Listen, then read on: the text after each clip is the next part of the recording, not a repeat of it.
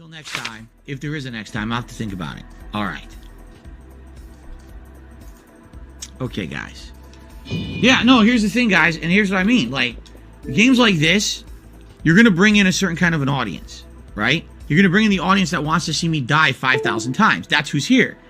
But that audience, I hate to say it, number one, it's just not the most positive audience. Let's be honest here. Half of you here are very positive, and I'm really appreciative of that. But there's just half of people who are just here to see me die. And they want to hear me rage, and they're not here for positive reasons, and that's not cool. Just being honest. That's number one. Number two, that half of the audience doesn't support the streams. They don't. How did I just do a stream with over 400 viewers the entire time? The entire time. No members, right? A few super chats here or there. Only hit the level 1 tips goal, immediately froze. And by the way, that tips goal was hit at the beginning of the stream. Because people aren't here to support my stream or my channel. People that come here for this kind of playthrough are here to see me rage. That's it. That's the problem, you know? So, you know, if people had come and said, listen, we understand you really don't like this game. We get that. But we really want to see you keep doing it, and here's why. There was no here's why. It was here we are to laugh at you dying a million times at a game you don't like. I guarantee you if I play another game, like Metroid Prime, or even going back to Elden Ring, I almost guarantee you I'm going to enjoy it way more, and we're going to get at least that level of engagement and support on that streams, if not more. So there you go, okay? Just being honest. So, like, the thing is now I got to this Lu Bu and everyone's saying this is the hardest boss in the game. Some people actually are literally saying that in the chat, right? So, maybe I would do another stream of it just to fight Lu Bu. Because the horse is easy. I got right off the horse right away. I was like, oh shit, that's like piss easy. But then it's the actual fight. If he ever does that unblockable attack is ridiculous, right? Like he does it, I have to parry it. If I don't parry it, it's a 100% damage. So, you know, no, Swaggins, here's the difference. He says, but Elden Ring will have viewers just to see rage, but I'll enjoy it. I like Elden Ring. I know Elden Ring will be fun. You know, I went through the game once. It was fun. And even though there were parts I didn't love, it was still fun. And now the second run would end up being, you guys helping me with a new build and everything, which is going to be, in my opinion, even more fun. That's the difference. So, all right, exactly. See, Nim Duos is not worth the anger. I know. The game pisses me off. It's not good. It's frustrating game. Why the hell is there a summon during a required mini boss? Like a summon during a required mini boss. Okay.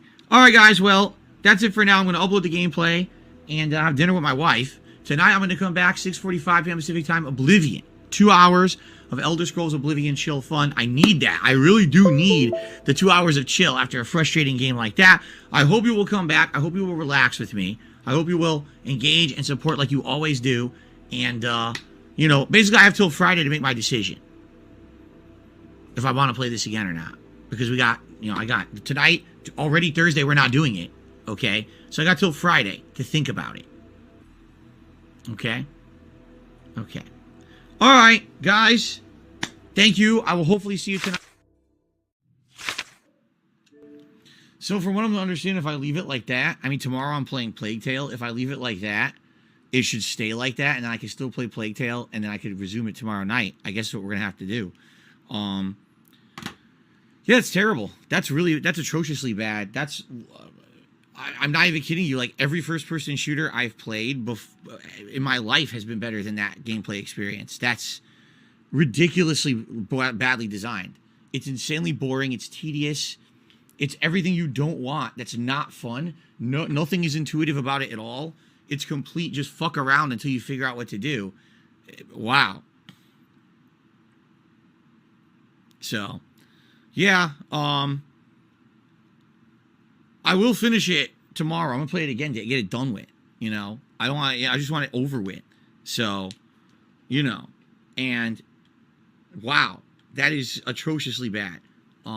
Again, I liked the first stream. The first time I played this on Friday, I played it for about almost 3 hours. I liked the atmosphere. I liked the puzzles.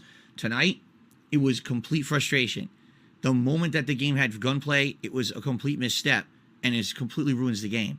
So, and that, I mean, are you kidding me? It's like no one who worked on this game knew anything about first-person shooters to know what makes them fun. Why would you make that like that? That's not fun at all in any way. It's completely bereft of fun, right? Completely, like, you sucked the fun out of any.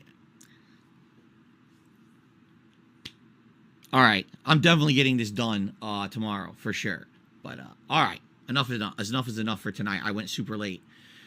All right, guys, I'm gonna be honest with you. I'm frustrated for two reasons. Reason number one, because yeah, the game does suck. I really did not like tonight's stream, and in addition to that, as you guys can see, I stayed extra late for you guys, and basically it amounted to nothing. No one's really supported, which pisses me off. It does. That I'm playing a game. Obviously, it's frustrating. A lot of people showed up to watch it because you saw how frustrating it was, and no one supported. Yeah, that does upset me. Okay, it would have been one thing if I'm staying late and people are laughing, having a good time, and a few people are at least supporting the stream, but no one did, and that really upsets me. I'm gonna hope that tomorrow when I finish it, there will be some support, because it is pissing me off that I just stayed extra late and I got nothing for it. You know, the game's not even good. You know, if this were me, I'm not even exaggerating. If this were me not streaming, playing this, I would have just turned the game right off and said, fuck this, I'm not playing this anymore. But the fact that I'm now 5 hours into it, obviously I want to finish it, you know, but I toughed it out for you guys tonight and I got nothing out of it. But a bag of fucking frustration. And that pisses me off, that they really ruined the game the way they did. I really do feel like they ruined it.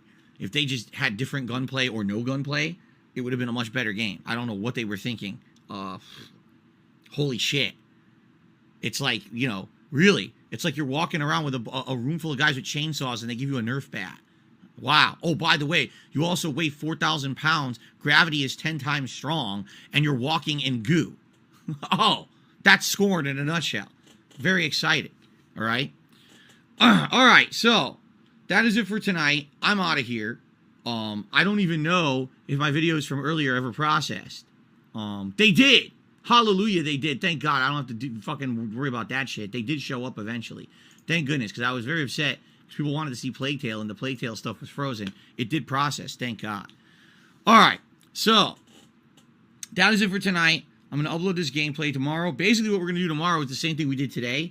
We're going to do more Plague Tale, and we're going to do more Scorn to finish it. And if we just finish Scorn early tomorrow night, we'll just chill. We'll have like a Q&A session or whatever. Because Ellipsian's like, yeah, you probably got about 45 minutes to an hour left tops. So obviously it's not going to be 2-hour stream tomorrow night, but at least we can like relax afterward. But yeah, you know, when you guys actively, visibly see that I'm really annoyed that the game sucks, and I'm obviously toughing through it because you guys are here to watch and you're enjoying, you know, hopefully there will be reciprocation. There was no reciprocation tonight. I mean, all the tips that came in before even the extra time I played. All right. So hopefully tomorrow we'll finish it. And, you know, because again, tomorrow's my last streaming day of the week. I'm trying to raise funds for my day off here. Okay. And by the way, from everything, you know, factoring in everything I made today. All right. And everything else, my bill that I have to pay and everything on Thursday, I don't even have enough right now to buy Gotham Knights on Friday. Just being honest. I don't. So I'm hoping that tomorrow's going to be a better day. In regards to that, so that I can actually afford all the stuff this week. All right? All right, guys. Thank you. Please have a good evening. Sorry, obviously, that, you know, I got upset about the game, but I'm going to be honest. When I play games, that game is terrible. That is really one of the worst downward spirals I've seen a game go in, where it was like, wow, it has potential. It's really fun. And then all of tonight, it's just like frustration, bad gunplay, terrible game design.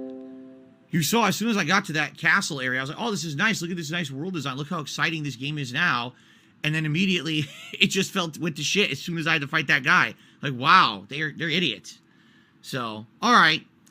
Thank you. Have a good night, everyone. I'll see you tomorrow for more Plague Tale Requiem in the morning. And for the conclusion of Scorn on the late stream, likely if we do beat it early, you know, we will continue on and just do some Q&A or whatever tomorrow night to end the stream. Okay? Excuse me. Okay. All right, guys. Thank you. Have a good night.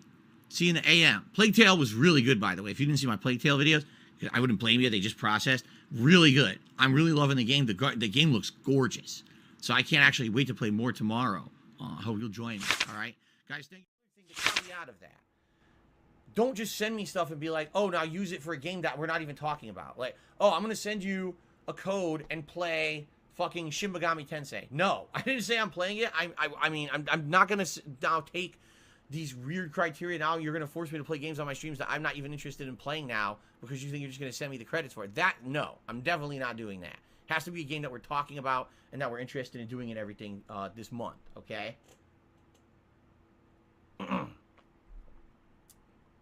And here's the other thing, guys. This is what I've tried to convey, and people, I guess, have basically forgotten about it. So I want to reconvey something, all right? The reason that the tips goals are what they are, all right? $50, $100, $150. Remember, the tips goals used to only be $100 per stream when I was on Twitch. The reason I had to up those tips goals is to try to make up for the lost revenue that I had since I moved from Twitch to YouTube. I used to have 900 subs on Twitch. I used to have tons of cheers coming in constantly. And when I was removed from the Twitch Partner Program for no legitimate reason, I lost all of that. I had to uproot my entire following and bring it over here and put it down on YouTube. And a lot of people didn't come over. There's no gifted subs or memberships over here. There's a lot lost. I'm making way less monthly on YouTube than I was on Twitch. I just am. And I'm living with that, which is why I've tried to urge people, please tip, of how important it is. I just had 2 to 3 days here where it's like, you know, low income, you know? And there's nothing I can do about that. There's nothing I can do about that at all. I'm putting out entertaining streams. The attendance is good on the streams. People are telling me they like the streams. It just sucks. That's the nature of the beast when you're a content creator, is that you don't know what you're going to make. You just don't. One day could be outstanding and one day could be bad. And I've had a series of bad days this particular week. And it's like, now what's going to happen the next week? I don't even know. You guys are clamoring for me to play new games that I can't afford. By the way, I don't even know if I can afford my bills in the next week, you know? And that's the life I'm living right now. It sucks ass. Okay? So, it's this simple, guys. If you want to help out, please do. Whether that means you tip me today, or whether that means you can maybe send some digital codes my way for various networks. And again, anything would help. Whether it's Nintendo, Xbox Live, or PlayStation, we'll make it work, whatever it is. But understand, it's going to go towards the games I've already talked about, whether it's Metroid Dread and Pokemon, or whether it's going to be, now I'm having a brain fart. Oh, Guardians of the Galaxy, or the GTA Collection, or Battlefield later this month. These are the games that we're looking at for this month, okay? Now, something else I'm going to say, all right? Because I am getting frustrated with how people react to certain things. People right now are doing super chats. Thank you. Super chats help this channel in the long term. Super chats, I will not get the benefit from until, like, at this point, if you're super chatting today, late December. Late December, I'll get some help from those super chats, and I appreciate that, all right? But I don't want to hear people now saying, oh, Phil's ungrateful because he got a bunch of super chats today, and he's saying that he still needs help. Fuck you. No, really, again, fuck you. Because you know what I'm asking for. Help now. To pay for the games coming up now. To pay my bills coming up now. Not things in December. Things now. You're not helping by coming on this stream and being a dickhead to me and acting like I'm being ungrateful because someone's doing a super chat. No, I'm very grateful. The super chats help, but they don't help me now. This isn't going to help me get through the next few weeks to month. It's going to help me next month.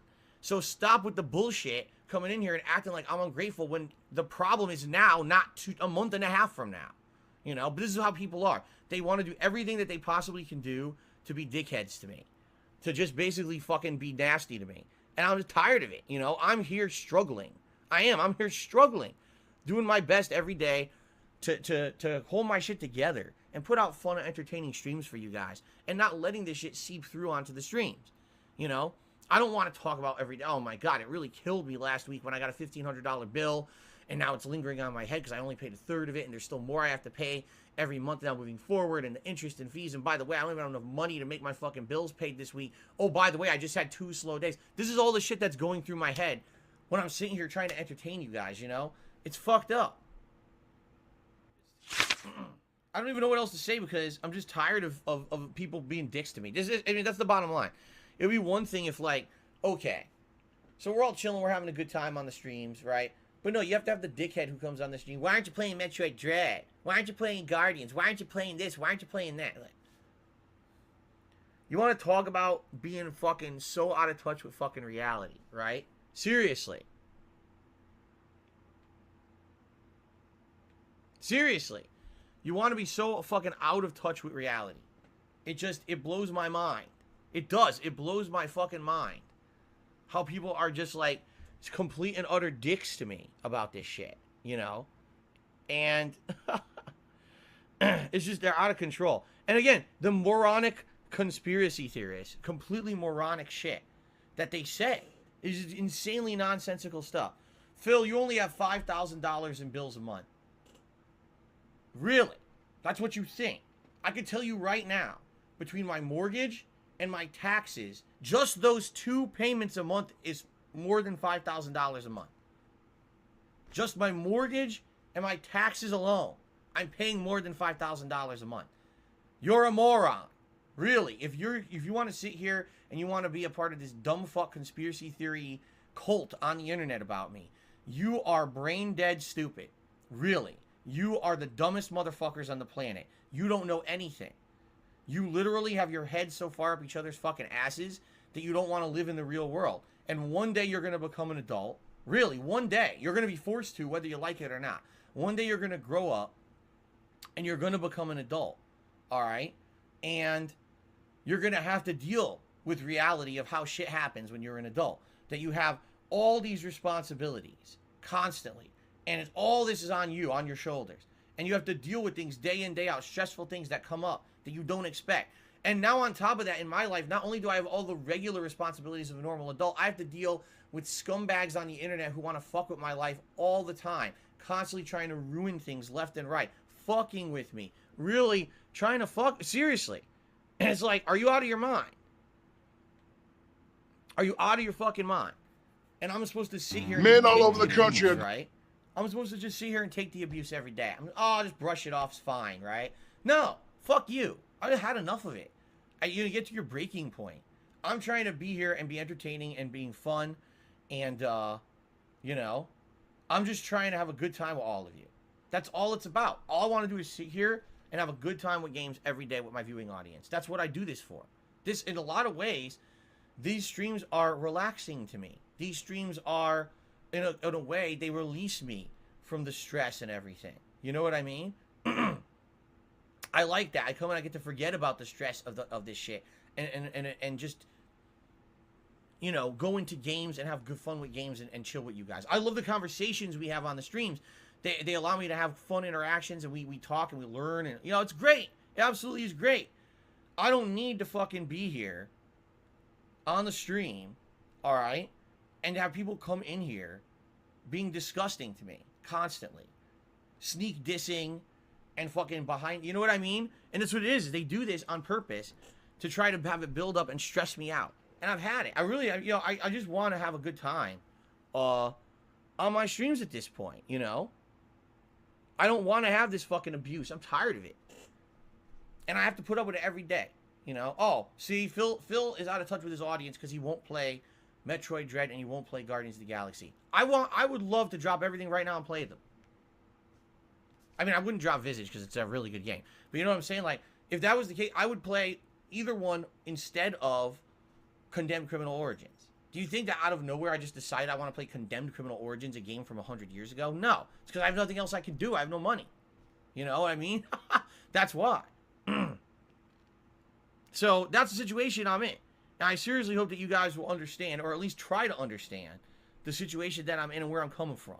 Alright? Like, really, like, it's so frustrating to me trying to balance my life with all this financial shit and then the streams and everything. And I gotta have scumbags coming to stream and being nasty to me every day. Alright? And sometimes you gotta say good riddance to bad rubbish, because I've seen a couple people are basically like exploding in the stream chat. People who, oh, they pretend like they support me, they pretend like they're positive, and they're not. They're shitheads. They sit here and they sneak this and they say underhanded things. They try to literally bring up either detractor memes or literal drama shit every day. They do it on purpose so that they can try to derail the shit that I'm doing on my streams, you know? And it just gets to the point where it's so frustrating. I just want to have fun, man. I really just want to fucking have fun. That's it. That's all I want to have to do is have fun with you guys, and not put up with all your nonsense. This what fucking garbage that these people do when they come in, man. Seriously.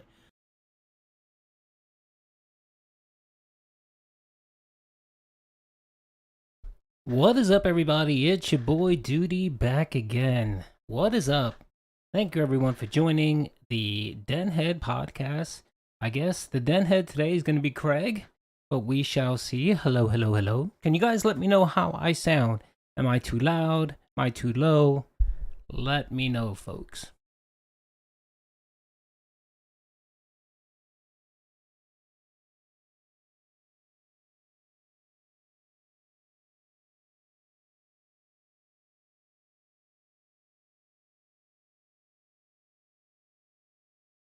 Can I get a 1 in the chat if I sound good? If your boy Duty sounds good, if the pipes sound good. Am I too loud? Am I too low? Please let me know.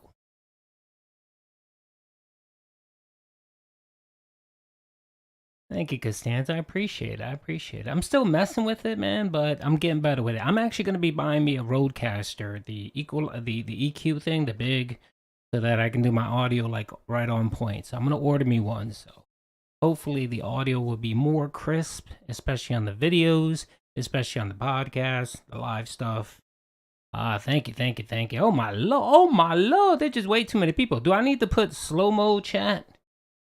I don't think I do. We should be good. Thank you, pimps. I appreciate all of you. How's everyone doing, man? I haven't talked to many of you guys since the 9K stream we had about a month ago, which, you know, I love you guys. I appreciate you guys coming out for that.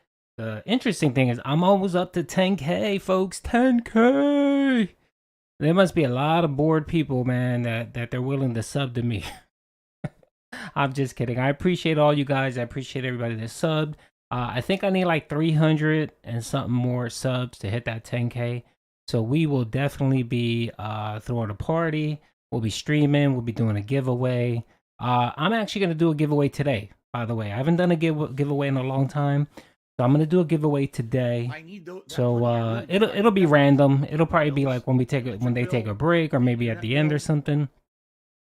And yeah, we'll definitely have some fun, man. Real quick, I got 2 shout outs to do. Thank you very much. Going live. I appreciate the 99-cent super chat. And then my boy Waz earlier dropped me a super chat. I think he just said big ups. But big ups to you, homie. I appreciate you dropping the super chat, man. Yeah, it should be good. Oh my lord, oh my lord. Ziggity, thank you, pimp. Thank you for the $4.02. I appreciate it. No message, but thank you, man. I do appreciate it. Yeah, man. Oh my lord, the money's rolling in, the bills. Oh my god. You know what? I'm gonna have some money for WWE Champions.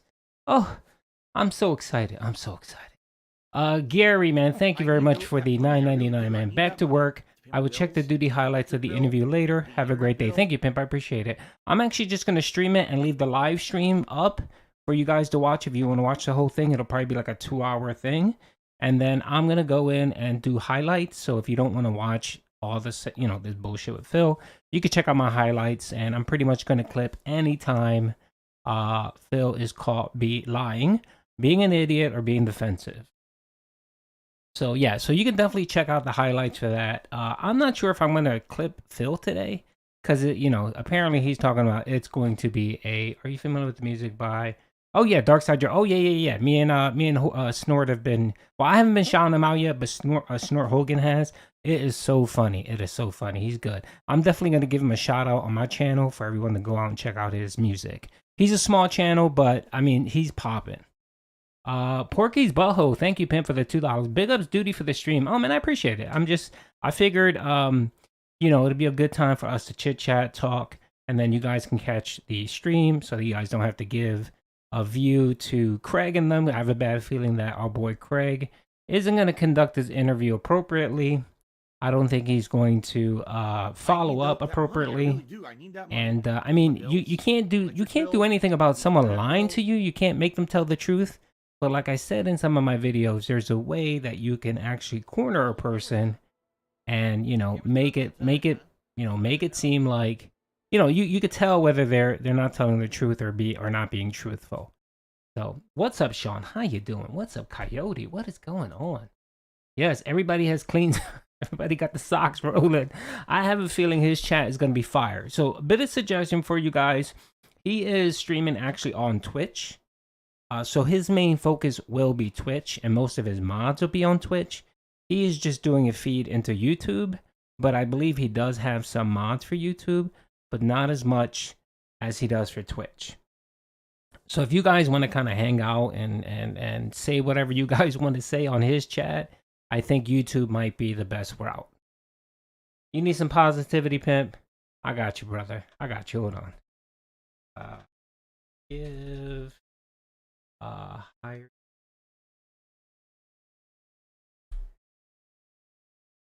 All right, there you go. I think most people here should have money. You guys should have money, Snortbucks. If you want to know how much Snortbucks you have, you put !Snortbucks in the chat, and it will tell you how many Snortbucks you have. So I just did it right here. Yeah, I think so too. His credibility is shot a little bit just from some of the stuff that he's been saying for the last several weeks. And yeah, it concerned me. It concerned me. Just kind of some of the whining that he's been doing, the complaining, him kind of putting up statements like, I could be Barbara Walters and it doesn't matter because people are going to hate on me, whatever the case is. You know what I mean? And you can't go into an interview this big with that kind of attitude, because you're setting no space between Snortbucks. So it's !Snortbucks, one word. And hopefully it'll, yeah, there it is. Damn, it's pretty fast. If you don't have Snortbucks, let me know. I will deputize someone. Who wants to be a deputy to give out some Snortbucks? Yeah, with the Snortbucks, real quick, I'm actually going to pull up a little spreadsheet here. Give me 1 second.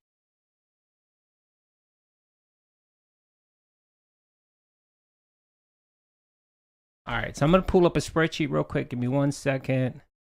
Where are you?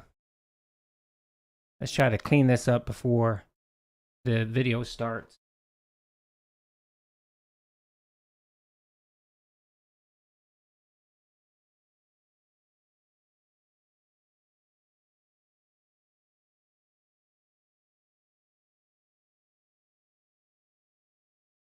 So you guys can see, oh man.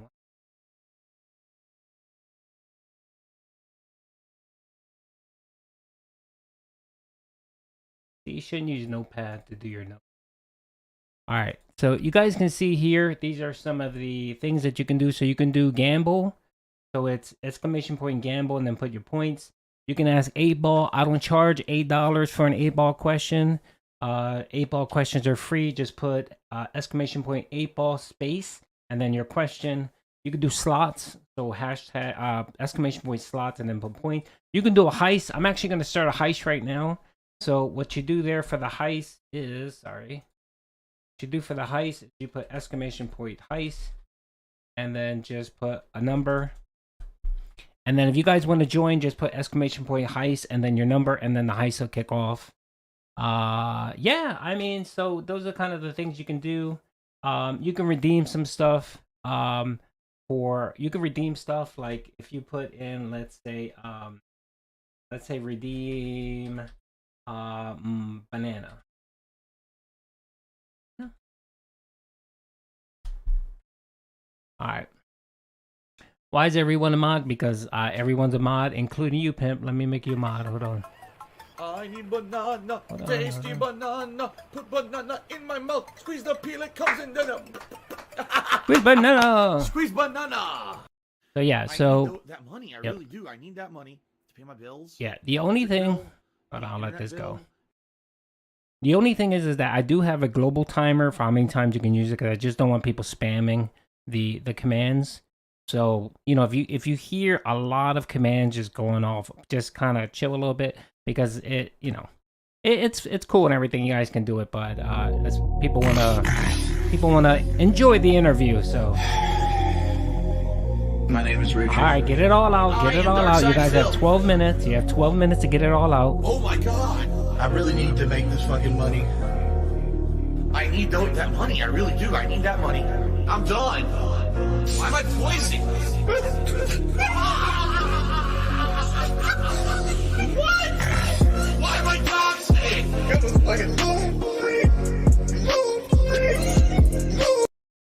All right, so yeah, so if you need some snort bucks, just let me know. You can give snort bucks. So if you want to give somebody snort bucks, you could do exclamation point give, put the person's name, the way they spell it, and then put an amount. So I just gave Picogram 5,000. So, yep.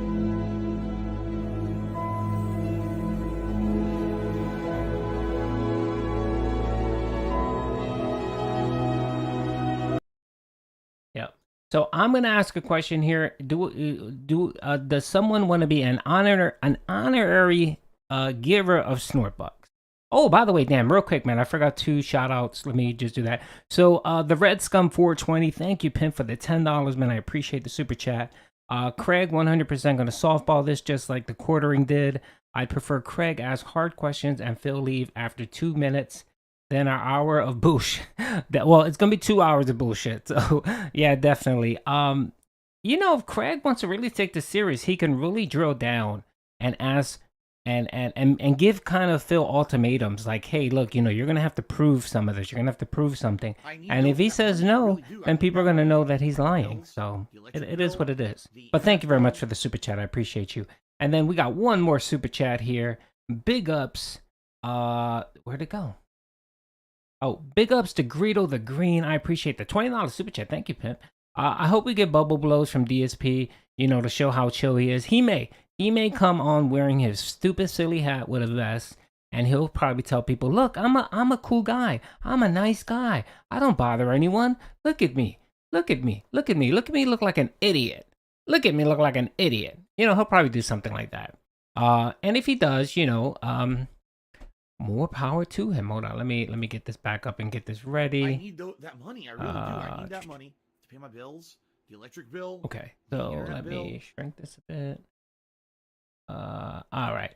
So yeah, Greedy. I hope with the bubble up. So thank you very much for the super chat, man. I really appreciate it, man. Thank you very much, my brother. Let's see who else. Let's see what else. Jim VC2 Pimp. Thank you very much for the $4.99 super chat. Phil will bail before the stream is over. He calls it interrogation. Snort. Cat is a hoodlum. Shout out, dude. All of you guys, look here, look, listen. Look here, look, listen. Definitely. I can see him going the route. If it's a tough interview, I can see him trying to leave early.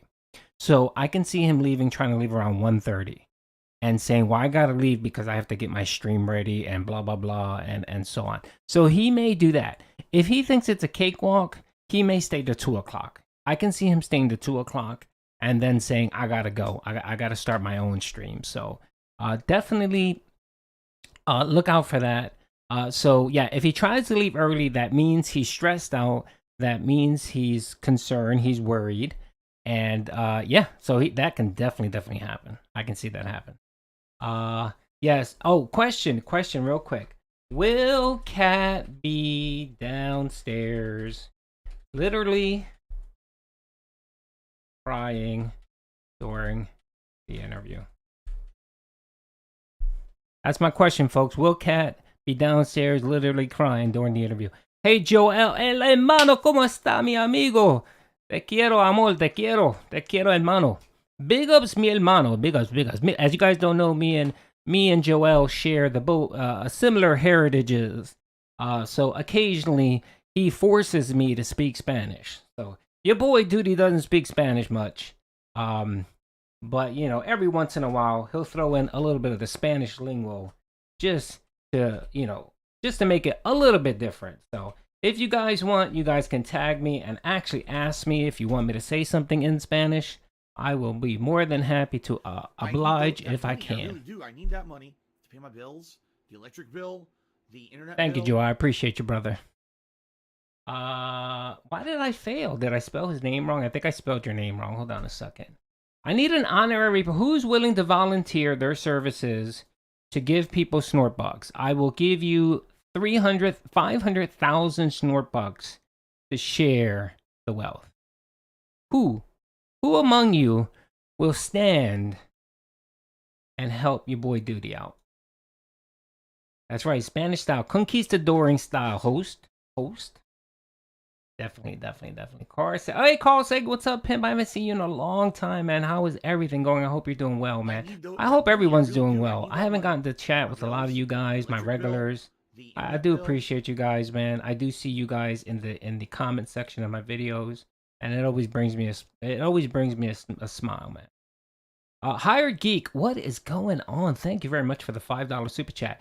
The only question I want to see is, if your identity was stolen, weren't the bank leaks accurate with appropriate file? That's actually a very good question.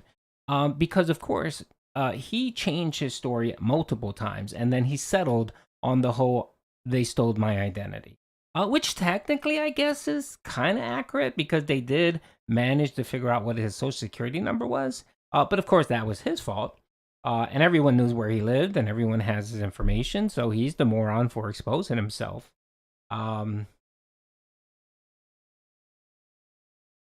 Gracias, primo. Gracias. Can you say a salty pig lies all day? El puerco salao dice... Oh, man, hold on. It says lies. Let me think. Damn, I forgot how to say lies. Anyway, pig is puerco, salty is soltera, or it can be a couple different things. And then lies is bustero. I think that's what it is. So your boy's trying. I haven't used Spanish that much, man. That's the problem. When you don't use it, you forget it. So I tried. Oh yeah, Phil doxed himself years ago. He doxed himself many years ago.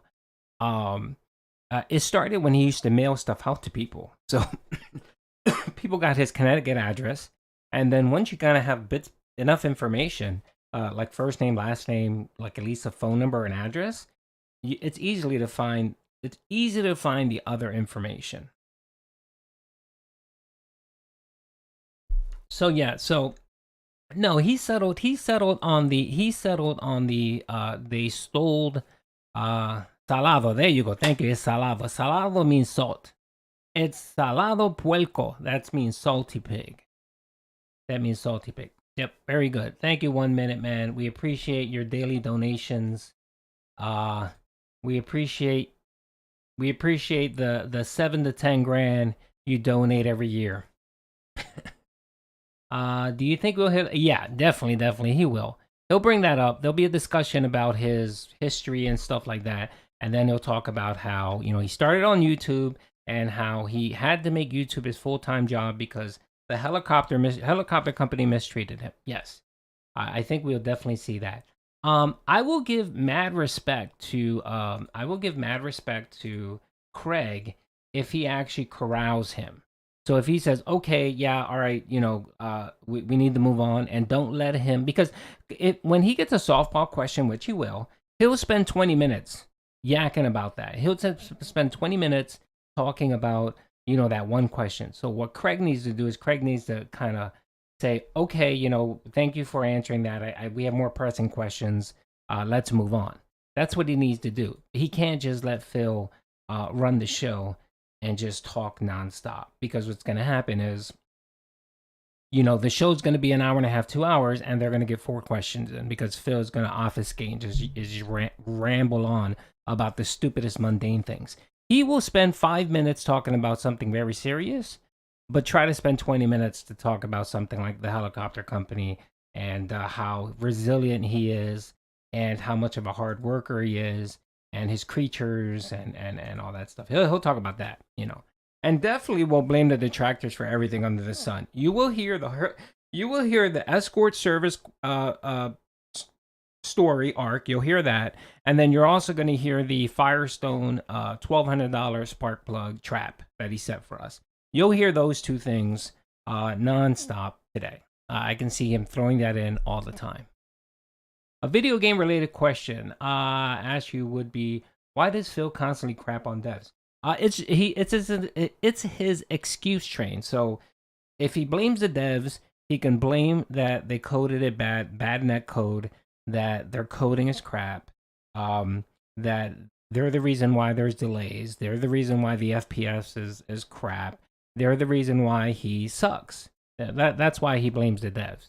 He blames the devs He blames the internet, but it's hard to blame the internet when you're paying almost $200 for gig speed business. Look here! Scared the shit out of me. Look, listen! Oh my lord. Appearing offline does not fucking stop it. So stop giving fucking advice you know nothing about.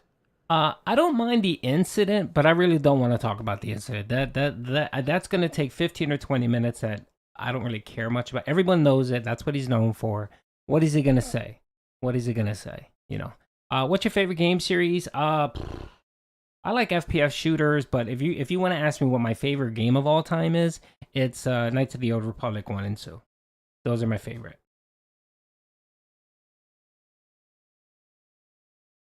Did he start yet? What's going on with the podcast? 12 o'clock. Oh, it's starting in a minute. Okay, folks. So it should be popping soon.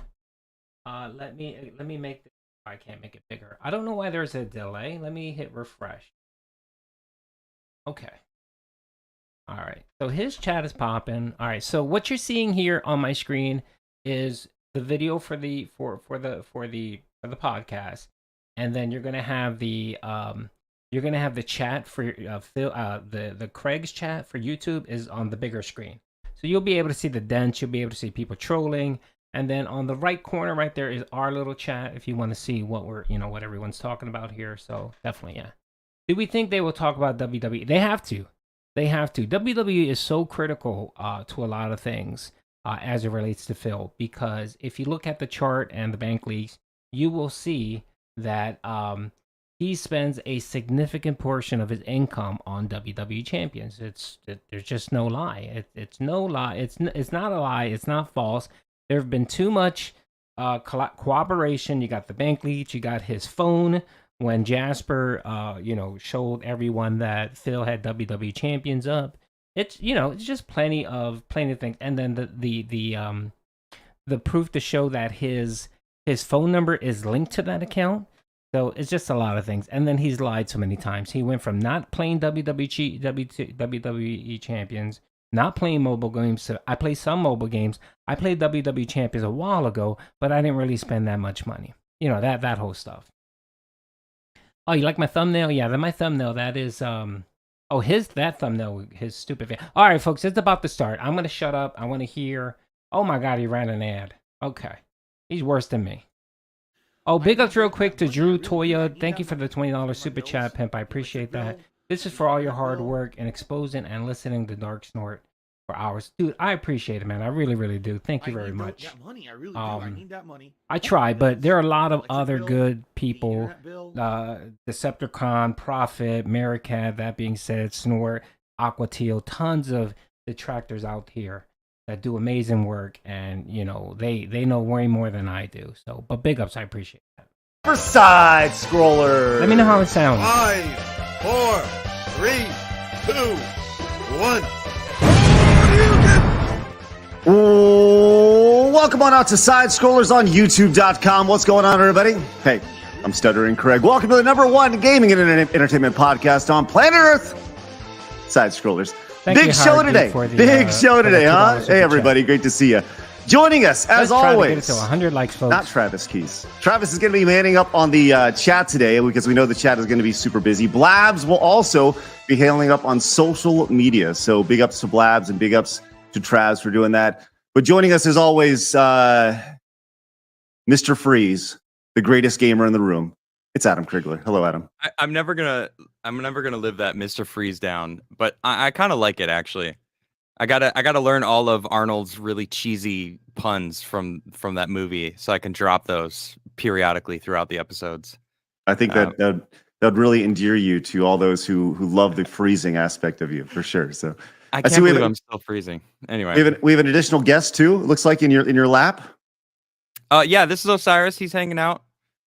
Say big hi, ups, everybody. We got like, 500, almost 600 viewers, right. man. Thank you very much. I love and Excellent. appreciate Well, every one of you guys. Yeah, he's hanging. Before we get to our guest today, I want to let you guys know some things we have coming up on the show that I think are actually really, really important. And hopefully you guys will want to come back for. I know we got a lot of folks coming in today. Hopefully you guys want to hit the subscribe button and join us, because we are a show. We go every Monday through Friday at 11 o'clock Central Standard Time. The whole idea of Side Scrollers is it's meant to be a breath of fresh air. It's meant to be a place where common sense reigns supreme. something that is very hard to find in the gaming industry. But we do have some great guests coming up. Obviously, today we have Darkside Phil, who'll be joining us very, very shortly. We also have Mark the Cyborg joining us. And James Rolfe, the angry video game nerd, will be joining us here in the next couple weeks as well. So make sure you guys, once again, hit the subscribe button. Come join us and be a part of our great little positive community we have going on over here.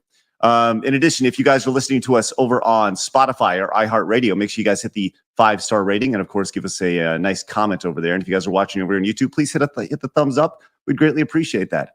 As always, you can support the show over at patreon.com/sidescrollers. We greatly appreciate that. You get access to our post show, which will be happening directly after today's stream. We'll continue as Adam, and we'll probably bring in Blabs and Travis, and we'll kind of talk about everything that goes on today.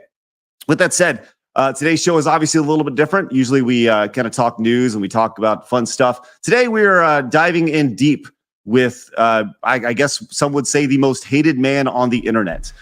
We are doing an interview format, and this is something that was not meant to happen when initially asked to bring Phil on the show, but it's quickly morphed into that. I've talked about how I have this degree in journalism that I got 20 years ago, and I haven't used it. And there's a reason why I didn't go into that field. It's because it sucks. And journalism is just trash bag of an industry. It's just a huge business, and we can talk about that all day long. But okay. It has nothing to do with your abilities as a journalist. Okay. Well, but I would like to point out that I am no journalist. I am no journalist. Okay. And I think that's the biggest thing is I have a degree, but I am not a journalist by any way, shape, and form. But with that said, we are going to do our best today. We know there's a lot of questions. Nothing like spending 60 grand on a college education and not actually even going into the field that you paid for. Anyway. And comments and concerns, and we're going to touch them all because we've been assured that nothing is off the table today, and we're going to go for as long as we need to go for everyone to feel as good as you can possibly feel, which is next to impossible because we can solve cancer, we can cure cancer today, and find out who shot JFK, and it still won't be good enough for some people. And you know what? CIA. Easy. All right, Craig, you need to stop being a goddamn martyr, okay? Just do the fucking interview and please shut up. Good Lord. Diving in deep. And so I guess with all that said, let's get into this. I'm excited to bring on Darkside Phil. Phil, how are you? Holy crap. Phil, the camera's on now. The camera's on. The camera's on. I'm on We the did show. what? I'm on the You show. did it. And of course he sounds guys low hear- as hell, listen, like listen. always. You guys I have can't a hear good you. run. I can't hear you. Hello? I'm just joking. I can hear you. You Oh. got okay. You guys have had a Oh. good run. You've been going for a Fuck month. outta I watched here. every episode. It's a great show. However, you made the big mistake of having me on your show. As of today, March 16th, you guys are officially canceled. I'm sorry. It's over. You can't cancel something that doesn't care to be canceled, and we don't really care to be canceled. You can't, so. Okay. We're sponsored by the people out there, so we're good. We're great. Exactly. When you're not worrying about what sponsor you're going to freak out today because you accidentally said something in the wrong way, it's a lot of relief. You can just be honest with your audience, and that's something that I love about what I do on the internet. Yeah. Well, let's get into this, man. Sure. I'm excited to have you on. I think this is going to be a really telling. He doesn't know how to do his audio. Hour, 2 hours, whatever it may be, 3 hours, 12 hours. six days, however long it may be. So I was told pretty much after we announced this that you were coming on the show. I was told that you should not come on. I was told not to interview you. Thank you, Jim VC. Thank you. Why for the do you think that Super is? Chat, pimp. Well, I mean, considering the fact that the name of the show is, possibly the most hated guy on the internet, I don't think it's rocket science. People don't like me for various different reasons. Good Lord, And, put up your mic, Phil. they come at me with so many accusations, so many crazy conspiracy theories, and I'm just a small-time guy trying to make content on the internet and make a living doing it and loving the interaction I have with my little audience. And every time that I address it, He looks like any an of the stuff idiot that with they those say about me, headphones. it's completely counterproductive. He's gonna get an ear It doesn't help infection. anything. It just exacerbates worse. So why have me on a show when people feel like all I'm gonna do? I'm sorry, real quick. $100. He's gonna say he's gonna get it. He got an ear infection, and he's gonna blame the detractors and Craig because he had to wear headphones. Is not answer the questions you're going to ask me, I'm not sorry, provide James. any That's as additional loud as I information can to put things I've it. already Let me said. see if I You can know, bump it people up on think I'm my just gonna side. be here for a fluff piece or something. Like you guys are gonna kiss my butt for 2 hours or so. I don't think so. I think this is an opportunity for me to come on a show and be honest, transparent as much as I can. Again, I've already said this up front. I got to protect my family. I got to protect my business. I can't be showing ridiculous personal information about any of that. But at the same time, the reason that I feel this interview will be different from what they're expecting is because I am going to be an open book. On my streams, I try to curtail the nonsense. My viewers are not there to hear me talk about my How's bankruptcy. that? Is that a little bit better? They're not there to hear talk about accusations of spending $100,000 on a mobile game or how I groomed someone in the past. This is ridiculous nonsense. They're just there to listen to gameplay. They want to see me play a video game or talk about news or something. And every time it brings up, oh God, he's doing it again. He's entertaining the trolls. Why is he doing it? So now, this interview will be an opportunity for me to finally open up about all these topics. Nothing is off the table. I've said this to the guys here. Ask me anything. I will address every single thing anyone wants to ask me. I don't know how much I can talk about it. Again, there's some legal things going on and everything, but we'll talk. And this will be the focal point from now on. You want answers to all the drama? Watch Side Scrollers from March 16, 2023. Phil addressed it. And if you don't believe him, that's okay. It's everyone's subjective ability to judge whether or not someone's being truthful or not, right? So you can't make someone believe you, but at least we'll have one situation where I sat down, I answered every question that you threw at me, and even if you don't ask certain questions, I'm probably going to bring up topics that I know people want answers to, so that way it's all out there, and then we can just move on. I don't want to have this crap on my content anymore. I just want to move on with my community and breathe a sigh of relief after today, and I'm hoping that some closure will come out of this. Get the fuck out. No. So nothing's off the table today. We can talk about whatever we want to talk about, which is great. I feel good about that. And I think that's one of the things that, once again, there's going to be things that we're going to talk about that I feel is, as long as you're honest, and we're going to push you on things, Phil. You need to understand that. We're going to push you. And I think, the one thing I've said over and over again is I feel that I'm a fair interviewer to myself, fair interview to the person I'm interviewing, and fair to the audience. And that's one thing to keep in mind as we go along here. So I guess could I very briefly just make one statement? Oh my lord! Sure. Again, I want to publicly apologize to you guys, to your other hosts, to the G2s, and anyone else who likes side scrollers, because for the past 2 weeks, you guys have seen your content derailed because of me.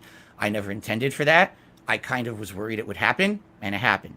I don't control this black cloud that follows me around the internet as much as I try, but I still feel bad about it. It's not your fault that because you decided to have me on your show as a regular guest, that now you had to put up with 2 weeks of drama and nonsense. I'm hoping this, again, will put some closure to it as well. It's not just about me. It's about you guys also being able to say, okay, we did it. We had the interview, and can we get back to normality? I love your show. I am a longtime fan of Screw Attack. I used to watch everything you guys were putting out in the mid-2000s before YouTube was even prominent.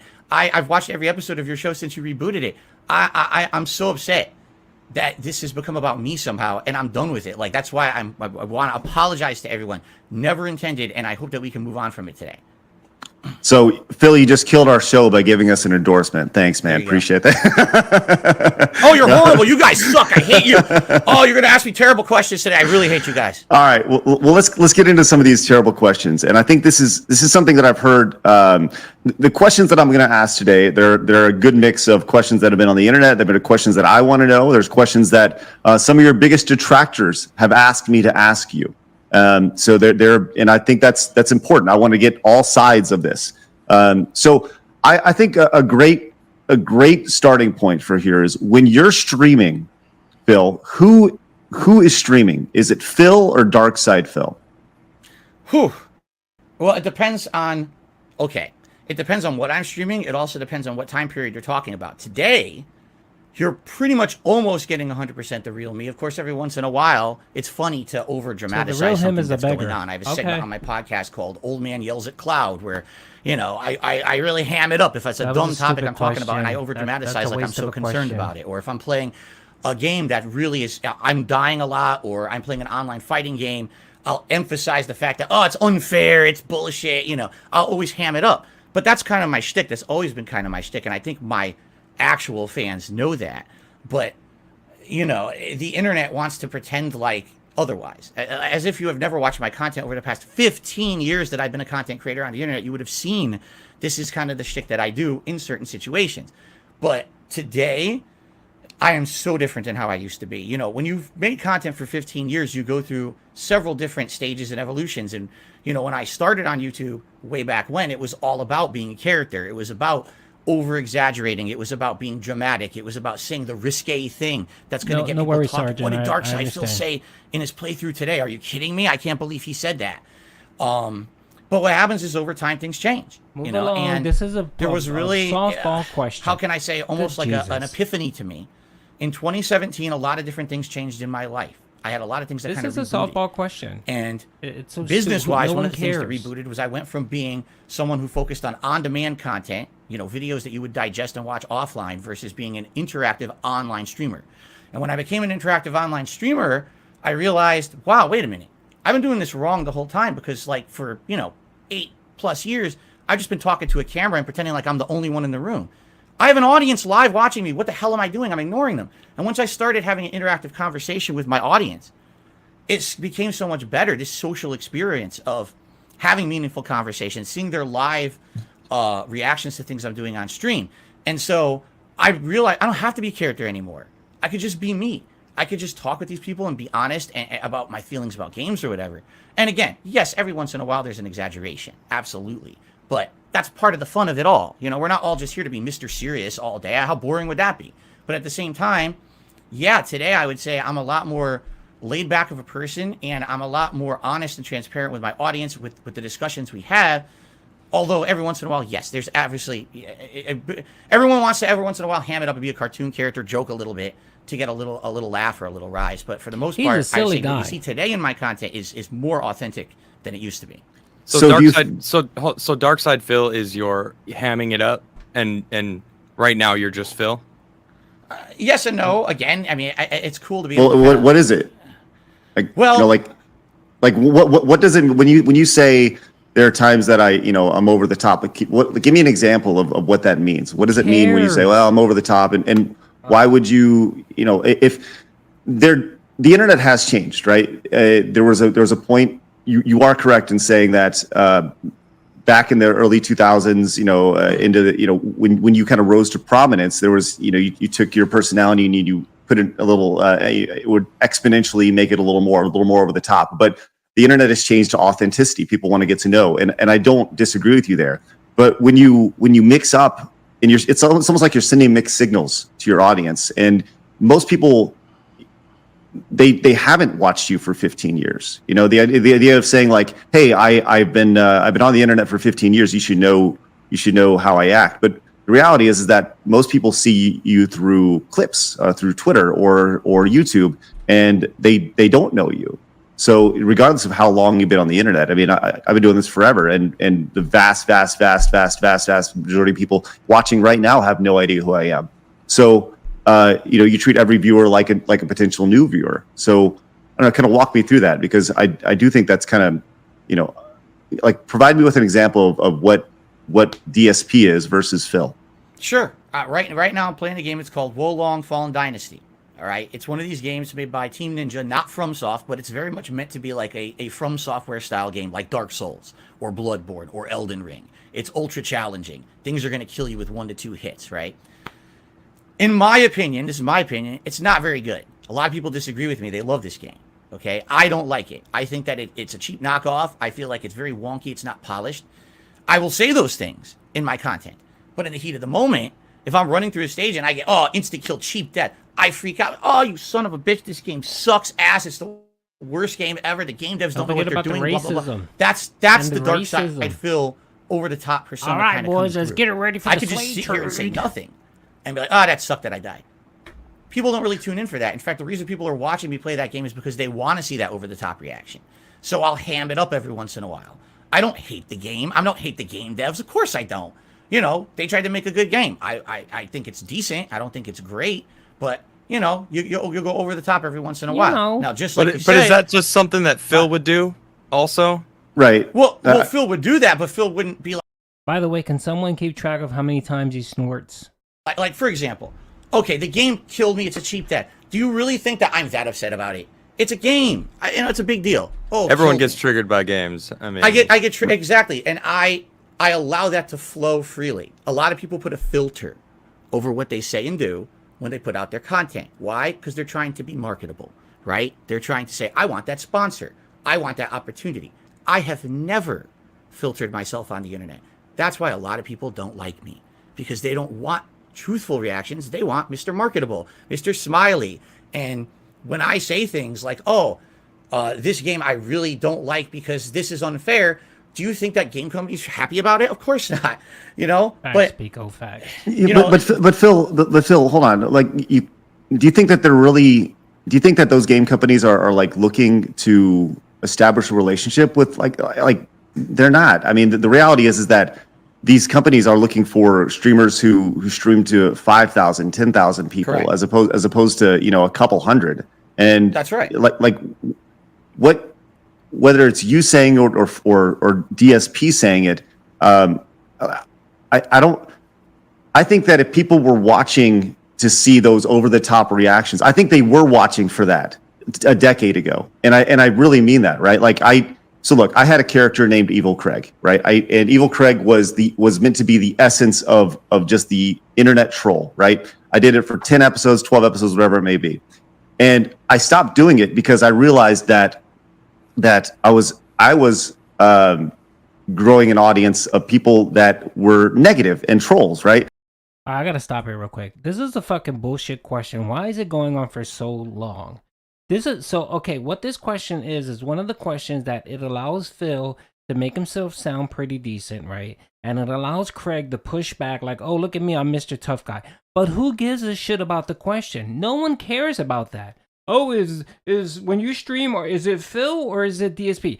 It's him. He's an asshole, whether he's Phil Burnell or whether he's Dave Burnell or whether he's DSP Gaming or whether he's DSP Reacts. He's a fucking asshole. So this question is stupid and going on for way too long. All right. Let's go. And it's funny. It was funny and it was so silly. But by you starting with the idea of saying like, look, I'm going to overreact big. I think there's two prongs to this question. Number one, if people were really watching to see your over the top reactions, don't you think they'd be making clips of that instead of other clips that they were making, and those would be going viral? And number two, if you're really not enjoying the game, why play it? Why play it in the first place? That's a great question. That's something that's actually been. But start with number one though. Start with number one. Like, why if people were watching to see your over the top angry reactions, don't you think they'd be clipping those as opposed to clipping other things? In truth, yes. I don't know what they clip because I have so much stuff on the internet about me that I don't really watch a lot of it. I hear it secondhand from my viewers or in a chat or whatever. No, I understand what you're saying. Totally. That's a lie.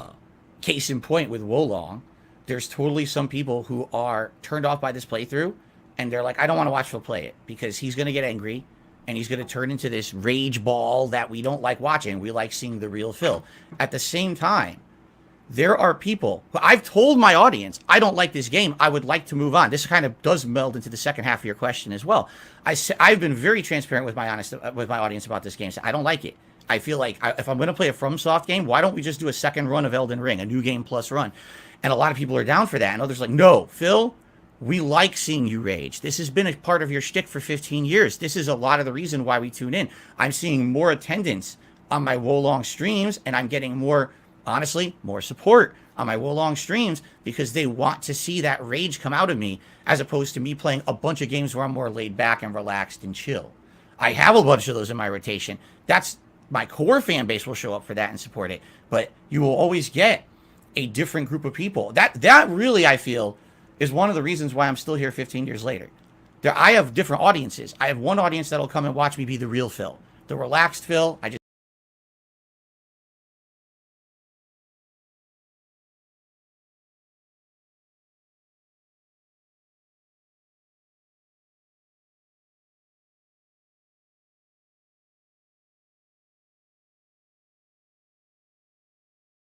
sit back, I'm chilling, I'm playing the game. I'm not going to rage. The game's, nothing really too challenging, right? I'm playing Elder Scrolls 4 Oblivion right now. That's exactly what that playthrough is. It's relaxing, right? But then when I play Wolong, Now it's time for that old Dark Side Phil to come back out, and now a whole new audience shows up. It's funny because you'll watch one of my streams, you'll say, well, Phil gets around 200 to 400 viewers a stream, okay? But in reality, when you look at my metrics on YouTube or my analytics, actually, those are like thousands of different people.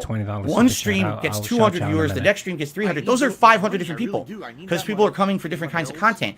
When you've been around as long as me, you realize you get people from all over the world and for different reasons. If I were to, but are they sticking? Are they staying though? Because you know, if you have 500 people come in and they're just kind of coming out, that's actually bad for the algorithm. That's bad. You want people to stay and subscribe. Factorato, he's holding people by the ankles and shaking them for their quarters. Thank you for the super chat, Pimp. And you know, you have these new people coming in because they want to see a new game, not necessarily because they want to see you, right? They're interested in the game, not necessarily you. If you're playing a game that's topical or new or something along those lines. Again, yes and no. I would say back in the day that was the case. Like new releases, I would get ginormous spikes in attendance because I actually used to have DSP Gaming, which is my gaming channel, used to be one of the more prominent gaming channels for Let's Players on YouTube over a decade ago. I was in the algorithm. I play a new game, I would see my attendance double, triple, just because I'm playing a new game. I don't get that anymore. You know, it's been, and there's some of the things we'll probably talk about today. One of the reasons was why that happened. Trolling activities, you know, false copyright strikes, it kicked my channel out of the algorithm. So today, it doesn't really matter what I play, honestly. I mean, yes, I'll play a new game and I'll get a little bit of a spike, but as for audience retention, it really depends on what I'm playing and who's there for what. There's some people that don't care what I play. I could sit here and play. Right, you got your hardcore. You got your hardcore. You can play Tiddlywinks and people will show up, right? Exactly. But right, I will get an increase when I play a rage-inducing game or a multiplayer game where you know there's going to be an element of challenge where I can either persevere or I can really fail miserably against people online in a competitive setting. People like that, and that's the variety that I bring in. But yeah, I understand what you're saying. It would be great if maybe I was just one kind of content, but I found in the 15 years playing kind of both sides, it gets you different audiences, and it's worked for me. At least that's what I feel is one of the keys to my longevity is tomorrow, if they never made another FromSoft game, I'd be okay because I still play everything else. I would not be okay with that. Oh, I wouldn't be okay with that either. I love those games too. As much as I rage at them and I'll be angry in the moment, I absolutely appreciate and love them for what they are. Well, clearly you just need to get good. I'm just, you know. Exactly. I'm a terrible player. Everyone knows this. Well, let's talk about something real quick. So you early on had this perception of the king of hate. That was something that you marketed, you created, or whatever, right? Whatever it is, that was your thing, the king of hate. You had the kingofhate.com and all that stuff. And now you're Phil, right? But do you feel that that still follows you around? This idea of built around, like, look, James Rolfe, angry video game nerd. He's clearly a character. People know that there's the angry video game nerd and then there's the character. But your perception is that there's this hate around you, this negativity around you, right? Do you think that has followed you to the point to where, you know, regardless of if they're coming to watch you, Phil, or DSP? Alex, facts. It's been 30 minutes and yet zero snorting. Where the hell is the snorting? Where the hell is the snorting? Thank you, Pim. DSP that is been a negative detractor for you. The whole hate moniker. Absolutely. And of course, I guess this would be a good time to talk about what the moniker means, because a lot of people think the king of hate means, oh, that means that Phil's just a hateful person towards games and game developers and everything else. He's just going to rage on his stream and just hate everyone. And that's never what it was. Anyone who does 5 seconds of research to what does the king of hate mean? I've answered this question so many times in the 15 years I've been a content creator, but no one wants to hear the answer. The answer is, I used to be a competitive Street Fighter player back in the 2000s, okay? And back then it was a really weird situation because Street Fighter wasn't big like it is today. Street Fighter was on the downturn. There were no new fighting games out. So the way to get attention on the competitive Street Fighter community was building up drama. So right. I would go online and I would be the biggest internet troll to everyone in the Street Fighter community. I would make fun of them. I would just destroy them online. And everyone let's fast forward, right? Sure. This has been well established. This is a decade ago. Let's talk about today, though. Like, do you feel that this has followed you around? Do you feel that people? Do you think that the king of hate moniker is still relevant? Today, it is not. It was because when I started, the meaning behind it is when people hate on you. You don't use that to become a victim. You don't use that to crawl into a ball and hide in your corner and, oh, I'm defeated. People don't like me anymore, so I quit. Instead, you use that as a way to motivate yourself to do better. For example, when people say, you're never going to beat this game because it's so tough. You say I can't do it. You're hating on me. Say I'm a bad gamer. I'm going to beat that game just because you said I couldn't, right? You say I'm a bad content creator. I'm this. I'm going to fail. No, I'm going to prove you wrong. I'm going to use that hate around me, and I'm going to be the king of it. I'm going to motivate myself with all that hate to be a successful person. This is a mantra I've used in my entire life to continue on and be successful. And that's why I have so many haters. That money, I really so successful that he begs for $50 to put on Gunner glasses. That's how successful this man is. On the internet, I use that to fuel myself every day to come back and say, no, I'm going to put out a great, meaningful stream for people, regardless of what these idiots say on the internet about me. But it follows me. You're absolutely right, because people say the king of hate is not that Phil owns the hate against him and motivates himself. They say he's a hateful person. Take a look at that thing he said 10, 15 years ago, that racial joke he made, that ridiculous sexual comment he made. You know, that's what the king of hate is. And then they'll say, look, he used to have a website, thekingofhate.com. And then they'll reference that stuff and say that I'm a bigot, or I'm a racist, or I'm a sexist. You know, they say it to this day. They're probably saying it right now in chat. You know, okay. And it's not true. Well, then let's. I wasn't planning on talking this till later. Yeah, go ahead, Adam. When you climb to the top of like the hate mountain and claim to be the king of hate, I'll show you don't you think it's almost inviting people to try to take you down? You know, you said that you made that your thing in the Street Fighter world, and then as time went on in the YouTube realm, that's what you were, I guess, made your position on the internet known. You're the king of hate. So like, you can almost expect people to come back at you and try to use that same kind of vibe. And you know, I've seen plenty of clips of random shit throughout the past couple of weeks, because I didn't know who you were, right? So I'm still kind of new to this YouTube realm, and you know, I've seen the way sometimes that you and of course this is what people share, right? So what I've seen is you kind of letting it get the best of you in some cases, where you're letting that almost get under your skin, where, I mean, if you want to be that person on the internet, you kind of have to be able to take it as well. I just wanted to point that out. You know, it's almost like you kind of asked for it by being the king of hate and making that your thing. It kind of was like, all right, well, if I'm going to dish it, I got to be able to take it as well. I 100% agree with you, Adam, today. But I've been on YouTube for 15 years, and when I started on YouTube, there were no successful Let's Players making a full living doing it the way that I ended up doing. I'm almost kind of like a history lesson. Look at what Phil has done, and don't do it.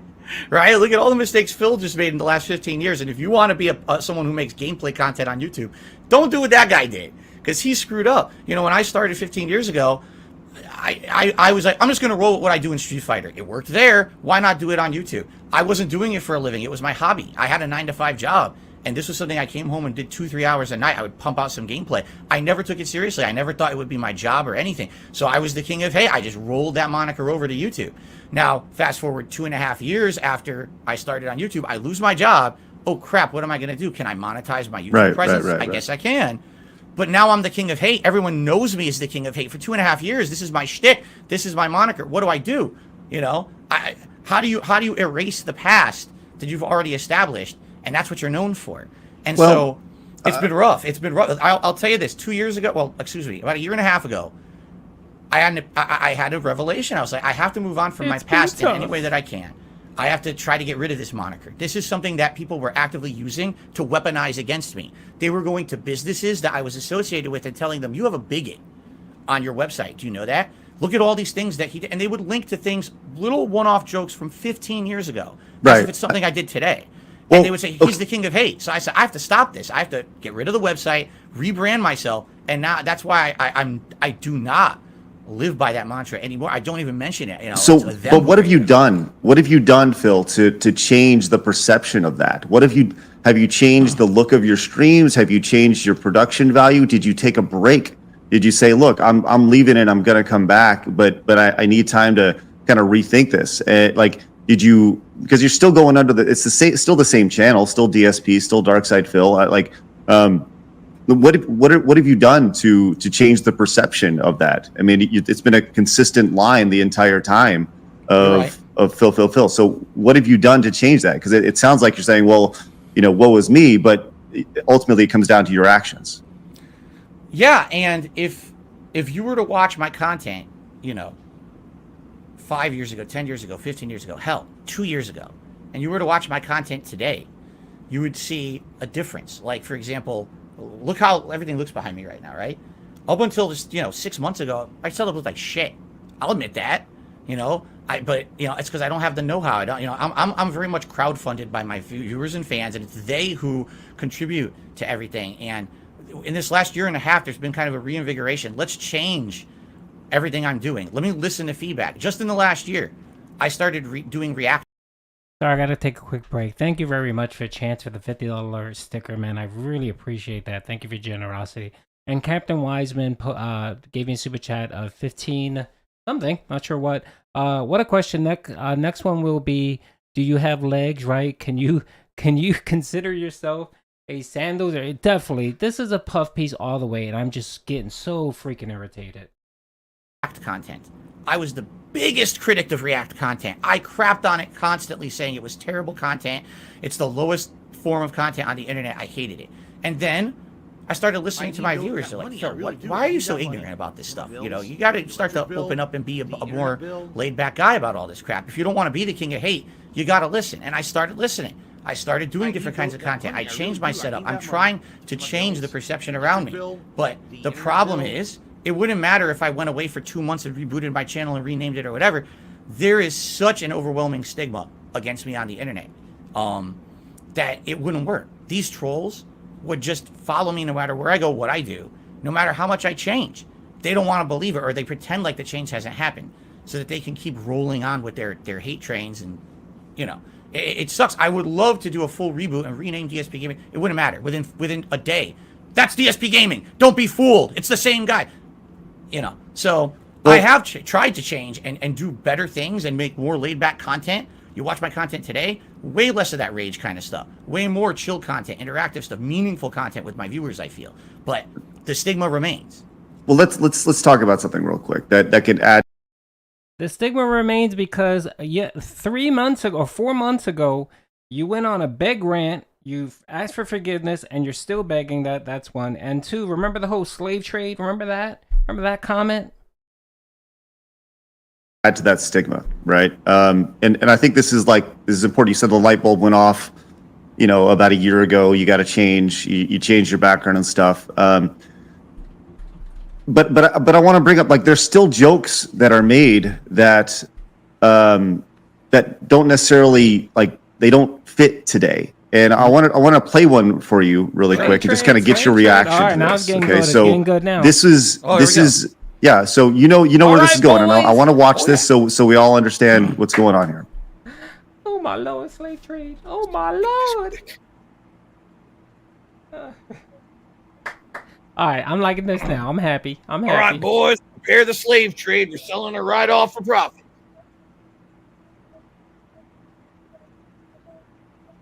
Keep going. How much I love you, right?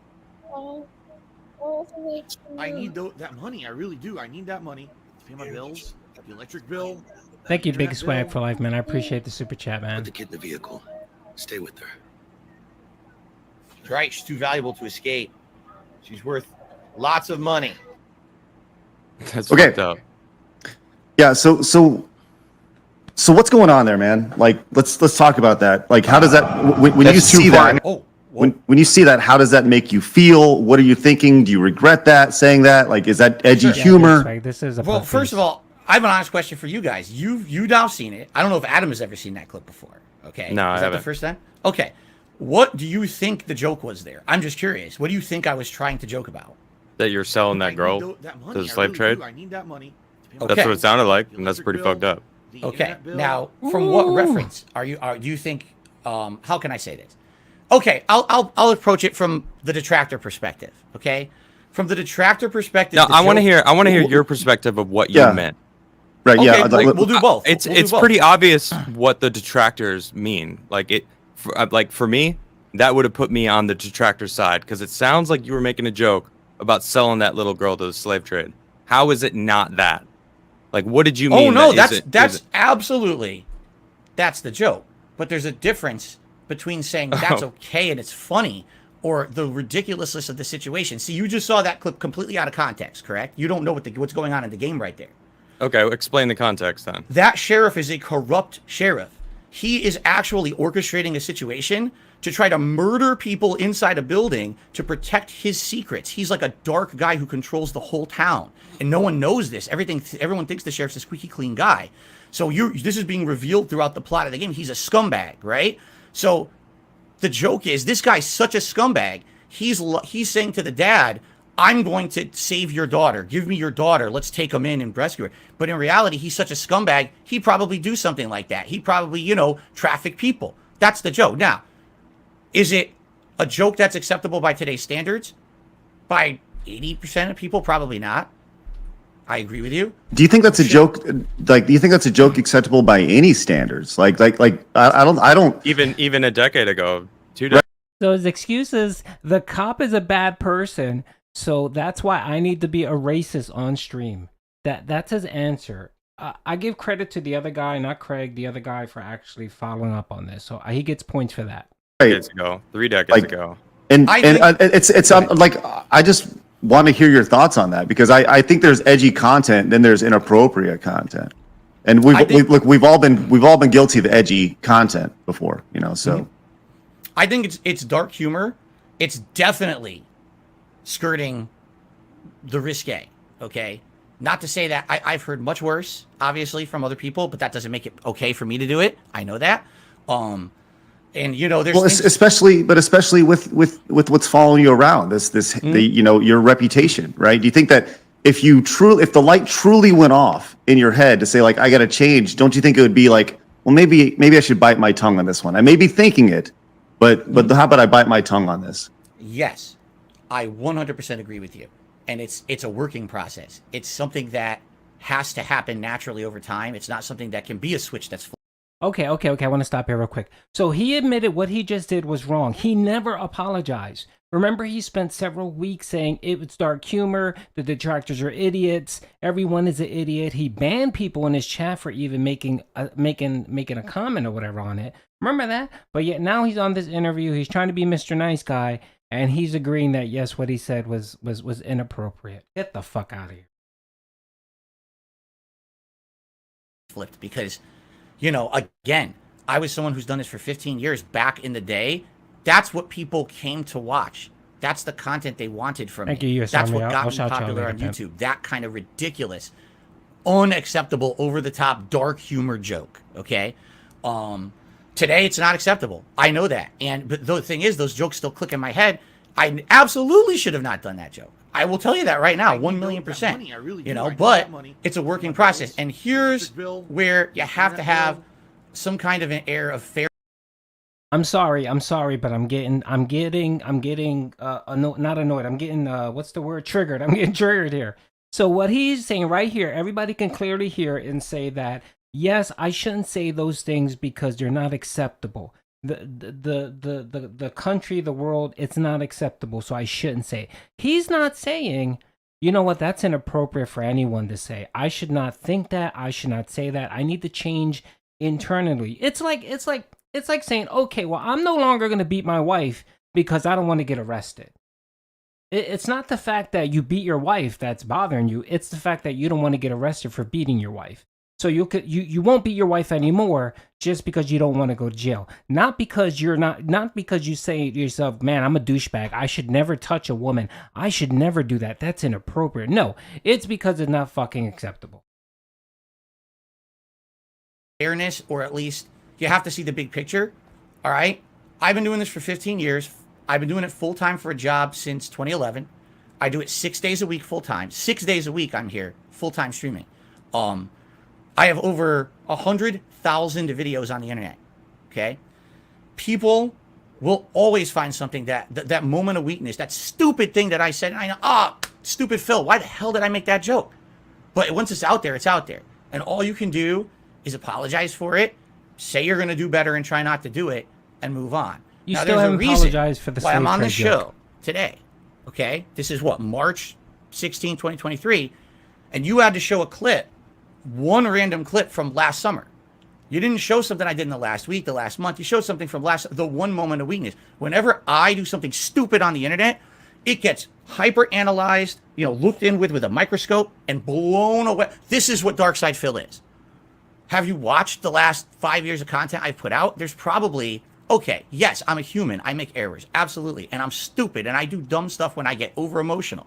This is not the norm on my streams. I need that money. People see that clip Mr. out of Gino, context, thank like you you for guys just touching did. a little bit. And if all you knew of Dark Side Phil was that joke, you would hate my guts. You'd be like, what a scumbag. He made a joke about child trafficking. What kind of a horrible person thinks child trafficking is funny? When you watch it in context, it's not as bad, but it's still bad. But when you watch the context that you explained didn't make it any better, I'll be honest. That's fine. I agree. Because That's fine. I'm not sure which character you're even like portraying. So were you acting as the sheriff in that situation? Yes, that's why I did. That's why I did like the accent. Yes. I don't know. I think that like in a situation like that, like we live in a society now where like, look, I understand that going into this interview that literally every second of this is going to be analyzed, and Adam understands that and you understand that, right? But and literally everything you say, there's a camera on you at all times, especially when you're a live streamer, and I mean, for somebody who does this for a living, I just feel like you have to be able to bite your tongue at sometimes, and you need to know better. You said it yourself, the switch was flipped, and I understand that. I totally understand. I am very forgiving of mistakes, right? But when there's a pattern of these things that go back over the course of time, like it's no longer a mistake. It's a continuation. So I don't know. I think, look, if you're saying that I'm also a big believer in taking people at their word, right? Up until their actions show different. So you're saying that over the course of since that joke, you've been pretty squeaky clean, and you haven't made inappropriate jokes like that are that edgy, I guess. I don't. Here's the thing. I don't want to say that because I'm here 6 days a week full time. That's a lot of my life. And I guarantee you, if I say, man, yeah, that was it, Craig, that's all I remember, immediately there'll be other examples tossed out right now. They'll find it, right? I understand. And that's the problem is when he's saying the N-word, when you remember? are 100% on the internet that was at all what, last times, week? with the amount of content I put out on the internet, they will always find another example or whatever. I am actively trying to change. What I will say is this. You would be challenged in the last maybe 2-3 years to really find a running pattern of me doing really bad jokes like that. Okay, maybe you'll find a few. I'm definitely a flawed individual, but you're not going to find it as like you wouldn't say, oh, here's 47 times within a year that Phil did that. I know for a fact he's a scumbag, right? You'll find one time here, one time here, one time here, and then they blow it up on the internet. You just gave so many different people a reason to do exactly that. Oh, they will. I know that. But the thing is, they do it anyway. It doesn't matter what I say or do. This is what they do. So now you said that the switch in your brain, was off, so that you made that joke. Like, do you have it in there that it's like Rocco, thank you for the $10 thinking like chat. when you I'll said shout that you out you're like maybe that was too much, or you were just free flowing and that's just kind of you? Let me put it this way.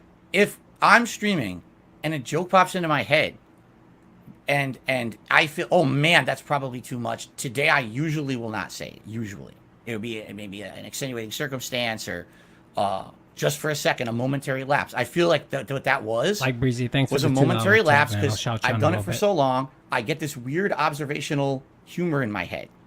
And my brain is going a million miles a minute. It's just here's a joke, here's a joke, here's a joke, here's a joke, right? But do you think that's observational humor though? Like I don't like I don't know. Like I'm not one to like.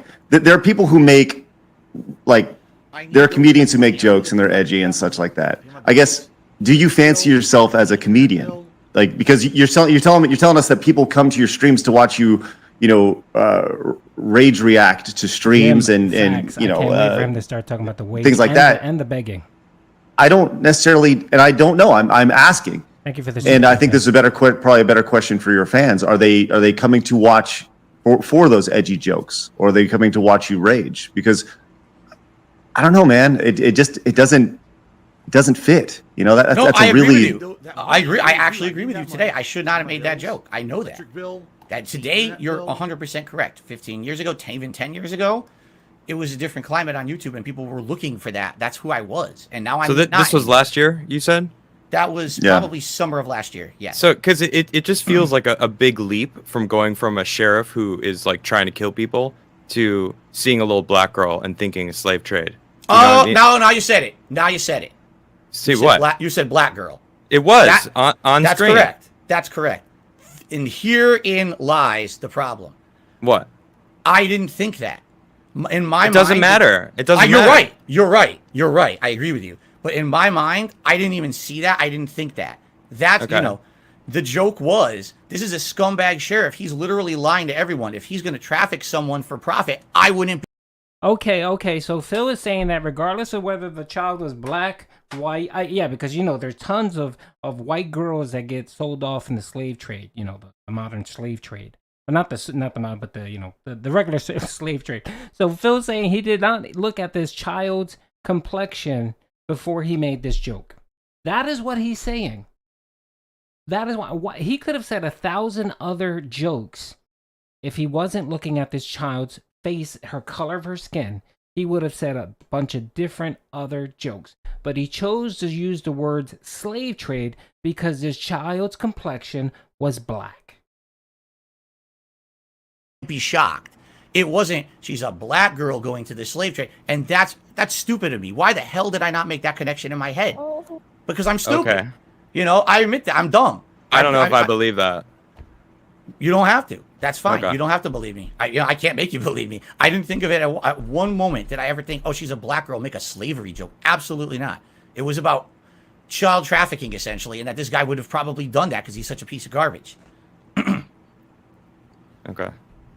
Let's talk about. God, let that throat clear. I feel like we can. I feel like we can go on for for an hour about this clip, but Let's move on. 12-hour show coming up, folks. Right.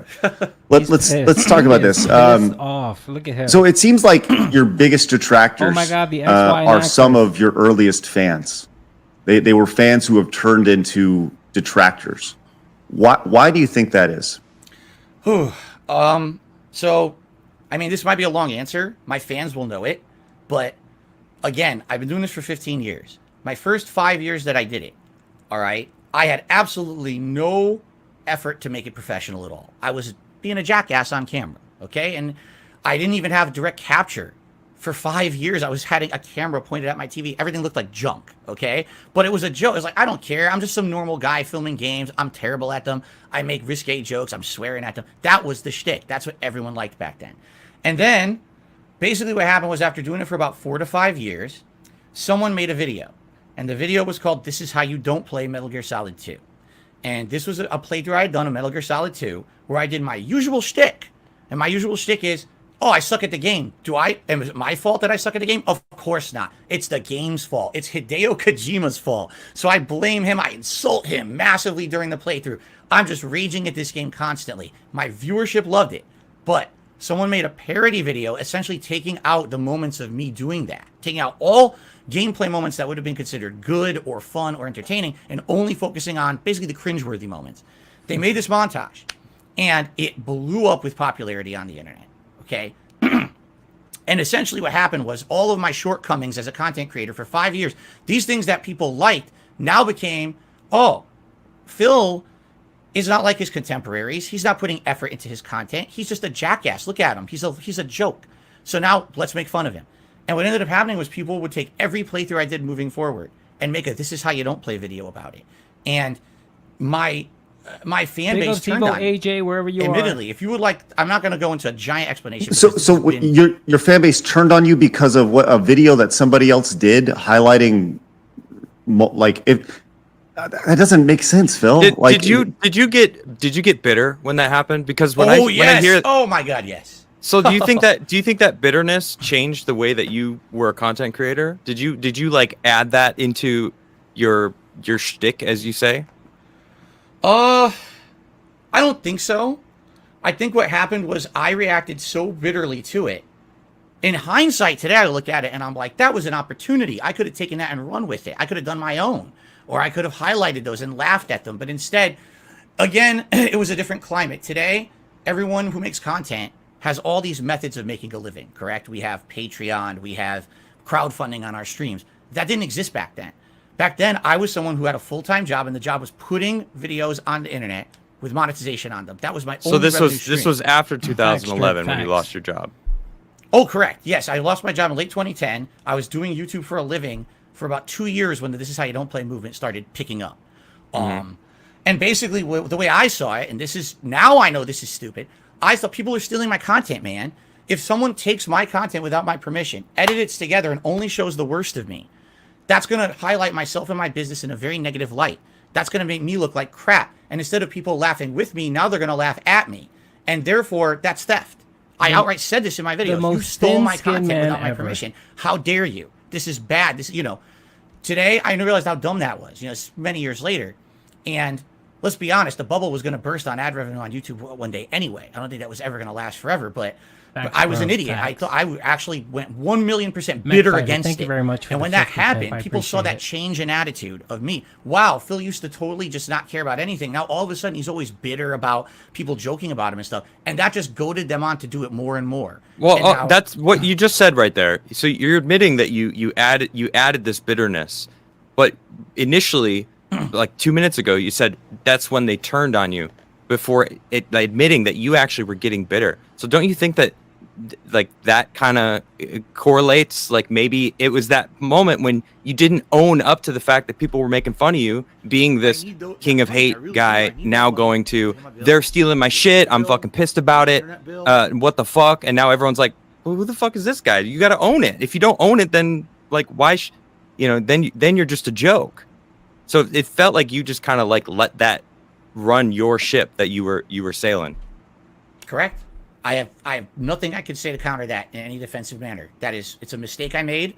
My reaction to This Is How You Don't Play directly fueled the fire for more people to keep doing it and to escalate further, because it started as just a movement of Phil's a bad gamer. He doesn't deserve the success he has on YouTube because he has no production quality. He's a rager. You're not going to watch a Dark Side Phil playthrough and get any kind of knowledge of really how to play a game at a good level because he's not good at games. You watch him rage and make bad jokes and stuff.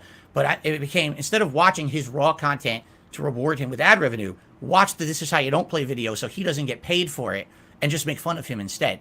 And my reactions 1,000,000% fueled that. I will admit that. Now, over the years, it got worse and worse. And that's, I'm sure we're going to get into how it wasn't just about Phil's a bad gamer anymore. It became everything else under the sun. And we can talk about how that evolved over time. But it's my fault. It is my fault Fighter, 100%. that people have originally turned against me on the internet. 100% it is. He's gonna spend this whole day decompressing after this. So you feel that your reaction to the This Is How You Don't Play is what really parlayed your fans into becoming detractors. Yes. And it's not all of them, but absolutely back then, I saw people who had been longtime supporters and fans disappear, only to years later crawl back into, as someone who was crapping on me. I'm like, whoa, what happened? The way I saw it was, and I'm such an idiot. I admit this today. After 15 years of doing this, you realize how you change as a person and how you can see from a different perspective. My mentality was, I'm the popular YouTuber. I'm the guy putting out all these videos and everyone's watching. I'm making money. My shit doesn't stink, man. How can you say that I'm doing something badly? I'm the one who has the successful business, not you. So who are you to throw criticism at me? That was my attitude. What a dumb attitude to have. What an idiotic attitude. Everyone knows that you need to actively be listening to your viewer base and your fan base and working with them to create a product that's meaningful to them. And at that point in my career, it was just put the same shit out every day. And hopefully people watch it hey, up to that point, 2012, 2013, I hadn't seen any plateauing. I hadn't seen any decline. It was still going up. So I'm thinking, hey, everything's good. If people are saying I'm bad, I don't believe them. That's bullshit. That's just them trying to ride my coattails, right? But in reality, they were all correct. They were 100% correct. My shtick was tired. It was old. No one wanted to watch someone with a camera pointed at their TV, raging at Hideo Kojima. They wanted to see meaningful content, and things were changing. There were people coming to YouTube with better production quality, much higher quality stuff, interactive streams. I let all that pass me by. I was an innovator at the beginning, and I was a dinosaur 5 years in, and that's totally my fault. And what would you say you innovated at the beginning? At the beginning, the improv commentary style and the ability to basically do a full-length playthrough with commentary over it. I was not the first person who did it. There's other people, everyone will argue. There's actually argument between it was either Slow Beef or someone else who originally was like the big first Let's Player. But I was the person who started doing it rather than, back then when I started on YouTube, 2008 is the year where I really started doing active playthroughs. The people who were doing gameplay on YouTube were mostly known for being like a guru in one genre. This is the Call of Duty player. This is the fighting game player. I was the jack of all trades. I could play any game, do commentary over it that was kind of improv commentary, and people thought it was funny because of my mannerisms, my jokes. Yes, back then that kind of stuff was funny. And you say that kind of stuff. What do you mean? Well, we just talked about it. You were talking about risque jokes. You know, back then my commentary was like 90% sexualized content. It was making fun of every woman, making dick jokes, you know, sex jokes, bad stuff. That today, you don't say that stuff. That's stupid. That's dumb. That's lowbrow comedy. But back then, that was a big part of my content. I watch now. I couldn't even stomach watching stuff that I did 2008 to like 2011. I'd be like, it turns my stomach to listen to like who I was, how cringeworthy I was back then. Look, but, we all get it, right? We understand that people change over time. Totally understand that. I guess my thing is, what have you done? So you've had these light bulb moments, right? You said you had one last year. You had one, in 2012, 2013, where you realized that you're getting left behind from a technological standpoint, and you're doing gameplays that are, the big difference for Phil was Phil could play all games, not just fighting games or Call of Duty or whatever. What has changed? What are you doing differently now in 2023 that you were doing that you weren't doing in 2013 when you had this realization? Because it sounds like you're doing the exact same thing, Phil. It sounds like I'm the guy who plays different games and occasionally come to my channel to get some sort of shock value joke, right? What differentiates you now from who you were a decade ago? Okay, wow. Geez, first of all, full-time streamer, I wasn't back then. I was just a YouTuber. Now I'm a full-time streamer, 6 days a week, full-time, mostly gameplay. Now I do React content as well. We'll talk about that in a second. Those jokes, I don't really make anymore at all. Now, when I turn on a stream, it's about having a relaxed social conversation with my live audience. I have people who come by and who are regulars now, who I recognize in the chat, and I can talk with them and as if they're a friend. Okay, back then I didn't know anyone. Maybe I knew people who helped me with moderation and stuff, but I didn't know my viewers back then. I didn't have any personal relationships with any of them. Now it's like a friendly community. It's a totally different vibe watching 2023 Dark Side Phil than 2013 Dark Side Phil. That's for sure. Having that now when I play a game, it's a community exactly effort. The same. I'm playing Oblivion right now. Just I don't know more anything begging. about Oblivion. It's the first time playing it, but people help me with the game, and because of that social aspect, the game is a relaxing chill session.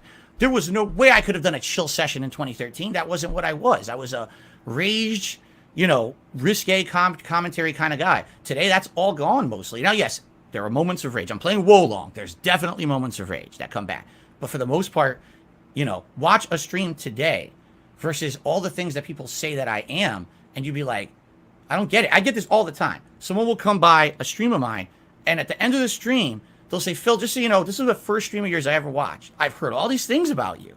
And I don't get it. I just watch a 3-hour gameplay stream. None of the stuff that people say about you just happened in the stream. In fact, it was very relaxing.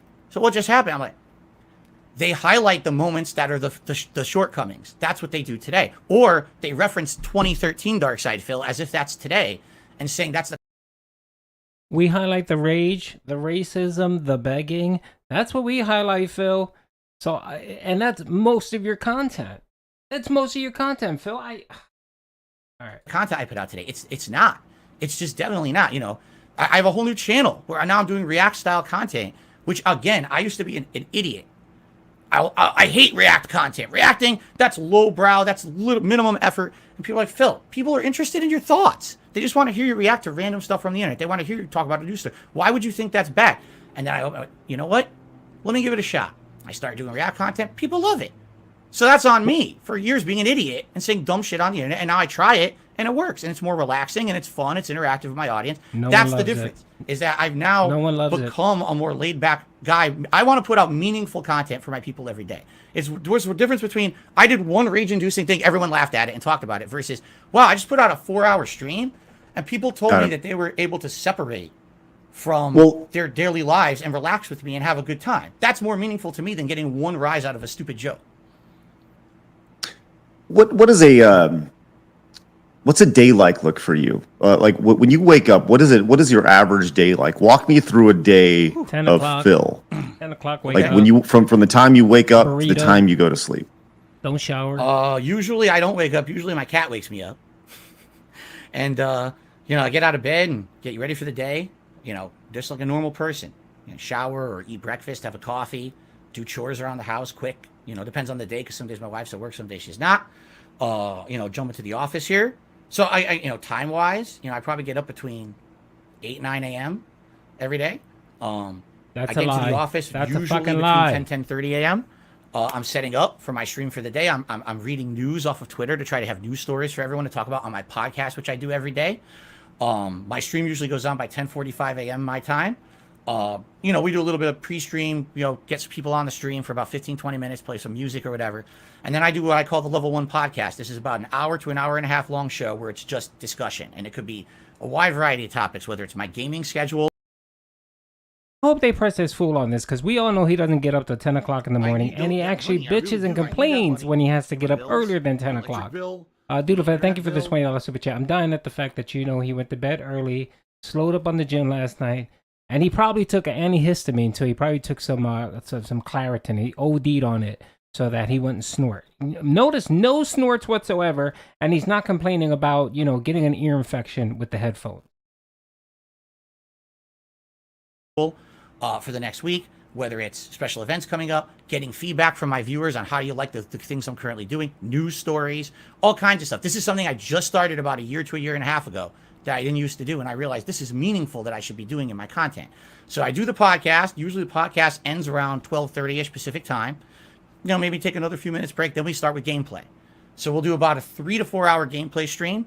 Games, as we talked, are wide variety, and I have a set schedule I do every day. I'll post it up everywhere on my socials so people know what I'm doing. That gameplay will usually run about 3-4 hours. Then when that's done, I have to upload all that content. So, another half an hour roughly setting up uploads or whatever. And then usually I spend if my wife's home from work, I'll spend about an hour with my wife having dinner, running errands around the house. Again, depends on the day, anything I could squeeze between streams. I'm right back on stream again around 6:30. I'm in the office again. No one cares. And I'm streaming again for another 2 to 3 hour, gameplay stream. The late night streams are more chill streams. What I say is the daytime streams are more, let's say there's a major new game coming out. Move it along. In a few weeks, we got Resident Evil, actually next week, Resident Evil 4 Remake. That'll be my daytime streams. That's the one everyone wants to see. More people can watch usually on an earlier time zone or time frame. So I play that on the first stream. My late night streams are chill. You just want to relax with me. You don't care about rage. You don't care about a new game. You just want to relax with Phil. Come to my late night stream. That's like 6:45 p.m. Aaron, he's falling asleep. And that runs about 2-3 hours, and it's just chill gameplay. It's not about the gameplay. It's about me talking with my audience. And if there's gameplay, great. We'll advance with the game, but it's more just relaxing. And then when that's done, that stream probably runs till around 9:30 p.m. Then I got to upload. And then, of course, I'm closing down for the day, setting up streams for the next. I'm probably out of my office between 10 to 11 p.m. So all in all, I need we were talking work day wise. My workday starts roughly around 9:30, 10 a.m. and ends around 10 to 11 p.m. Then after that, I maybe have an hour to spend with my wife and relax at night. Watch a movie, watch a TV show or whatever. And, and then chores around the house. It's time for bed and on to the next day. And that's 6 days a week. That's my life. 1 day a week I take off from streaming and content creation. And that day is essentially every possible thing you can think of that I need to cram into one day. Whether that's grocery shopping, doctor's appointments, running errands, everything you can think of. Oh, by the way, that's the one day I have off to spend some time with my wife other than an hour here and an hour there. Facts, So if we're Brett. going to do He something, just can't shut we the try hell to up. cram it in on that day. Greg needs to reel him in. And that's So- my life. So let me ask you this. The internet bill. Just based off of what you're saying right now, that doesn't seem like the most healthy lifestyle. It doesn't seem like the most conducive, like, you know, from a streaming perspective or a content perspective. Yes, you're producing a lot of content, but it doesn't seem like a very healthy lifestyle. Do you feel that your community and the people who donate to your streams are enabling that lifestyle? Do you feel that they are encouraging you to live that lifestyle that may not be the healthiest lifestyle? So you're saying through people showing up and supporting my streams, they're making me work more. Is that the question? Maybe you have a pressure that you're putting on yourself to do that because this is your only job, and then you're therefore working as much as you are because you are, you know, working for the support that you have. So it's like cyclical. Like they come and then you're like, I need to be there, and then like now you need to be there and do it all day, and then if they're not there for you, then it's kind of like this mental addiction almost. I mean, I've been doing YouTube for about 3 years, and I know that it's a thing. Getting addicted to super chats, numbers, analytics, like the way that you spoke about analytics about 20 minutes ago, or no, 40 minutes, I don't know, earlier in the stream, you know, you're clearly very much like watching it and you know, attuned to it. So it's obviously on your mind. He's going to talk about the money. Right. I think the biggest thing is, you know, money. we talk about mental health, right? Mental health, physical health, and how they're so tied together. And the one thing I didn't hear during there is a time to, you know, whether work out or have time for yourself. You know, everything that you're doing right now seems to be from a streaming perspective, from a content perspective, right? Oh, hanging out with his wife. You know, right. Well, but an hour at the end of the day, right? Yeah, and that's awesome. I'm just thinking once again, like you it seems like you're in this never ending. I don't know, for lack of a better metaphor, like a hamster wheel, where you get up and you start running, and then you finish up at the end of the day, and you finish up running, and then you get off, you go to sleep, and you wake up, and you do that 6 days a week.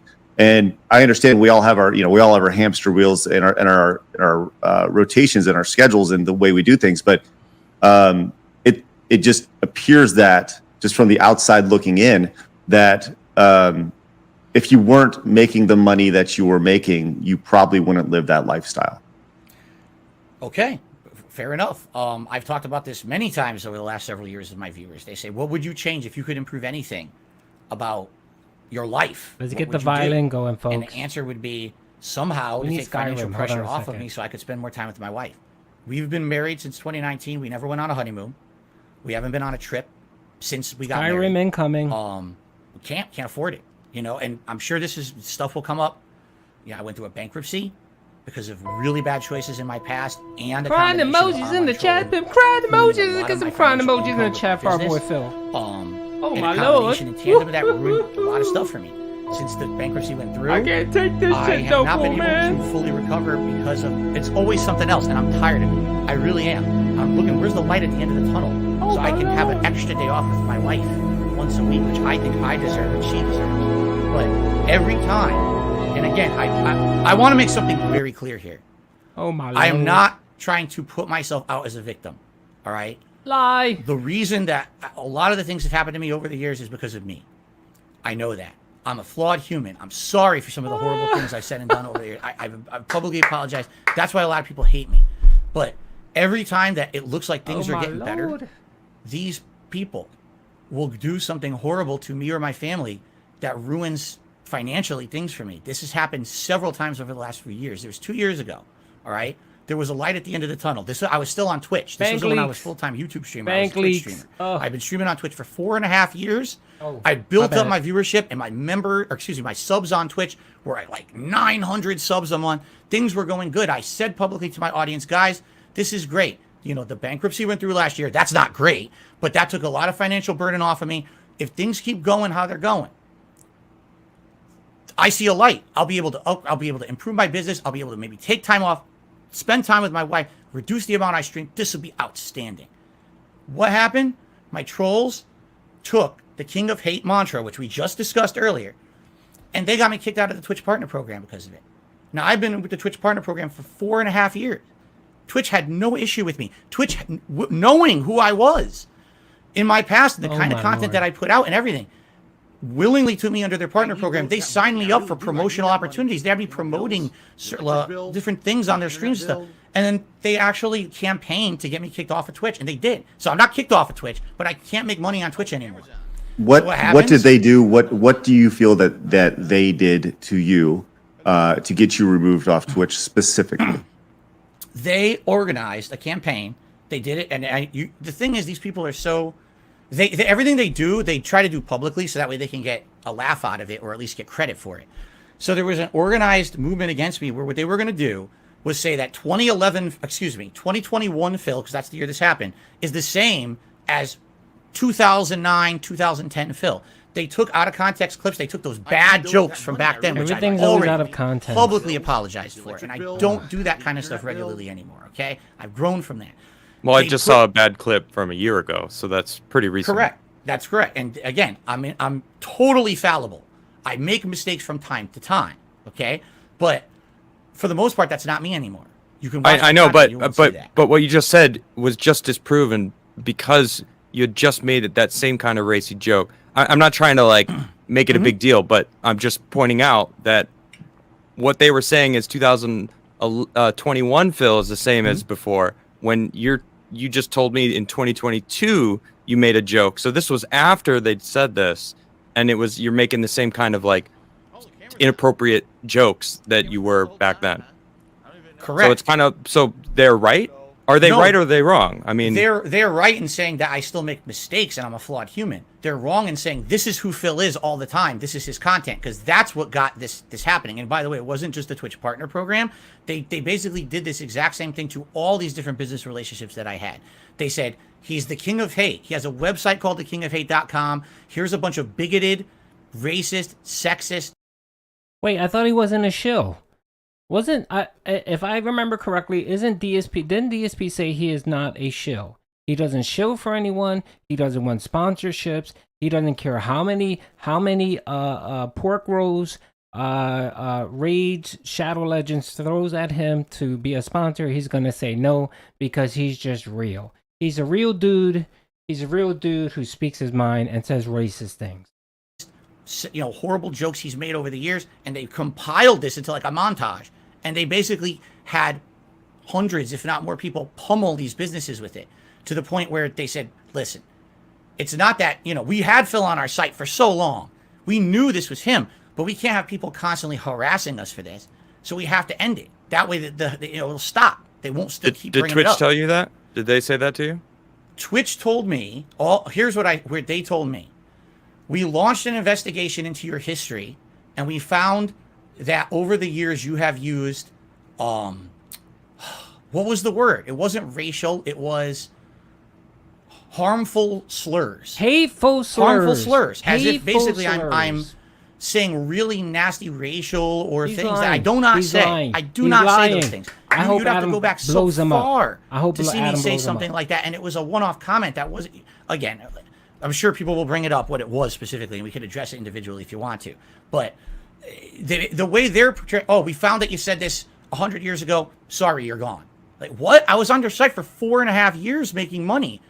You never had an issue with it. Now you find something from the past, and that's not acceptable. And all of a sudden, what changed overnight? And the funny part was, it happened to me. It happened to another streamer called Wings of Redemption and others all at once.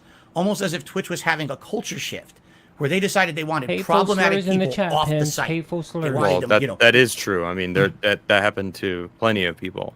Right. I know So- people who got booted off of Twitch because they're Christian and they're proud of Wow. it. And it's pretty crazy. So I don't like Twitch. So here I am. I've never received any kind of a warning. I never gotten a community strike. Everything I'm doing according to Twitch terms of service is fine. I'm not banned from Twitch. I could stream That's there a right lie. now. How many bans But did according he to their get? partnership That's a criteria, lie. all my Yet past another lie. actions are unforgivable, and therefore you can't make money on our site anymore.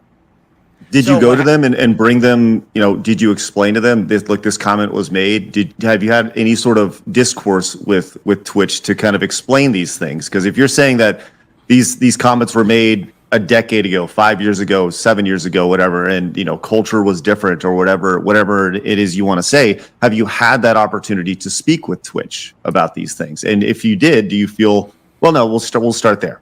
Okay. And by the way, it's not just Twitch. This happened to several other businesses too. I don't want to talk about all of them publicly only because it's just going to open the hornet's nest. But basically, these businesses, the way that they approach it now is, well, we have terms of service. If you break them, too bad. We have absolutely no legal obligation to tell you what you did wrong because we just don't have to. I don't believe that's true. I think if you do something wrong, they should tell you what exactly, specifically, what you did and how to remedy it. Because if you're telling me I did something to break our legal agreement, obviously I want to fix that. I don't want to keep doing the wrong thing, but they don't care. I tried reaching out to the legal team of Twitch, and essentially Big ups for the 900 pimps out here watching the stream. Much if you'd like to reapply for the Twitch Partner Program, come back in 365 days and reapply, and at that time we'll reevaluate the situation. So now I'm out of income for a year. Okay, so can you still be an affiliate? Nope. I was completely out of the partner program for a full year. So it's been a year. Why don't you try to rebuild the affiliate side of things and try to reapply? And I mean, it's been how many years now? I mean, and if you go the affiliate, so if you go the affiliate route, I mean, being a partner on Twitch, and let's be real, being a partner on Twitch, it allows you nothing. There's no benefit of being a partner on Twitch at all outside of them. It's actually worse because you can't share your content in multiple places. You have to be exclusive on Twitch. Right. So it would seem like the best route would be go the affiliate route and not be a partner on Twitch. That way you can stream to YouTube and cast your net as wide as you possibly can. And grow your audience as much as you possibly can. I don't know. Why not do that? Well, I've told you one half of the equation. Let me tell you other stuff that was also going on. Within that same time frame of that happening, the whole year, Twitch had basically several times shut down my business entirely for things I never did. So, for example, it was the summer before I'm streaming a game, and my stream just goes offline right in the middle. What happened? Oh, you've been hit with a copyright strike. A copyright strike. Someone lied, said they worked for the company that I was playing the game of, and impersonated an employee, and Twitch doesn't vet it. They just shut your whole stream down. This happened probably 3 to 5 times within a small time frame. And I'm like, wow, I hope it goes away. Eventually it did, but they left me with basically no avenue to really fix this issue besides going to their support and saying, what are you doing? Do you actually have confirmation this is real or not? Then at the same time, that I got kicked out of the Twitch Partner Program, I decided I'm going to, just what you just said, Craig, I didn't just quit Twitch that day. I stuck around for about a month after that. I said, you know what? I can't get super chats. I can't get paid subs right now. I'm going to roll with it anyway. Let's see what happens. Can I make a living? I had a Patreon. People were sending me tips, direct donations, as you call them. Maybe I could still make a living doing that. And you know what? More power to it, because if I can, now who cares if I'm not in the partner program? What are they going to get me kicked out of, right?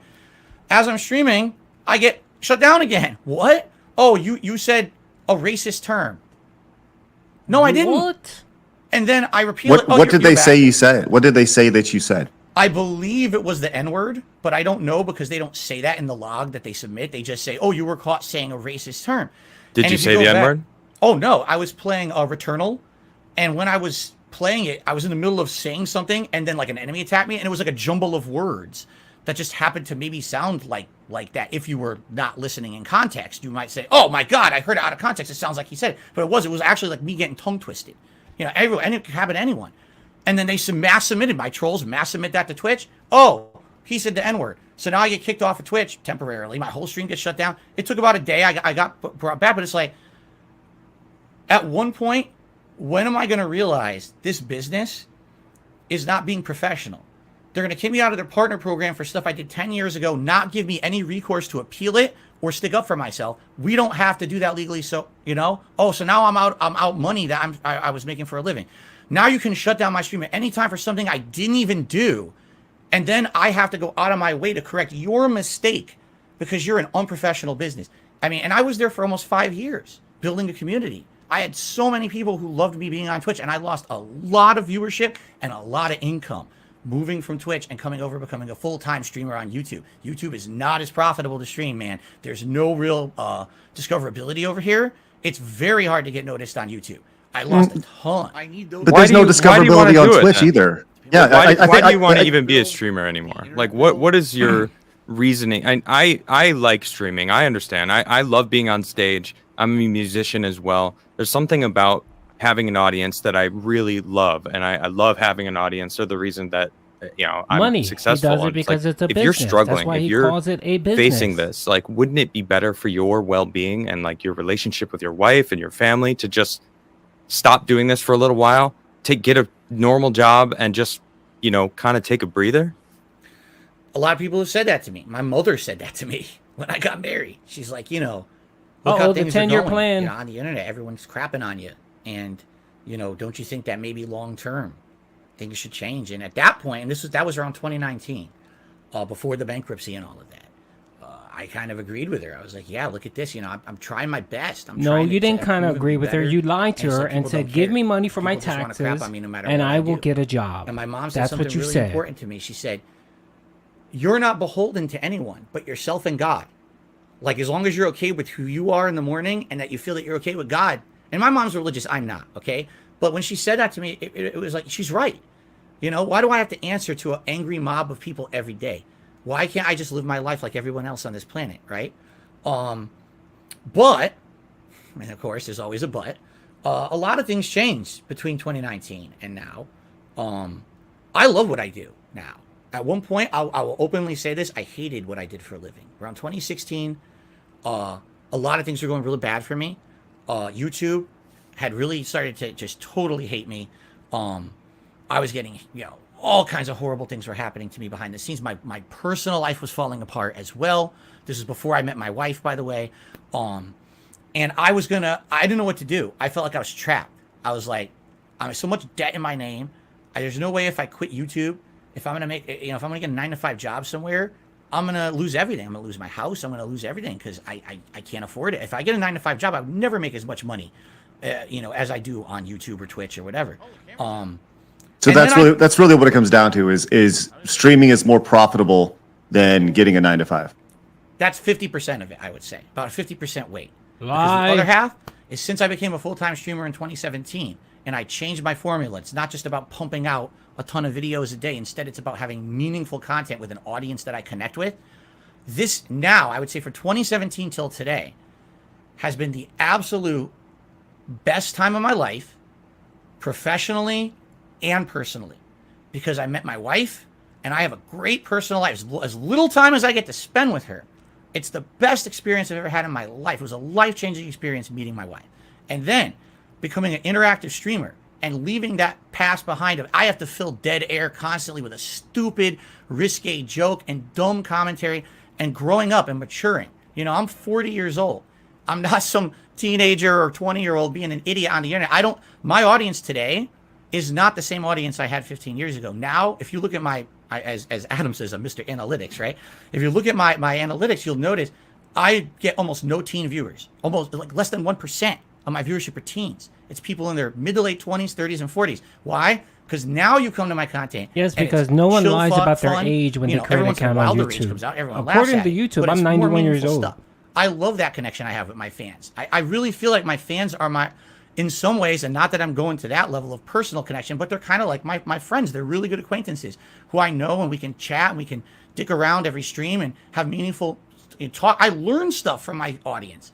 And now I look back at my past, like, what a dummy I was. I had this amazing experience I could have been having for years and years, and instead I sat there making dumb jokes instead of actually making meaningful content. So I love my job now. What does meaningful mean? What does that, like, walk me through? What does that mean? Do you feel like you're, like, is this, you say you have, your audience is your friends, right? You feel like you have now, I've seen clips of you say that your audience is not your friends, right? So, like, are they your friends or are they not your friends? Are they, because you're kind of speaking on just based off clips I've seen. Sure. You're kind of speaking of both sides of your mouth here.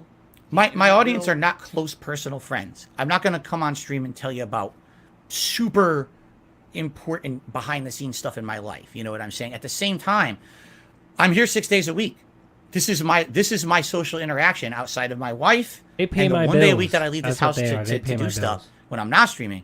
This right here, this laptop, this chat is my social interaction with the world. So that is me being friendly with people. That's, as if you were, you go to your place of work.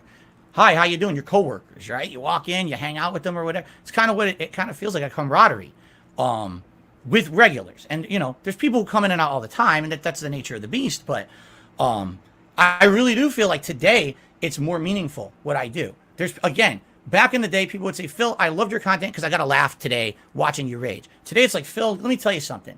Something horrible happened in my life. And I came by your stream and I hung out with you for 2 hours today. You were playing Oblivion. We talked. I helped you with the game. We had fun conversation about something going on the internet. At the end of that stream, I felt so much better. It was such a fun, meaningful experience to me. And when people give me that feedback, that lets me know that what I'm doing is worthwhile. With all the hate and all the shit that gets thrown at me every day, that what I'm doing is meaningful. Since I've become a full-time streamer and I've taken ownership of who I am and the content I put out rather than just making dumb jokes, I feel like now this is the best time of my life because I'm helping people. I don't know if that sounds crazy or not, but that's what they tell me. And I love it. It helps me. Yes, it does. You know it what I sounds mean? It's like crazy kind of and reciprocating stupid. back and forth. Okay. Let's. They're not buying it. And neither are we. I think that every no. streamer has a relationship with their audience that's unique, right? As somebody who's doing it, I don't know your Facts, personal relationship facts. with your audience. coworkers. Is that you, Big as Mick. Adam? Was that you course. toasting? Okay, just making Well, sure. you were talking about a relationship with the audience, and Right. just giving them Right.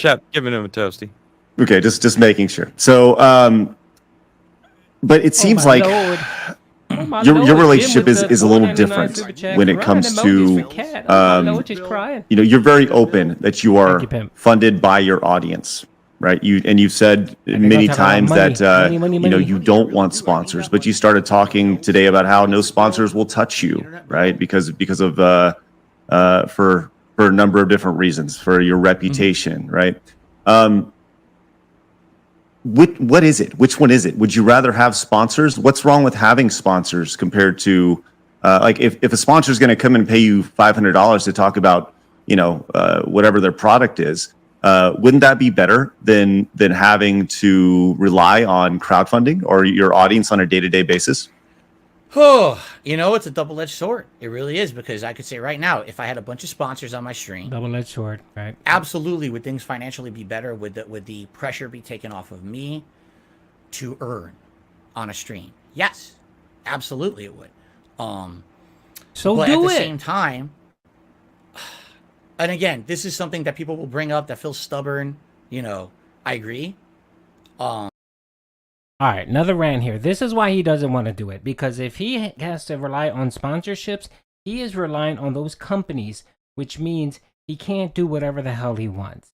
He can't just get up whenever the hell he wants. He has to pump out content. He has to shill for these companies.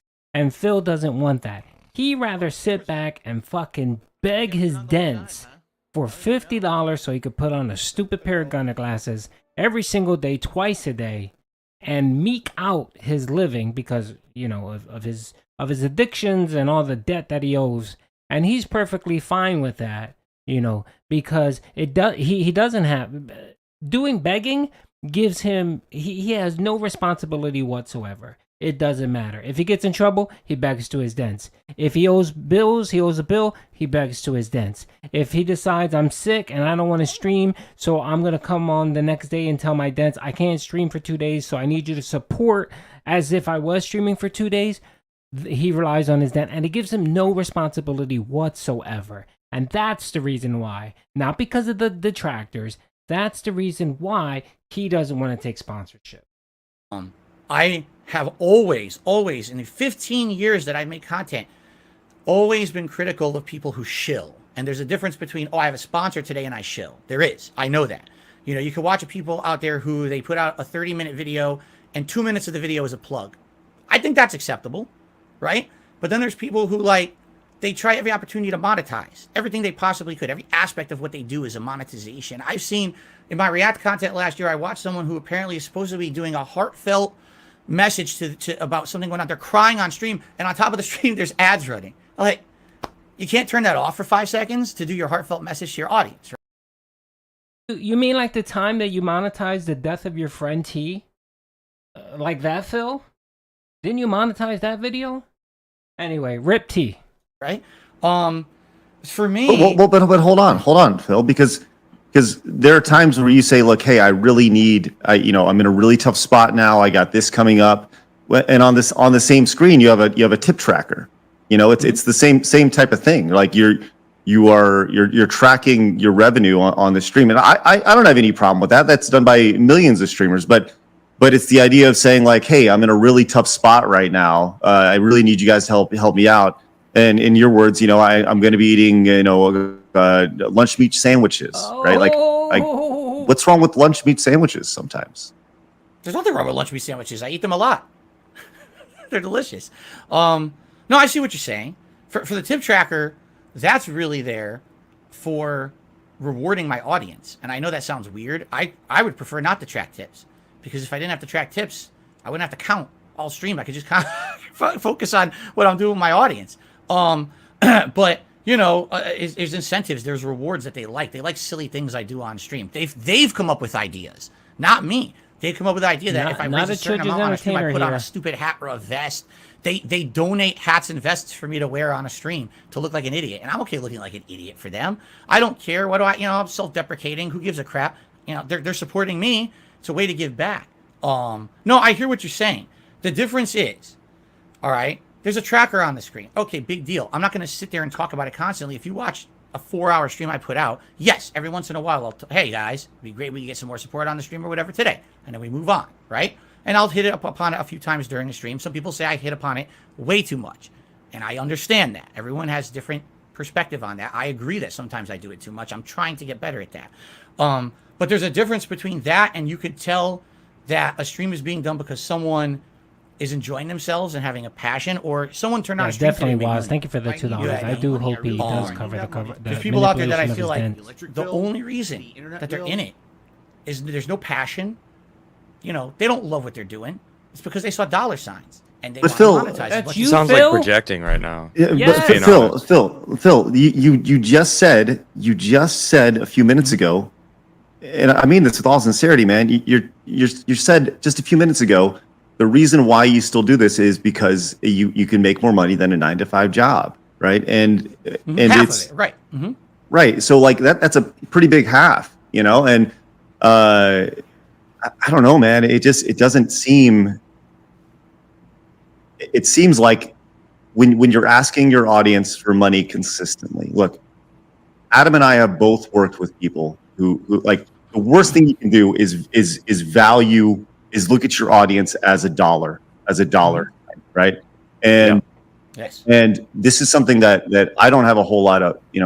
I've left companies over this, right? And this is something that I don't agree with. But I would say that when money comes in and you reach a goal, let's say you reach a goal and you put on your vest or whatever, how are you taking that money and are you reinvesting it into your content? Are you reinvesting it into cameras? Are you doing special streams outside of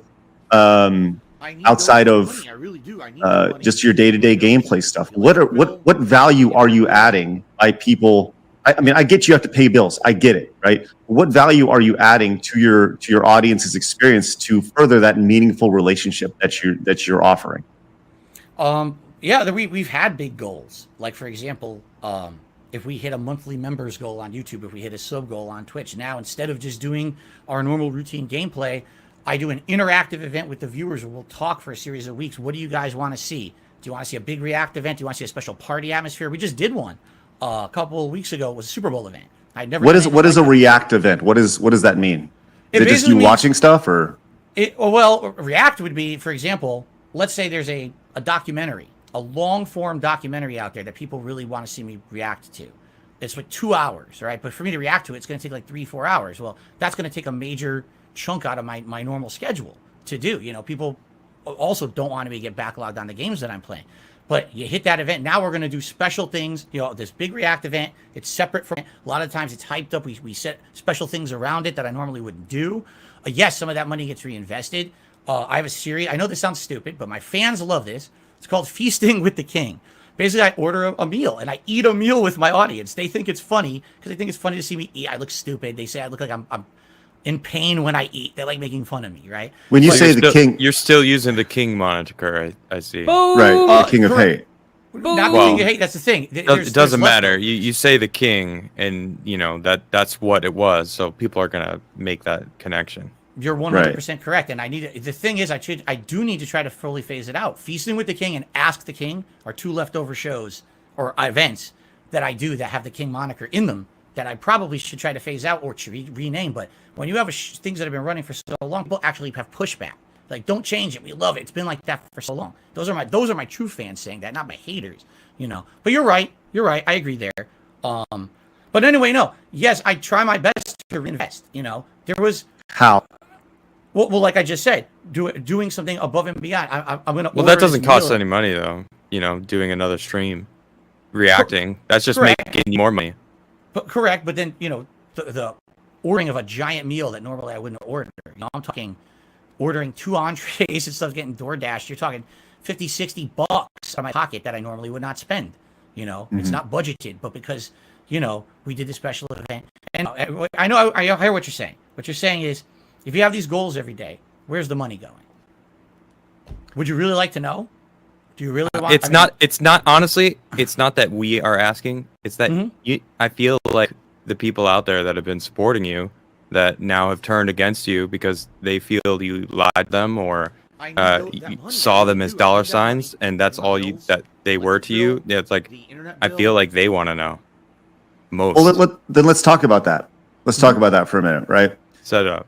There was a, you went through bankruptcy, right? And that's pretty public. You went through bankruptcy, and there was this, the $5,000, business expense thing has been talked about by your detractors quite a bit. They say, what could you possibly be spending $5,000 on? Look, a month. You are a streamer who streams, by your own schedule. You're active 12 hours a day doing this, right? And and by your own admission, you said like you didn't fix the set at all. It's been just a shoddy set for most of your over a decade of doing this. Right. So there's this whole what do your business expenses look like? I mean, I've done this for a long time. The business expenses are your initial cost of setting up your camera, your lights, and that's about it. And then after that, it's your cost Internet is bill. your time. Yeah, is your time, right? And so walk me through, what does that look like? What is it specifically? There's this $5,000 business expense every month. So what is this? Okay, so first of all, we're talking about things that came out publicly during a bankruptcy proceeding, correct? And I believe that the $5,000 a month number came off of, I believe it's from my tax return. Is that correct? That it was filed or the data? I'm trying to remember exactly where it came from. You guys probably know more than me because you've probably been inundated with this for 2 weeks. While I'm so far removed from this. I want to hear it from you. I think, again, I'm just speculating. I think what happened was when I filed for bankruptcy, a lot of information goes public. And so they look at a public filing. I guess there's certain information that's made public. I don't think it's all your tax returns. I think it's like 1 year's worth or something. And I guess there was a number that was thrown out there that it looks like Phil spends $5,000 a month on business expenses. Now, number one, I don't do my own taxes. I have a tax guy to do. I pay him to do it. I need that money Okay. to pay my bills. Here's what I can tell you. All right, I can tell you right now because I'm working on it right now for this year. What are considered expenses that a tax attorney wants to know you're spending every month? Geez, your mortgage, because if you work from home, I guess that's part of it. I don't know. Again, I'm not a tax guy, but it costs your mortgage. All of your utility bills that apply. That's to a lie. operating The business. mortgage does not. Hold is on, not a business Phil. expense. Phil, you've been doing this for 17 years, and you don't know what your business expenses are. You don't know what you get tax write-offs on and stuff. I mean, Specifically, no, I don't. I give it all. I pay him a lot of money to a tax guy. I have a giant, spreadsheet of data that I provide. They work it out because every year it's different. I get to feel the tax laws change and stuff, and they figure it out. I give them all the data. In fact, Just got an email from my tax guy the other day. He's like, we still need this data for you for this year's tax filings. We need. Listen how low how his much you pay voice for is. utilities, He's lying. what's Look your how cost far of away he internet is from this the year, mic. what's Of this, the what's- mic. They need all that information, and I got to get them to, and then they do it. So, here's the He's thing. blaming all the right? tax attorney. Everyone, Oh my lord. We're really going to get to the meat of it. Is this stupid WWE champions bullshit, which I cannot. WWE champion. We'll get to that, but I want to stay on this for a minute. I want to stay on this for a minute. Like, just once again, walk me through this, because, like, I'm trying to put myself in your shoes, and I'm trying to think through while you're piecing it together, building that up. I just want to remind you, Phil, like you said at the beginning of this stream, you want this to be where people can go to finally, like, oh, you just go watch that video, right? Yes. I don't have to say it anymore. So like Correct. this, you said, like, what do we want to know? This isn't for us. This is for the people out there that are like, what about the $5,000 a month? You know, so what about WWE Champion, which we'll get into? Like, what about these things? So it's like, this is your chance to now say, all right, it was the freaking business expenses, whatever. I mean, it was the mortgage, it was this. I don't know if that's actually considered a tax write-off. I don't want you to get in trouble, but I don't know. It just feels. No, and see, that's the thing. Again, when I went into that bankruptcy, oh my God, that was the craziest rigmarole, because my tax attorney, excuse me, not my tax attorney, I misspoke. My bankruptcy attorney had no idea what they were getting into with me being a public persona. And there were things you can do, I guess, to protect from online harassment, which I tried to explain. They didn't really understand who I was or whatever. And so when all that went public, that was the most drama-filled bankruptcy hearing ever. The judge was inundated with thousands of messages from my haters about stuff. I really appreciate that. But anyway, $50 let me super answer the chat, question man. first. Here's and then another we one can get to because I anything you wanna can't talk about stop. there. Oh man, thank you, Pim. I would appreciate you, assume man. that Thank you. the expenses are including everything that I do. Okay, that's related to the business, and that could include mortgage, any insurance that I'm paying that relates to the business, health insurance and or medical costs, legal costs, and that what I'm talking about is my tax attorney, but also other attorney and things that I've been involved in over the years, which maybe we will get into. By the way, keep mental note of this. This is the money shot, as I like to say in the adult business. This is the money shot. He just exposed himself outright, and I'll give Craig and Adam big ups for pushing on it, because he did not want to lay out specifics, and he gave bullshit answers, and he tried to blame his tax attorney. The tax attorney's taking the data you fucking given him, you moron. So you're the idiot. You're the one that lied and said, I have a mortgage, it's my business, write it off. It's not the fucking tax attorney, you idiot. To that today, or maybe we won't. I really can't talk too much about certain things. We'll get to that, about identity theft and stuff. I know it's the first time I ever mentioned that, you guys. So, among other things, all the normal Identity things in a theft. month. He's not going to talk like I about said, WWE utilities and all of champions. that. No way. It adds it up. Here it is. Here's my tax return. All of a sudden, I'm being accused that was a lie or something. All right, here's what I can say, because I'm not going to sit here and go back to a 2010 tax return and say, here's what my accountant said or whatever. Right. This is from 2010. That's $5,000 a month. Oh, excuse me. Did I say 2010? I meant 2020. That's totally my fault. I meant 2020. My bankruptcy was 2020. So I think the tax return that must be referenced is like 2019, something like that. Okay. Here's what I know. Because of the amount of trolling that happened to me, this judge that was involved in the bankruptcy hearing was attacked online with so much shit. I had to go into meeting after meeting with both my bankruptcy attorney and this judge. Hours of work. We went through line item by line item of all of my expenses. I had to explain to a judge who has no idea what live streaming is, the entire concept of being a live streamer, and showing every single expense and line item and rationalizing what it was to my business. This is this, right? Pay my bills, and it took so much work. At the end of the day, after all that extra work and time and money that had to be put into my bankruptcy, it went through. The judge understood. I showed them everything. If anyone should see line item by line item what my business expenses are, it should probably be the judge who's going to make a ruling on if I should be granted bankruptcy or not, right? That's the government, a government representative, correct? They saw it all. That's a fucking lie. No judge is going to go through line by line. He can give two shits. He's going to base it on the lawyers that are there. Phil has his lawyer, and the state or whatever, the federal government has their lawyer, and they talk about it. That's all. The only reason why he got away with this bullshit was because it was COVID, and then everything was done through Zoom. That's the only reason why, because if his ass would have gone into a courthouse, his ass would have been in jail for lying. They went through all of it, and at the end of the day, they said, this all makes sense, approved. Well, so talk about it. But in the vast majority of time, winners in bankruptcy experience like some sort of relief, right? Whatever the debt is that you were paying, thank you, it's Pence. gone. I appreciate right? the So why do you feel why do you have to go back to the well, going back to your audience, and ask your audience to crowdfund your content when you claim and you still say that nothing has really changed financially for you? Great question. Thank you for asking it, because this is one of the ones I get every day. Burp. We just talked about 2021 and what happened with Twitch. Okay, so the bankruptcy goes through around mid to late 2020. I'm relieved of all this revolving debt that I had in my name, but there's still debt that remains. There's still my mortgage. There's still my car payment. There's still taxes. And taxes is a big thing, because for years there, I was not able to pay my federal taxes properly. And you couldn't pay them, or you didn't prepare to pay them properly. There's a difference.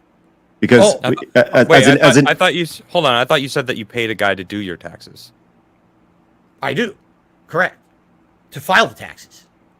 Because I think the one thing that people need to understand is that you are acting as an independent contractor with YouTube and Twitch and whoever, right? So when you're paid, when somebody gives you $1 super chat, YouTube takes 30% of that, right? And so you get 70%. That 70% then needs to be taxed by Uncle Sam. Uncle Sam comes in and they take however much of that. So by the end of it, you could be getting anywhere between 50 cents of that or 35 cents of that, depending on what your revenue is for the year, and you're the tax brackets you're in.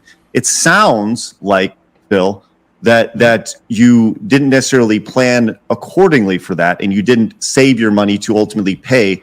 And if you have a tax person to do this, a CPA, which is for any online creator, that's like the number one expense is having a CPA to do your taxes. That's the number one thing, because going through and that's extremely important. But your tax, has your tax person ever came to you and said, hey, you should probably prepay your taxes. You should be paying quarterly instead of having one big lump sum at the end of the year? Because seems really irresponsible for somebody who works online and has done so for 17 years to have a tax person who hasn't suggested that and haven't had you prepaid. Do not, please. That my tax guy is great. Okay. He I have an estimate of what I should be paying, not even quarterly, monthly. Like, basically, can I make this monthly payment? And some months I can easily make it no problem, and other months I can't. I have to pay less, depending on the income that I made that month. But that income is based off of your tax for that month and your quarter and your year is based off of the revenue that you're making that month. So if you make $10,000 that month, then you're going to be, then you prepay whatever, $2,000 in taxes, however much it is, right? So the money is already in your account. So why would you have trouble spending? Why would you have trouble with that? I'm really having a hard time following this, because if you have the money, it's either being spent before it's time to pay taxes, or I don't know. I don't know. Please walk me through it. Okay. So I have two revenue streams. One revenue stream is very much daily income that I get from my viewers, meaning like tips, let's say. Okay, that's pretty much tips on a stream. The other revenue stream is the other income that I get from YouTube. That's ad revenue, super chats, memberships, and all of that. Okay. Daily I get tips, and that essentially is the money that I'm using day to day to pay it's his some liquidity bills, go grocery shopping, liquidity, buy a new game for the stream coming up, all that kind of stuff. The YouTube money that comes in behind the scenes, although he begs is what I people use for to codes, do all my ongoing right? recurring payments, my mortgage, my car, health insurance payment or whatever. Here's what's happened. Okay, the bankruptcy happens. Great. End of 2020, things are looking up. I'm actually getting more popular on Twitch. I'm starting to make good money. I announced to my audience in early 2021, hey guys, guess what? There's a light at the end of the tunnel. You guys are supporting me so much. The bankruptcy went through, it's looking like if you keep this going this year, not only for the first year in many years, because now the bankruptcy's over with, now I can pay all my taxes properly for the first time in a long time. Because, my problem is you have that much debt and everything. You can't, I couldn't do it. It was my fault. I was in financial ruin. All right, 2021, things are looking up. And then what happens? They get me kicked out of the Twitch partner program. They shut down other revenue streams for me that I can't really talk about. Later on that year, identity theft, which we might or might not get to today. I don't know if we'll talk about that. That's a huge one. Identity you clearly theft, want to talk about it. And we'll get there. We'll get there. Yeah. It cost me so much money to fix the identity theft thing. So now I went from I'm good to, I immediately have lost a revenue stream from Twitch. I have to go to YouTube. I'm making way less money on YouTube now than I was on Twitch. All that money that was going to make everything even, I'm good to go now, is gone again. I'm way reduced income again. So you're right. The taxes adjust. Now, nothing else adjusted. My mortgage still exists. My car still exists. All those regular expenses still exist. And now I'm making way less. So this is a running pattern, and I hate this shit. Every time in life I feel like I'm getting ahead, something happens and screws me over. I'm serious. It's like a comedy of errors. It's but ridiculous. once again, Phil, then why not remove all that shit? It's a curse. And just do something different. I'm not telling you what to do, but like if you keep running into a wall, eventually you need to take a different direction, right? And like I love that you love what you're doing right. No, he's DSP. He just keeps banging his head on the wall like an idiot because no one's going to tell him what to do, right? Right? That's what Phil says. Now, but if you're still struggling with this so immensely, at a certain point, don't you need to like self-reflect and say like, look, man, I'm running into this wall fucking 5 times. I should probably not be doing this or change my approach to it. Mm-hmm. I hear you. And like I said, I had that conversation with my mom in 2019 about changing it and, not be beholden to people, do something different with my life. Let's be honest. A major factor is money. Have to be honest here, right? That's what this is about. I'm going to be transparent. Major factor. It sounds like it is I thought it was factor. 50%. I mean, it sounds like you're just spending the money as it coming in instead of saving and preparing for the next month, where it might not be as profitable, so that you could be like, I'm saving. Maybe I'm not going to buy that new game. Maybe even though it's probably a write-off because you're doing it for a business, doesn't matter. Right. It seems. That's the money shot right there. That is the money shot, folks. He just called him out, basically saying you spend the money as it come in, and what does he do? He nods his head off like an idiot. Thank you. I appreciate you, Adam. You're doing a good job. Craig, you're okay. Seems like you just gotta start saving money. Maybe be a little smarter for the future. I mean, I'm not trying to like lecture you. No, you're money, right. But it seems like you need it. So yeah, I need what I need, and I've said this before. I'll just say that. Sure, Phil. I need like a year, and here's what I mean by that. I need 1 year to make content and not have my trolls. 1 year. How many years have you been saying 1 year? It's never going to happen. I agree with you. I now agree with you. I know that now. But that's what's happened is every time something happens, that screws my income again. Well, wait, here we go. I worked my ass off. I changed who I am. I'm a different kind of content creator. All the things that they had issue with me. This is why they do it to me right there. We don't like Phil for this. Okay, I'll change all of that. Nope, still do it anyway. Ruin his income. So why change? Why change? What's the point? Yeah. It's not doing anything. Why wouldn't you just stay the person that you were and that you are or whatever, instead of like trying to like adhere to people on the internet? Because the people on the internet are gonna hate. The haters are gonna hate. Like, who fucking cares? So what's the point? You're doing it for nothing. I agree. I understand what you're saying. At the same time, I feel like that a lot of the changes have been very productive. I like I said, now I love what I do for a living. I didn't. He knows it's true. I do now. I actually genuinely want to be here every day with my audience. It's fun. I wake up in the morning energized, ready to go. I used to wake up in the morning like, I gotta go play games and film again. That was a horrible mentality. Who wants? I treated it like any other job. This now I love it for the last 4 or 5 years. But I hear you. But yeah, if I were to quit YouTube, let's say right now, cold turkey, I quit YouTube. I can't find a job out there that's going to pay what I'm doing now. In addition to that, there's always the factor that I've been out of the job market for a decade. Who's going to hire a 40-year-old guy that hasn't done anything besides, operate an online streaming business for 10 years? Nobody with that attitude, though. So it seems like you're already defeated, not even worth trying. So you're putting yourself in this hamster wheel that Craig was mentioning earlier. It's just like, there's no option. This is it. So I have to grind. I have to do this. And like that sounds miserable to me. Even though you say you're having fun, it seems like you're just trying to convince yourself that instead of Actually, it might be true. It might be true, but these two things could be true also. I'm just pointing that out what I'm seeing. And I just like to kind of continue on with that, right? The idea of like, do you have a business plan? Do you have what it looks like in what your business looks like in a month from now? Do you have a business plan for a year from now? You have a tax guy who runs your numbers, but are you saving money? Because it doesn't sound like you are, because just based off what you're saying, and it very much sounds like you're going to be doing this when you're 60, right? And if you want to be doing it when you're 60, that's fine. But this doesn't seem very forward thinking. When you seem like you're living day to day as opposed to thinking about long term. He lives tip by tip. And tip dude, tip. you're 40 years old, and at a certain point, you got to look at things and say, like, well, do I want to be doing that? Like, will I ever have enough money to retire? Will I ever have enough money to not do this? So walk me through that. Walk us through that. The idea of like, and it's okay to say you don't have a business plan. It's okay. It's like, we're putting it all on the table here, Phil. And if you don't, that's fine. Just kind of walk me through it, man. Currently, do I have a business plan? No. Have I had business plans in the past? Yes. And every single one of them has been destroyed by my income being ruined over and over. To have a plan, a long-term plan, you have to know at least what the stability is going to be today and depend on a little bit of that stability. And it sucks. Like Adam said, YouTube, Twitch, any kind of online content creation is a constantly fluctuating thing. Tomorrow, everything could be turned off for all of us. We can't even stream, right? It could be a new law that says we can't do it anymore, in which case then I guess I am boned and I got to go out there and get an offline job, right?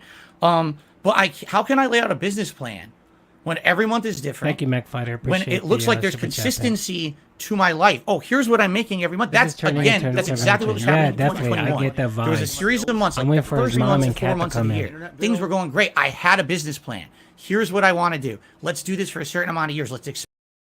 Real quick, I just want to call out MacFighter. You're 100%. This does sound like an intervention. And I'm just waiting for Kat and Linda and Dave Burnell, his father, to come out and basically pat him on the back and say, "Okay, son, it's time to go to the facility, the recovery facility." Big ups. Expand. Let's improve the setup. Let's try new things. Let's do this. And then if it keeps going, you get to the next stage of the business plan, right? And what happens? I lose my partnership, identity theft, income's destroyed. Now what do I do? Business plan's gone. So how can I set a plan when these people won't allow me to even have any level of stability in my life for even a few months? You know what you do? Stuff that they're doing. You make another business plan. You move forward. That's what you do. Like I don't. What choice do you have? Right. The only choice is to make a new one and continue moving forward. I agree. I will not be beaten by these people. It's what you just said sounded like you were. Oh like no, you have been over not. and over again. One of the I'm letting you know. I'm letting you know what you what you had just finished with. I had a business.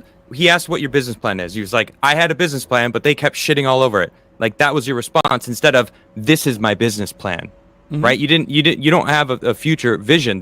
I think that's what Craig was going for. Okay. I spoke. I do have a future vision. The problem is if I fully explain it, they're going to try to ruin it. You understand? That's a good answer. That's a good answer. I should have said that. I'm sorry about that. Like, do I have an idea of what I'd like to do? Yes. I know exactly. Actually, I have steps in place to know exactly what I can do to try to fix my situation. I don't want to listen. Sounds good. I don't want to be here on stream every day saying to people, toss me a few bucks. Oh my God, that's the worst feeling every time I effing do it. I don't want to say, hey, tip me, do this, do that. That's obnoxious. I just want to play games and chill with my audience. Yes, you moron, but you still have to earn money. So you either have to go get a job or you need to get sponsorships. And you've already said you're not going to get sponsorships. So the only alternative yet again is for you to sit on stream and beg for money. So that's your business plan. That's your business plan, Phil, until you get tossed out of YouTube and every Rumble, wherever the hell else you can go. That's your business plan until you can no longer do it anymore. And then maybe when you're old enough, maybe you can get on Social Security or disability. That's your business plan. And this is the funny part that my detractors will never mention. Before my income kept getting screwed over all these different times by them and by my choices. It's not just them, it's also my bad choices that did this. I never had any kind of crowdfunding. It was always just Phil's making a living on YouTube via ad revenue. I had That's a lie. no Patreon. sponsors. Patreon. I didn't take any money, extra money from anywhere. I wasn't asking my fans for crowdfunding. Everyone else was. I wasn't doing it. It wasn't until the revenue started to get hurt by that I decided to do crowdfunding because everyone told me to do it. Right? Now, my income's ruined over and over by these people, and what's their number one critique of me? You beg too much. I wouldn't beg if you didn't keep messing with my income. The only reason I have to do it is keep ruining my financial income. You keep ruining it for me. So how can I have... Go ahead. I'm sorry, Phil. Begging for money is never a good look for anyone. Completely agree. I can't dispute it. Well, it's indisputable. Okay, then look, we all established, look, the idea of like going on stream and saying, I really need help for these taxes. I really need help for whatever. I got a big thing coming up. Trav, can you please kill it with the chats, please? The biggest thing, and people asking, is this live? Yes, this is live, right? Of course, this is live. You had an opportunity with Keemstar and Drama Alert to go on there for it was $50,000 was being offered to you to go on this podcast, right? $50K. Why not do that? Like that's a giant amount of money. And yes, there's taxes attached to that. It's after it's all said and done, it's probably $30K, right? But why not just say, okay, I'll take your money and I'll spend a couple hours on your podcast, and that would clear up so much of your financial burden. Mm-hmm. Okay, Keemstar story. Here we go. Well, no, just answer that question. I don't want to hear the story. I just want to know, like, why would you not take $50K? Because that's not what happened. Their stream. You've been told a story that's not true. I have to tell you what actually happened. Please. So there's a history with Keemstar where, over the years, this guy's a horrible reputation on YouTube. Everyone knows it. I'm not going to crap on the guy here, but just go look on YouTube. You'll find out all about him. I'm not going to crap on him, but I'm going to call him an asshole right now. Yeah. I've had a little bit of history with him. Little bit, but not a lot, By the way, zero he had been pretty nasty to me a few times, tweets and things like that. What it is people will ask me something on a stream. What do you think of Keemstar? And I'll be like, it's not just Keemstar. It's a lot of guys. I don't like these drama YouTubers. I call them misery brokers. Okay? Mm-hmm. What they do is, if you have a bad day, they're having a good one because you had a bad day. What kind of content is that? To me, I feel that's the worst kind of content.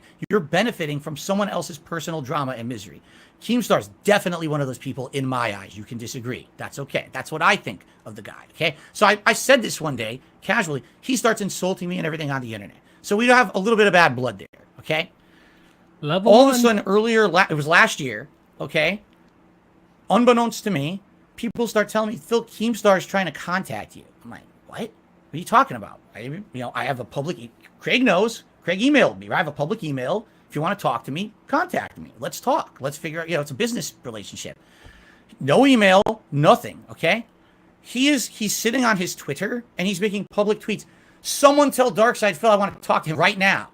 Contact him. Tell him I need to talk to him. There's $50,000 on the table, and he needs to contact me right now.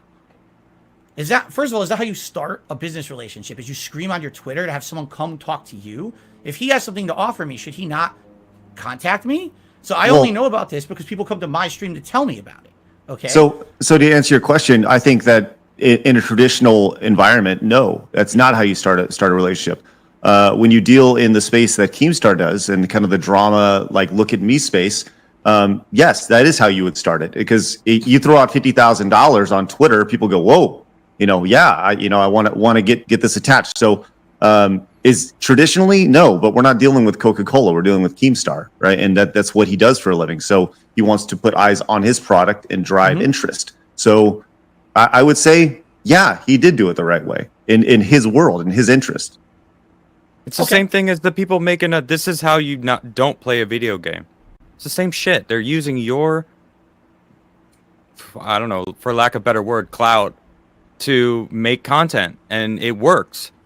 So Keem did it, and you're doing that same thing. You're bitter that he's not approaching you respectfully. You if he actually wants to get you on his stream or whatnot, he maybe should have reached out to you. But you know, he's basically using you. It's like the right thing Correct. would be is to use him back. Right. Instead of getting all upset. Right. And if there's 50 grand on the table, what better way? There's no way he's going to make 50 grand back off an interview with you. Like, why don't just take it, cash the check, and then you're golden? Okay. Or even if it's 10 grand, even if it's 5 grand, even if it's $1,000, like, why not just be like, yeah, I'll take it. Sure. Okay, let's continue because this isn't what happened actually. Please. It wasn't an interview. So explain that part, because I just want to know about that. Like you said, that's not what happened. So what did happen? Correct. So eventually, I had to DM him on Twitter to even get his attention because he wouldn't contact me. You know, I learned it from drama on my stream. Everyone's drawn up drama on my stream. Keen wants to talk to you. So I DM him, and he's like, "Call me right now." I was like, "I can't. You know, just tell me what is this about? You know, I'm streaming. I'm busy. Just let me know what this is about." So I'm serious. I had to go back and forth with this guy so many times for him to just tell me in a DM, what I'm interested in is I want to do a show with you. I want you to host a show. This was not an interview for 2 hours. This was some kind of like a big project he wanted to be involved in. I don't know exactly what. Let me explain. So he says, but I don't want to talk about it in a DM. We got to have a phone call. I'm like, okay, that's reasonable, right? Let's have a phone call. Here's my number. Here's when to call me. I'm available at these times of the day. Okay? I wait. The call never comes. It's been like 2 days. The call never comes. Maybe he's not serious about it. I don't know. I don't know what's going on in this guy's head. All of a sudden, I'm on streams. He starts calling me when I'm on streams. I'm like, is he? I don't know what's going on again. So I DM him after the fact. I'm like, hey, you want to? So basically, it's like stupid telephone phone tag. The guy won't even contact me to talk about what he wants to offer me when I'm available, right? So at that point, I'm like, let me figure out what this is. And I talked to my wife about it. And we sat down. I was like, sounds to me like he wants me involved in a project. I don't know what it is. And my wife says, you know about him, right? I was like, of course I know about him. You know, everyone knows about Keemstar. And we talked about it seriously. And we're like, right now, $50,000, if this was real, would be hugely helpful for us. It would put us, back, jump ahead, almost square one, I would say. With all the things that are going on financially behind the scenes. And, when at the end of the day, you got to do what's best for you. You got to do what's best for the business. You got to do what's best for everything. Everyone's good interest. And if this were someone who I felt had like my best interest in mind, or possibly had the history that he has, I probably would have done it, But this is a guy who has a history of online. He gets you involved in something.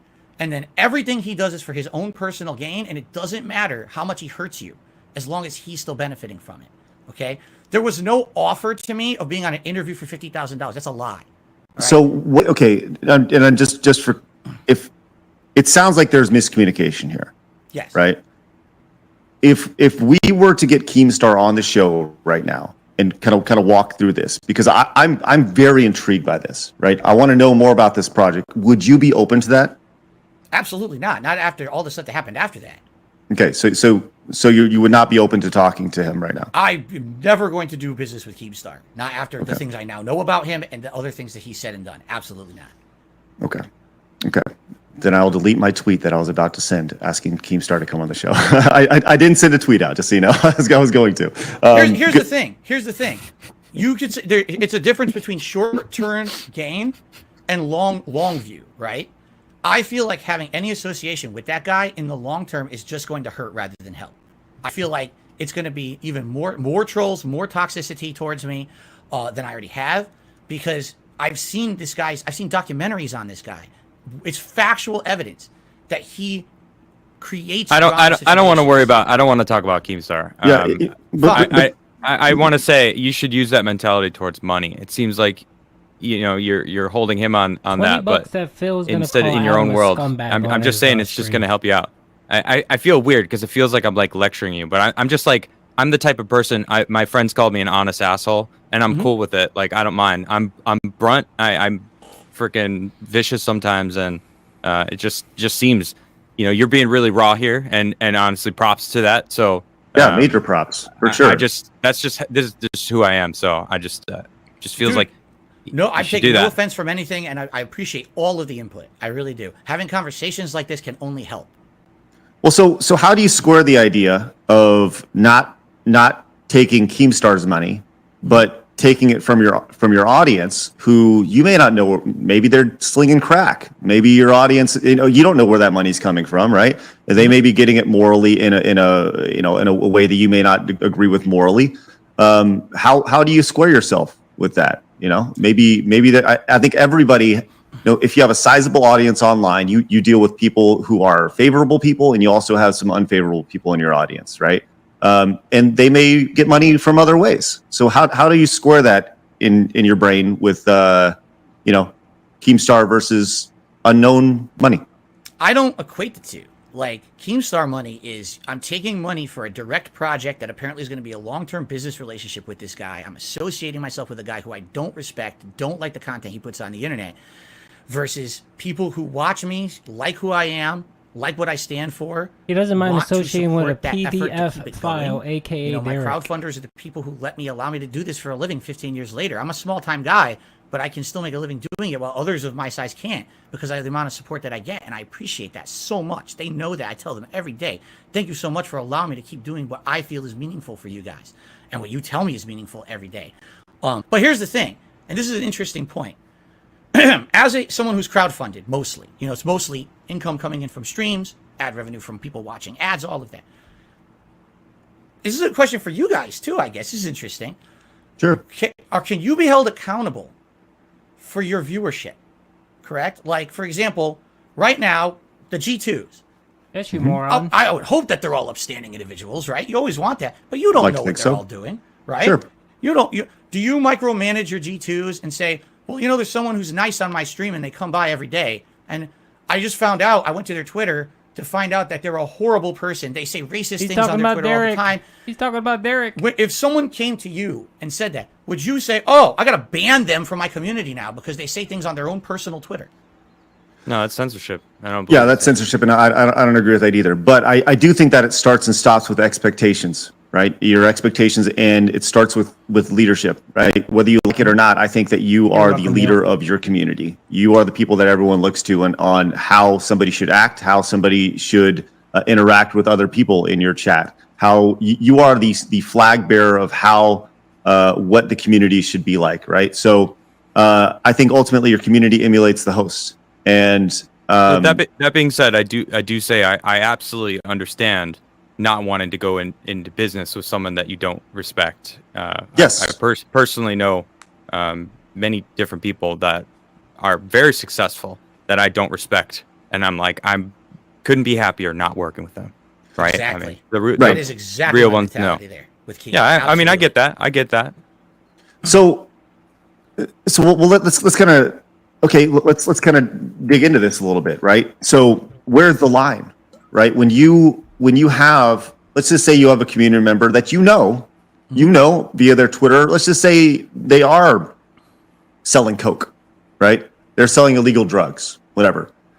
Don't you want to be like, hey man, like I'm not into that. Like there's visual evidence of them doing something bad or at least alluding to something negative, something that would be shunned in a normal society, right? But they're a part of your community, and once again, they're coming into their community potentially,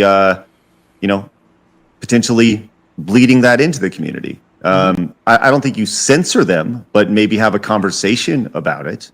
Mm-hmm. I agree. It's a line of, is it influencing you and your content in your community or not? So I think we're going towards a certain topic.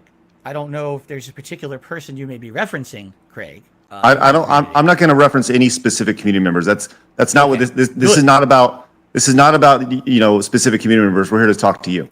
Okay. I want to actually address something real quick. So Keem actually just tweeted. Was he talking about Derek? Responded Keemstar. to what you just said, and I want to hear your thoughts on it. I'm going to read his tweet. He said, DSP is lying in this live interview.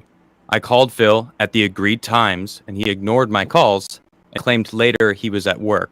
He ignored my calls for $50K up front for the Low Cow podcast to stream to under 200 live viewers, begging for them to pay his rent and his utility bills.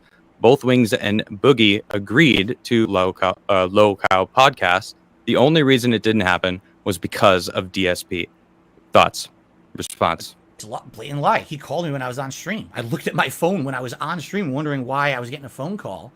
After the fact, I realized that was Keemstar calling me when I was on live streams. It's just blatantly false. I gave him the times. I said there was time frames between streams he could call. At one day, I actually sat here for an hour in my office after a stream waiting for him to call, and he never called. Well, if it's not true, he's gonna post, when you were streaming and the phone call, and if not, then it's pretty easily provable. Yeah, that's fine. So, he never. I tell you right now, to my knowledge, he never actually called me when during the times that we talked when he was available. To my knowledge, so that's all I can say.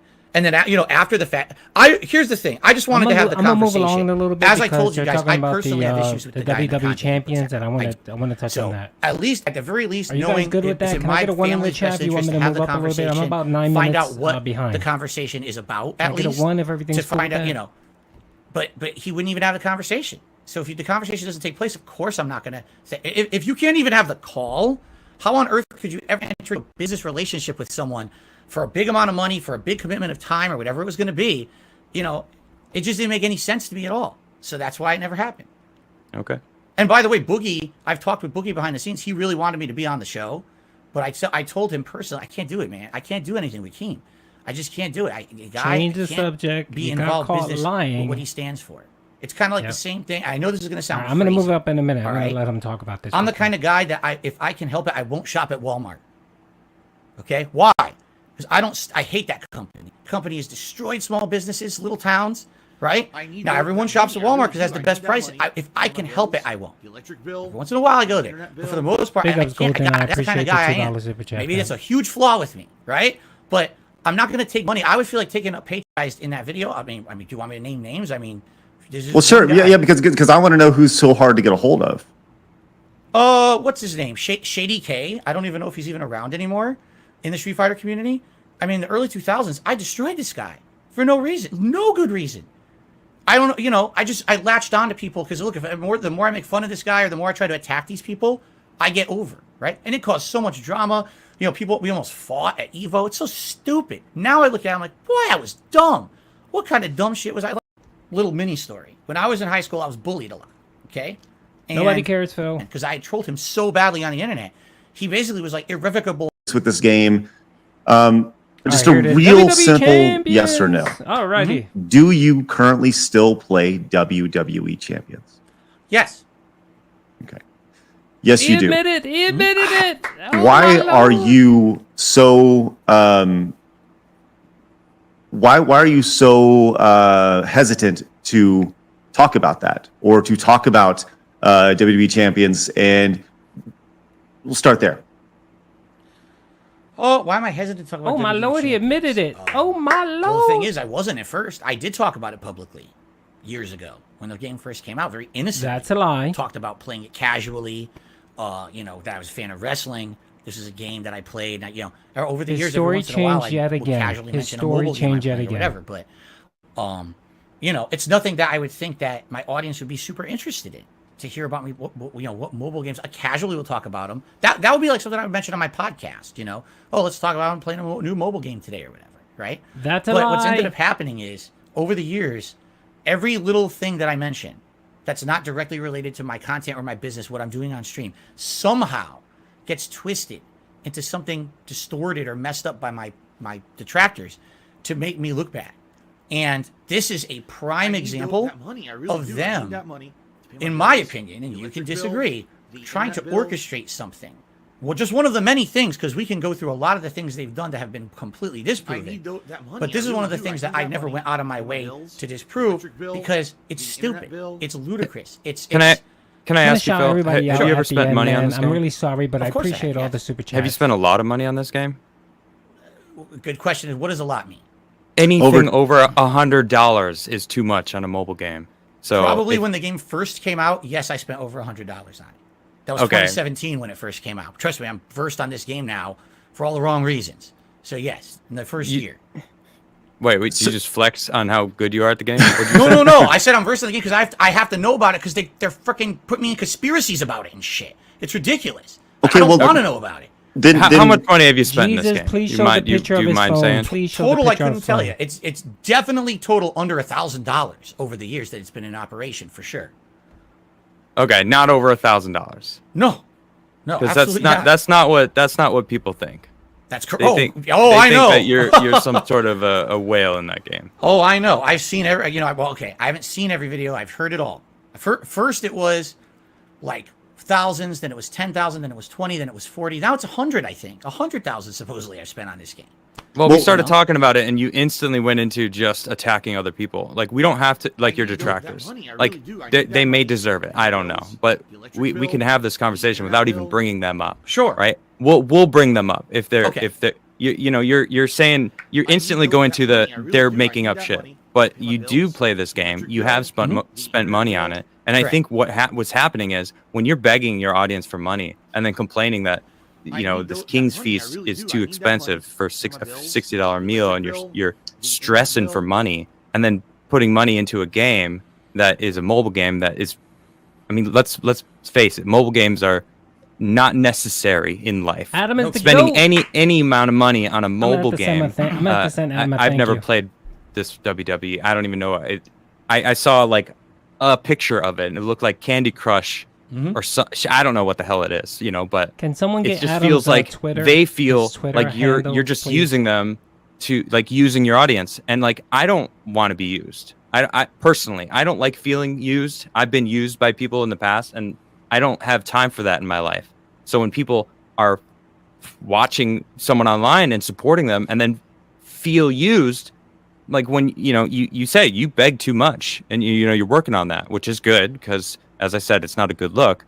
But even talking about, hey, this other game that they believe you're a whale in, why do they think you're a whale? Where are they getting this? See, here's the thing.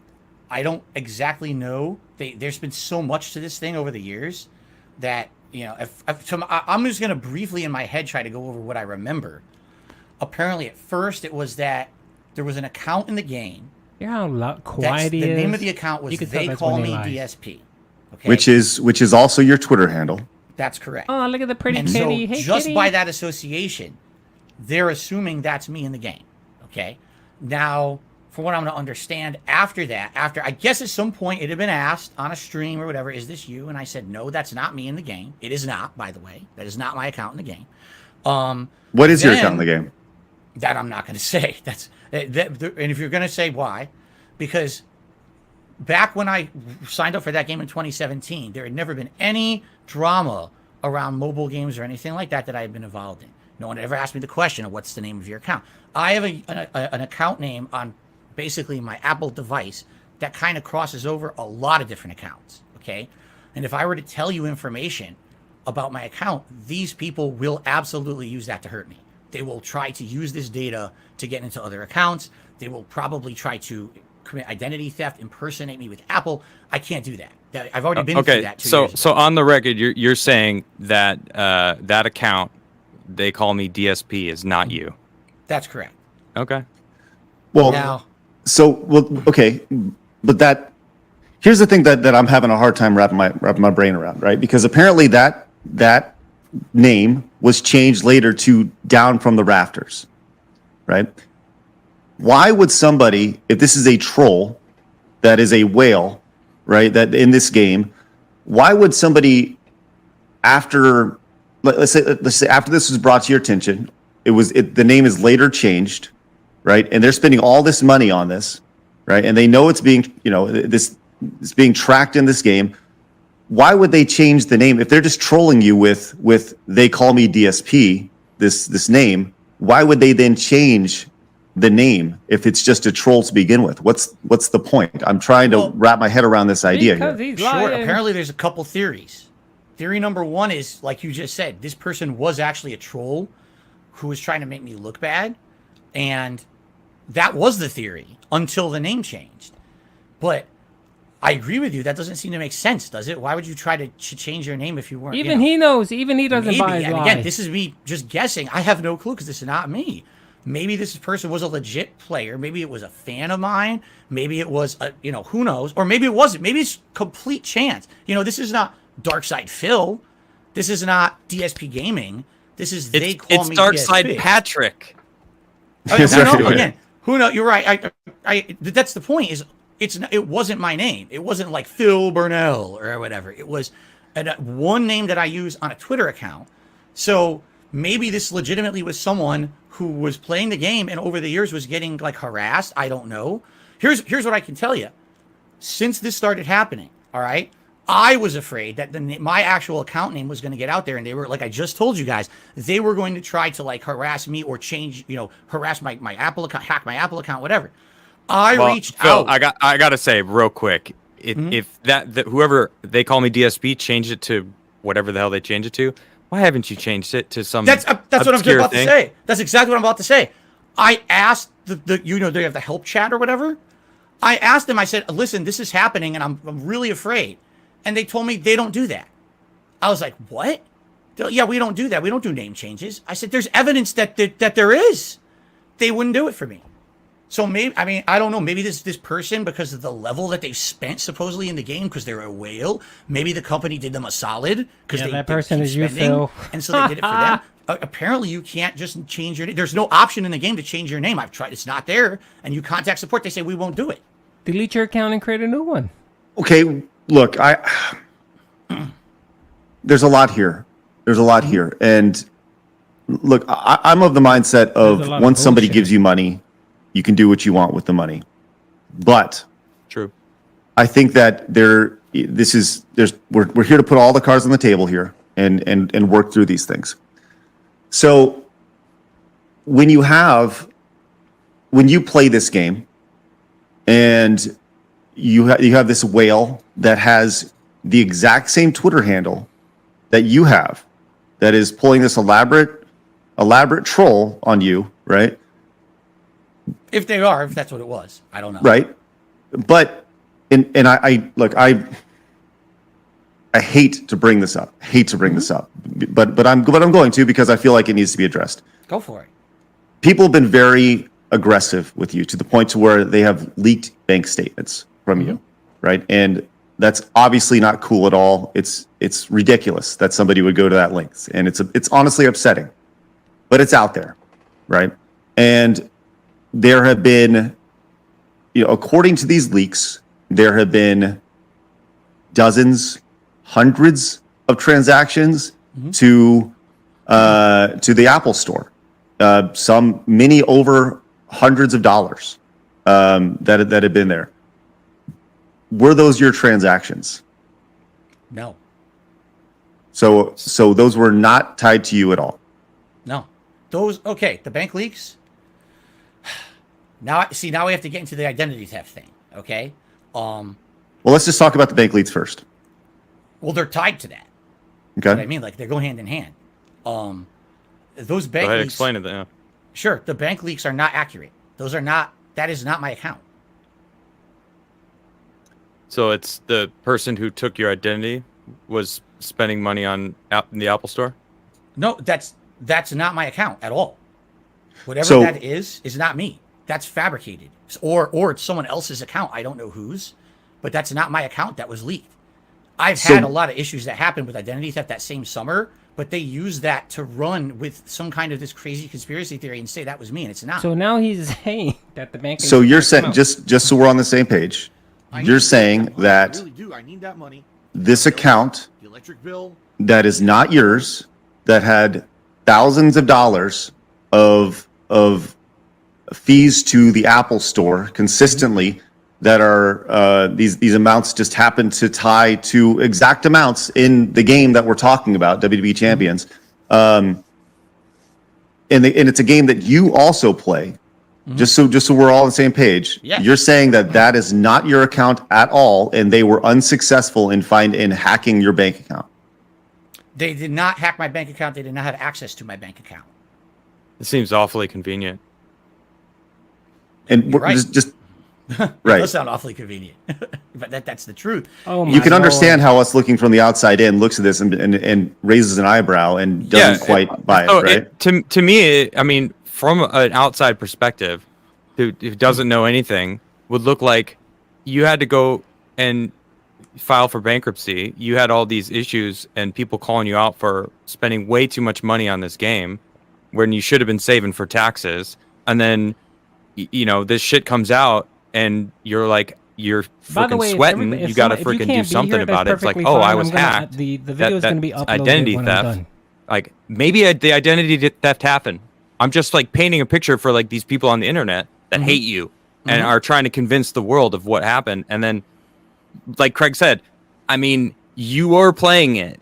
It is your username. There are all these bank statements that actually correlate perfectly with this game.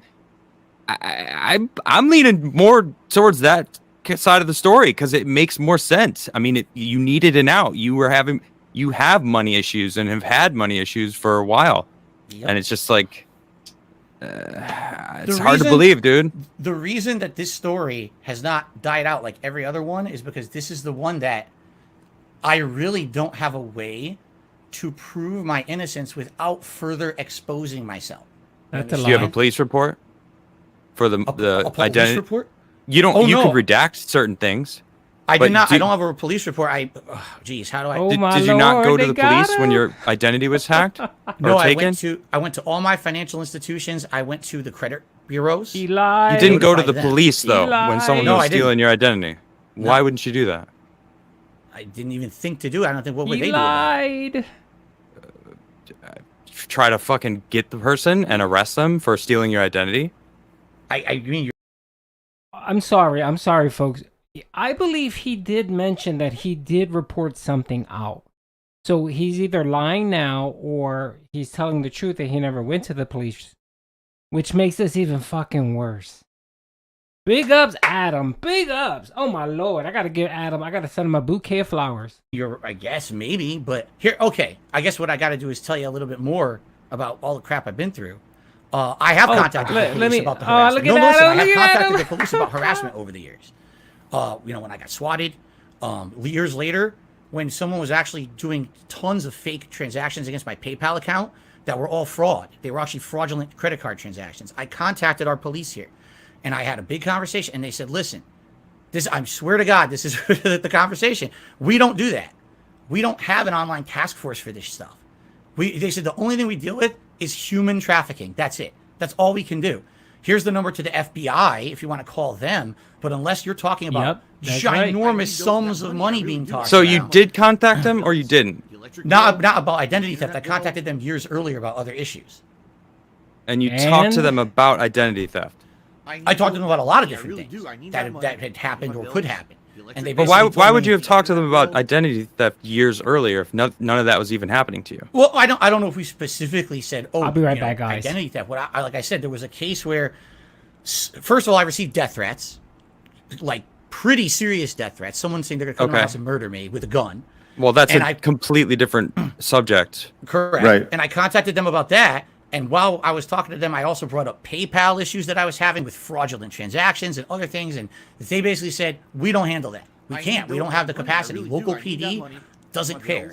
You have to go, you know, if you want to go to the FBI, but they even said, here's the number. If you ever get into something really bad, you're afraid for your life or something, you know, call us 911. Outside of that, anything else, it's, you know, big transactions or whatever, like you lose $1 million, you call the FBI. That's it. So I didn't think, you know, I didn't file a police report about the identity theft because I didn't think they could do anything. They told me years previous nothing's going to happen about it. Well, You know. it didn't seem like you were talking about identity theft with them. So Well, so Anyway. let me ask this, right? You addressed the bank leaks on a stream. Mm-hmm. Why? If they're not yours, why? I Why did just- you feel the need to talk about the bank leaks if they weren't yours? Well, what do you mean by that? Like, are you referencing a specific stream that I did? Or Just in general. I mean, if somebody hacks an account and they say this is Darkside Phil's bank account, right? All right, folks, I'm back. Why don't you say, well, it's not mine? What are you even talking about? And like, I think did. Okay. I'm sure that was it. I've never said that was my account. Then how come? And this is, you know, the internet doing what it does. There's been matchmaking based off of your Look at them your swinging life, X, going Y, to and X's. restaurants, big events in WWE champions, things like that line up perfectly with this bank account. Like, and I think I said it's your money, dude. You can do what you want. I don't care. But why are like it just if we were in the court of law and somebody was to bring all this evidence in front of say like, look, hey, there's a bullet here. Here's the gun that he used. It has his fingerprints on it. This person is dead because this person pulled the trigger, and the other guy's like, no, I didn't do it. Well, like there's clear like DNA there, and like I think that's the thing that I'm really struggling with here, man. Is it's just seems DNA. The camera's like on. if you would just say, yeah, it was my bank account. It was really fucked up. It aligned with all these things. By the way, I play WWE champions. I have a hard time quitting it. Those games are addictive. And you just kind of said, yeah, these things are accurate. I think people would like just be like, okay, and they'd be cool with it. But it just seems like you keep digging and digging and digging. And I mean, walk me through this because there's just evidence here, like mounds and mounds of evidence. And that say you claim that it was someone else, but why do a lot of the things on the bank statement actually correlate to things that you actually did and paid for? Right, and the only evidence that you're putting out is disaster stream well, no, in it's the not. chat. Disaster Well, that's a lie. stream. And just walk me through this, man, because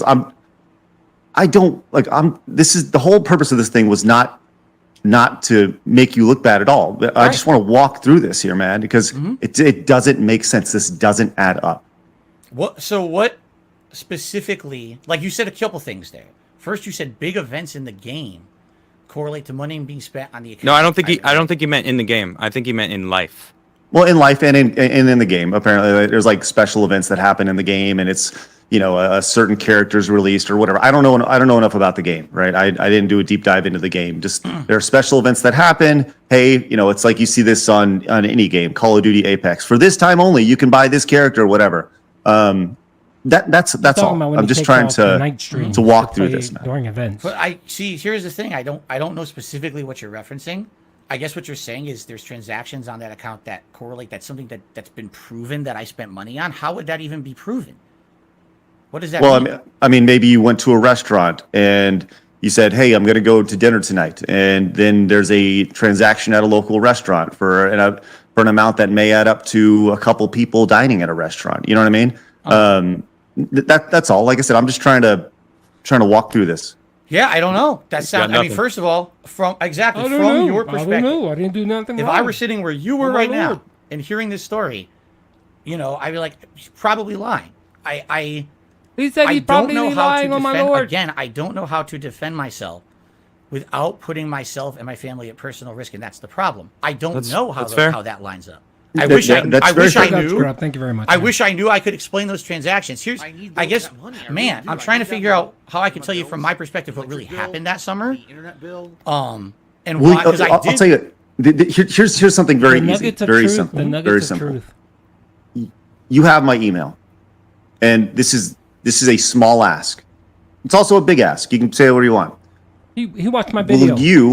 And you can say no, and I'm totally fine with this. My video. But just confidentially, between us, will you send me a screenshot of your account, of your WWE account, and just so I personally, I will not share your name to anybody. Watch my video. But just between us. Man, I have to think about and vouch for you. I would put out. Yeah, and I will vouch for you either way. I have to think about what kind of risk that. I don't want to say. Here's the thing. I'll I consider told you. I can't agree to it yet. I have to see what's the risk, And not to say that I think you would do anything with it. I don't. I think you got to look at what's to benefit more than what's to risk. You have no idea the levels, how this has gone. He's changing the subject. I do. I see it. I'm well aware. I have chat up. I mean, I know. DSP is I mean, people have been tagging me relentlessly since it was announced that you were coming on the show, and I didn't know who you were. I had never heard of you before.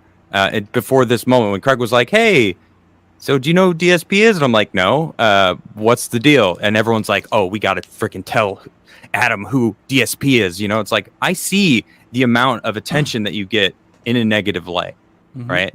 So, like, I understand. That's why I'm like, I kind of understand that you don't want to be too forthcoming with your any more information that isn't public already, because as there's a lot out there. So You know, but you're in a pickle, man, because Yeah. the internet is a fucking pulse, and it's a new brain that humans are still learning how to adapt to. And right now, there's a big chunk of the internet that has a target on your head, and you know, you've said it multiple times that you fucked up. You held your hands up. You said, I didn't handle this right. I fucked up multiple times. You did this and that. So it's like, if you want to remain on the internet, which you seem to enjoy streaming, you like what you're doing now, which is good. I'm glad you like what you're doing. But it's like, if you want to move in a direction that's going to alleviate some of these haters, anything might help. Obviously not giving them more ammo, which, I mean, I've grown to trust Craig. Of course, you know, don't tell him I said that. But you know, I think that would actually do more for you than you think. If Craig came out and was like, all right, guys, he sent me the proof, and I can confirm to everyone that his account is not, they call me DSP, the whale account, you know, like, or the other name, Down from the Rafters. Or what it changed it to, yeah. Right. I just checked the Americat stream. Like almost Oh at my this God, point that now, shit is it's going like it's almost fire. suspect that Oh you're my not Lord, everybody's wanting to going just bonkers do over this. whatever you can. Yeah, again, I hear you. If I was sitting in your position right now, I would feel exactly the same way. But just the levels of shit that I've been through and people who betrayed me, not that I'm saying Craig would. I don't think He's would. not gonna do But it. every time I have no interest. Phil, I want to be really clear with you, man. And just like this, we gonna were talking about start this. snoring. He's I gonna have start zero snoring. interest in making you look bad. Like I think there's a tremendous opportunity here for you to be humanized to a lot of people who don't see you as human. You know, and to err is to be human, right? That's the old saying. Like everybody fucks up, and you've owned up to a lot of those things. But there are certain things here, man, that I just, you know, they don't add up. And you're saying, hey, if I was in your shoes, I'd be saying the same thing. Mm-hmm. It doesn't. I don't know, man. It's not connecting. It's not connecting. And I'm trying to help you out here, man. I really am. And I hear you. And so I feel like there's yourself. I feel like there's nothing else to be said then, you know, because Could I bring up one point about these bank statements? sure, yeah. So I've seen limited amounts, because here's the thing. You guys just said, why do you bring it up on your stream? I only bring this kind of stuff up on my streams when someone else brings it up, and there's like, it's such a loud fervor on the stream. People are talking about it in the chat. I'll address it, okay? I did look into it. I saw some of this supposed bank statements that are mine. Mm-hmm. There's a couple things there that don't make sense to me. All right, number one, if this is me, okay, there's a bunch of transactions on there, I guess, from like pet stores, okay? And people are like, well, that's because Phil has a cat. Yeah, but those transactions are like big. You're talking like hundreds of dollars a week or something like that. I have one cat.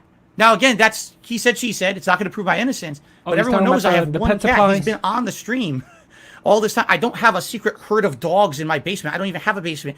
So we're, you know, some of the transactions in that I've seen don't make sense at all per what it's funny because you say circumstantially, some of these transactions could be yours if you went out, you know, and ate.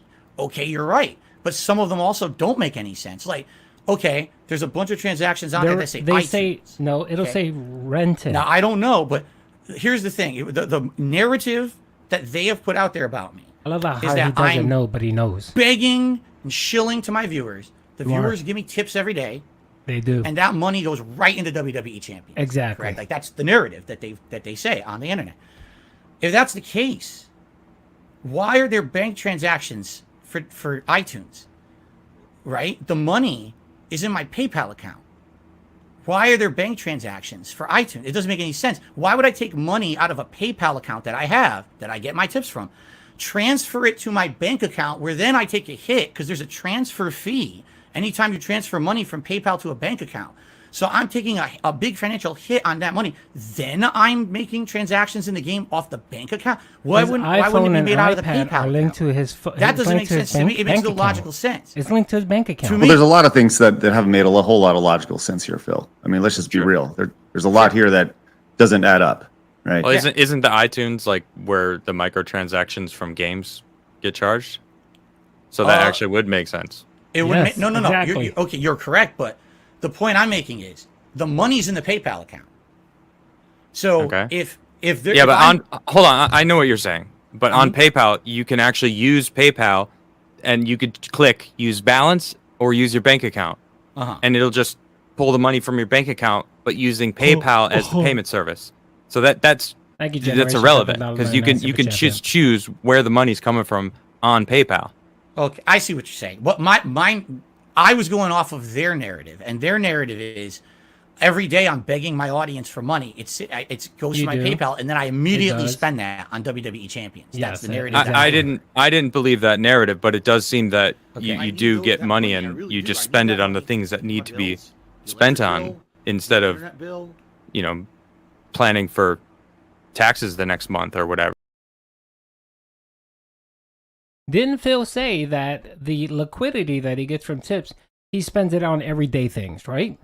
Everyday things. So we have a pattern where he takes out money every single day from PayPal and puts it in his bank account.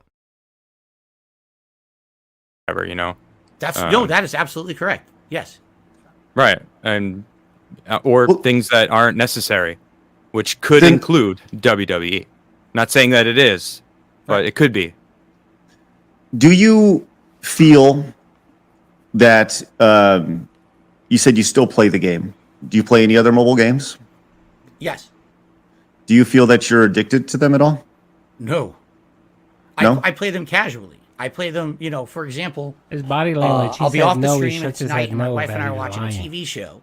And as we're watching the show, I might just open it up. And, these mobile games are not big narrative experiences. They're just like kind of busy work game, grinding games, right? You mash a little bit. You do like Adam said, this stupid WWE Champions is just a freaking puzzle game like Candy Crush. It doesn't take a lot of intelligence to do them.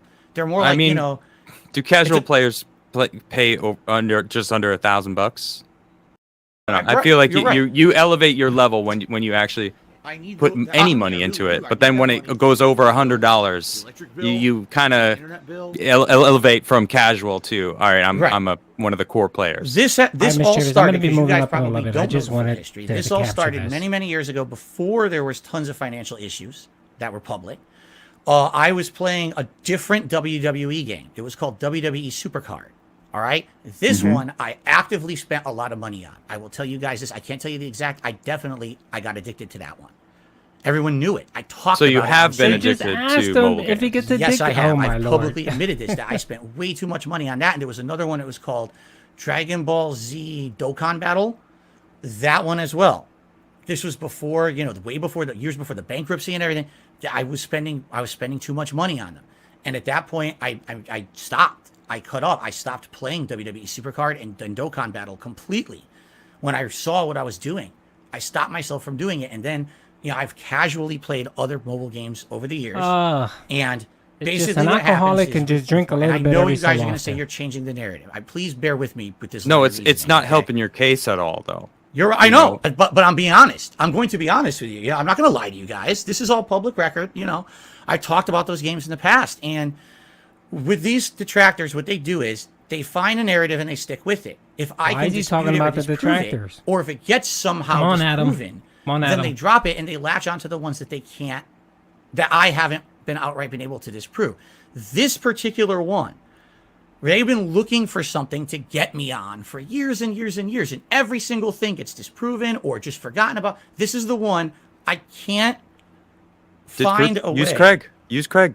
Send him a screenshot. I haven't found a way to do this without putting myself at personal risk up to now. And so this is why the narrative has continued. Even though there's been so many different things that have been disproven. There's people who make videos about WWE champions that have made entire exposés about me in the past that were completely disproven. They don't care about that. What's the next thing that we can make drama about for Phil so we can have personal gain on the internet and get clickbait views and shit, I need that money. I really so that's what I mean. Because this all started years ago with those other games. I publicly admitted to everyone, I was addicted to them. I spent too much money on them. I'm done with that now, And then I casually, people at one point, like 2017, when this game came out, asked me, done with "Are you playing any other mobile games?" Yeah, I started playing this one, and every once in a while I mention it. I think the last time that I actively had admitted that I had played it was 2019. I'd said that I was on a plane to Connecticut to get married with my wife, and I had played it on the plane. And then people use that as you still play mobile games, you're still How do you play it on the game? I mean, how do you play it on the plane, Phil? Unless you pay $20 to get internet service. So let's. I need that money. Okay. I really do. I need that money. Look at him, he's frustrated. You say He's you play the game. frustrated. Ah! You say you're not addicted, although you have been addicted to mobile games in the past, right? Yes. And I'm just going to lay this all out in front of us, all right? So you used to play a mobile game that was WWE related. Yes. Okay. You were addicted to that game. Fast forward, new game comes out, right? You play that game. And by the way, you separated yourself from that game because you knew that you were addicted to it. Okay. Mm-hmm. Usually in the case of addiction, just usually there's some sort of intervention in life, some sort of intervention that happens, whether it's brought on by friends, family, or just personal, you look inside yourself and you realize something needs to change, right? Right. Do you feel that you're addicted to these games? I've already asked you this, but I just feel like, once again, you have transactions that line up with major events. I'm getting DM pictures of your Discord, your Discord handle in the WWE Champions Discord, right? Mm-hmm. I have, and it just seems that there's so make it make sense. Like, this doesn't make sense. Make it make sense. I have such a hard time believing that there is a group of people that are so hell-bent, this evil plan to make you look bad, that they're willing to spend thousands and thousands of dollars on WWE champions just so they can make you look bad. I don't buy it. And once again, there's an easy out here, Phil. I'm offering you the easy out. All you got to do is just take a quick screenshot. You can email it to me. It's done. We all move on. The detractors move on, and everybody goes, okay, you know what? Content. And we all move on. That's it. It's very simple, man. And we want to make this happen. Like, I want you to be able to move on from it. I want the detractors to be able to move on from it. I want the internet to move on from it. I want all the WWE content to be done.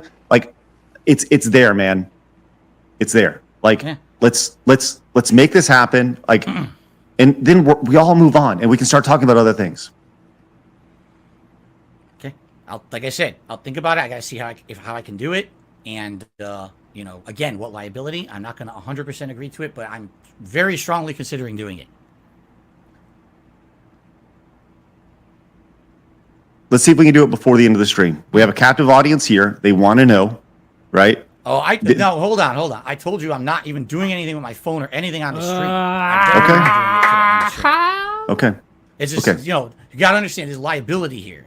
This is not just a discussion for me either. I'm talking to my wife, everything here. Because if this out, not my wife. That's a lot of stuff that now can be compromised. Okay. All right. Look, like I said, family, I get it. Right. Totally understand.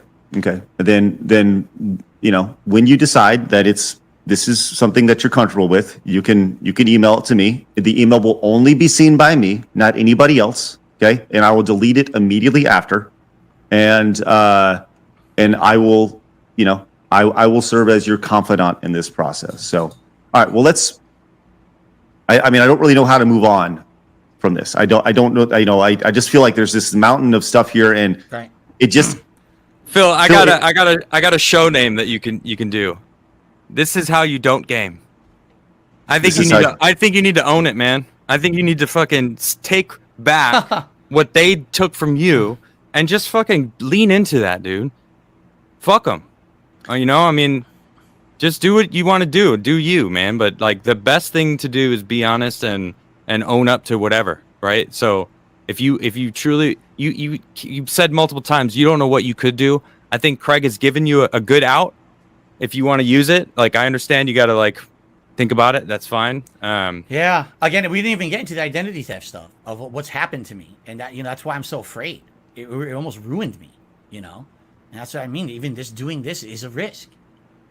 As pointed out in the chat, several people have said the charges to your bank account or to the bank statement that is not yours. The alleged account. He is never that is not yours. Shit. They include shops that are around where you live, ever again. And restaurants, and that just seems like.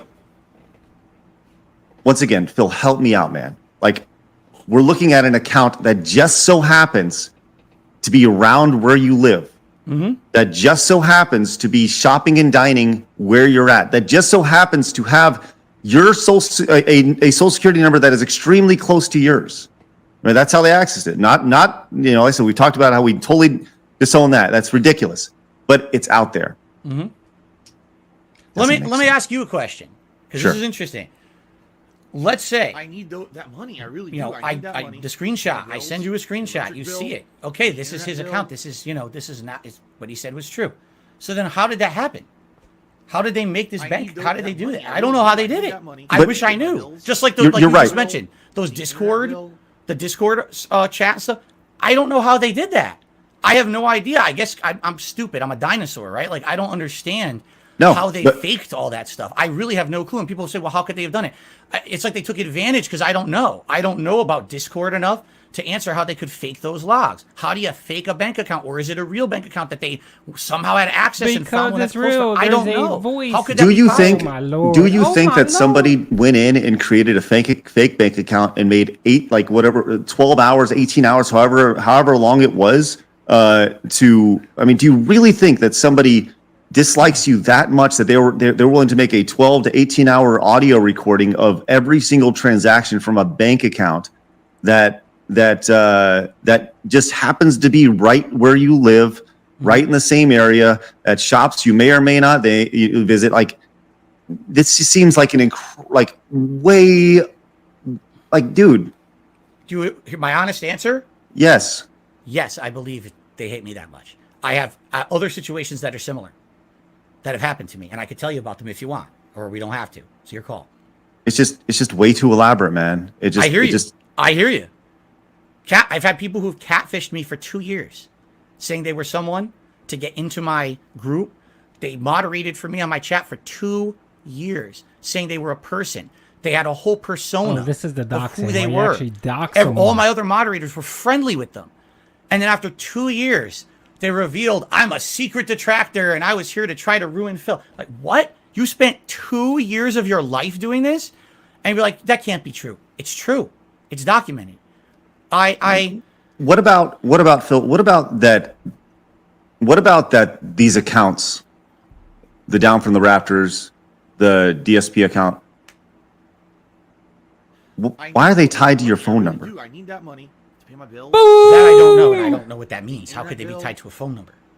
Well, when you register an account, you have to put a phone number attached to it, right? Why And would you that get be? it- You get an access No, code. To my knowledge, if you're going to play any mobile game, you don't ever enter your phone number into it. It's tied to your. Well, I guess it could be tied to many things. It could be Line? tied to what's that? The Line app?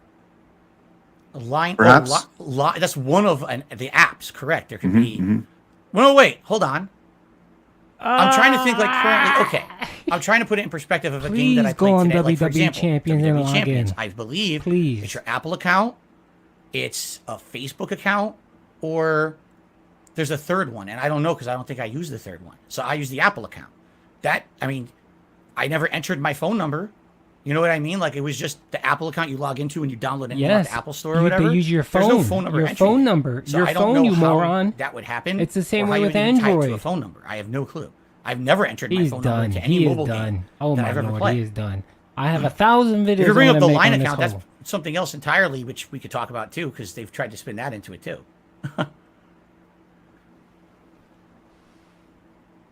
We have Let's- almost been going for 3 hours. We have, holy crap! And it's been a great interview. I know it's been tough. I'm certainly taking the stance of being very critical. I don't want to make you uncomfortable or anything. But I think that we should move to super chats because, and I don't know if we're gonna have the time to read them all because I saw super chats going the entire time. Right. Well, there's a lot more to get to here, and I think that those who are contributing, they will be read and they will be appreciated. But I feel like there's more substance here that we need to hit on before we talk about that. And I think those who are contributing will contribute because they want to contribute and they appreciate that this is happening. And Phil, I want to be clear, like, dude, I told you all along, man, I really appreciate you doing this. Like I said, you had other offers. This was not meant to be an interview to start with, but I appreciate you coming on and being a part of this. I know that those who who want to contribute, they will contribute. They will give memberships. They will super chat. They will buy merchandise, whatever, because they want to support. But not necessarily doxing, but holding the information that you have over people's heads. And I wanted to kind of show you this clip real quick, and then we can talk about this. Oh my So let's. The fact that his fucking Twitter account is the same exact avatar that he's fucking using for this troll account on my website. Oh, by the way, I have your IP, I have your name, and I have your address. So, congratulations. You fucked up. You really did. Be awesome one on Twitter. I have all your fucking personal information. Now, I'm going to say this up front. I'm not going to give it out. I'm not going to give it out. This is not a doxing video. I do not condone it. I will never give out someone's personal information or anything like that whatsoever. However, understand something. I got you. How about the fact that his fucking Twitter... Well, do you think that's okay? it sounds like a threat, right? That's the first time I've Sure actually heard does. this clip since I said it. Pretty sure it was a threat. Yeah. Yeah. That is definitely a threat. That is, I mean, okay. No, it's not. Again, this is kind of goes back to you tell a dark joke. You Yeah, made it was. one way, it came out a different way. I need that money. What I was getting at in that clip was this is someone who had hurt me. I don't know if you want to get into the specifics of what they had done. It's kind of a moot point, right? Really badly. It's actually one of the things that have actually hurt my business overall. You hurt my since family. Okay, I've never So really it justifies it. No, it doesn't justify That's it. what you're. That's why you wouldn't have said it otherwise. It got me that angry. It got me that angry. They had my actually Lord, I love hurt Adam. me so bad for no reason. I don't even know who that guy is. All right, and the only reason I knew is because someone had found that information, sent it to me. I didn't find it myself, and I said that on the stream because I was so upset. And essentially, what I should have said was, this is a situation. You hurt me so bad. I don't know who you are, and I think I'm going to go to the authorities. No, you know. That's what I should You have knew said. who he was. I shouldn't have you said, had "Oh, this I got all your and information." you Blah, blah, threatened blah. to dox You're right. him. 100%. You're right. I never doxed So that it guy. was a threat. So you admit that it was a threat. It was me venting anger. Yeah, it's Phil. That's a threat, That's dude. a threat, Phil. It was me. Correct. It was me venting anger. Thank you. In a Thank you. threatening manner. Yes. But I never did anything with it, nor did I ever dox that person. Their information never went on the internet Let's give Adam publicly, some or if love it did, it in the wasn't me chat. that did Let's it. say Like I said, Adam someone Hart. sent me Adam the Hart. information. But you understand, like that's not something that you should. Oh, Craig, you're breaking up. I can't hear you. Craig, your audio. He's lying. He's Yeah, what lying. I'm not sure. His mic seemed to have been muted. Oh crap. Yeah, I mean, I have people that support me. I have a few different companies. I have a coffee company, and I have people's information, and I would never ever use it ever, and I would never claim to, even if someone pissed me off, even if they bought my coffee company, I knew where they lived. That just feels like a weird, like you say, your anger or whatever, and it just slipped out. It's like, is there things that go on that, in your head that might, because the way it sounds, it seems like you kind of just fly off the handle sometimes and do shit and say shit that you're, that gets you in trouble. I need that money. I really do. I mean, it almost feels like I need to be worried about you, dude. What's going to happen next? You say you've changed, but it turns out that racist video with the little girl was only 7 months ago. It wasn't a year ago. That's pretty recent, dude. You can say it's you can say it's racist. That was not what I was making a joke about. Bro, I'm telling you, it doesn't matter. The internet thinks it's racist. I saw it, and it's fucking racist. So you're talking about a killer who's killing people in their basement, and then you're bringing up the slave, sending a little girl off to the slave trade. I don't know. It's pretty obvious. All right. So I know you claim that it isn't, but it really did sound that way. But that's whatever. I don't know, man. It just feels like. No, Craig, we can't hear you. Yeah, I still can't hear you, Craig. What the heck happened? He's gonna try to now end the. I got tired of this bullshit. stream. No, I'm just kidding. No, but anyway, Or bullshit in to general. follow up on what you just said. So that clip, just so you know, 2015. That clip is from 2015. Not to say that means anything. Yes, He just said he didn't know when this there you happened. go. You're This back, was the Craig. first time All he right, got it. watched Thanks. it, and now he knows it was So that 2015. clip was from 2015. That's Okay. again one moment in my 15-year career that maybe I made a threat of doxing. I never did it, but I shouldn't have done it. And I openly 100% admit that. I didn't even know I had ever done that. I don't remember that. I really don't. I never know that it even happened. So I apologize for that. I should have never done that.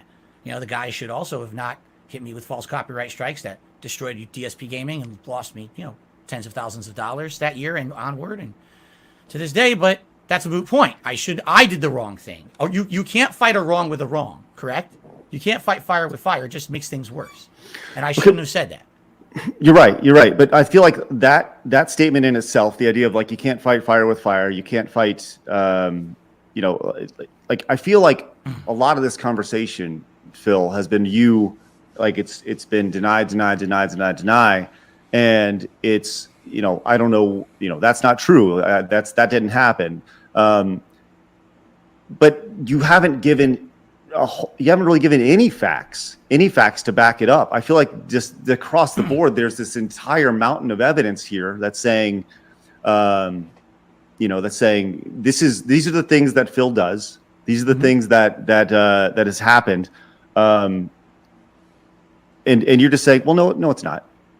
And I didn't say no, it's not. I said, or that's not true, or that's not my account. That's not me. That's not my, you know what I mean? Like that's all I'm saying. You know, it just when there's a mountain of evidence, you can't just say like, well, no, that's not true. There is definitely a reason why I'm in the position I'm in. This stuff doesn't happen overnight. This is 15 years of me all day, every day, putting myself on the internet, making mistakes. When I started 15 years ago, there was no groundwork of seeing, oh, here's someone who's done it, and here's the right things and wrong things to do. And I've made tons of these mistakes over the years. Like I was just saying, that clip's from 2015. When that happened, I'm sure everyone called me. I said, how dare you make threats against that person, even if they've hurt you? Oh, you know what? You're right. I probably shouldn't have said that. And now I won't do that stuff anymore.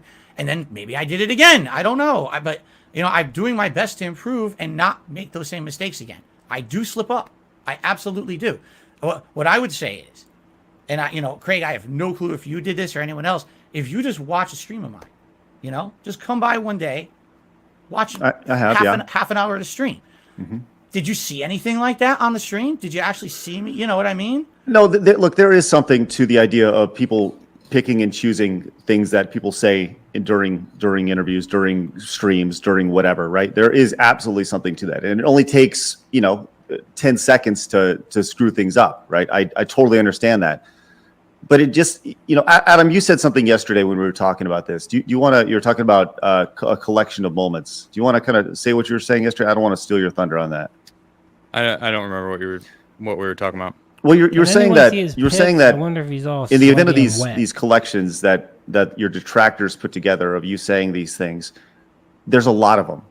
Like there's a lot. Mm-hmm. And if you were to go through most people over the last, you know, most people just in general, there wouldn't be as many. They wouldn't be as long.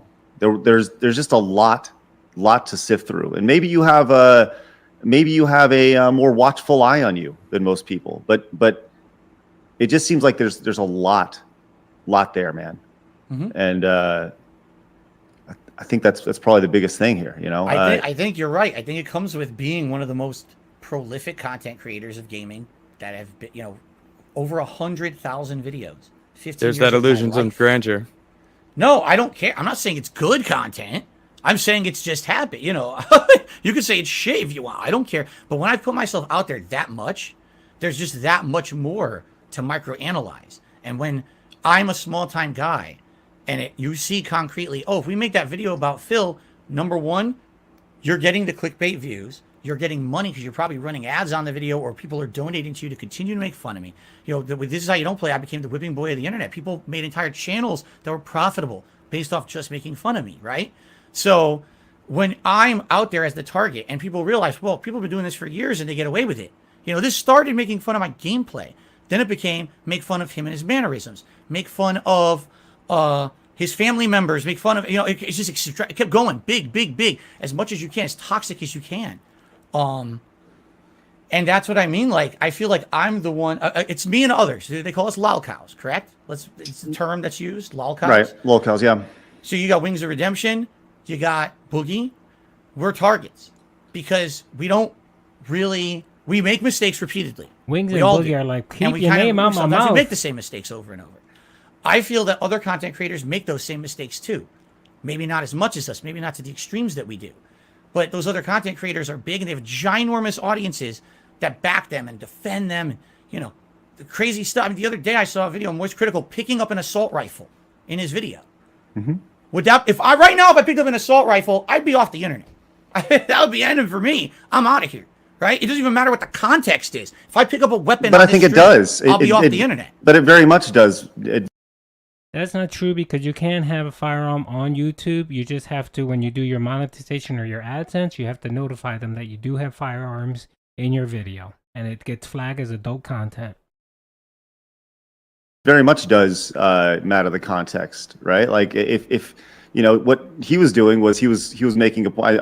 There's a lot to talk about, and I would imagine that going to talk to somebody change. Not saying that that's what you're doing, but it could be. That's all just a right. little bit. So it's like, you know, it feels kind of like you can do no wrong almost, and that's the vibe I'm getting. Whoa. And Exactly. I could do No, no wrong. That Exactly. no, like not in your past, but it does feel like you kind of have like, well, I've changed, so people should understand that, and like, I don't know, it's just a vibe that I'm getting that you're, because there's been so many times where we've asked a question and your response was instantly blaming other people, and that was a consistent answer throughout the entire 3 hours and 10 minutes that we've been live. So you know, it's like a dishing responsibility elsewhere. I think that's like, if I can echo what Adam is saying, right? Like, Phil, we want nothing but good things for you, right? We don't want negative things to come from this. The whole idea of this was, you know, to allow you an opportunity to kind of talk through things. And Adam is correct. You know, pretty much, what about this? Well, my detractors or the people who are after me, at what point, you know, you have taken accountability for some things, right? For this is how I was in the Street Fighter community. This is how I was. I have a feeling he's not going to stream. But I feel like there are He's other gonna take things like an hour that break and then come back that on his show. have yet to be, you have yet to attune for or atone for, whatever the word is. The Gal crystals. That are just. I just go back to it, man. It just seems like there's just this mountain of evidence, and we're talking fucking JFK level conspiracy theory here. If all this stuff lines up the way it does, and if you were just to say like, yeah, I play WWE Legends, yeah, I'm addicted, yes, I have a problem with spending money on it, yes, I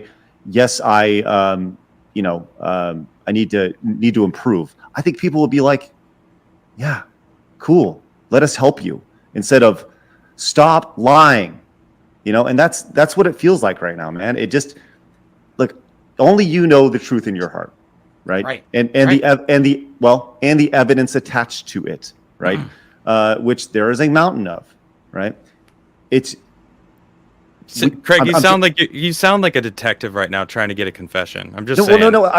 Thank you very much for It's that not $2 trying to. super I'm not chat. trying to. I'm more trying to sound like just- fucking I'm Dr. telling Phil. you, I know, you know? but No if- words. there's a fine line between cough, the no two, hacking, no and burping. I I'll be understand honest, that. it feels like you're trying to get a confession, and I don't, you know, I'm not trying to like make it weird and Right, and and I continue, apologize for 'cause that. You've already been there a couple times. So I know, it's like, but I'm just having a really hard time getting through it, and I apologize if that's what it sounds like. That's not what I'm trying for. you might not be able to get through it, Craig.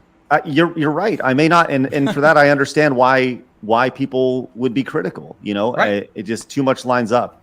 With the situation I'm in, it's a lose-lose. There is no win. There is no win in this situation. There just isn't. Well, No matter what I do, I there's love a how risk, soft-spoken there's a he is. liability, and just like you I said, don't know what to do. even if I send you this screenshot, they won't care. They will not Well, care. it Some honestly will. it depends, right? Yeah, I don't agree with you. Agreed. I don't agree at all. Yep. There's people out there that would be like, damn, would be genuinely shocked, myself included, because I don't think you're going to send that screenshot, but I truly believe it would be for the better. I think that, you know, I mean, I don't know how many people who hate you know who Craig Thank you, is, Craig. I or appreciate can that, even man. trust Yeah, we Craig, got up to or about think that 1,300, so- they'll probably just be like, oh, he photoshopped it. He edited Right, out exactly right. his thing. 1,000,000%. You know, That's whatever. it. That's the explanation. So I photoshopped it today. FaceTime with him. FaceTime him, pull it up, and Craig will be like, "We FaceTime." Oh, these and, guys and he definitely opened I saw him watched open the app. I mean, there's my ways video. around it that Craig would be like, I saw him do it live, right? I mean, Right. Okay. there's ways around that. I will. Can I tell you a quick story as to why I am so not convinced that anything I do will help at all? Can I please just tell you a story? Will you bear with me for This a is couple minutes? it's your show, Phil, man. Yeah, absolutely. Go crazy. It's not my show. It's your Well, show. Craig. Come Our on, show, man. Craig. Well, listen, we provided you a platform for you to Thank do it, you. and listen, you have thousands of people ready to listen to you right now. So, By the way, you guys have been great. You've been great interviewers. You've been completely fair with me. You've given me, thank you. You guys have been the fairest shake I've ever gotten on the internet right now. Seriously, and you should be commended for being as neutral. I know you're saying he's trying to get a confession out of me. I don't feel that way. I don't feel pressured. No, This he's is trying to great. help you. That's really I what know. I'm saying. But he sounded like it. So All right. And the thing is, he's not going to get a confession because I'm telling you, it's just, what I'm telling you is I know, true. I'm but not gonna confess to anything. it's clearly Craig trying to help. Okay. So here's the story. Okay. When I was first talking with my now wife, okay, I was so scared that people were going to harass her or do things. We didn't live near each other. We had online communication. After talking for several months, we started dating. Okay. She flew out here on her own dime, by the way. It's another conspiracy that I paid for that way. No, that's not true. Started dating. And after a few months, she visited for Christmas. Okay. This was Christmas of 2017. I took some pictures while she was here, but I didn't take a picture of her face. I just took a picture of her back, decorating my Christmas tree, saying, here's someone nice who's in my life now. My life has changed because I had previously been in a relationship that was very public. And sadly, it turned out toxic. We broke up in 2016, or excuse me, early 2017. So this was like something new and positive that I wanted to share with everyone, but I was apprehensive about showing her face or anything. So all I showed was her back, decorating my Christmas tree. I talked about what we did when she visited. We made some brownies together. We did this, we did that. Very, very basic stuff. I'm not making this up. It's documented. You can look this up on the internet. I wonder if you guys have come across this. There were people, my haters, made up an entire fabricated story about that was not someone I was dating. That was an escort that I was paying. The money that I was bringing in on streams, I was paying for a European escort and flying this escort across the globe to spend Christmas with me. All right? Right. Well, they had evidence. But what does this- that have to do with anything, though? Well, let's continue, okay? They had evidence of it, documented evidence. Oh, look at this. There's a whole social media account of it, of the escort. Here's the logs of plane tickets. Here's the recipe for the brownies. It's well documented. Everyone said I was guilty. I maintained my innocence for about 3-4 months as she continued to visit me, and we had a relationship blossomed and all of that. Eventually, she moves in with me, okay? What ends up happening is, guess what? The whole thing was fake. It was all my haters. They had made the whole situation up. Well, now hold on, because I told you he was going to bring that you're up. talking about the narrative. The narrative is that your detractors actually cleared you of that and said, like, no, this doesn't add up. Craig. Right? Yep. They're looking for evidence of this thing adding up, and they're After the fact. and they're the ones who apparently put the evidence out that said, like, hey, this is not the case. That's fair. What happened was for 3-4 months, they're making my life a living hell, just like with this WWE Champions thing.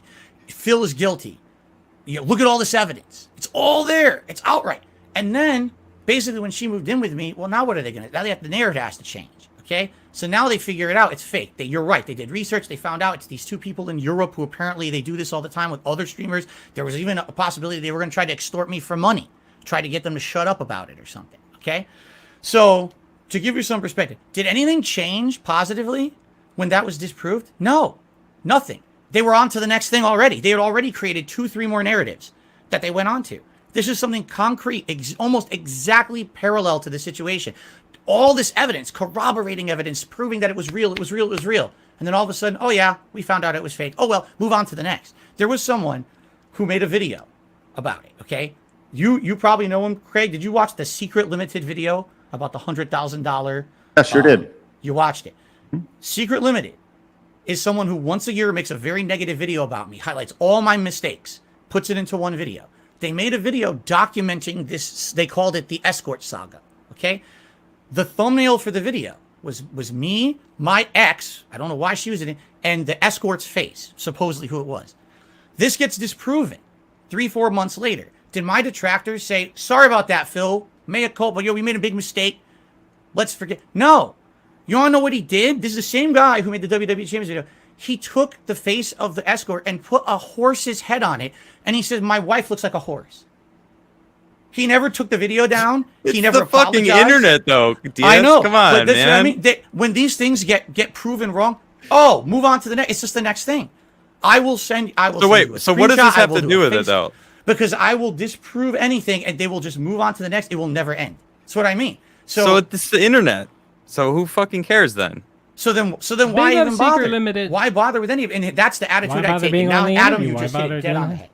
Because this is the attitude I take now.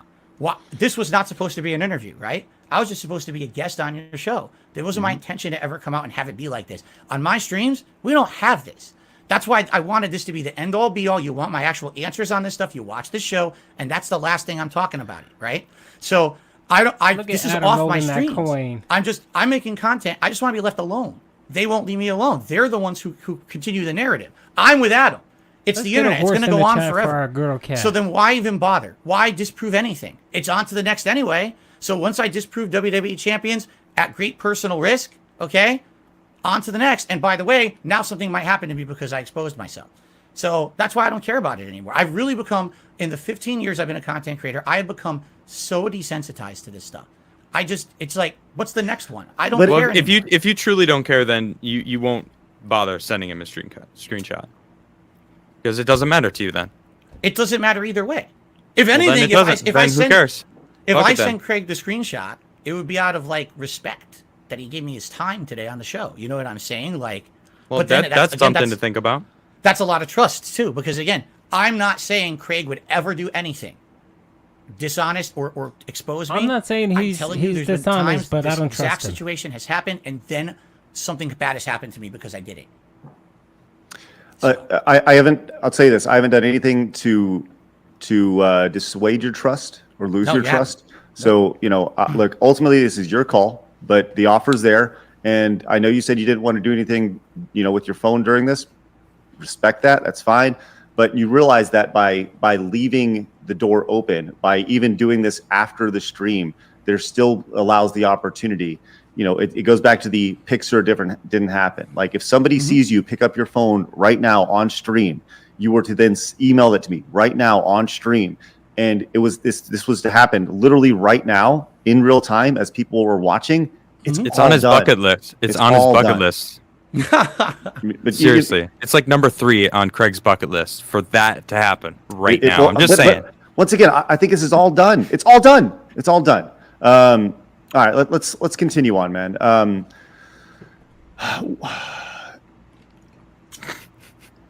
Bro, Phil, Hmm? how the fuck did you not know the camera was on? You know what I'm talking Well, about. I wasn't going to talk about this, but I did. What the fuck, man? Hold I on, mean, hold come on. on. Sadly, when it happened, I tried to What the spin fuck? it. I tried to spin it in a very positive light, and I rolled with it. It's one of the rare times where I learned in my life you roll with it and it'll go away. It never went away, but at least people, it's just something funny, right? Imagine if I had reacted to that the same way I reacted to "This Is How You Don't Play." Like that would have been Big the end for me. ups and- Like, this guy, what's he gonna say? He didn't do it, or whatever? Of course, it happened. It's something stupid. Big ups, but romance the Adam. truthful story, sadly, is not happy.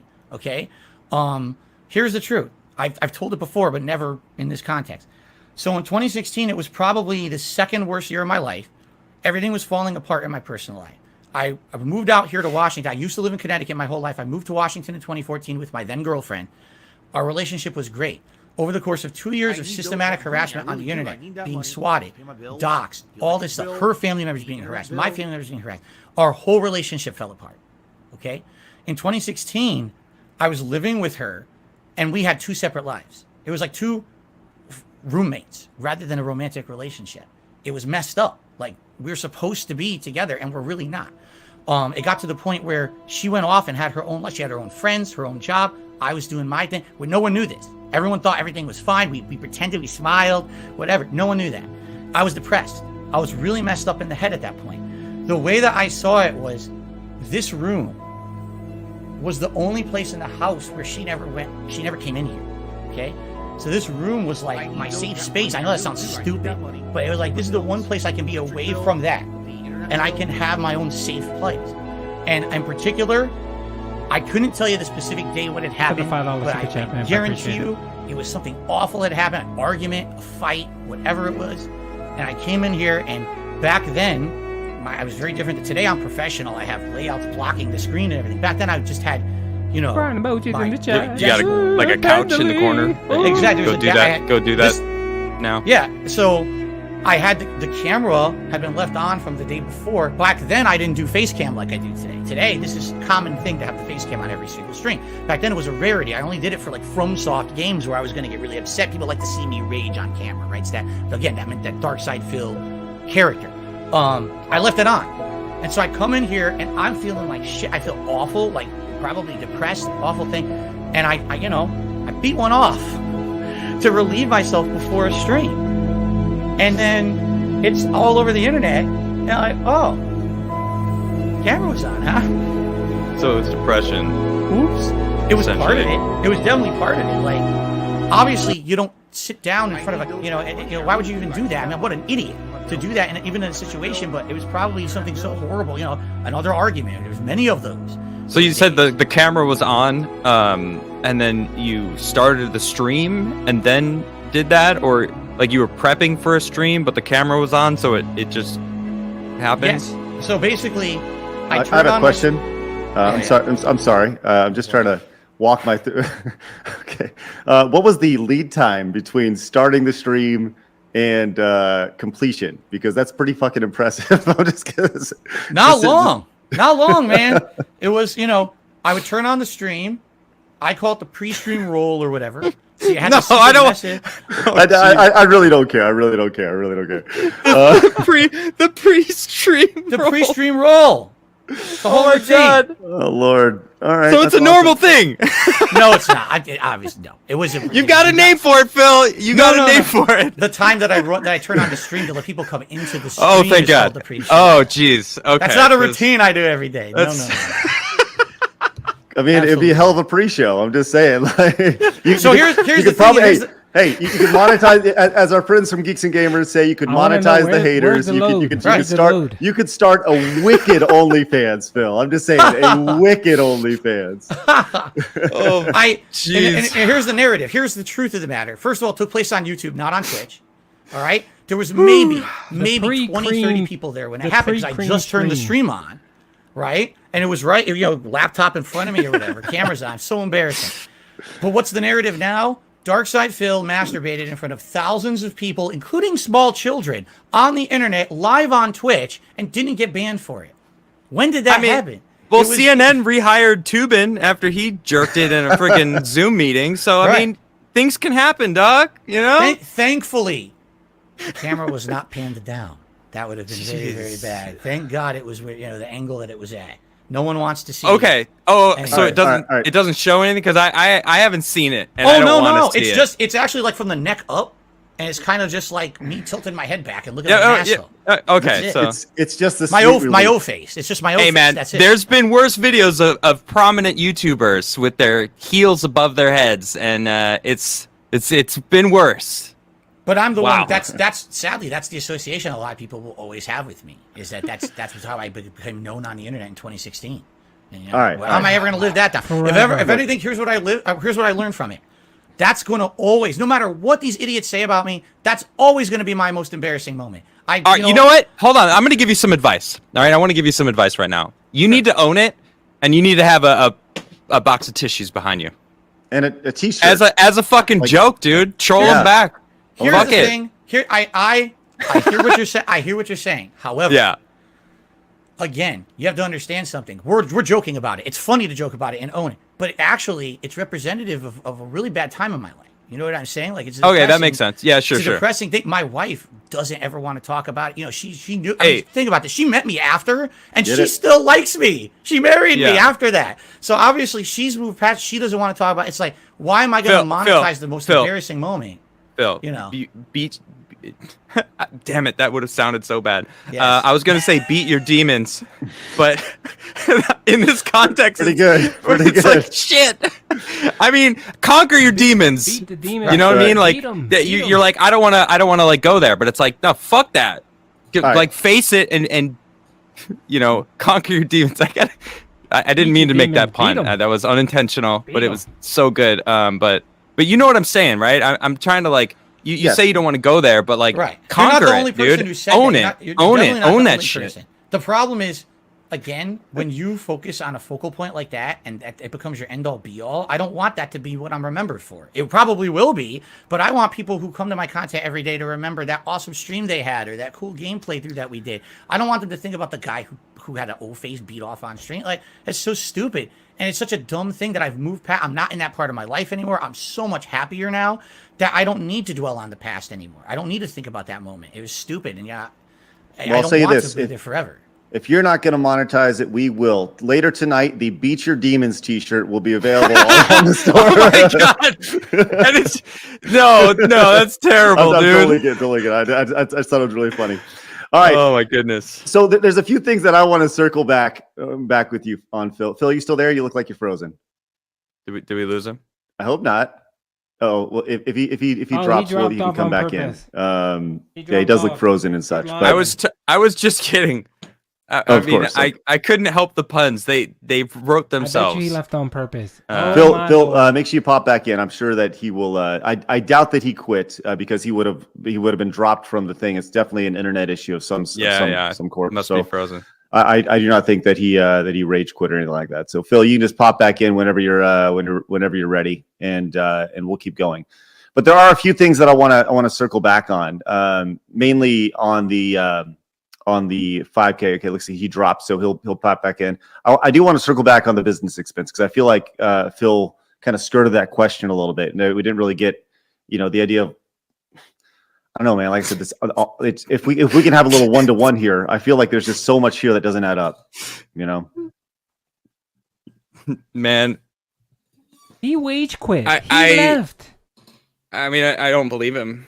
I mean, I don't. There's just too many things. I mean, I caught him lied, and then he admitted like a minute later that I was right. And it's just like, man, that your whole credibility was already shaky. And right, I don't know. I mean, I'm not saying this now because he's not here. I mean, you guys have been very blunt to his face. I'm not gonna like. That's right. He gotta beat up. If he hears me, it's not like I mean, I straight up told him I didn't believe him about that joke that he made, and it's just like, dude, that's such bullshit, So, slave trade. While we have a second, hopefully Phil's going to rejoin us. I do want to thank everybody for your super chats today, and I see a lot of people buying merchandise, and it's genuinely greatly appreciated. Appreciate everybody allowing us to have this conversation. I appreciate Phil allowing us to have this conversation with him. I appreciate honestly, I got to give him props, dude. Yes. Because it's not easy to fucking do what he just did. And I wasn't being easy on him. And I wasn't going to because I said earlier, I'm an honest asshole, dude. Like if I don't know you and I'm like, and there's shit and it's a serious situation, like I'll get serious. Like this is the most serious show we've ever had on this channel. Right. We're constantly laughing. I'm like, when you said you were going to bring him on, you read his email that he said you could read publicly. And it seemed like he just wanted to be joining and doing a regular show. And it kind of when the WWE champion stuff got through the weeks of I love you, it's going to be an interview. And now we've done this interview today. And I mean, it was tough. Right. Well, I'll say this. Phil just emailed me and he said, hey, I'm still here. I might be getting DDoS. Not sure. So that's bullshit. I will say this. Look, we do have. So while we have a second and Phil's not with us, I'm actually going to invite somebody to the chat right now. Keemstar is going to join us to give his side of the thing. And when Phil hops in, oh my god. Oh my god! We'll see. Like I said, I don't want to make this weird for Phil, but I do think that while we have a second, we'll bring Keemstar in. Keemstar has the link, and he should be joining us any minute. Oh my god, this is. I will say this. Guys. I appreciate everybody staying with us. And while we have you for a second, I want to remind you guys we do have some other guests coming up, including Mark the Cyborg and James Rolfe, the Angry Video Gamer. They're coming up here in the next few weeks. If you guys are new, make sure you guys hit the subscribe button, of course. And come join us. We are and he doesn't. Here it is. He's just guys, especially like this. You guys can head over to patreon.com/side scrollers. and support us over there. But joining us now, I gotta say, I really didn't mean to make that pun beat your demons. It was just so funny. Great, I couldn't stop laughing, and I jeez. All right. Keemstar is joining us. Hello, Keemstar. How are you? Nice to meet you. Good. It's nice to meet you. You guys have absolutely crushed this. I think you've done more than a fair job with Phil here, and especially like how difficult he is. But with him talking about the $50,000 offer and the Lol Call podcast, I just really wanted to get on to say my piece because he's just dishonest. And I think you guys experienced this, right? He had an opportunity to clear his name so easily, and he just put it off and made excuse, and then goes on to bring up some other situation with hookers and some other lies. And it's like every content creator has been lied about, right? But in this one issue where he could just prove his innocence so quick, and he doesn't take advantage of it, then it's like restream of the Craig podcast. I told him it's just making you more sus, like that. It's making me trust your story less. That you're not like, you know what? I want to fucking prove this shit. Like I'm sick of these lies. Let's prove it. You know. Well, I'll say this. Look, Keem, we appreciate you hopping on. Phil has rejoined us. Phil said he didn't want to be on the show if you were on it. So I'll say, can we invite you back on after we're done with Phil? Sure. Sure. Absolutely. Okay. I appreciate it. Okay. We're going to bring Phil back on. We don't want to make things weird. So appreciate you understanding, man. And you have the link. I'll DM you when we're ready. Okay, buddy? Sounds good. Thank you, Keem. Appreciate it, man. All right. Boof. All right. Phil, welcome back, man. Sorry, we had a second. He had reached out and he wanted to share his side of it. So we appreciate you running with it, man. So let's continue. Everything okay? I don't know. I have absolutely no idea what just happened. My whole internet went down and came back up, and I don't know if it was my ISP or if I've just been DDoSed. I would not put it past them to DDoS me at this point. I've never, to my knowledge, my IP address has never leaked. This one. Yes, but if it happens You're again, so I terrible guess we here know, that we want you right? to Well, stop. I hope that's not the case. I hope not either, because that's a lot of work for me. I have to call my cable company then to get it fixed. It's not pretty. All right, let's circle back on some stuff here, man. And did I miss anything? Did I miss anything? Yeah, there's a few things that I feel like we kind of went through, and I feel like we do need to kind of address. And I want to circle back to like the business expenses, because we talked about the 5K, we talked about that, and but we didn't really get an answer, right? Like, and this kind of all ties in together. The idea of like, as somebody who works online, I've been doing this for a long time as well. I understand that spending 5K on anything is a lot, and the idea of a mortgage being a business expense, that's not necessarily true. You can from a tax perspective, you can allow me to tell you, because from a tax perspective, you can take the square footage of your office space in your house, and that can be deductible, right? And you can use that as a business expense. You can take the internet and do those things, but your entire house, your entire mortgage is not something that can be a business expense, right? Facts. So I didn't think that was legal. I don't think that's legal. Right, it's not. It's not illegal to the claim way your it whole goes. house as a business. But with all that said, I feel like the office, as long as it's used for business purposes, with everything lined up, right? There's still a lot. Like, are you spending that money on food, or what are you spending that money on it? Because you can pay for meals out and things like that, as long as you technically talk about business. I've done that hundreds of times, where you go out to a meal and you say, well, we're going to have a business meeting, and it's just you and your wife talking about whatever, right? It's just one of those things. But walk me through once again, like what are your month-to-month business expenses? What are you paying for as a streamer who works 12 hours a day? Kind of walk me through this. Well, again, I could tell you what I'm doing now. I mean, we're talking, what people are referencing is something from like 2019, I think, right? Is that a tax return from my bankruptcy proceeding? But I want to know about today. Like your expenses that you have on a month-to-month basis. What do those look like? Are your expenses? You know what? How about this? Give me 1 second. Sure, do your thing. Yeah, Watch this. this should be fun. All right, Phil is off, and it looks like, I wonder what this could be a surprise. We'll see what happens. I'm an old man. Okay? Yes. I do something that no one else does. I use paper and I write on it to track things. No one else does this, right? Now hold on, Phil. Before you show anything, I want to. I'm not going to show. I'm going to read. I'm going to read some things. No, I'm not going to show anything. I'm going to read some things. What I'd like to do is kind of go through here because people say every day, where does your money go?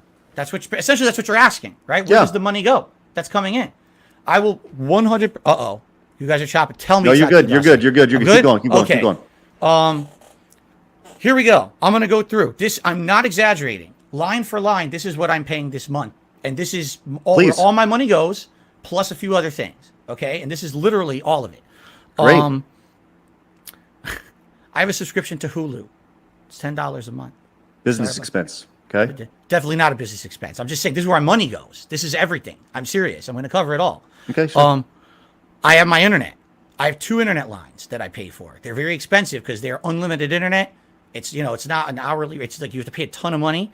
Hourly? Who pays for hourly internet? No, not hourly. I said unlimited. Oh, I thought you said that. Okay, you go ahead. I'm sorry. I meant to say data rates, not hourly. My bad. Got it. Data rates. You know how much you use. Okay. I have my dues here where I live. I live in a community, a condo facility community. So it's the dues, monthly dues. Mm-hmm. I've got. Let's see here. I mean, Game Pass. but you're reading off personal expenses, and that's no one's business. Right. I'm reading off everything. I don't care. I'm reading off everything so you know where my money goes. Because this is what they want. They want to know where all my money goes. I'm going to tell you right now. No, I don't think that's the case. I think it was about the $5,000, the business expenses that they were like, what is going on with this? Like, how is this the case?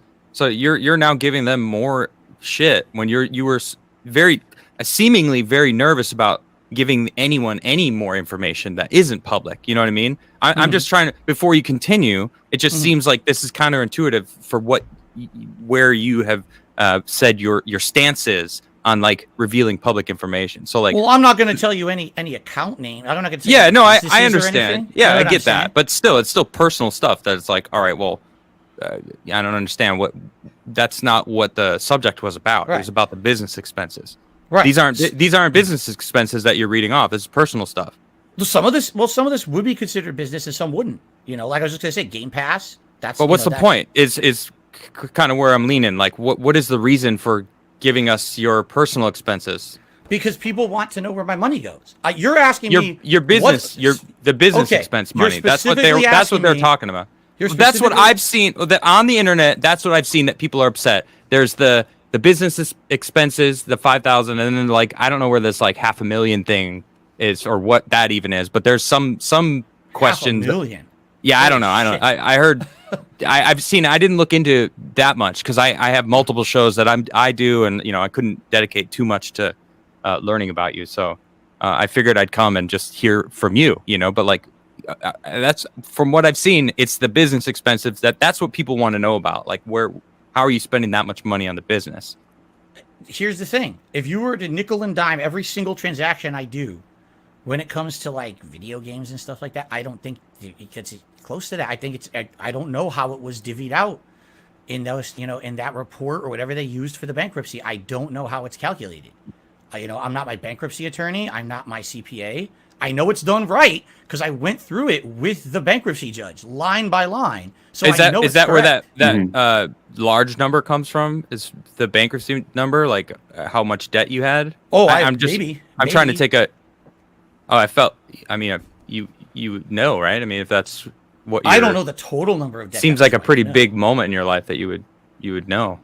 I never, it's not a milestone. Oh man, I'm so happy I got $500,000 off my back. I'm not saying it's a good milestone. No, it's a horrible milestone. Something I want to move past and forget and get, put in the past. But I don't know. Maybe that's what that number is. But again, I don't know. I can't go line item by line item. I don't know. It's from years and years ago. And guys, you still there? Yeah. Okay, you froze again. Jeez. You're good. You're good. You're good. Okay. Well, they call me Mr. Freeze, so. Okay, but yeah, like I can't. I don't have that. I don't know. I would assume, this is my assuming, that data includes anything that's considered associated with the business or not. I don't know. Again, I can without going through it, because I'm not going to go through all of it anyway. That would be exposure to talk about all that stuff. I feel. Okay. A couple things that no one knows. I guess I have to. I didn't want to do this. I really don't want to do this, but again, Phil, you do what you're comfortable with, man. I think that's the biggest thing. Is I really don't want to. Let me go put the paper away. I'm going to tell you. Okay, hold on.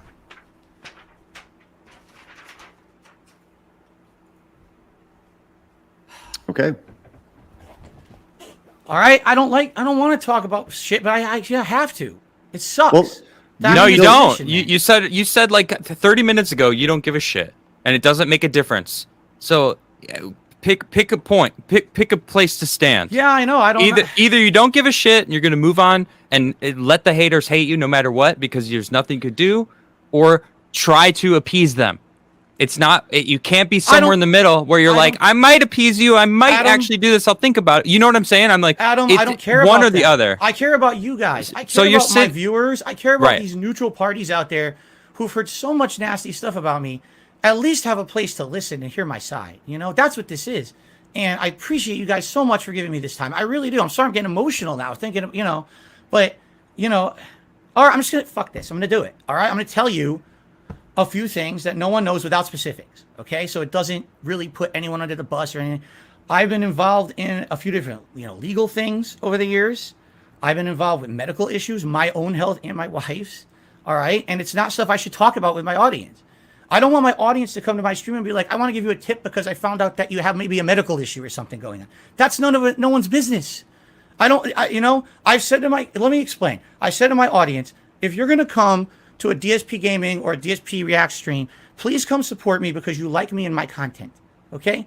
Don't come support me because you want to stick it to the haters. I don't want that pity party. Keep that, let them celebrate whatever. Come and just support me for my content. If I tell you stuff that's going on that are expenses, medical expenses, legal expenses, and it's out. I mean, again, I'm not going to tell you. I have some medical conditions. Okay. Well, then this is your forum. Like this is your forum, Phil. Right? If there's some sort of like medical condition that is causing you to live, paycheck to paycheck or stream to stream. You pride yourself on transparency. I can't think of anything more transparent than just telling your audience you have something going on. And like, you know what? People are people and they'll understand that. Like if God willing I came out and I had cancer or something bad happened, It's not that. It's definitely not that. Okay, I don't want to make anyone think that I'm trying to. Again, this is not a pity party here. Right. It's not that. It's that I have a few chronic lingering things that come back over the years, and then. Yes, there's a medical cost. There's deductible, of course. You have to pay to a certain amount. In a nutshell, I've been involved with a few legal things, and I've been involved with some medical things. Okay, and essentially, what's happened over the years is I can't really pay them because of the financial situations that I've been in. Okay, and did you pay any of those? Did you pay any of those things as business expenses? I believe, and I don't know if this is true or not. Isn't it true that certain, like your health insurance premiums and stuff is covered or is a tax deductible? I don't know. Again, I get asked this by my tax guy. I do. He says, your tax guy was asking you this? He said, I just got an email the other day that said, we need your breakdown of what you pay for premiums, if you had any medical expenses, if you had any of this, we need all this to file your taxes properly. That doesn't sound right, dude. I don't know. Again, no, listen, please. Here's the problem. I don't want people going over my tax guy. You know what I mean? He knows what he's doing. He's a professional. But he clearly doesn't because you've been in tax issues. It doesn't sound like it. No. My tax issues are not, or from before this shit. They really are. I used to have tax issues with the old account. You might be getting the stories mixed. I used to have an old guy who fucked everything up. This person I have now has fixed everything. Okay? I'm not throwing anyone under the bus. This guy is great. And I want people to understand that. Okay? But basically, I have a few ongoing things. When you don't have credit anymore, okay, but you still owe. Some things can get erased, some things can't, all right, by a bankruptcy or whatever. And I'm in a situation where I have ongoing costs that I'm on payment plans for. Okay, not credit card. I can't get a credit card. I have no credit. My credit sucks because I have bankruptcy. No, I have payment plans. So, for example, I incur a legal cost of several $1,000s. Okay, Phil, you don't have to pay that today. You could pay it slowly over time. Here's your payment plan. Right? With the IRS, I owe them back taxes. Phil, we understand. As long as you're in repayment status, you're paying this amount every month. This is, you know what I mean? So that's where my money goes. I'm embroiled in all these ongoing things behind the scenes that absolutely no one needs to know about. Medical stuff, legal stuff that I'm going through, and tax stuff. And where does your money go? And then just think about this. I'm streaming 6 days a week full time. I'm stressed some days, And then I got to come on my stream and hear you blew all your money on mobile games.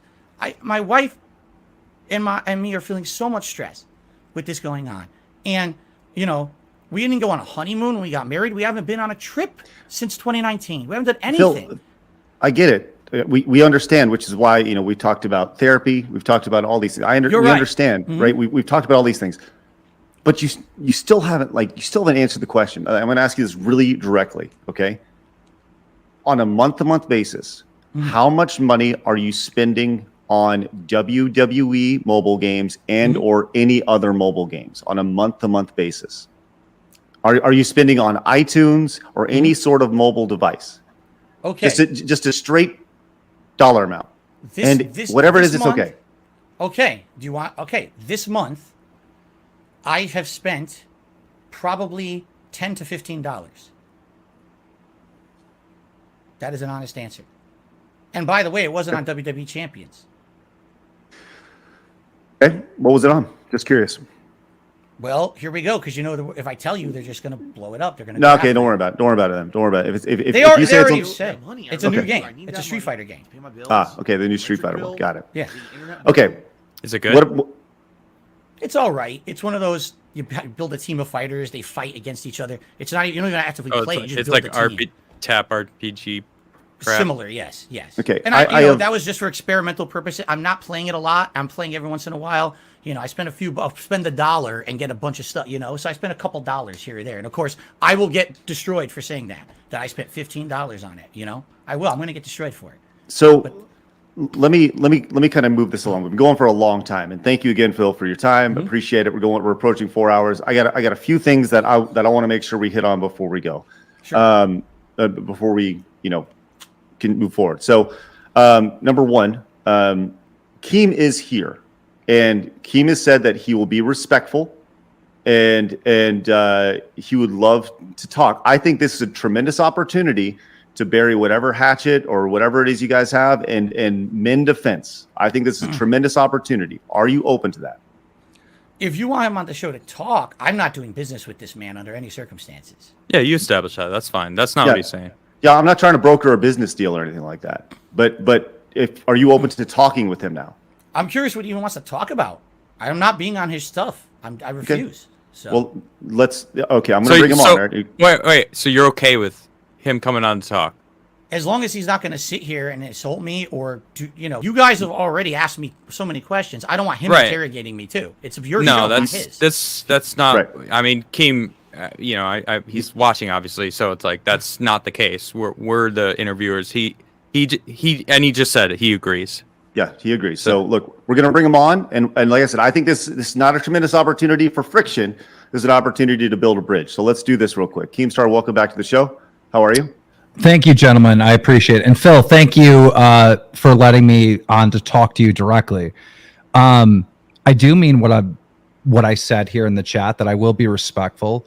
I'm not here to interrogate you, but I desperately want to represent my point of view in this situation between me and you. Because what I've heard listening to this podcast or this interview or whatever you want to call it is you describing problems that you have in your life, paying bills, being harassed by, you know, your detractors or whatever. And I actively went out of my way to solve major problems in your life. And me and you are not friends. In fact, before I put together this business opportunity for you, me and you were fighting back and forth. It started with you on your podcast out of nowhere, reacting to me retiring when I turned 40. And you said, well, that guy's evil and, you know, all these horrible stuff and blood money, whatever you said about me, because you don't like my show Drama Alert. And many of your detractors picked up on right away that the reason why you don't like my show and you don't support me is because we covered the fapping situation in 2016. Well, that's completely untrue. Dude, you covered it fairly. Go ahead, respond, Phil. You covered it fairly. You didn't even really harp on it. One of your guys contacted me behind the scenes, said, do you have anything else to add? Do you want to be on the show? I was like, no, you covered it fairly. I don't think you were unfair at all. That's not the case. Thank you, because I don't think I was unfair either. You know, no, not at all. Who told you that? That's bullshit. That's the detractors making shit up. I didn't understand that. Everybody jumped to that conclusion why you had such a hateful, response to me retiring was because of that. Because we have no previous history, Phil. Correct. I've never talked to you. The only interactions I've ever had with you is just covering this one story about you. Mm-hmm. And just, this is a great example of why I wanted to bring you on, because there's clearly a miscommunication somewhere along the lines, right? Clearly. So, Phil thought Keemstar did this. Keemstar thought Phil did this. All right. So we're in a better place, which is great. So to move on from that, I see a clip and it's on Phil's stream. He's reacting to my retirement and he's saying I'm this horrible, evil person, and he doesn't support me. And I responded. Hold on, Keem, is that true, Phil? I don't know. I'm sure I've criticized him. I don't know specifically what he's talking about yet. Okay, continue. I don't know exactly what was said. I'm going off of memory, but it was something along those lines. The clip gets sent to me by multiple people. So I respond to Phil because the only thing I know about Phil is him being a lolcow, right? Him on stream begging for money to pay rent and stuff like that. That's all I know about him. So I responded to him on Twitter, which I thought was pretty clever, in gaming terms. And I explained to him that we are roughly the same age. We've been doing YouTube for 15 years each. We started at the same time. And I'm retiring now and I don't ever have to work again. So I have completed this video game of YouTube. And I said to Phil, you're still on level 1. All right. You're still on level 1 and you're restarting, level 1 over and over again, like a video game, and you're getting nowhere. You're still at the point where you're begging people on stream to pay your bills and whatnot. And I thought that was a good response, right? Even though I am talking trash and, we got a little drama going on for Twitter and whatnot, I thought that I was actually giving you good advice. And, I was gonna say that is that advice or is that more because in that text felt form, like a backhanded smack right. with internet Twitter battles, 100%, but it's also advice, right? My point in those Twitter videos was that Phil needs to do something different. Imagine you're playing a video game, you're on level 1 and you try the same technique over and over again. All right. And you're dying and you have to restart the level over. You're never going to beat level 1. And that's the situation that Phil has been in. Right. And Phil, what are your thoughts on that? Do you feel like there's any truth to that? Or do you feel like that Keemstar is out of his way to kind of make you look a fool? Well, first of all, the best way to give life advice is to, say it in an insulting way, for sure. I mean, makes everyone very receptive to it, correct? Right. Sure to do a fair nice point, but slap it. Let him finish, Game, on Twitter. Is there some truth to it? Yes. Okay. But here's the thing: if you have a criticism of me, then criticize me fairly in a way where maybe I have a chance to have a conversation. Instead, you just go to your platform and you say something nasty about me on there. I'm a tiny little guy. Okay. When I say something on my stream, who hears it? A couple hundred people. Yes, my detractors then echo it. They extrapolate it all over the internet. Boom, it's amplified, correct? But I'm the little guy. You are a big guy, Keem. You're huge. You have a giant reach on the internet. Do you not understand that the stuff that you say and do has repercussions for everyone around you? You seem to be someone that you're not self-aware. You don't understand that when you say something like that, now I have to live with that shit. For months on end, I get, you're on level 1. Phil, level 1. You've been for 15 years. You're just on level 1. Do you think I need that? I already have enough shit in my life going on. So much stuff. I don't need Mr. Big Time punching down on me, which is what you do. That's why people don't like you, man. I didn't how see do you it. not understand that? I didn't see it that way. I saw a clip of you talking all kinds of shit on me, unprovoked, and I just responded, talking shit back, but also giving you advice. That's the way I saw it. Anyhow, after that incident took place, months went by, and this bothered me because I saw the solution the entire time, that Phil needed to do something different. All right. I am a person that recognizes entertainment. I really, really get it. You got to understand, Phil, you have haters, you have detractors, so do I, but I have more. I have more than Wings of Redemption, DSP, and Boogie combined. I have way more haters, but I'm still successful, and I still have new business opportunities, and I'm still making money. I was supposed to retire a year ago, and I'm still doing new stuff and being successful in this platform because I understand this business very, very well. And even though you have that hate, you know, they are viewers. They are your customers. The detractors are your customers. The haters are your customers. And they're more loyal than the people that give you money, that donate on your stream. The people that hate you are way that you're more talking loyal. about. That's like, you can't pay for that shit. I mean, look at how many people are here. 2,500 people are here. It's just, it's you have a legitimate fan base. Those haters, those people that don't like you are your fans. And I wanted to solve this issue for not just you, but Wings and Boogie. I looked at all of you guys, you're lolcows, right? You have more haters than like supporters, right? But really, they're all fans. They are all fans. They're all obsessed with you and watching your content nonstop. The solution really is to get the three of you to do a podcast, all right? Those haters are going to watch. They're going to absolutely love that these three guys have come together to make content. Now, between the three of you, you guys don't have the business sense to like really figure this out and make this thing actually happen. But I do, all right? And you guys don't even understand how valuable you are as individuals, as entertainers, because you look at the numbers and you're looking at everything and like, oh, well, I've fallen off. And, you know, that's the mindset that you have, right? But I have a different mindset for each and one of you, that you guys are amazing entertainers, but just not in the way that you want to be, right? You're lolcows, but there's so much value there. By putting the three of you together, and, you know, each one of you would own 25% of this podcast, all right? We never got to have this conversation, so I do want to have it now, even though I know you're not going to do it, all right? I would also own 25%. I would do the business aspect of it. I've had many success selling podcasts to exclusive deals with Spotify and other companies, multi-million-dollar deals. All right. I wanted to put the three of you together for this show. I would do the business side of the things. And I knew that all three of you would be in a situation where you didn't really trust me, or you're like, I don't know if this is going to work. And you'd have a lot of doubts. So I was just going to take my own money and take $150,000, give you each, just to start off before we even filmed an episode, 50 grand up front to let you know that I was serious and I believe in this concept and this idea. Now, I call Boogie first. I instantly get on the phone with Boogie. All right. He loves the idea. He understands it. He gets it. He reaches out to Wings. Wings is down.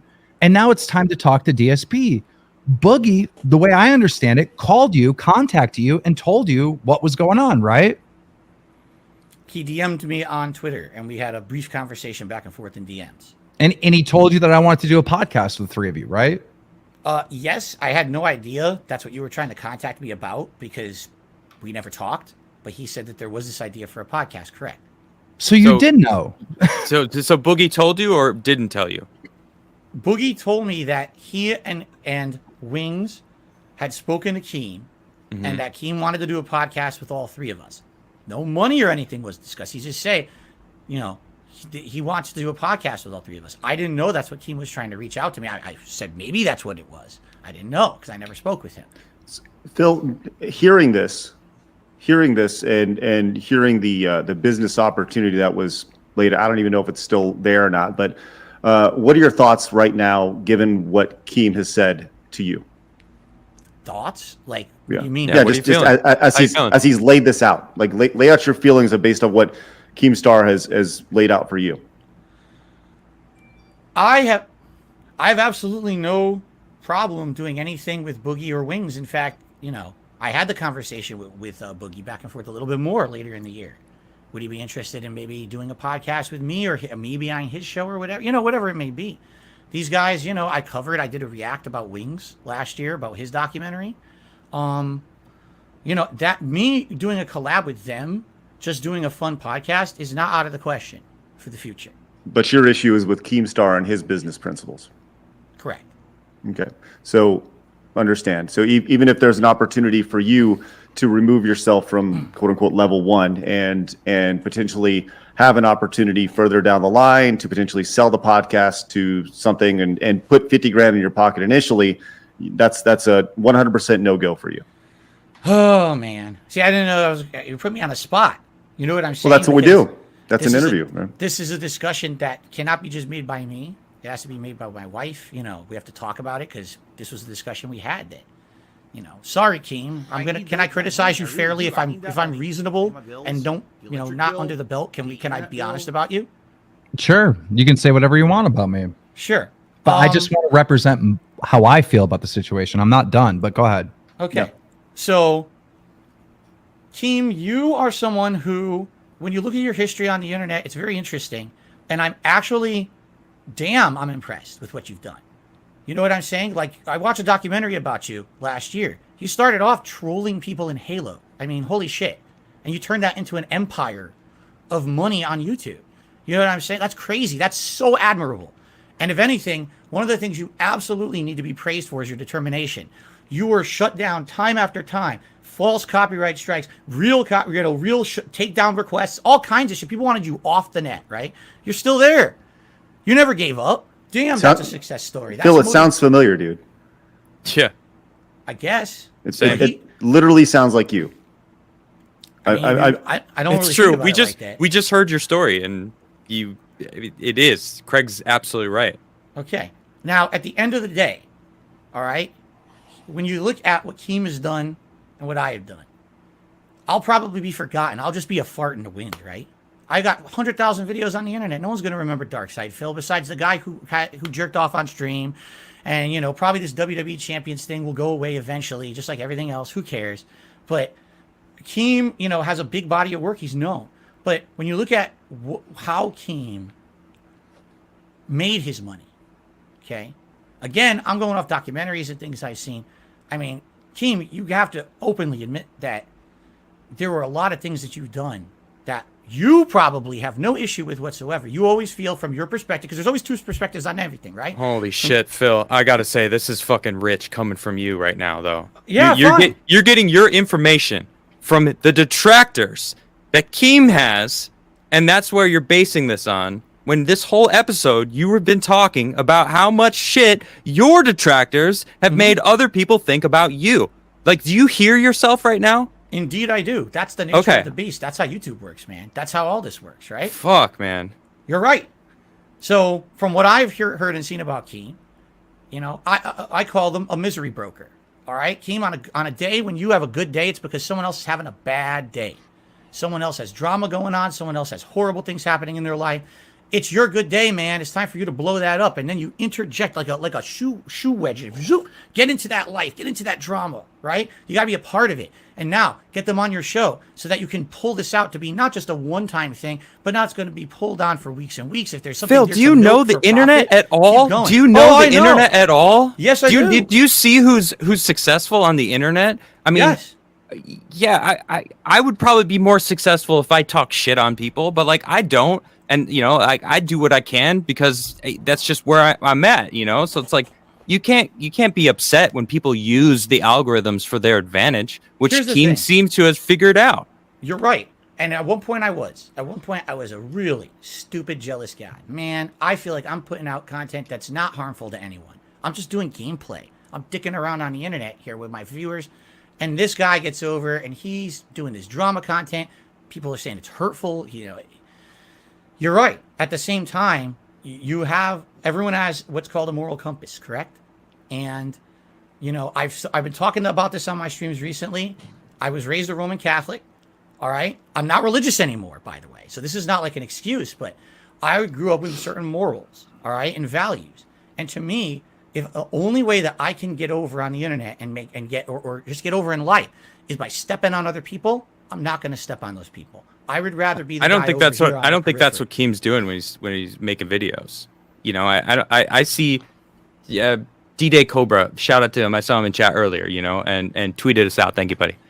He talks shit on anyone. Like he'll freaking, you know, he monetizes the haters better than anyone I know. Right. Well, I've talked to him personally off air, and he's a fucking great guy, and like has a good moral compass to me. I don't think talking shit about people on the internet somehow changes who you are, right? As your moral compass. I mean, you said moral compass. It's like, come on, dude. Like, but I've been. Can I ask Phil a question? Oh, yeah, so absolutely. delicious. Phil, listen. All right, if me running Dramaler is like taking advantage of people's misery, right? Because the way I understand it, for how you're explaining it, is like a YouTuber will get canceled, and then I cover the story on my platform, or you had the fappening, right? And I covered the story on my platform. Oh, that my Lord, I'm not the making fappening. money off of other people's downfalls, right? That's the way you see it. Yes.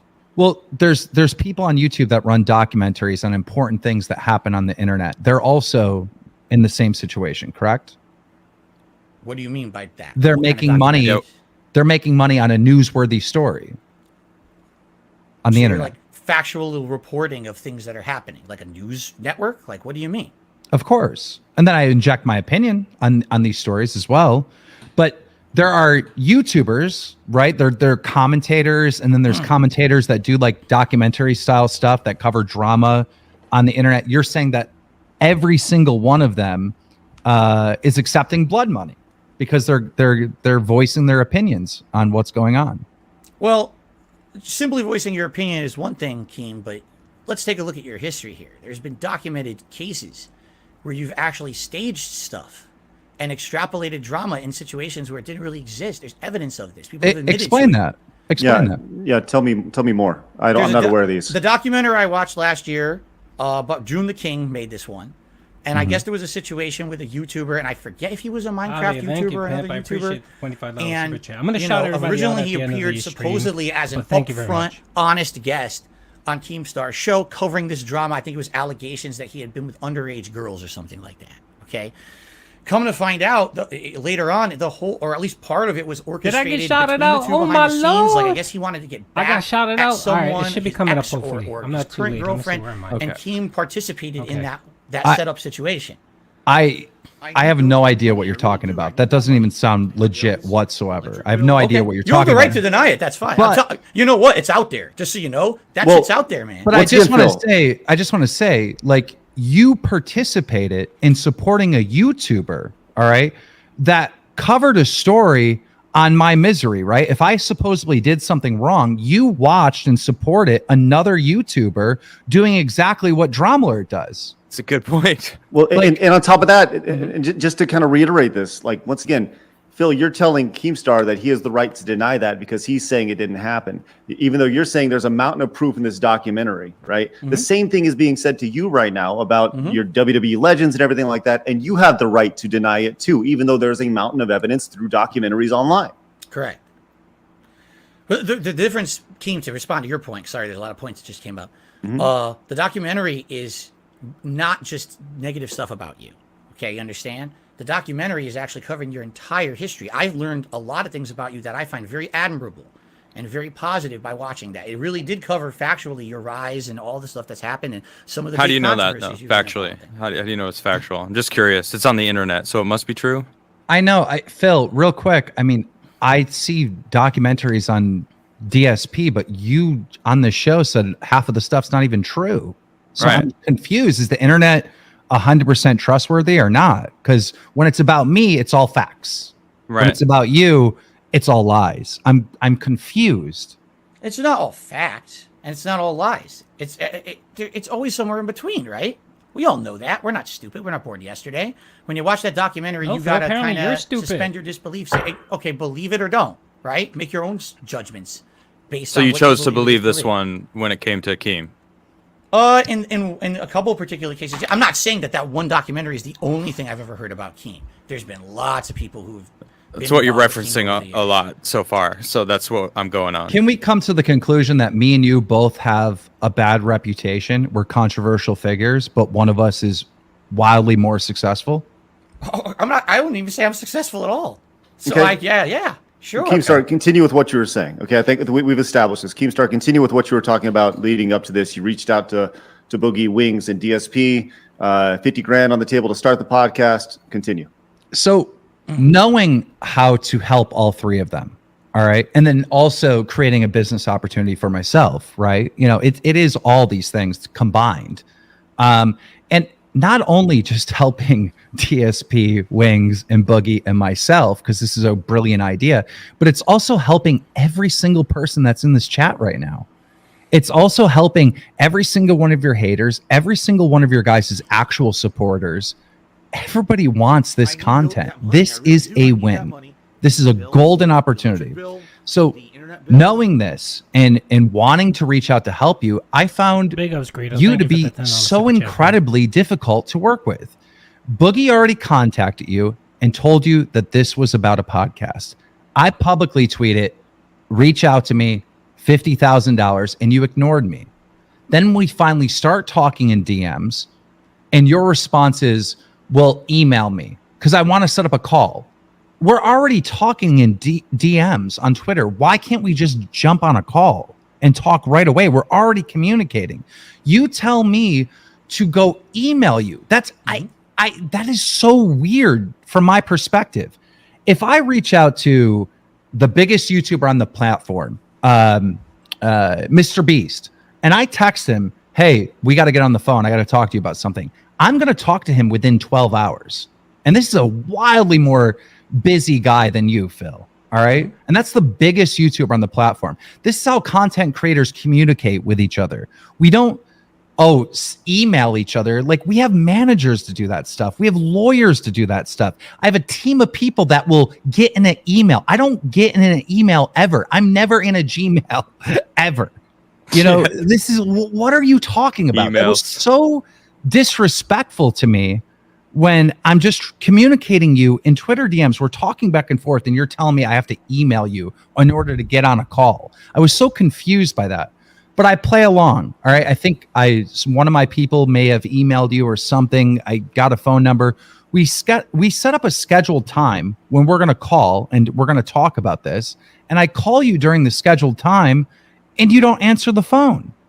And then I get a message back saying, oh, I'm sorry. You know, I was streaming. I told you I work at this time. Well, even if that is true and you were streaming, that stream is not more important than my phone call and my opportunity. It's not. Phil, what do you think about that? Do you think that's accurate? You have an opportunity to put 5 figures in your pocket, and you kind of give us your mindset there, because it's all semantics, because who cares how you're talking or whatever. First of all, Craig knows how to contact me. He contacted me to be on this show. It was pretty straightforward. Wouldn't you say, Craig? It was pretty easy to reach out to me. It wasn't hard to reach me, was it? No, I emailed you. Yeah, it was easy. And when we were able to talk back and forth pretty reasonably with no issue, correct? I don't think we ever had an issue, right? No. I think what we're hearing here is... hold on. You think Craig is a big YouTuber, though? Come on. Look at this guy. Oh, no. I'm not even saying... Hey, once upon a time, buddy. Once upon a time. This has nothing to do with size. This has to do with just being reasonable. If someone has a business contact line, said, this is the best way to contact me, please do it. But instead you go to your giant audience on Twitter and you just scream, I want DSP to contact me immediately, $50,000 on the line. It's hostile, it's disrespectful, it's unprofessional. So you got triggered and were on the defensive immediately when you saw that from Keem. You did not see that he was actually reaching out to help. You know, even not though at all. I didn't even know. People had to tell me in my chat this was happening. So according to like what I've just heard, you were talking shit about him retiring, and he jokingly responded and kind of slapped you a lighthearted slap with a glove, but said, "You know what? I'm going to hook you up anyway." That's the vibe I'm getting. And you were stuck on that. What year was this, by the way? Just because I kind of have a... So this was recent. Yeah, roughly a year ago. Wow. Okay.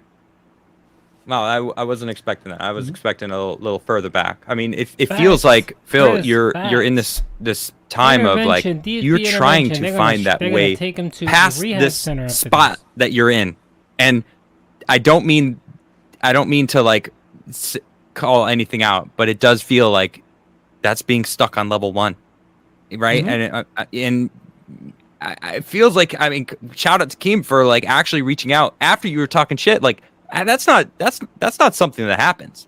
And if he was truly trying to help you out, like that's kind of surprising. I wouldn't, if someone was talking shit about me and I was as successful as Keem, I'd been like, fuck this person. I wouldn't even acknowledge them, especially as you say, it was just some small time. I don't remember what wording you chose. That you weren't even successful in your own mind. But him talking shit to me isn't a personal thing, right? It's an opportunity for me to make a Twitter video and make some entertainment for my audience. Like when I go on the internet, that's how you internet right there. When I go on the internet, I'm not thinking about, will people like me? Will people hate me? I'm thinking, let me make a piece of content that people will enjoy watching, whether they like me or hate me or whatever. Let me make some piece of content that people are interested in. That's all I ever think about when I come to the internet, is serving viewers. All right. Phil, hold on, real quick. Phil, are you okay with this? You know, I don't want. Yeah, just with this conversation. You know, I mean, you came on to do an interview with me and Craig. You know, it was a tough interview. You know, we dove deep into throughout. You know what was going on, and you weren't prepared for. We're working through things. We're understanding what each perspective is. I understand your perspective, Phil. I understand Keemstar's perspective. So I got a question for you, Keem. Is this, you don't mind if I call you Keem, do you? No, that's fine. Okay, Everyone cool. calls me Keem. All right. All right. Is the offer still there for this to happen? I mean, if Phil is open to it, I would say potentially, but not really, right? You know, I took Wings of Redemption and Boogie 2988, who were willing to work with me and understood this business opportunity. And I'm setting up a boxing match between the two of them. And I'm going to break the internet with this. All right. This is an awesome opportunity for Wings, an awesome opportunity for Boogie. This is going to be broadcasted on May 13th. And I haven't even announced this anywhere yet. This is an exclusive. It's going to be free to watch. Oh, shit. It's going to be free to watch. And can I ask a question? Yeah. Of course. I am the guest, right? Of course. Yeah, please ask. Yeah. Keem, again, I understand your reasoning here. You're saying I'm just making content people want to see, right? Is there any line that you won't cross when it comes to content that you think people want to see that you can make profit on? Do you have any kind of restraint? Do you ever feel that morally something is too far? Because I personally and many others hear this about this boxing match coming up. Okay, now let me give you my perspective.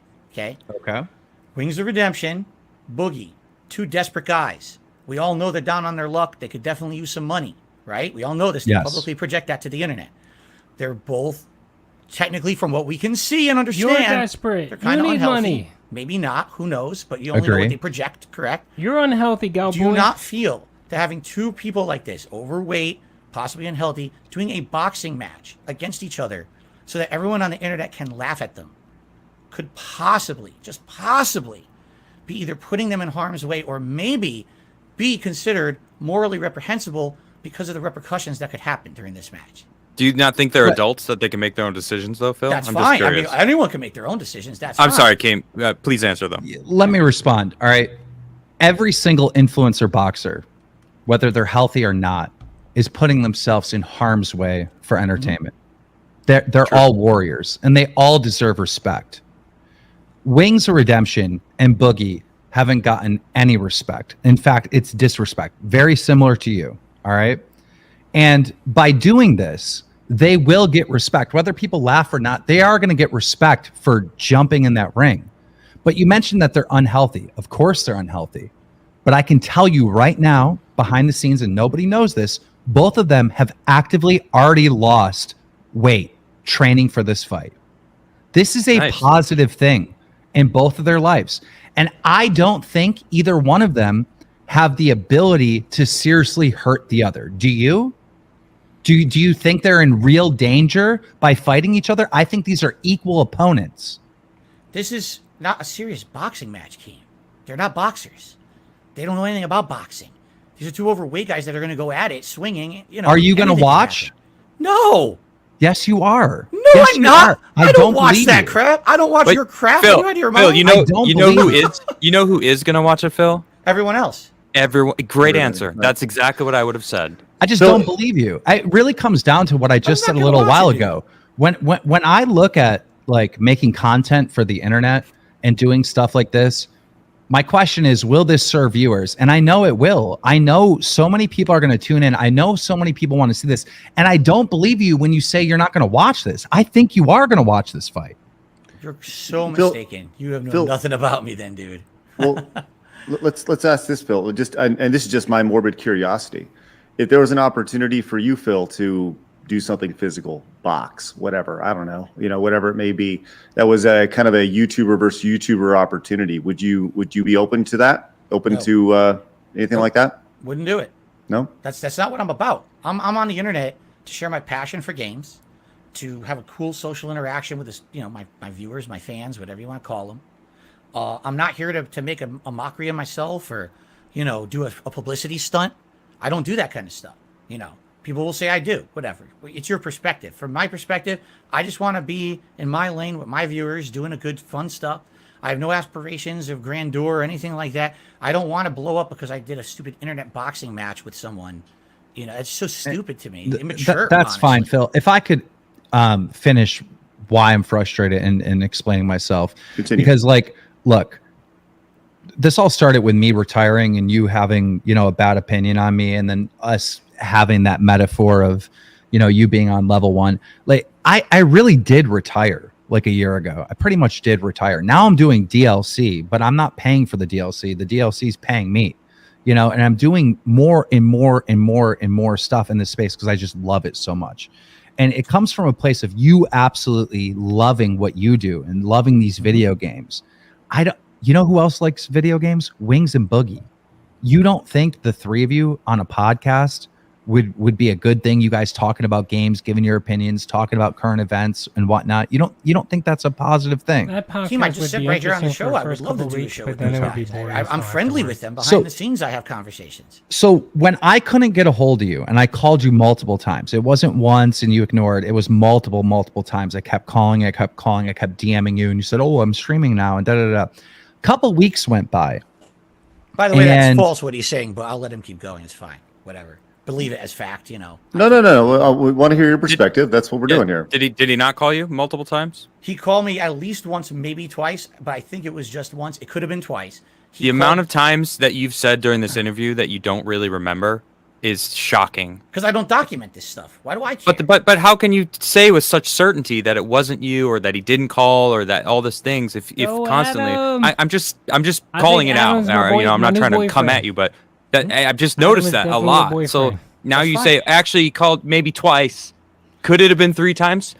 Could it have been 4 times? It definitely that you wasn't didn't even 3 or notice. 4. It was 1 or 2. It How do I definitely wasn't know? 3 or 4. I'm just Well, I regardless, specifically remember when he called me during a stream, and I'm like, "Who's calling me?" And then when I went on a break, I opened my phone. I'm like, "This must be him," because I don't have his phone number. I'm assuming this must be him because of you get locations tied to phone numbers or whatever. And I'm like, "Why is he calling me when I gave him these specific times to call me? He's calling me when I said I was busy." But Why even would you then, do that? Phil, you may be busy, but there's a call worth potentially 50 grand plus more on the backside of this that could take 10 minutes. I mean, Change your life. And once again, your true fans will understand. Look, I had to get on a phone call. This is a really important business call. I appreciate you guys. And you know what? They're going to stay there with you. They're going to stay there watching because they want to know what's happening. They want to know more about this. Like the idea of not taking a call just because you're streaming, your fans will understand that, man. No, and again, I didn't even know that was him. I didn't have his number. I'm checking after the fact during a break or whatever. But the fact that this guy can't call me when I'm giving him the times to call was baffling to me. So first, he won't. The true interaction here, I had to DM him. He wouldn't contact me. I had to DM him. He would not talk further in the DM about what this was until I demanded it. I'm like, dude, just tell me what you're talking about to see if I'm interested. I don't want to get on a call with you unless you just say, what if he had said something I'm totally not interested in at all? I could say, no, we're not even bothering with it. He wouldn't. I had to pull strings to get him to even say, okay, I want you to be like a host on a show. And then he wouldn't even talk any further. He demanded a phone call. I give him my number. I give him the specific times to call. He calls the wrong times. Well, right? guys, according to what I just- hear from Keem, hold on, I just want to say this real quick. According to what I'm hearing from Keem, he was going to put up $150,000 to do a show with 3 guys. That's a risk. That's him investing a lot of his income to try to help these guys, for including yourself. And I think a phone call, wanting to do it over a phone call is like just that's nothing in comparison to what he's trying to do. All right, I just needed to say that, Kim. And Phil, listen. Do you want to know why I don't like the phone call idea? Why I wanted it in writing? Thank you, 1 minute, man. I In just a appreciate second, that. Keepstar, go ahead. Super chat, man. 5 Phil, hours and no snores. Oh now my that God, we're that's a talking record. about this and we're communicating for the first time back and forth, all right, I It's can actually 4 tell hours. just 4 by hours. how you're reacting and what you're saying back to me that you actually understand that this was a great opportunity. And that's why we needed to be on the phone, is so we could actually communicate. We could hear each other's voice. We could talk this thing out. You can ask me questions. The text conversation, the emails back and forth, all right? That's not like really how business gets done. That's how contracts get done. That's how managers communicate back and forth and do deals. But like when we're at the very beginning of an idea and we're trying to figure out what we're going to do with this business, it has to be like real communication back and forth in a phone call, like it is right now. Mm-hmm. So that's Okay. why it was so important for me to get on the phone with you. Okay. Do you agree Does that or make sense? disagree? Does it make sense to you, Phil? What I was going to say was Sure. the reason I wanted it in writing was very simple. All right. Again, you have to understand, Keem, you have a lot of stuff that's said about you on the internet. You know that. We've agreed to that. But right? so do you. Yeah, I'm so Correct. sick of hearing that from But you. what Phil. I- it's so frustrating if when I'm you going to say deal that. with this guy, if I'm going to I'm deal with with him. this guy, I want our conversation in writing. Because what's to stop me Look from at getting on Adam the phone with with the middle Keem, finger on the having a temple. He's conversation, giving Phil and the the next middle thing I know, finger. he completely lies about what we just talked about to get drama on his content. Phil, that's like me going to Craig. Like, hell no. I hear all this shit about Phil. I don't want him to come up here and start fucking wanking it on the show live. You know what I mean? That's like me believing what is on the internet when I think this was actually it was a tough, but it was a good show. You know, and it was a chance for you to come clean and like really try to tackle some of the shit that's out there. But it's like you're using the same kind of shit that people have been using against you, but you're using it against Keemstar. It doesn't make any sense. I don't listen. I don't Yeah. trust the guy. You do I just hear- you don't. do see I don't it, right? trust him. I do But- not but- trust Keem. But once I again, You don't Sorry. know me. We've never Right. even Keemstar talked. jumped on How do earlier you when Phil how do you was not lying trust about the him. man when you're getting your information from the internet? The internet is not a real place. I can tell you this. I do business with the biggest content creators on this entire planet. All right. I don't just run a show called Dromler. I develop video games. I represent YouTubers. So essentially, here is Phil saying detractors lie and they lie about me, but I don't believe Keemstar because detractors say he's a mean guy. That's essentially what he's saying here. And Adam called him on it. Good job, Adam. I'm going to nominate Adam for being the boyfriend of the year. I get them brand deals. One of my companies represents the biggest streamer on the planet. I have a long business history with FaZe, Mr. Beast. Like, you don't know anything about me. You don't, right? But if we had a conversation and you got to learn about me and what I've done and the business opportunities that I've created for this industry for the last 15 years, your opinion of me would be wildly different than you watching a drama documentary about me, something that you're against. Like, this is blood money. It was But not a that's where drama you got your documentary. information from. It talked a lot positively about you. Why do you think I watched a drama video about you? That's not what I watched. So at all. it talked positively about me, but by watching it, you had a negative view of me. That doesn't. It's No, not I told adding you. up. I respect you immensely, but I don't know after all. It's not just that. There's other things too. Other people that have said things about you and their dealings with you. I have to kind of be protective of myself and my business and my family. Was there ever? Was feel there there's ever a risk in being story? involved with you? I do. I feel there's a risk that I could be, hung out to dry somehow. I know that there's multiple things that I've done wrong in my career, like 1,000%. I have said outlandish things in the attempt of making entertainment and entertaining people. In 2015, one of the biggest things, my team got a story wrong, and I went on air with the story wrong and falsely accused someone of being a pedo. It was wrong identity. It wasn't even the same guy. All right. if you look at that story and actually look into it, the person that exposed Keemstar for that and brought that to the internet was Keemstar. I exposed myself for getting it wrong. I right away tried to make, it right with that guy, offer him 20 grand. This is like back in 2015.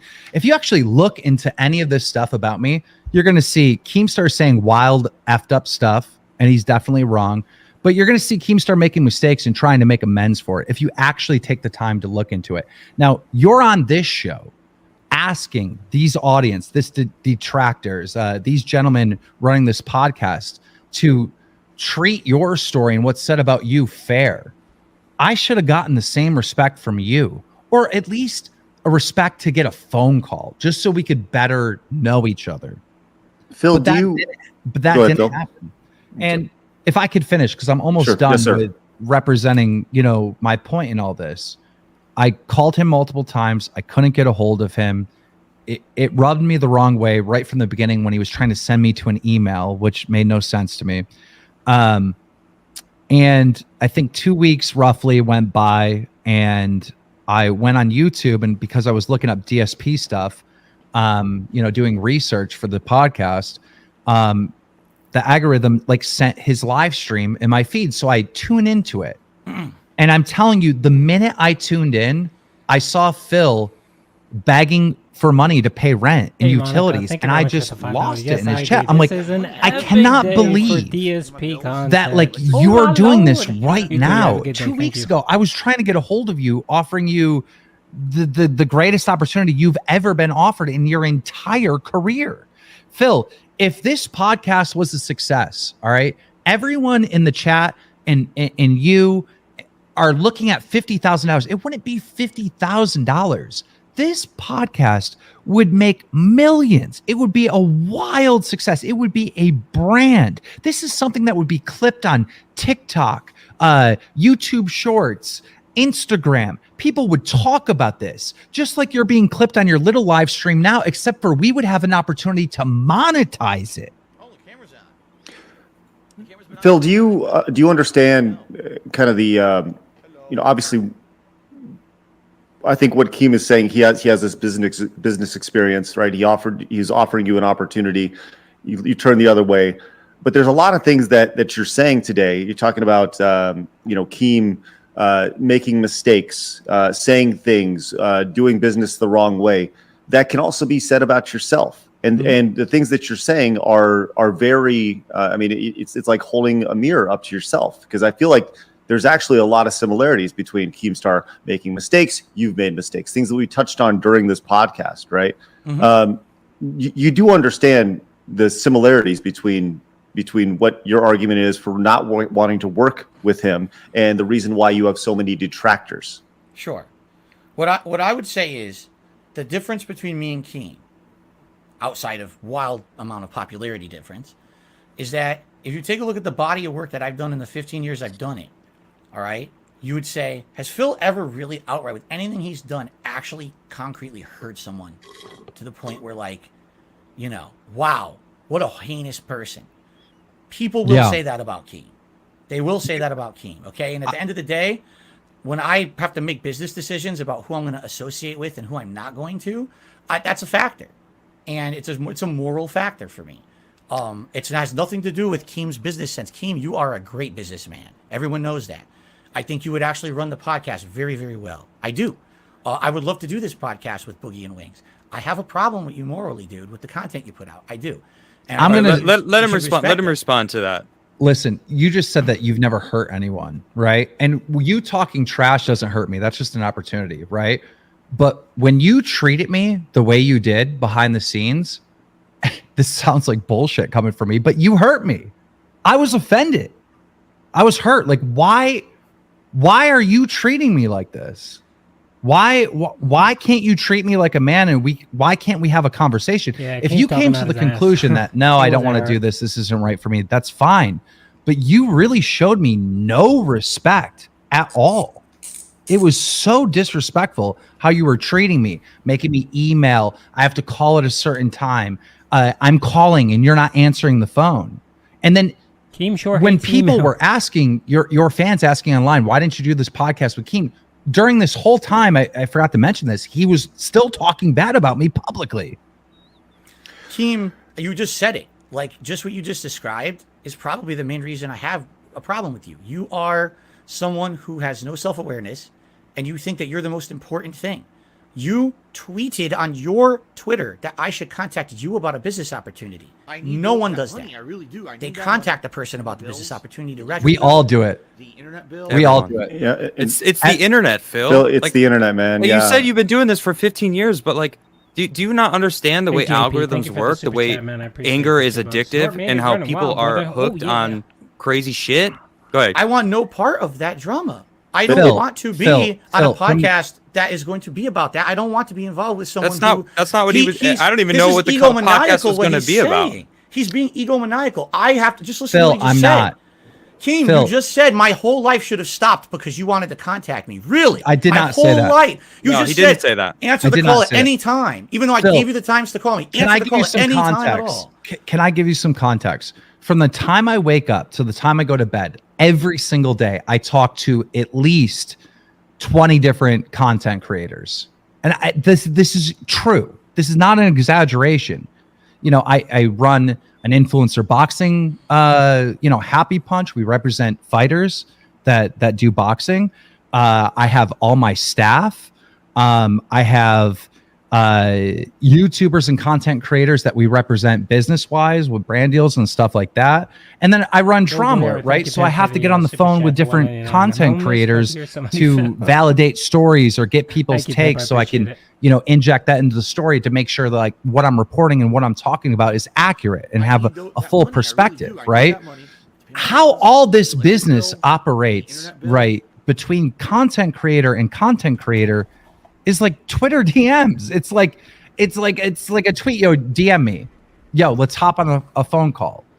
When we're talking about contracts and stuff, then you have lawyers, you have managers, they're in emails, emailing each other back and forth. But the content creators, which we are both content creators, we are on the same level. I'm not higher than you. You're not higher than me. We have a mutual respect as content creators. We should be able to be in Twitter DMs and then get on a phone call. And you didn't treat me like that. You treated me like dirt. This is not about me thinking I'm God. This is about how you treated me in those Twitter DMs. Keem, I gave you the times to call. You called at different times, and we never had another interaction ever again. How was I disrespectful to you? So when they ask me, is this opportunity, still available? When I say maybe, because like, I don't know how I could work with you. You are very, very difficult to work with, to even communicate with, firsthand. Because I didn't drop everything to talk to you, I'm difficult to communicate with, even though I have what are you dropping? Publicly listed ways to contact me.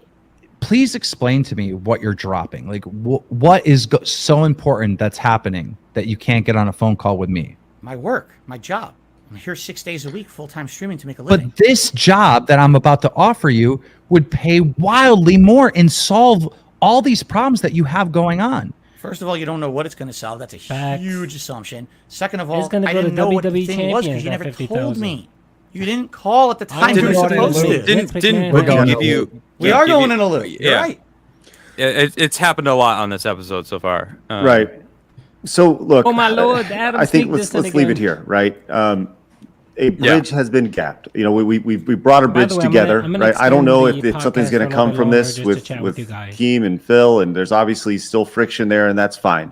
But I'm glad you guys had an opportunity to talk, and I think more than anything, Phil, you're learning more about business in 2022, 2023, and how interactions, and the importance of being quick and nimble and things like that along here, because that's in reality that's how business works now. So Let me put it this Before- way: if it weren't Keem, because again, I already had a negative association in my head of who Keem is. I had really very little interest in doing any work with him. If it was someone else, maybe I would have. But that's the association I had. I had a moral issue working with the guy, so it wasn't a big deal to me that he was reaching out to me.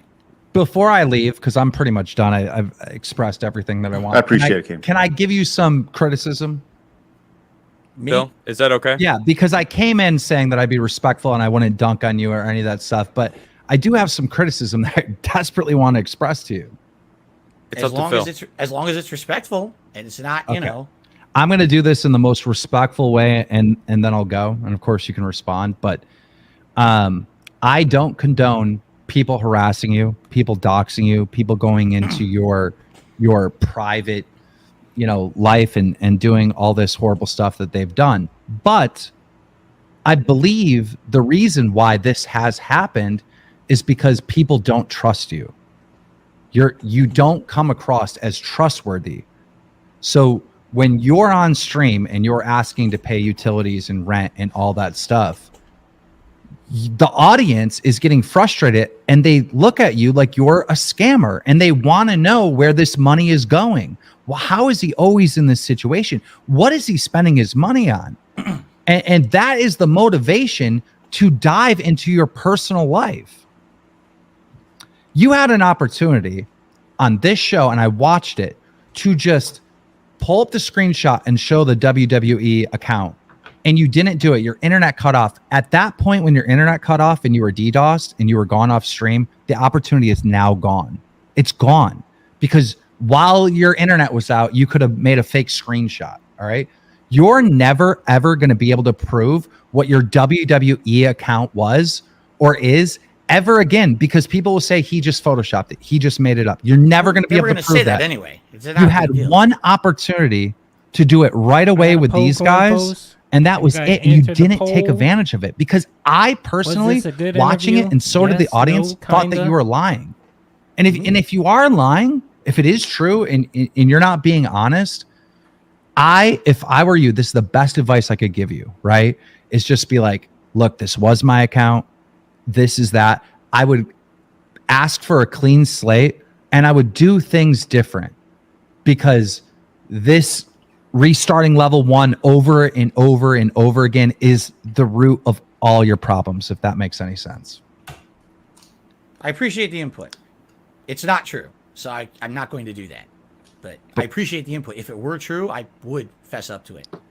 Thank you guys. Thank you guys so much for having me on. Keith, sir, thanks. Appreciate it, man. I'll appreciate you hopping on. Really appreciate it. Definitely. All right. Hey, Phil, you've been throwing curveballs today, which I did not see coming. All right. I did not see them coming at all. But Story of my life, Craig. Story of my life. Hey, yeah. I appreciate for you still being here. Do you want to keep going? Honestly. I've got till around 4 p.m. We could keep going. If you have more questions, I'm down for it. So, hold on. Let me say this. I it's reached almost out. 10 p.m. for me, and I haven't had dinner, and so I can't go much longer. Give us 15 minutes. Let's go 15 more minutes. Okay. And if you guys are new, make sure you guys hit the subscribe button. Once again, we stream Monday through Friday at 11 a.m. Central Time. We have some great interviews coming up. Once again, Mark the Cyborg, James Rolfe, the Angry Video Game Nerd, coming up. So make sure you guys are here for those. We'd really appreciate it. Once again, you can follow us over on Twitter at SidescrollerPod. You can follow me at, you can see down there, and Adam as well. And obviously, Darkside Phil as well. Okay, so Phil, I reached out. We only have like 15 more minutes. And once again, I appreciate everybody hopping in, being a part of the day, being a part of the stream, and all your super chats have been amazing. I want to let you know that we will definitely take a look at them. I don't think we're going to read them on stream, but during our post show over at patreon.com/sidescrollers, we'll bring Blabs and Travis in, and we'll continue on while so Adam can go get some food. But I wanted to play some audio. This is actually, I reached out to several of your detractors, Phil, and I thought it would be fair to allow them to ask questions. So I wanted to play this for you, and we'll just kind of go from there. Okay, does that sound good? Sure, fire away. Are you okay with that? I don't know who they are. I don't know what they're saying, obviously. So well, this is from It's a Gundam. Are you familiar with that name? I'm familiar with the name, and I'm definitely familiar with the voice. Okay, well you're gonna know the voice. So here you go. This is Biggest a Gundam, question Papa from. Gundam. Yeah. Hey there, Philly cheesesteak. Guess who it is? Your favorite YouTuber. Oh, no, We're I'm best not. friends. Remember that talked to time Craig, you thought but it'd be he funny to didn't put a ask me any restraining order questions. on me, Filbert? Well, Philly, my question is, what the hell did you spend $500,000 on? You didn't pay off your house. You didn't pay off the condo. You didn't pay off any car you own. You're in debt. Where did the money go? Why did you take business loans? What did you use the business loan money for? You never improved your content. You've been using the same camera for nigh on 5,000 years. If it wasn't for like the Dutch brothers sending you a new web camera or like LEDs in the background, you'd have no ideas. Where'd the money go? You're like a politician in San Francisco. If I went to the mayor and I said, Mayor of San Francisco, where did all that money go? That $120 million you defunded the police with and put it to black communities. Where did it go? You know, Phil, you screwed up. You never should have been a YouTuber. You should have been a politician in San Francisco. You would have gotten away with it, baby. If it wasn't for those meddling detractors. Is it going to end at some point? Right, it's over now. It's actually not too late. I mean, politicians tend to be older. Mm-hmm. Look, that was a long question. I think my first question after that is, I think we handled that though already. We talked about that shit. Well, but the 500,000. That's the first I've heard of that figure. Where is that? No, I mentioned it earlier. We talked about it. And could be the bankruptcy. I'm not sure. And I asked him, and if it was the bankruptcy, and I think that's it. Yeah. Okay. Have you taken out any business loans? And if so, what were they used for? Business loans? No. Everything that all that debt that got written off was credit cards and stuff. You know, now I'm trying to think. Oh, I had personal loans, not business loans. I've never taken out any kind of loan officially in the name of the business or anything like that. Mm-hmm. No. Okay. Is there anything else like, I don't know. It's very rarely do you have an opportunity to kind of interact with. Did he used to be on the Howard Stern show? His voice is so familiar to me. He used to be. Was he that clown guy? Seriously, he sounds just like him. He sounds just like him. Now, I don't know. He's one of the many detractors who make videos about me. I've literally never watched a video of his, so I really don't have anything to say. Do you think that by not watching his videos, do you think that if you were to spend time watching their videos, you'd be able to react and, you have a reaction channel. Don't you think there's an entire niche market of you reacting to negative content about yourself? Perhaps in the future, yes. Now that I'm doing that, it's only been in operation for a month. It's something that I would consider dabbling in the future. The thing is, there is something with these detractors. The more attention you give them, just the worse it gets. It eggs them on to do more. So my opinion is people are not coming to my channel to see this. They don't care about that. They want to see gameplay. They want to see whatever. I don't want to inundate them with that stuff, so I don't address it. Okay. But I was going to say a new show idea, the detractor reactor.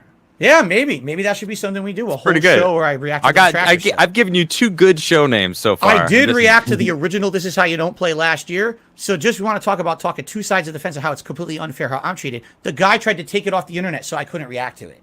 Everyone else had done it, but when I went to do it myself, no, you can't do that, Phil. Like, what are you talking about? It's fair use.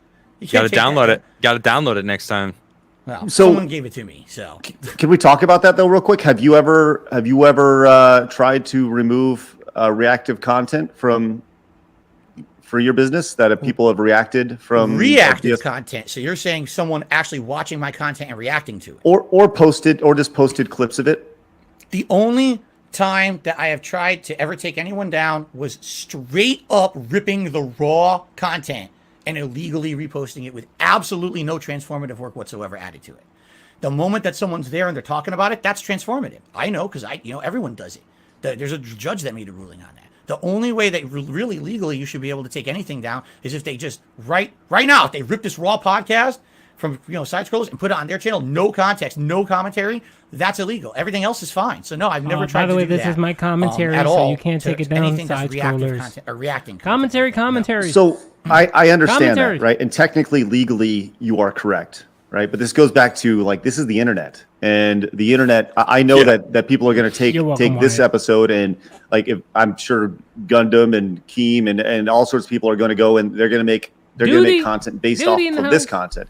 But ultimately, and we could get upset about that because legally, right? But ultimately, that's going to help the show. That will benefit side scrollers because more people know about side scrollers, right? So you heard that they gave me permission. I just feel like you were all witnesses. I feel like I've kind of zeroed in on what's happening. Like, Phil, the internet has changed, and you haven't necessarily changed with the internet. Whether it's the things that we've talked about today, and Cobra, yes. So there's big opportunity for you to adapt and change with the internet. You've changed some formats, you've changed some, changed your content and such, but the internet still is adapting, and it's adapting literally exponentially fast. And it's something that needs to be done if you're going to be, I may do a t-shirt. a relevant relevant content producer online. And I don't know. I would just love to hear your thoughts on that. That's just a reoccurring theme that I've heard today.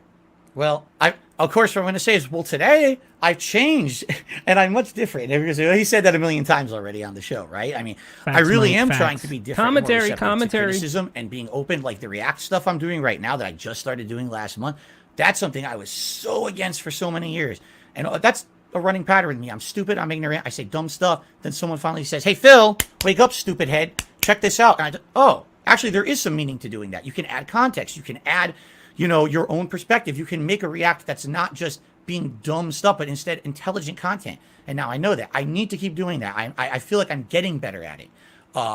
It's a work in progress, just like everything in life. And with any person who's trying to grow or evolve, it's a work in progress for me to become more open-minded.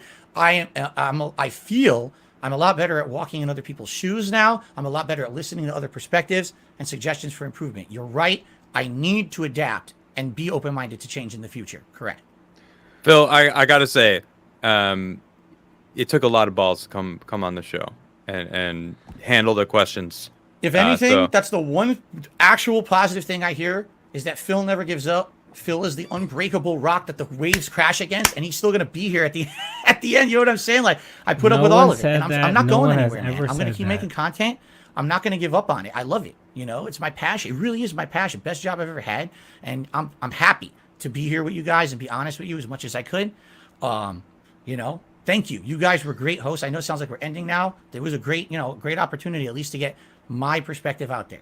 Thank you. Well, and we appreciate you coming on. We still got a few more minutes because I want Adam to be able to get food. But is there anything that you feel that you need to touch on before we leave, before we part today? Is there There's so much. I mean, we could go on for hours and hours. The things people have said about me grooming my ex-girlfriend. Is that what you want to focus on, though? He asked you specifically. Is there anything that you want to bring up? Okay, well, let's do this. Phil, would you be open to coming back on again? Sure, absolutely. Okay. Cool. We could do like a part 2 and just kind of hit on more of those things, right? Because I want to be conscious of everybody's time. All right. Well, let's do this. We'll schedule a part 2 for some time down the line, right? And get you on for a part 2. But in the meantime, what is the one thing that you wish you could address right now that we haven't addressed today? Oh my gosh. Well, the first thing you just said was that grooming shit. Like, what's up with that? Because I don't like it. It's blatantly false. It's my ex I met. She contacted me. I never contacted her. She contacted me via YouTube DMs when they were a thing. That's how long ago this was, over a decade ago. She was an adult, a legal adult. We spoke for months before we ever started dating.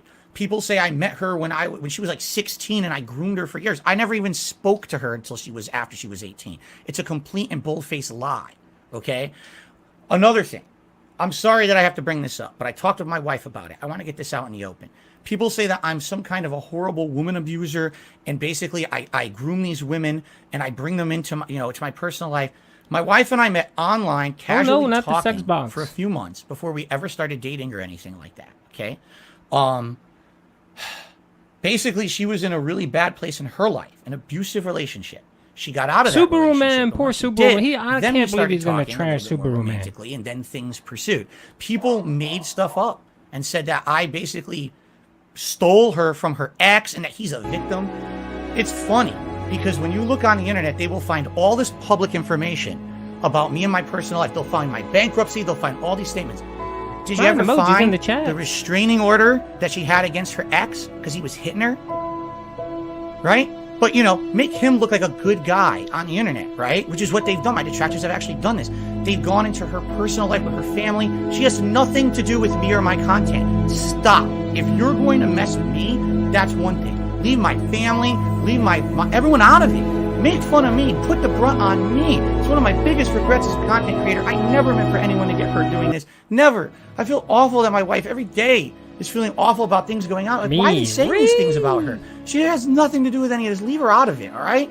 Just all this stuff. I'm sure there's a million other things. There'll be a part 2. We'll get to it then. But those are two things that have always been horrible. Shame on all of you for talking about If anything, you will never, ever, 1,000,000%, you will never find someone on the internet saying that Phil was in a sex scandal, Phil was abusive to women in the past. I have never done that in my life. 1,000,000%. But they want to say it, and it really irks me the wrong way. So. I understand. All right. Well, look, I think this is a great place to stop. Like I said, let's definitely. I'll email you. I won't DM you. I promise. I'll email you, and we'll set up a part 2. I think that there's still a lot to cover, but I know that I speak for everybody when I say we appreciate your time, we appreciate your patience, we appreciate taking the time to allow us to kind of poke and prod.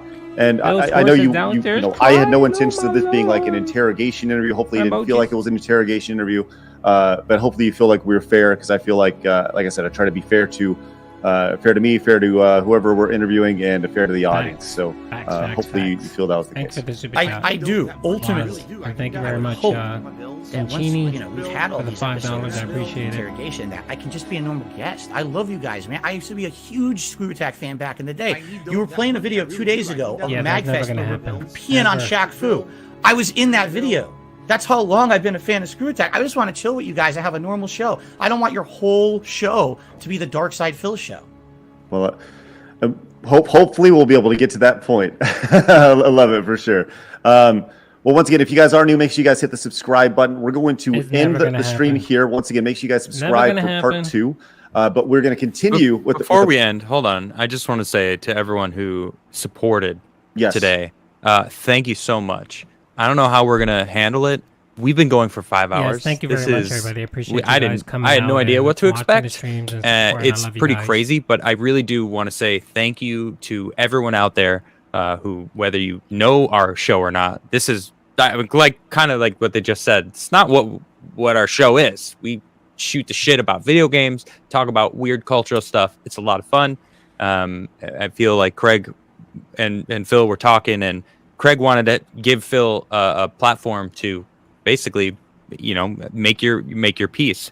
So I don't know when number 2 will be, but normally we read all our super chats throughout it, and it didn't feel appropriate to do that today because I'm sure there's a lot of them that are probably really good super chats, but there's probably a lot of them that are really would throw things to the side. We know about everything that is going on the internet. I feel like Craig did a fantastic job of putting questions together. That was his journalism degree, by the way. I mean, fantastic. He actually used it for the first time in his life. Congratulations, by the way, Craig. All right, nice.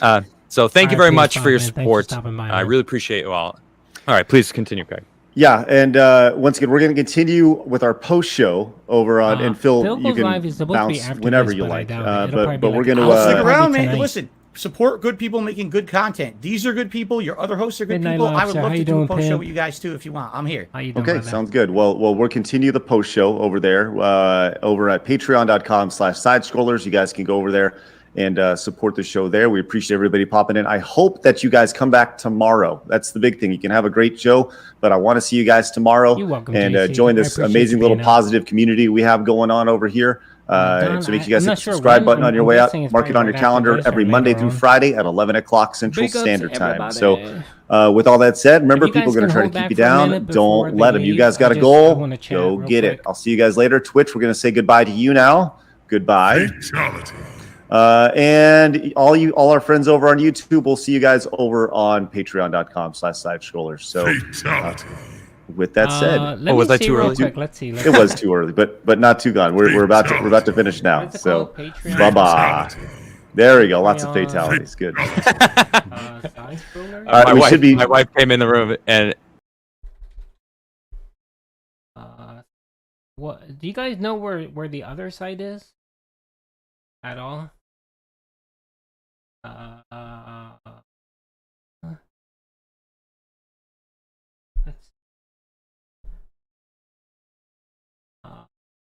Oh, is this it? Oh, I'm guessing it's for Patreon people? Does anyone know? Oh, the camera's on. The camera's been on the whole time, huh? Oh, it's on Patreon. Yeah, no way I'm gonna pay for this crap. Screw that. Screw that. Oh my lord. Alrighty, folks. Alrighty, so let's. Alright, I need everyone. Excuse me. I need everyone to just take a deep breath. We have 5 hours of content. Let's take a deep breath. Now, after you take a deep breath, I need you to snort. Just snort it out. Snort it. You got to get those snorts out. It's been 5 hours. There's no way you guys held the snort for 5 hours. So just let it all out. Yeah, I'm not doing Patreon. The hell with that. No way. I think I got plenty of content. I got 5 hours. The clip of this fool. I'm sorry. I'm laughing here. Oh my Lord. So real quick, before we go, can you guys just tell me what were your favorite moments in the chat? Just put it in the chat. Just tell me what your favorite moments were. You thought the questions were pretty good? Yeah, they were. The first 2 were horrible, but everything after that was good, Midnight Lobster. Let's see. Yes. All right, I'm going to end the poll. 93% of the people think that Phil came out like burnt bacon covered in burnt hair. I agree. 5 hours. Yeah, that's a lot of clips. I marked what I have to clip though, so I'm gonna upload. This video's already uploaded. It's there. So then I'm gonna clip it and just the highlights. Definitely Keemstar. Definitely a couple things. I'm definitely gonna put those videos out there. So yeah, I mean, I got a lot of content, but you guys saw it, which is great. Gundam was great. Yeah. Oh, Gundam's always great, man. Big ups to Gundam. The WWE Champions had to be my favorite part, not because he took my question, but because it pinned him in a corner, and it got him exactly where we needed to get him. We needed to get him to a point where people saw that he was lying, and people that don't follow this see that and see his body language and see what he's saying, and they know that he is lying. So that's why it was really good. What else? The slave joke. Yep. He should have just said, "I made a mistake. I shouldn't have said it. It was wrong." But of course, he never he apologized for it on stream. He never said, "I'm sorry, I made a mistake." He kept saying, "Oh, you guys are always picking on me." Blah blah blah blah blah. Enemy Wasp, thank you very much for the $1.99. My tax guy, thank you, Pip. I appreciate it. Oh yeah, and he tried to blame the tax guy for his failures. The $5,000 the $5,000 for the business expense. I'll tell you right now what that was. That was WWE Champions. He essentially told the judge or whoever that he played $5,000. He wasted $5,000 in WWE Champions, and he probably told him he streamed, and that's why it's a business expense. If that were true, if he was streaming WWE Champions, he could write off $5,000. He could, because it would be a business expense. But since he wants to lie about it, that's where his issue. That's where he got snagged. Do you guys know how many likes I have on this stream? Dude, I've never had a stream with over 1,300 people. The most I had was like 500 people that were on a stream. So thank you very much. I got 461 likes. Thank you very much. I love you guys. You guys are awesome. Real quick, if you guys don't mind, if you guys can just hang for a minute, I really want to thank some people. Because you guys did a super chat and stuff, and I want to make sure I give everybody credit. So Enemy Was, thank you for the $1.99, pimp. Chio, thank you for the $5, man. Waz D Moves, thank you for the $2, man. I appreciate that. Sanchin, thank you for the $5. Golden Era, thank you for the $1.99. GP, thank you for the $2. Captain Clap, subscribe, thank you very much, pimp. Monica, thank you for the $5. 1 Minute Man, thank you for the $2, pimp. I appreciate it. Greedo the Green, thank you for the $10 super chat. Javi or Xavier, one of those, $25, pimp. Thank you very much, man. I appreciate you, and thank you for the kind words. Grim Fang, $20 super chat, man. Thank you very much, man. I appreciate that. Brad, thank you for subbing. Miko World Order, $2. Thank you very much. I appreciate it. Mech Fighter, thank you for the 55. I'm not sure what denomination, but thank you, man. You dropped a whole bunch of these, and I appreciate it, man. P Fan Cuck, $5. Thank you very much. Mech Fighter again with the super chat. Synthetic Intelligence, thank you for the $5. Sam Bader, thank you for the $5, man. I appreciate it. Joe Bell, thank you for the 99-cent super chat. James, thank you for the £2, man. I appreciate it. ES, thank you for the $2, man. I appreciate that. Chris Donor, my homie, thank you very much for the 2 Australians. Rick Spanglish, thank you very much for the $5. Dave Tech, thank you, sir, for the $5. I appreciate it. I need that money. I really do. Super chat, not tips. Thank you for the $2, pimp. Gish 1X, $5. Thank you, pimp. I appreciate you. King of Weebs, thank you very much for the $1.99, and thank you for being in my comment section all the time, and I appreciate all the comments and likes that you give on my videos. Enemy Wasp, thank you, Pimp, for the $4.99. I truly appreciate it. I Am Batman has subscribed. Thank you. Met Fighter, thank you again for the super chat. Incarn, thank you for the $1.99. Andrew Thorson, thank you for the $5. I appreciate it. Generation X, thank you for the $1.99. Mr. Gino, my homie, thank you for the $2. No snorts. No snorts for 5 hours. Oh, my Lord. Dave Tech 490, thank you for the $10, Pimp. I appreciate you. Valencar, I believe it is, $10. Thank you, Pimp. Evo Watch, thank you for the $24.99. Roan. Grub Killer, thank you for the $1.99. Mr. Gino, again, thank you for the $5. The Ugly Monster, thank you for the $2. Radell, thank you for the $5. I appreciate it. Mech Fighter, again, thank you. Dave Tech, thank you for the 20. 17107, thank you for the $20, Pimp. I appreciate it. Eclipse Sky, thank you for the 30 Mexican pesos, Pimp. V-Dog, thank you for the $27.99 Canadian. I appreciate it. Encar, thank you for the $4.99. Hired Geek, thank you for the $2. Golden Era Remix, thank you for the $1.99. Okay, so I think I got everyone. I think that's kind of where I stopped, so I appreciate it. Oh, I got one more here.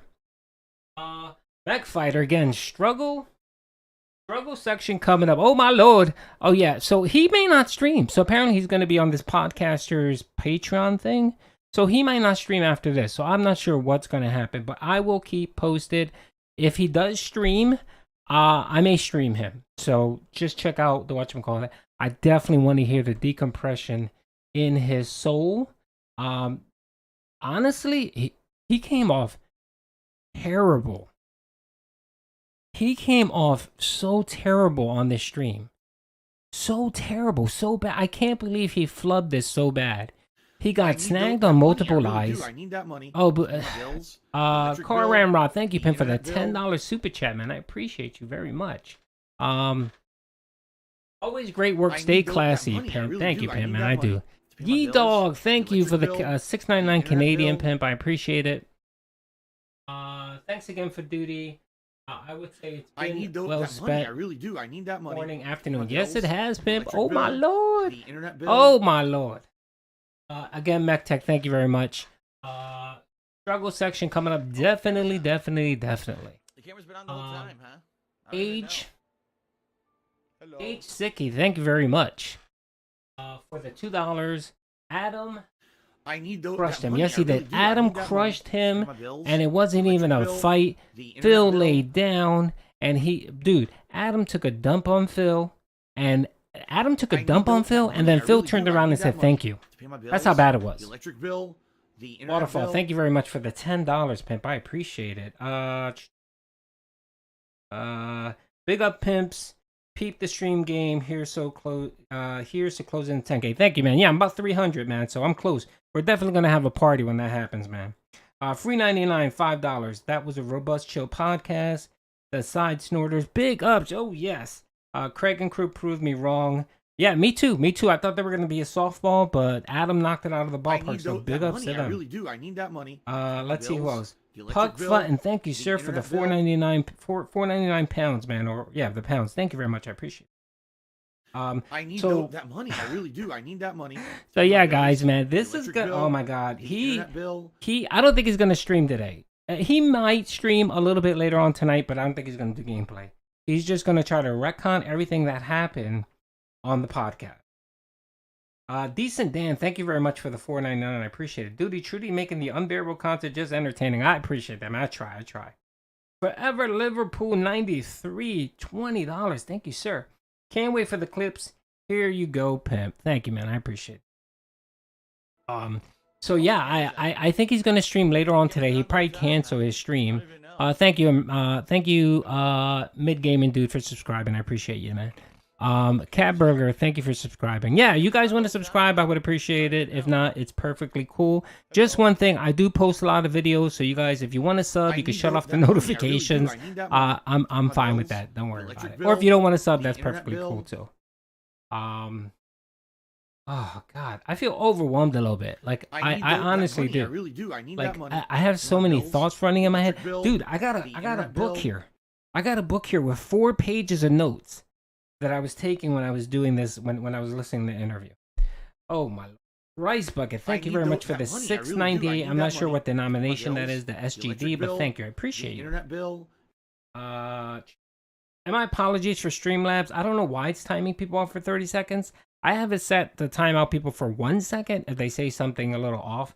But my apologies. You could just ignore it. Let's add a mod. Okay, who else needs the mod? Anybody else? Oh, Echo, dude. I gotta make you a mod. Hold on. I don't know how the hell I missed.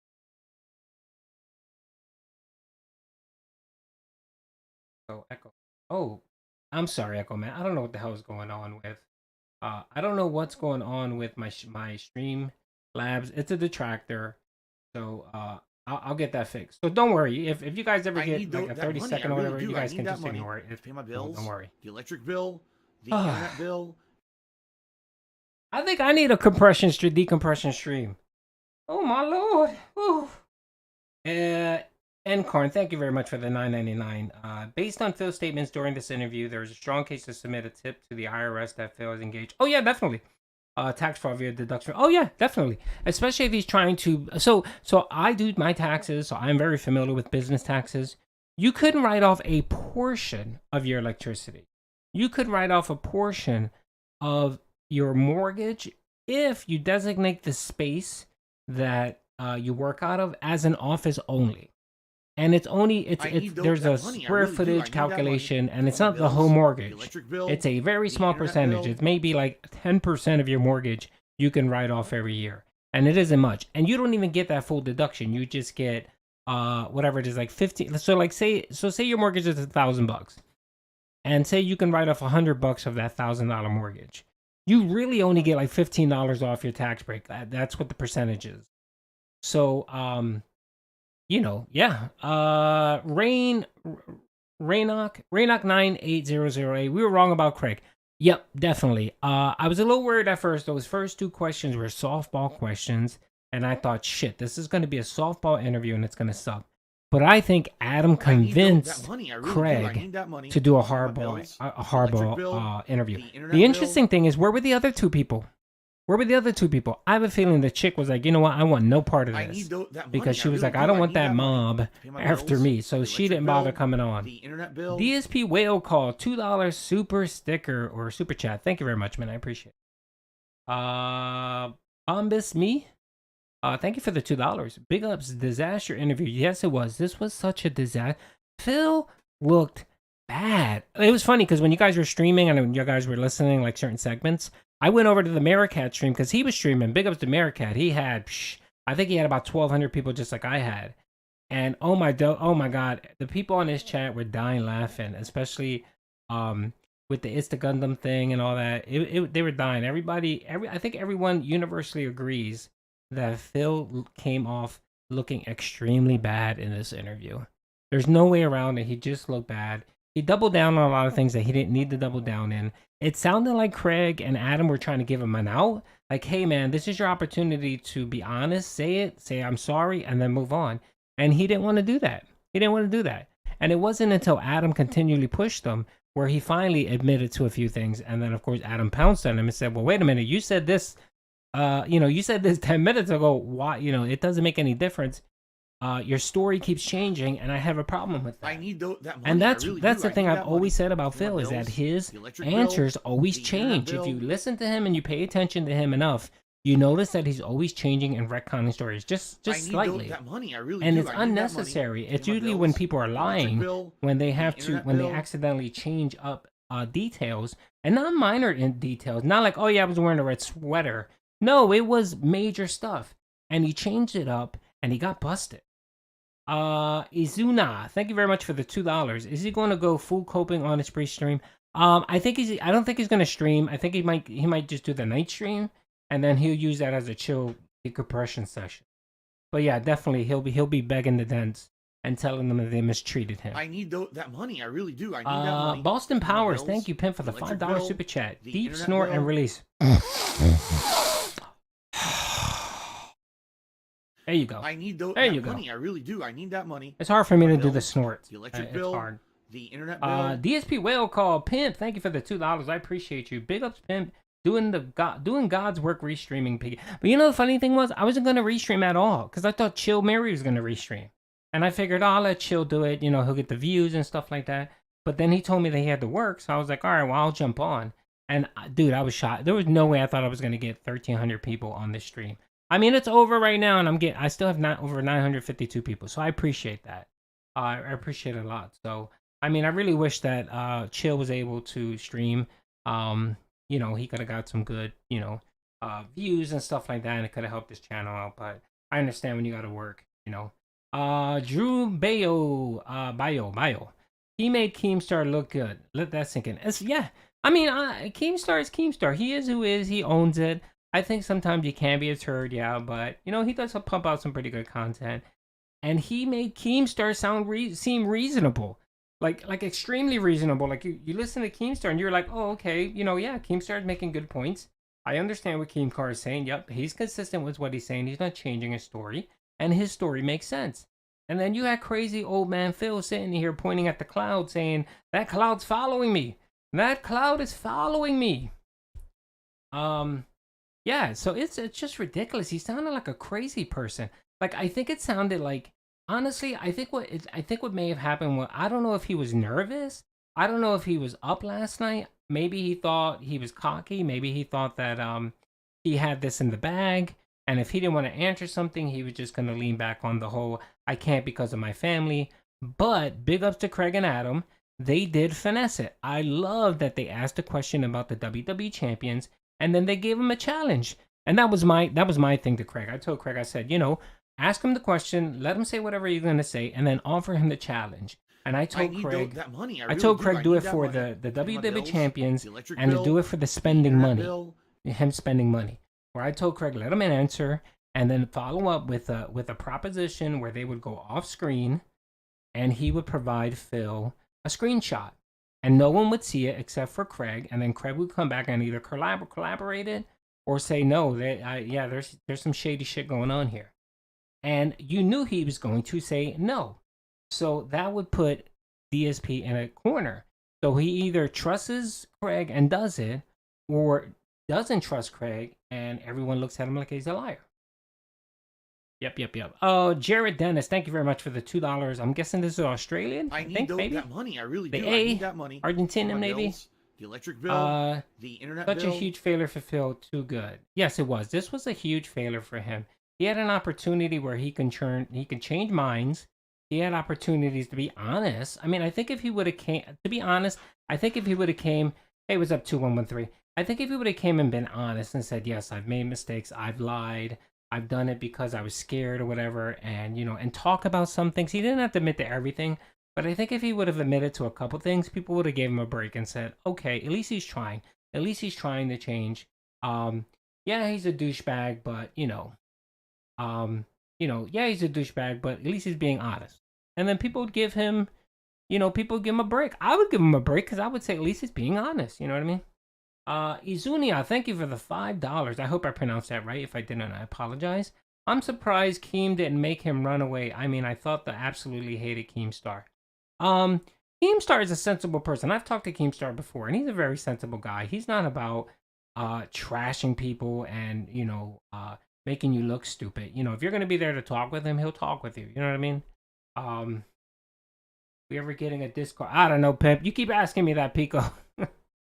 With all the drama going on in the Wings community, man, I don't know, man. I don't know. We'll touch back on that later, man. We'll touch back on that later. Let's see. WWE champion is the most. Yeah, the WWE champion is the most damning because Craig and Adam pounded on it about the screenshot, about them going behind the scenes or him sending him a screenshot. And what he was smart because what I told him is don't tell him about WWE champions. Well, he did. I think he said the user ID. But he can create a fake one and just show him a screenshot. That's what made Phil stupid. But I told Craig, I said, hey, you should ask him to look at the Apple Store because that keeps a history of your transactions. It keeps a history of everything. So he can pull that up, show that he's been spending $16.51 on WWE Champion. And Phil balked. Phil clammed up and started talking about his family He started talking about how you know, he was scared. How if he put up so much so that he had to come back and start crying. He had to start crying on screen about divulging some of his personal information. He started crying. The man literally started crying. Oh my.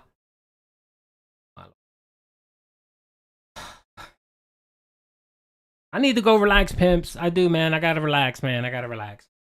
Thank you, everybody, for coming out, man. I do appreciate it. I know we still have 900 people here, man. Oh, I'm exhausted. Is there anything you guys have questions for me? Is there something you guys would like me to touch on when I do my clips of the stream? Is there anything you guys would want that your boy Duty can fulfill? That's right, dude. $16.51 to WWE Champions.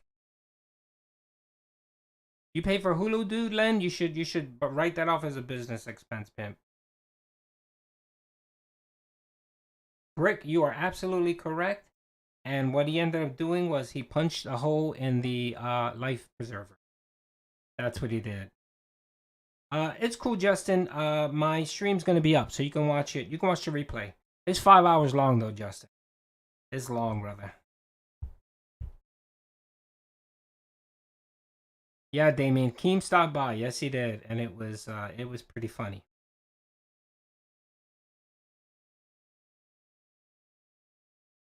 All right, pimps. I think everybody is good. Again, I'm sorry about stupid ass Streamlabs. It's still eating stupid shit. I gotta get that. I gotta figure out why the bot is tough. If you're a mod, it won't delete your message. I'm trying to make everybody a mod so that you don't run into that problem. Okay. All right, I think that's it. Anything else, pimps? If not, I will let you go get some dinner, to go be with your family, to go console your spouse or your girlfriend if she's downstairs literally crying. Please go down there and give her a sweet hug and tell her that Duty said he was sorry for making her cry. Oh, Phil's going live? Hold on. Wait. Hold on, peoples. Hold on.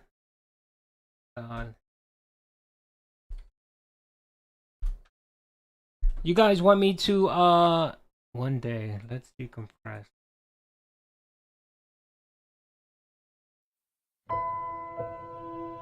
Find emojis in chats. Find emojis. Let's see. What did Phil admit? Oh, hold on.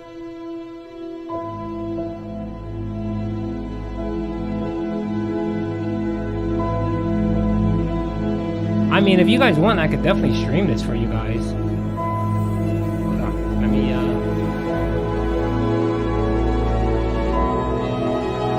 1984 has been a tough year. Our sales are down, our growth is down. Sonny, I brought you in here to grow the basketball business. People don't know what the hell a Nike is. What's a Converse? NBA All-Star shoe. There's nothing cool about Nike. You would have to have a pretty compelling pitch. I can tell them the one thing the other companies can't compete with. All right, I got the den heads going. Our basketball division is terrible. I do not love it. Sorry, didn't mean to get the guy. Oh my lord! Oh, he must be getting a snack or something. Do you guys want me to stream him? I'll stream him. Put a 1 in the chat if you want me to stream him. I don't know if I can fully engage and talk because I need a little bit of break. Your boy Duty's been running for 5 hours, so. But I'll play it. It's up to you guys. Just let me know. Put a 1 in the chat if you want me to keep streaming Phil. I'm coming, guys. I'm coming. I swear I'm coming.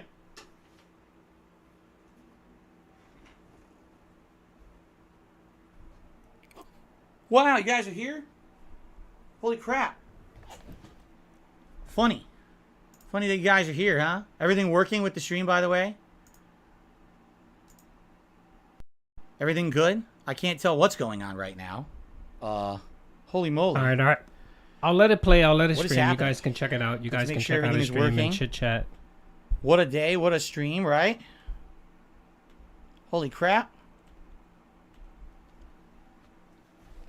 Oh, I don't have the chat up. I'm like, wait a minute, why is the chat not moving? I don't even have it. Duh. I can't talk to you guys if this chat's not on, can I? All right, hold on. That was pretty stupid. You know, bear with me. I was just on a marathon stream. The camera's on. Right? The camera's been on the whole time, huh? I don't even know. I also have no idea what happened with my internet during that stream. I have absolutely no clue if I was DDoSed or not. Because no, Piggy, you left because happening. You were scared. You didn't want to answer the question. You know, it would have kept happening if it was a DDoS. So I don't know what happened there. I'm very confused. I'm getting everything open for you guys right now. And I can talk to you. Swaggy Davis, thank you very much for the $2. Yes, you get a blessing, my son. May the Lord protect you and cherish you. Yeah, I don't know what happened. It totally wasn't me. And I not didn't fake allow nothing. you to ever become Obviously, a pig. I wasn't done. I wanted to hang out with them. And the thing just went down. I'm like, what the frick?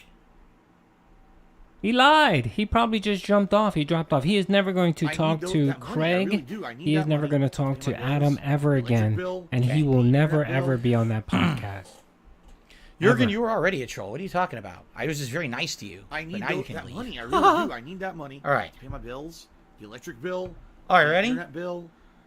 All right, everyone, what's going on? I lied. literally just got off the Side Scrollers podcast a little bit ago here. It was like maybe 20 minutes ago. I actually did a post show with them after I appeared on their show. Today's March 16, 2023. I was on their show from 9 a.m. until after 2 p.m. my time.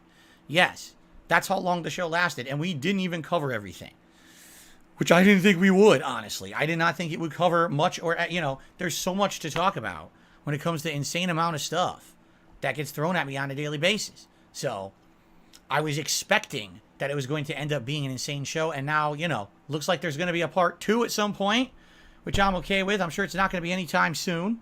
But yeah, what are you going to do, right? So, are we ready to get started here? First of all, it looks like someone tipped me. Why did you tip me? Is this who I think it is? No, it is absolutely not. Absolutely not. I thought maybe this would have been 1 Minute Man, who always supports every day. No, this is an anonymous $20 tipper. He says, I thought you were good on the podcast. When Keemstar randomly came on, you stayed composed. You talked to him even after all he's done. You still, you know, still being civil. Yeah, I'm not going to be an idiot. I'm not going to sit there and be uncivil to someone. You know, it is what it is. You know, he wanted to jump on the about him. Good for him. I don't know how that was his show, though. It really didn't make much sense that he was. But it is what it is. That's how he is. Again, what did I say? He has to be the center of attention. He has to be involved in everything, right? And he proved it by appearing on the show. Like, he literally proved it. I don't even have to say anything else about it. I mean, you prove yourself every day, right? And through your actions. He proved it through his actions, correct? So there you go. I bumped up his game. How's the audio, folks? Okay, so that was a tip that came in like half an hour ago. Thank you to whoever that anonymous tipper was.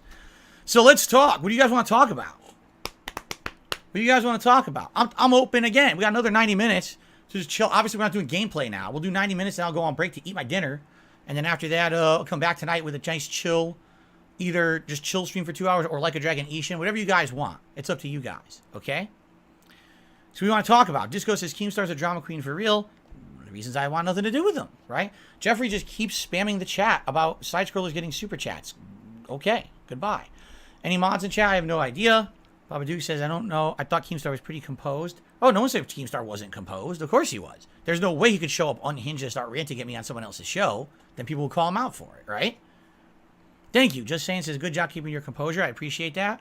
Can we not talk about the podcast, Green Goblin? Sadly, Green Goblin, I don't think it's really avoidable at this point, considering it's the longest thing I've done outside of my content, and one of the things I've ever done outside of my content. I don't know how we would really avoid talking about that right now. I think it's going to be pretty pertinent to discuss it right now, okay? I received a $50 tip. Thank you. An anonymous $50 tipper says, you stood up like a man on the podcast. Respect. Thank you to Oswald for a $50 tip. That is very... Or Oswald. No. I ignored... I clicked on... What? I merged two emails. You see how shell-shocked I am here? I had another email. And I read Oswald from a second email over to the $50 anonymous tipper. Oops. Sorry about that. So I got a $50 anonymous tip, and I received a $1 tip. Hold on. I'm going to be a little shaky. I was on the show for so long. I had 2 cups of coffee this morning. 2 to prepare for that, which I almost never have. And I was like, oh my God. So Oswald, no. Anonymous tipper. Did I click the animation? Anonymous tipper. Thank you for a $50 tip. I can't even do stuff normally. I'm so like all over the place today. $50 tip from an anonymous tipper. Then I got a $1 tip from Oswald, who said, good job on the show, man. Holy moly. Okay, thank you guys. Wow. Holy moly. 6 months, and he says, as a fan, it's worth it to watch. Is it worth it to watch the interview? I mean, I don't know. Will you guys tell me? Do you guys think it would be worth it for someone who didn't watch the interview to watch it? You know, it's not that I have a good time, but I do feel like I very intelligently conducted myself on that show. You know what I'm saying? K Styles re-upped his membership for 22 months at the Ultra Supporter level. Thank you, K Styles. And then Crasco did a super chat. I thought you did well, Phil. Thank you, Crasco. Appreciate that.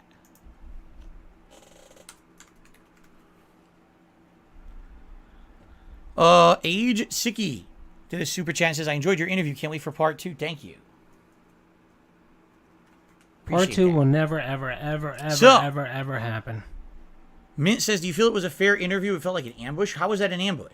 If anything, the only part that was unexpected was Keem showing up. All right. I don't think that the Keem part was like if Keem had come on the show and was like, screw you, you're a liar, blah, blah, blah. It wasn't. It wasn't about that. It was about our interaction, which I don't even understand because no one really cares. Like, seriously, no one cares but my detractors about our interaction. I don't care about our interaction we had last year, but, you know, it is what it is. Again, he has to make it all about himself. I don't want to talk about him all day. So. SD Charger says they should have prepared more, had a timeline, and asking questions in a certain order. I mean, maybe they did. You don't know. Maybe I don't know what they were following there.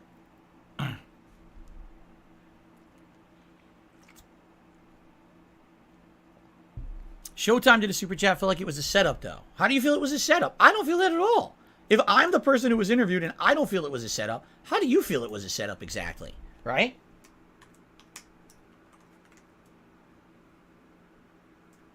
I'm a little bit of a loss there. The Dents know that Phil did terrible. Why were they upset with how I spend my money? First of all, they weren't upset. This is the they know he did detractors' questions terrible. and stuff, That's why right? they keep asking. But again, the insinuation is that if I'm making money and I'm irresponsibly blowing it on stuff, right, then, you know, there's going to be criticism there. And that's what these people have made this giant semi-fabricated situation around it, correct? And I really feel like, you know, that, you know, people want answers, and I tried to answer as best I could. Thank you for the $5 super you know chat. I mean? Oh, yes. PF says, don't send the real. screenshot. It feels like a setup. Yeah, I mean, we'll see. I have to have future talk. I'm gonna have future talks. Keemstar made with him look like Craig, a turd. You know, I received another tip. Wow. I wonder if he's going to send that screenshot. Remember he said he's going to think about it? Membership. I'm pretty sure he never ever I just will read think that. about No, I it didn't. ever He again. says, hear about the huge discount Bed Bath & Beyond. No, Cooper. What are you talking about? A discount at Bed Bath & Beyond. I need that money. I really do. I need that money. Mishael did a $10 tip. He says, good job on the interview. Internet Thank bill. you, Mishael. I appreciate that. Again, you know, for me, this was just like... Hey, Aristica, how you doing, pimp? To them, that was like a long grilling session. To me, that was like normal. You know what I'm saying? I didn't even feel like I was in the hot seat because this happens every day on my own streams. So Snow Carl tipped $1. I want to say you did as well as anyone could have on that podcast. I'm proud. Must have been hard. It was difficult. Your first live confrontation in a long time. I'm sorry that you know, people had to be brought into it like Cat. And I'm looking forward to part 2. Thank you very much. Yeah, I did reveal some stuff, man. I did reveal some stuff that no one knew. And you know, watch the show. That's all I'm going to say about that. You know, I'm not going to be talking about all that crap. But you know, it's sad. The people have said and done. It's pretty messed up. Big Papa Phil did a $10 tip. I commend you for doing the interview. I think you're great. You stood up in the face of all the detractor BS. You delivered your defense strongly. I've been a fan for several years. I want the best for you. The Dents are more delusional than Phil. If you have a chance to do a podcast and have Keem shop that podcast to sponsors, do it. It will help your family a ton. You'll rise above. I don't know about that. I would love to do that podcast without Keem. As I said, live on the show. I'm okay with doing it. I'm okay with Boogie. I'm okay with Wings. I'm not okay with Keem. So that would be the person that I really want nothing to do with. I don't know if it's worth it at all. It might hurt myself more than it could ever help. Seriously. I don't want to be Mr. Lolcow for the rest of my life. I don't. You will always be Mr. Lolcow. I got a $4.20 tip. Changing that. Thank you all. You guys are amazing. Radical Justice, good job. Let's get high Bud with a great animation. Craig seems like a good guy. I hope you have an actual fun podcast. You're great because you're I think giving eventually me money. We will get there. It might just take a long ass time, right? I think it will. I think it'll take a long ass time. He will never ever be on that show ever. For the record, I have absolutely no idea what happened with my internet. It went down legit. It went down completely legitimately. I was like, what? Did not go up, and did not go up. I don't know if someone DDoSed me or not. Because he quit. I have absolutely no clue. He didn't want to answer the question at all. What happened there? You guys know my internet almost never goes down. If it does, it's like a blip. Basically my modem reset itself. So I don't know if that was a DDoS or not. How is it that it happened then, but then it didn't happen? You would think if someone DDoSed me, it would have happened again and again and again, right? It just happened once and stopped. So I'm like, it was weird. That should tell you that you're lying. I really wasn't a DDoS, because if it was a DDoS, that means I now have to go through the painstaking trouble of contacting my ISP to get this fixed. I hope it's not. See, Butler Spirit, here's the difference. He says, why only take negatives away from the Keem vid, what you've heard, but feel it's unfair? I've seen Drama Alert. It's trash. It's trash game. It's a trash content. It's bad. That's my opinion. You can disagree. But 1,000,000%, I don't like his content. I have issue with it. You understand? It wasn't the documentary that made him dislike. I already disliked him. Then I watched the documentary. You understand? Naysayer, re-upped his membership. You handled yourself well, Matt. Respect. Thank you. Throwing Ennis to the super chat. You look like a complete clown. $2 for Vince. There you go. I have no idea what that means, but enjoy your band. And Amrit did a super chat. Props for hanging in there for 5 hours under fire. Not a detractor. We're fans, just neutral. Credit where it is due. Phil, thank you to Amrit for a super chat. That's very nice of you. At the end of the day, this is not going to change anything, I don't feel. Maybe it will. I don't think so. But I'm happy that I did it. I actually am happy that I did it. Big Old Beans, I think you and Wings Boogie could be a great hope you guys work together. I want to work with those guys. I would do a podcast. Thank you, Aristocrat. I appreciate the nice comments. Mr. White says, I find Adam annoying and biased. I did not find him annoying and biased at all. Ugh. The part where Keemstar kept saying you were going to watch Lalcal boxing match was why would I watch that? You guys know I don't watch any of that shit. You guys tell me about it. I don't know anything about it. Oh, you're going to watch it. Keem, again, he's such a giant inflated ego in his own head. And by the way, now I'll say, oh, he's talking about me. Yeah, Keem, he essentially evaded my episode of Side Scrollers, my interview. Now I'm going to talk about you. You're going to deal with it. All right? He has such a giant inflated egotistic head that he's like, you're going to watch my content. I never watched your content, dude. I don't watch your content. Even the clips I can't stand. I want to vomit. I can't watch that shit. Sorry that I have morals at a different moral compass than you. But I do, you know. You're going to watch that. No, I'm not. I haven't watched any celebrity boxing. Not one piece of any of it. Did I prefer Benadryl and Gas X? No, I did not. I woke up early. I had 2 cups of coffee. If you didn't notice, I was constantly drinking. And by the way, there was a mute button, okay? In that way that they stream, there's a mute button right on the screen. You might have noticed I went a few times. I clicked the mute button and then come back because it was right there. Yeah. So that's how he got around the snorting? Would I consider having Boogie on my show? Yes, I would. If he wanted to come on, I would extend that invitation to him. Adam was on my case from the beginning. I don't think so. I don't know why you guys feel that way. You guys are being way more harsh to them than I think. You have to understand something. They are 100% outsiders to me. They don't know me. Craig knows me in a casual way from many, many years. The other guys didn't know me at all, right? So they're coming from the outside. All they've heard is the negative stuff. Now it's my opportunity to counter the negative stuff, right? So I didn't take it in any negative way, man. I thought it was fine. Big Papa Phil says there's snakes everywhere in business and jobs. Doesn't mean you don't work with them when you must to benefit yourself and your family. Again, though, here's what you have to understand is if I went on that podcast, right? Number one, you saw how Keemstar acts. He would literally try to be like, well, this podcast is the most important part of your life, so you got to bend over backwards for me for the rest of your life. Everything you do, you have to listen to me because I've got you on this podcast. I feel like he would hang that over my head forever, number one. And he'd be so controlling. And number two, just, again, if you're on a lolcow cast, you're talking about a show that already the title is a negative association. It's an insult. You're calling me a lolcow. Why am I going to do that? Right? Have it be a serious show. Not, you know, oh, everyone's going to just sit here to make fun of us all day every day. It's ridiculous. I received a $20 tip from Opposite George. I only caught the last 25 minutes. I want to ask, are you Keemstar cordial now? Do you think you were fairly interviewed? I thought interviewers were pushing a little bit with the Yucko the Clown. Is that who that was? Was that Yucko the Clown? Is that from a Howard Stern show? Is that who It's a Gundam is? No way. Is that him? Or is that a joke? Is it really him? I want answers because he sounds like Yucko the Clown. You hit it on the head. Maybe he just tries to sound like that. Right? I don't know. No one's answering. No one's answering if it actually is Yucko the Clown or not. A clown would know another clown, wouldn't they? Adam seemed triggered. It's not Yucko the Clown. He just sounds like him. What a voice to have. Holy moly.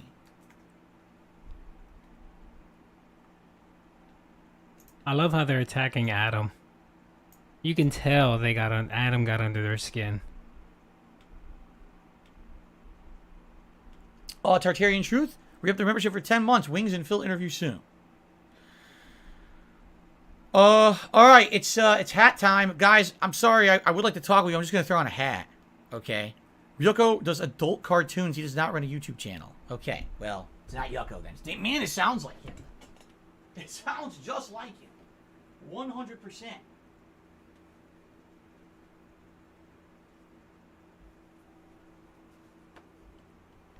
Oh, man.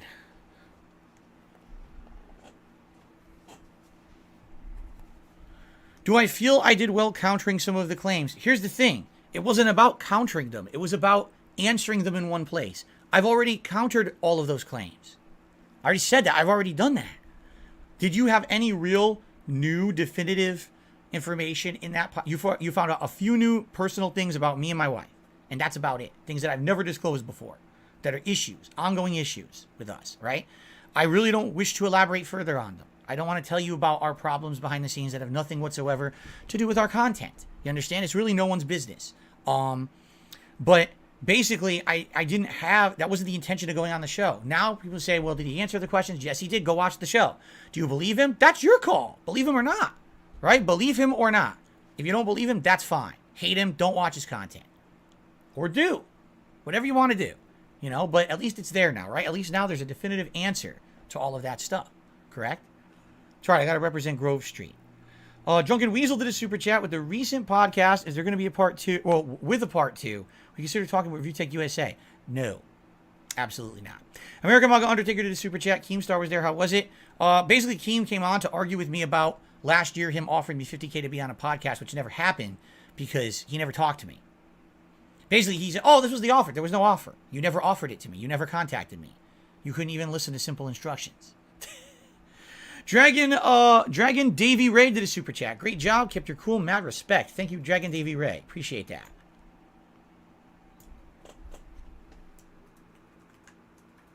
If you guys want to ask me a question and you're not contributing, please tag me in the chat. You don't have to contribute, but I do need to see your message. I received another tip. You guys are being awesome and don't have to be, but thank you so much. You understand, that was essentially my first stream of the day. So thank you so much for supporting me here. $20 tip from 1 Minute Man. Good job keeping your cool during a 5-hour interrogation. 1 Minute Man, in a rare move, has spoken. He never speaks. I think the last time he spoke was Christmas. He said, thank you so much, 1 Minute Man. My name is Richard. I appreciate your I am Darkside Phil. support of me, my content. It is very nice of you. Oh my God. I really need to make this fucking money. I need that money. I really do. I need that money. I'm done. Why am I poisoning? I mean, are there any questions I should ask? What? Why am I toxic?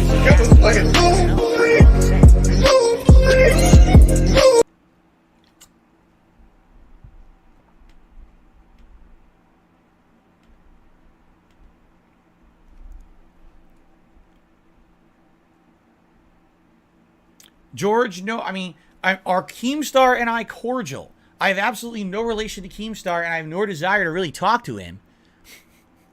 Is that cordial? Do you really think Keem is going to contact me? Here's the real question, all right? He said on the show, oh, no, the offer's not off the table, but the offer's off the table. Like, he literally said that.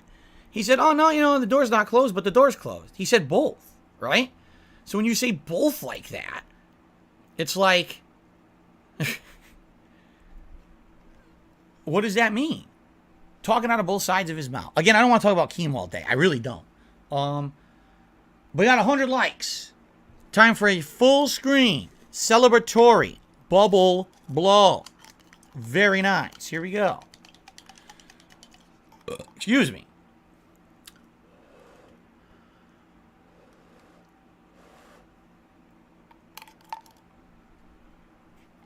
There you go. Thank you guys for the support on this stream. We got, basically I'm going till 4 p.m. like usual. All right. So I'll be here till 4 p.m. just like always. And then I'm eating my dinner with my wife, and then I'll come back tonight with another stream. And it's up to you what you guys want to do. Do you want to do a Like a Dragon Ishin stream tonight? Do you want to do another just chill stream tonight? I'm down for whatever you guys want tonight. Okay. By the way, we have over 700 people on the stream right now. I'm so dumb I didn't say this. Welcome to anyone who's a newcomer. I very well may have some spillover right now from that show. If you guys were watching the Side Scrollers podcast, maybe you're even a patron of Side Scrollers, welcome. Sorry I didn't say anything. I'm being stupid because I'm kind of shell-shocked after the show. This is a 24-hour sub-only mode chat. There's a very good reason for it. It's because if you're not, if I didn't do that, this entire chat right now would be trolls. Okay, it would. So I have to be careful about that. And I have to basically shut down that stuff. You know what I'm saying? So if you are, if you like that show and you'd like to join in the chat, you have to subscribe for 24 hours. So please sub to the channel. If you don't like the content in the next 24 hours, unsub. You don't have to stay sub, but you do have to sub if you want to chat. Okay, it's a 24-hour wait. Tomorrow, all my content will be regular. Gameplay and everything will be usual, normal stuff. Okay? So, Purple Pickle to the super chat. $10 one, thank you. I gotta give credit where it's due. You showed up to the show like Lana Rhoades. All right, this is some kind of a sexual joke that I don't even know what it means. It was a great watch. I'd love to see more mad respect from the pickle. I don't even know who that Lana Rhoades is, but I'm not even going to read the rest of that. But thank you, Purple Pickle. Oh, my God. Yikes. Holy crap. All right. Mr. Oink says, ultimately, it's your choice. I don't like the way they conducted themselves. Can we run a poll for which game? For tonight? No, tonight it would be Like a Dragon Ishin if we do a game. If not, we could just do another chill stream, whatever you guys want. Just like hanging out. Do I ever think of the 50K? Would I give Keem a fair chance? Again, there was no 50K. Keem never actually went through the process of contacting me and offering it to me. He tweeted on his own account. We had a conversation in DMs where he didn't tell me what the actual offer was. Then he refused to call me when he was supposed to. But this is somehow my fault. I was supposed to drop everything in my life for this guy because he's a controlling egomaniac, which I said on the show. You know, so this is not anything I didn't already say. Let's see here. Well, I think about some of the input I got today. I will. You know, some of the input I'm already implementing. It's funny because they say, oh, but you said you've changed. Well, I mean, I think I have. I'm listening to your input. We're doing stuff we've never done before. I'm trying to change for the better. I'm trying not to bring up drama. That was the whole purpose of going on the show, was that's where I was going to address it, right? Get it out of the way, right? So, you know, hopefully this will kind of be the end of it. I don't know. It's not going to be the end of it, by the way. I received a $20 tip from Was Good Here. Okay, let's see.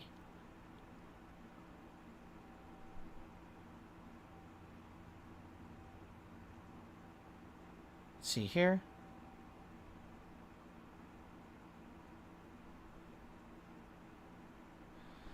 All right, so here we go. They said I don't have to read this, but I can if I want, so I'll read it. $20 tip came in. Listen to this, and let me play the animation when I read it. Okay.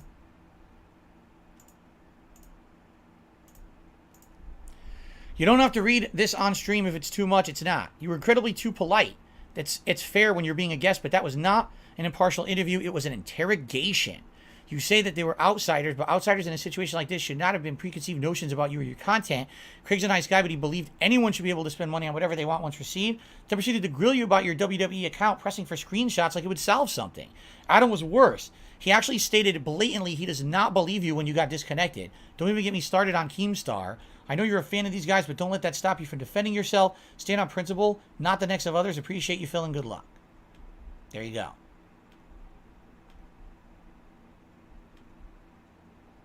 Interesting. Right? Interesting. I don't know. Again, even if they don't believe me, I still feel it was fair. I can't make you believe. You know what I'm saying? Like, I can't make you believe me. How could I do that? It's weird because they say the pignosis. The what? Am I some kind of a magician? Am I a warlock, an evil warlock? Here I come through the power of the internet. Oh, hold on. Excuse me. You're a pigman. That's what you are. You're a pigman. Oink, oink, pigman. Through the power of the internet, I'm using my magical powers now to control your mind and tell you to believe me. Everything I say is true and everything else is false that people say. I can't do that. You know, who do these people think I am? They think I'm some kind of a crazy, you know, powerful person. You know? It's just nuts. It's just nuts. I don't know. The pignosis thing. And then, yeah, you know, I didn't want, if they end up, let me put it this way. The two best outcomes is that either those guys either believe me or they just don't care. Correct? It's one or the other. So, it's one or the other. And they don't have to like me. We're not friends. You know, we're not going to be close personal friends. I'm sure, you know. Would I like to show up on their podcast again? Yes, I will. I will do it again. But at the same time, you know. Darziak says, I felt Craig and Adam didn't really get that the negative stuff is minor from your overall amount of content that you make. Exactly. Here's the thing. They say, well, there's a mountain of evidence. Yes, but I'm a 15-year-long, one of the most prolific content creators out there. It's funny because it's like, well, look, we just pulled this recent clip from July of last year. Yeah, and in my opinion, it's a joke that's bad, but it's not a joke that's racist. I don't think the joke was racist because I didn't intend it in that way. But, of course, you could spin it that way if you would like. Sure. And the situation is that, you know, wow, we found one thing in the last few years to say Phil does. Now we'll do a clip from 3 more years before. Now the clip from 2010, you know? This isn't it. I've made 100,000 videos. 100,000. The negative stuff is the drop in the bucket, but they don't want to believe that. The detractors, they just want to focus on the shit. You know what I'm saying?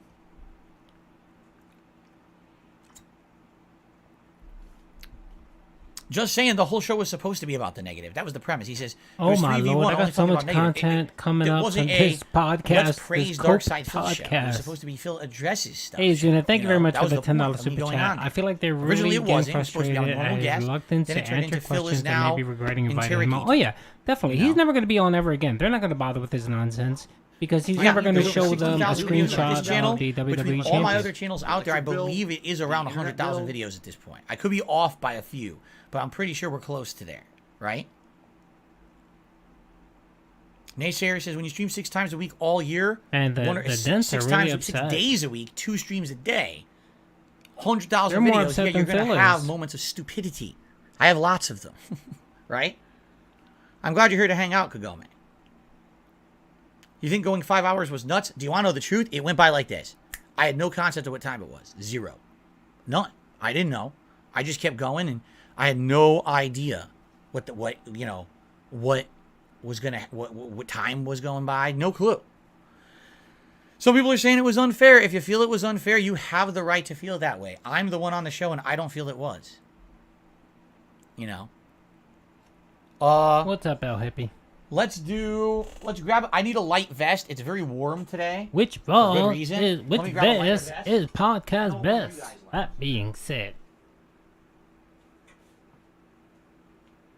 I know what vest you guys like. And Carman, thank you very much for the $5 super chat, pimp. DSP was out collecting boulders, went down from the Raptors, was pulling 5-star NWO Hulk Hogan's. Oh. Thanks a lot, Duty Chat. Cat is literally downstairs crying. Amen, brother. Big ups to Cat the Horse. Will I go back and watch it? Oh, it's 5 hours long. I don't know about downstairs and crying the river. It's a 5-hour long show, man. I don't know if I'm going to go back and watch it, quite frankly.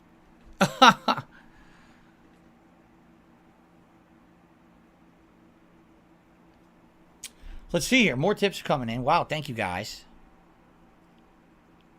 Only use me blade tip. This is not really them. $3 tip. Love the interview. Craziest conspiracy I heard is that you ran a cult. They say OIC was like a general and Derek was a high priest or something like that. Yeah, I'm sure. Thank you for that. And let's see here. Do I think, it's a dollar tip, do you think I defended myself well? Seems like they called you out numerous times. Literally, they said, well, you know, you're saying one thing, I really do. I need that money. but you're not providing evidence, to which I responded, you're right. You know, there's some things that are going to be put myself and my family at too much personal risk. There have absolutely positively been times when I thought there's no risk here. Let me just do this or that, and it 1,000,000% blew up and hurt me badly. Okay, being honest, it's happened before. It's documented. This has happened. So you know what I'm saying? Like, why I'm putting myself in harm's way by putting anything out there of a bank statement or showing my mobile phone or anything like that. I am. Okay, so I'm not going to. Right? And there's the risk there. It's too great for my family and myself. Why would I do that? Right? Where Gamer says, some of the questions they asked multiple times, I felt you answered well the first time. Vice versa, some answers you gave more skirted their questions. There you go. I did my best. I really did my best. 5 hours, man. Kagome says we make mistakes, and that's us being human, but I agree. I made more mistakes than a lot of people. PS3 Troop says you don't owe them anything. I mean, I don't owe them anything. Absolutely not. I don't owe them anything. I saw an opportunity. I told you guys I wanted to be interviewed, right? Well, I got my interview, that's for sure. It was certainly different than I saw it kind of going down, but again, he's retconning Butter says this. you don't want to put yourself in want danger to do for an nothing. interview. Exactly he right. To Because be here's on the and thing. hang out. All right, here is the thing. All right, being honest. I need those. We're all here with I chilling. really do. I need Correct? that money. And there might be, we have some newcomers here today, possibly. Welcome if you're a Tom, newcomer. thank you very much for the to my $5 content. super chat. We're all Dude, here you've with been chilling. watching your streams for Right? a minute. Thanks for all the So, content. The ultimately, interview was incredible, amazing. Yes. with what happened, Agreed. has it affected Agreed. The incident May 1st. Big Will it ups. do Thank you positive for or the negative? $6 I don't know what the net euros. result will be. Have you noticed how he But was ultimately, here's the sucking thing. Team's balls My on the show and detractors will saying never that be satisfied June the anyway. King Craig Doc said was it himself. positive. That no And matter now he's what I talking say shit. and Oh yeah, do, definitely. That's what I'm they will streaming never right be now. satisfied. My first Because video is going to they're, be how they're- he and sucked from my up the perspective, they're in it Keemstar for in front of personal him, gain. That's why and they now keep he's doing talking it. trash about him. They love making Oh my fun of lord, so kill they the can sex keep bots. rolling this popularity train on YouTube. So why would they ever stop? There's situations like that escort saga story. 1,000,000% proven false. They were just on to the next thing. Money, I really do. So I need that why money. do My I bills, care? The electric bill, the internet bill. But then because I don't say anything, I don't disprove it. Oh, it just continues forever. It must be true. It's right, not true. But why? And you know what Keemstar said resonates. It sucks that he's right, but he's right. I don't know if I got DDoSed or not. My modem got knocked off the internet and came back within about, what, a few minutes? I don't know what happened. And then when I come back, you know, basically Keemstar says, well, it doesn't even matter anymore. You had your opportunity. You didn't send the pic to Craig right away. And because of that, now it doesn't matter if you send him one. Now it's over. You can't anymore. He's right. Then again, it doesn't matter anyway, because no one would have believed him either. You know what I'm saying? Like, no one would have believed him either. Even if I send him the screenshot right now, they won't believe him. They'll say he's making it up or he's dumb. He doesn't understand the game. He doesn't get it, right? So, there you go.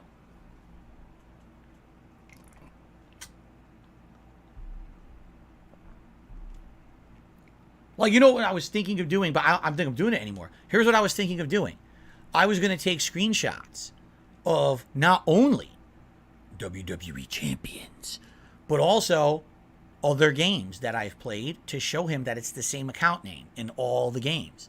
So that way, at least if he saw that, he'd be like, he's got an account here, here, and here, and they're all the same name, and it's not the name people say he is. There's your evidence. But now, you're right. You're absolutely right. If I do it now, probably no one will believe it anyway. Yeah. So what are you going to do? Darjack said, I found Keemstar, what he was saying was stupid. Someone could say you photoshopped. Exactly right. I mean, yes, that's exactly 100% right. They can say I photoshopped it or whatever. He's stupid. Purple Pickle did a super chat. Wings reacted to your interview live. I recommend you and him have a chat. That would be a fun one. We all would support that. I have no problems talking with Wings. Would you like to know the truth? I've asked Wings over the last several months if he would like to have an interview with me. I have. He has never responded, so I don't think he's interested. But don't harass him about it, because if he's not interested, he's not interested. I would like to have him on the show. Keep in mind, I have a React channel now. I have already told you guys it is my intention to have some interviews and stuff going on there. And he would definitely be someone I would like to sit down and talk with. Man, I would like to talk with him before I would love to talk with him before he has that boxing match with Boogie. I really would.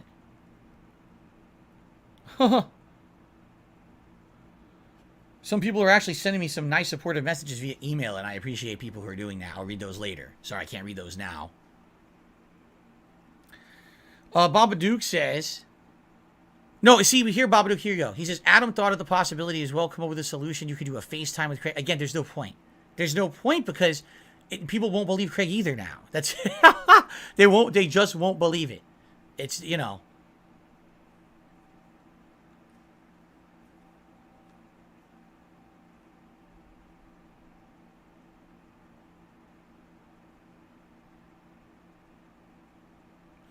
Well, let's see here.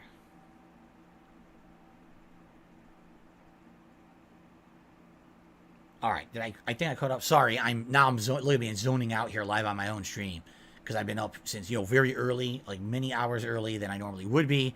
All I had this morning was a strudel with 2 cups of coffee and a bunch of water.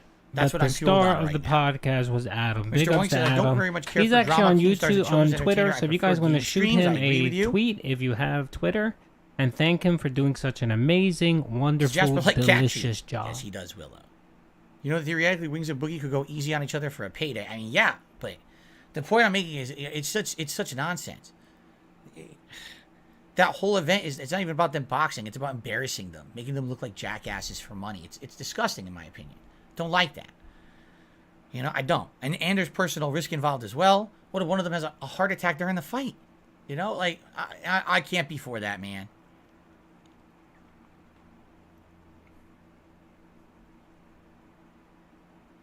Was it hard to sit there and talk openly about everything? Let me put it this way, okay?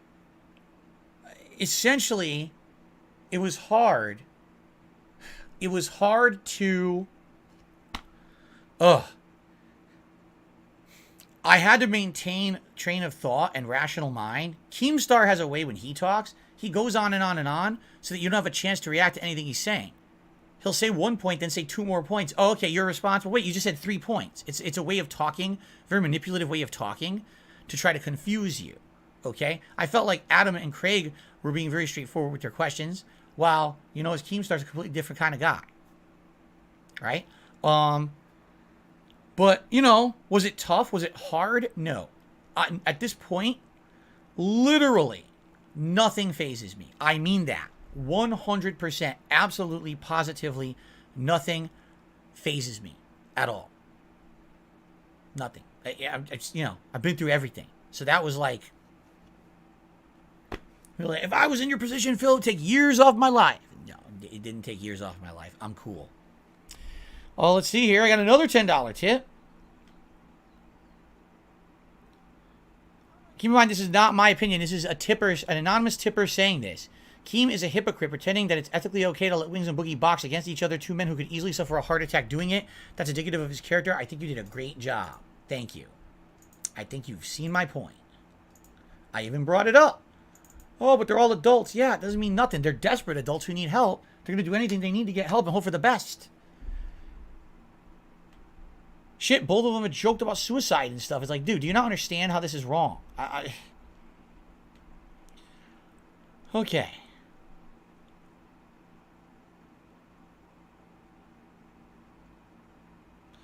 Well, someone tipped me a $5 tip saying they're from a detractor channel. It took balls, but they still think I need to deal with alcohol and mobile game addiction.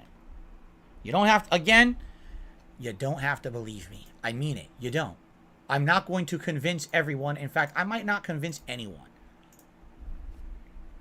Thanks for the $5 tip. That's nice of you. At least you said I had balls. That's something nice, I guess. I mean, yes, I am male. I have testicles. No, I did not have a toaster strudel. I had a regular strudel from the bakery. Big Daddy did a super test. It's time for duty to take an L. Good podcast. I don't know what that means. Unless you're talking about a detractor of mine, which I don't know why he'd be taking an L, but okay. That's Thank right, you for Duty. the, Yeah, I super took chat. it out. Yeah, all right. I made you look like an Appreciate idiot. that.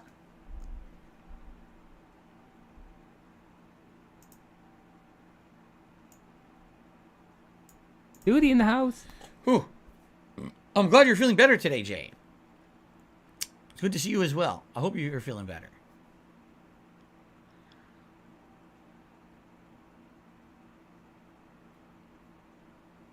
Butler Spirit says Kim already said Living Boogie and Wings rent-free lost and weight for DSP the in fight. the dense head. He says it's Shout out, danger Duty. for them, but hype of this fight convinced them to improve their health. They've already done that. They already both did that. Remember? You ever watch their documentaries or whatever? We saw one of Wings. He went personal training. That was all documented. He lost weight and came right back. He didn't have the discipline to keep it off, correct? Doesn't mean anything. The risk is still there. Just because you lost weight doesn't mean your heart has magically fixed itself from all the years that you've put it through, all this stuff. Are they going to a heart doctor? Are they getting cardiograms? You know what I mean? I hope so.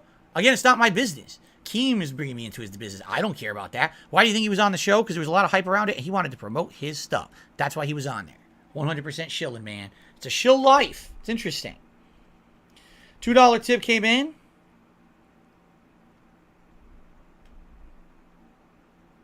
The podcast is entertaining. They made more than $20,000 of contributions. Will you be seeing any of that? No, and I didn't know that, and no. It's not about making money. At all. It was there. I get paid $0 from that. 0.0 I will be receiving.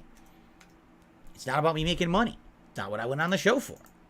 I was not paid. I will not be paid. Danny did a super chat. You did fantastic. Thank you, Danny.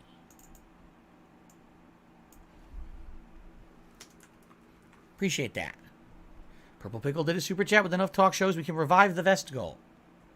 What? So if I keep going on talk shows, I'll keep hitting my vest goals. I'm sure that's what it was about too, right? I wanted to revive the vest goal. There you go. Every stream now, I must hit the vest goal of $150. That was the intention of going there for 5 hours, correct?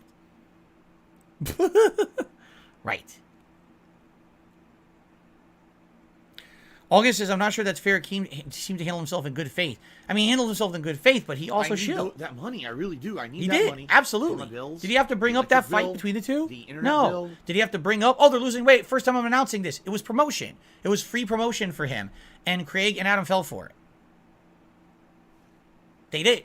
You fell, you he gotta fell love for all the the trap. trash talking 1 that million our %. boys That's how doing here. Keemstar operates. The cope. Why didn't I stay for the after podcast? I did. The after podcast was 15 minutes for their patrons, so I stayed, and I actually had some more That's conversation. right. Thank you with for them. the That was not $2 as interrogation you. stuff. It That's was more right. I fun. took the W. I took the W, and Phil took Kid, the I'm not D, judging Keemstar which from one is YouTube a vid. I'm big judging from his doo-doo entire all history and over watching himself. some of his drama alert stuff myself. That's what I'm judging off of. Did Kat watch it? She told me she watched some of it, not all of it. She watched some of it, and she was disgusted by Keemstar and closed the stream. Wow. Jade, there will not be any gaming on this stream. No. There's no time for that, as you can see. As you know, the stream ends at 4 p.m. There is no time for game. Tonight, I'd be down for Like a Dragon Ishin if you guys want that on the late stream. I'm also down for just interacting. Maybe we'll do a poll. We could easily just jump back into regular gameplay content tomorrow, depending. Also, I didn't do a level 1 podcast today. This is a long week for me, guys. I'm streaming 7 days this week. Yes, Thursday, Friday, Saturday, Sunday, Monday, Tuesday, Wednesday. I'm here 7 days this week. So we're going to make big pushes to try to finish Hogwarts Legacy, to try to get really far, maybe even finish Wolong. My goal is to try to get as much done before Resident Evil 4 comes out. Spartanius one says, do you think Keem will be back for part 2? I don't see why he would need to be. He said his piece, right? If he wants to contact me about doing a podcast and behind the scenes, he will. And that's that. I don't see why he would have to be on a show interviewing me again.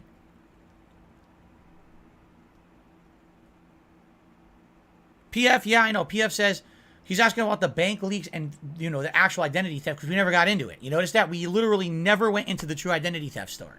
Instead, it was address the bank leaks, but not address what really happened. Maybe that'll be part 2. Maybe part 2, they'll ask questions and I'll be able to tell more my side of stuff rather than just directly answering questions. I don't know. We never got to a lot of stuff, quite frankly. No, Green Goblin, I'm not asking them for any percentage of donations whatsoever. I refuse. Absolutely not.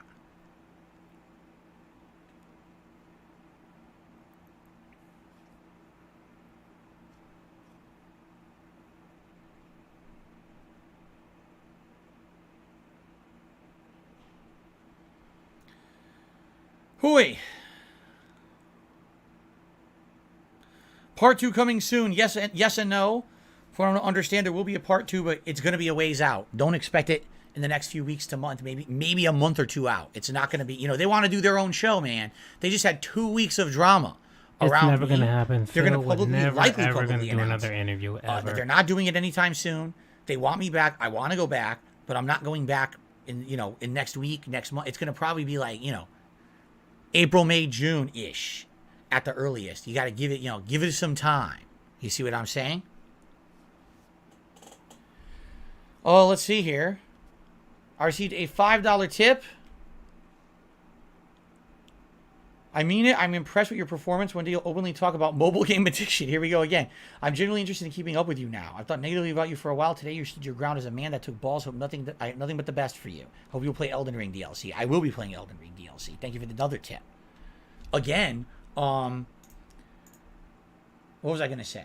Oh, I said this on the show. I mean, I used to have addiction to mobile games. I admitted it. I admitted that I used to have addiction, but it wasn't the games people say today. It's the other games that I used to play.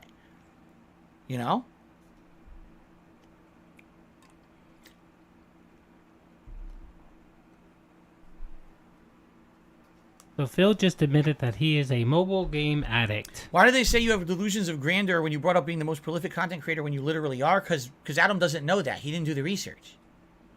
He doesn't know that. He doesn't know that I put out that many videos. Just look. DSP Gaming has 60,000. Darkside Phil has like 10,000. My vlogging channel has like 20,000. Just between there, you're almost at the 100. And I have all these other channels too. But they don't know that.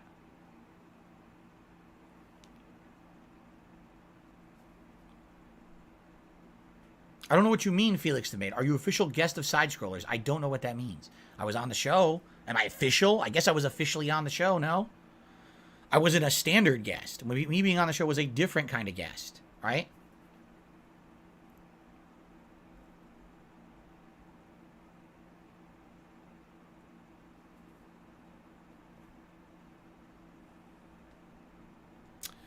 Jeff says, I think when you talk about these things like your struggle with addiction or, let's see here, your mental state around the incident humanizes you. I'm just being honest, right? Purple Pickle did a super chat. You're losing money from your show like Wings did with Woody and Kyle from Painkiller already. You skipped out on your own personal camping trip. There you go. Thank you, Purple Pickle, for the super chat. PS3 Troop says, it's so easy just to go straight to the source and watch your actual streams. Here we are. We're on my actual stream, right? You see the content, correct?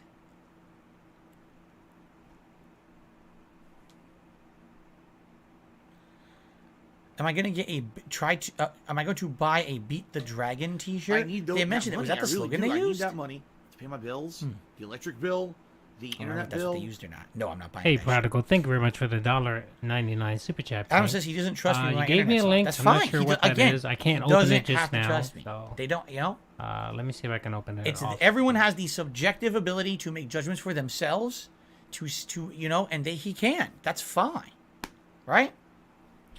Simon did a super chat. I like your responses to Keemstar. Well, I'm glad you liked them, Simon. I did my best to hold my own in someone who literally comes out of nowhere, tries to blindside me, and tries to do something. Whatever you send me doesn't promoting exist. his own stuff while also trying to make himself look good. In reality, he's not going to look good. What he did, he did. I didn't lie about it at all. He literally lied to me, lied on the show, saying I called you when you told me to call you. No, you didn't. You never did. Okay, you literally ignored my messages about when to call.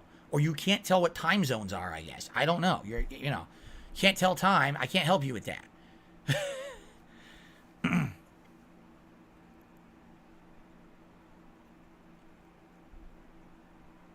PS3 Troop says it blows my mind, almost as if the truth is underwhelming with drama. It is. The truth in life is usually very, very underwhelming.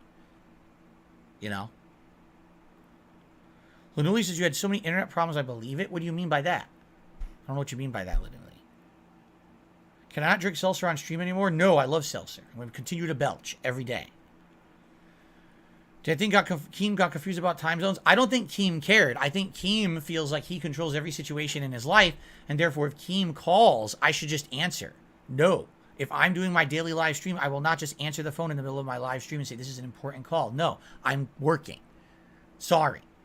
That's my work is my work. You guys are my priority when I'm on a stream. Not anything else around me unless the house is burning, my wife needs my help, or, the cops are outside. You guys are what I'm doing, man. Not them. Not him. For sure not him.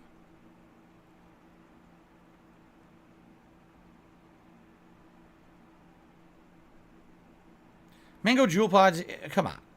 You've already been saying negative things about me for weeks. Now you're going to try to pile on. Come on, dude. Just stop it. If you really don't like me, just leave. Don't sit here and keep saying negative stuff. Thank you, Christopher, for subbing. I appreciate it, Pimp.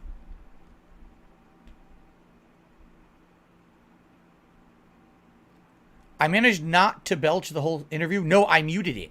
When they're using a streaming program that your controls are giant buttons in front of you. So when I felt like I had to burp, I muted the mic and then burped and then came back. It was very easy to do. There's a difference between doing that and doing it. Like right now, if I was going to burp, I could go, okay. But if I'm gaming over here, I can't go do that.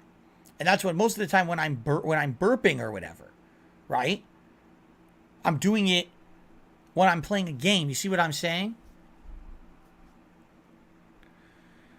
Double J did a super chat. Why don't you steal Keem's idea, create an exclusive podcast without him? Why didn't Keem delegate the task of contacting you to his team?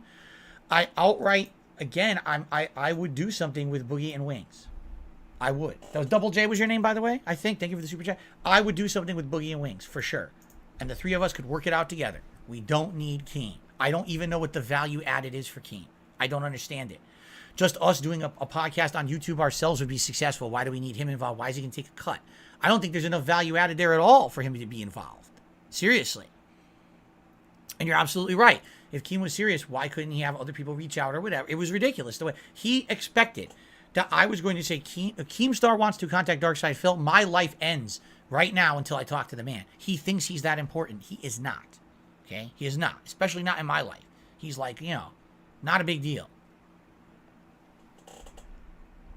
I got $1 tip.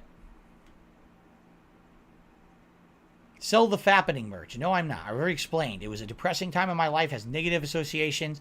I don't like talking about it. My wife doesn't want to hear about it. We moved past it. It's not happening.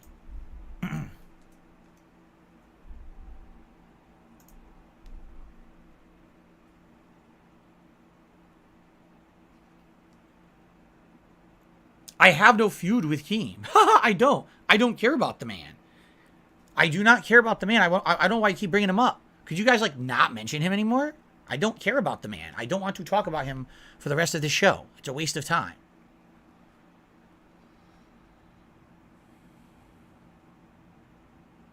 Michael Cortez is a podcast with Ewings, Boogie, and Review Tech. Why do we need Review Tech? Why do we need Review Tech? Of all the people involved there, I think Review Tech would be the least interesting. Right?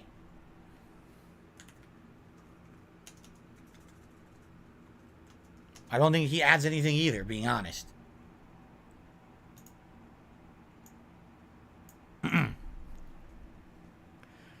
Wildly Coyotes, I think it went extremely well.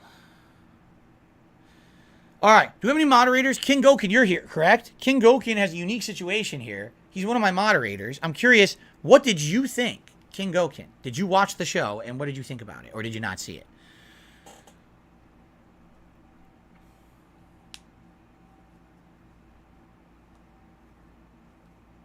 Sorry, I'm not chatting too much. I'm decompressing a little bit. I'm taking care of some stuff while I'm watching this on the side, guys. We already blew bubbles. What are you talking about? We did it a long time ago. Maximus, you are correct. I already put out 4 videos. And I didn't even touch the interview. I may do a couple later. Is there a delay on the stream today? I thought I'd set it up to have mods. I think I have about 3,600 mods. More latency on this stream. Maybe I set it up wrong.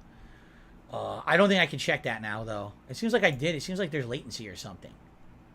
Like everything's going a little slow. I don't know why that would be. What's up, Shark? It seems like you guys are reacting slower to me than usual. A usual stream. All right, he's probably going to run till about 7 o'clock. I'll check it later. We'll keep streaming it, see what he has to say, and then, yeah.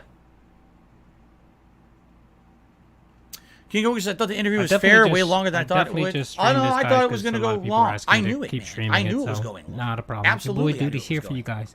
How was the interview? Warned me of such. Adam, I the told second him guy was amazing. my time Craig was their is good. time, you They know? got him so good Deanna on says, I several thought it was points. mostly Even fair. Keemstar made showing an up was very appearance. dumb. And It's a I don't Gundam think came they'll on have real you quick. as a It was regular guest because they awesome. think It was you're lying to them. initially There it was a you little dull, but it got And Kiko really says, good send them once the they started screenshot. digging into it. George Adam, the says there is a second delay dude, right now.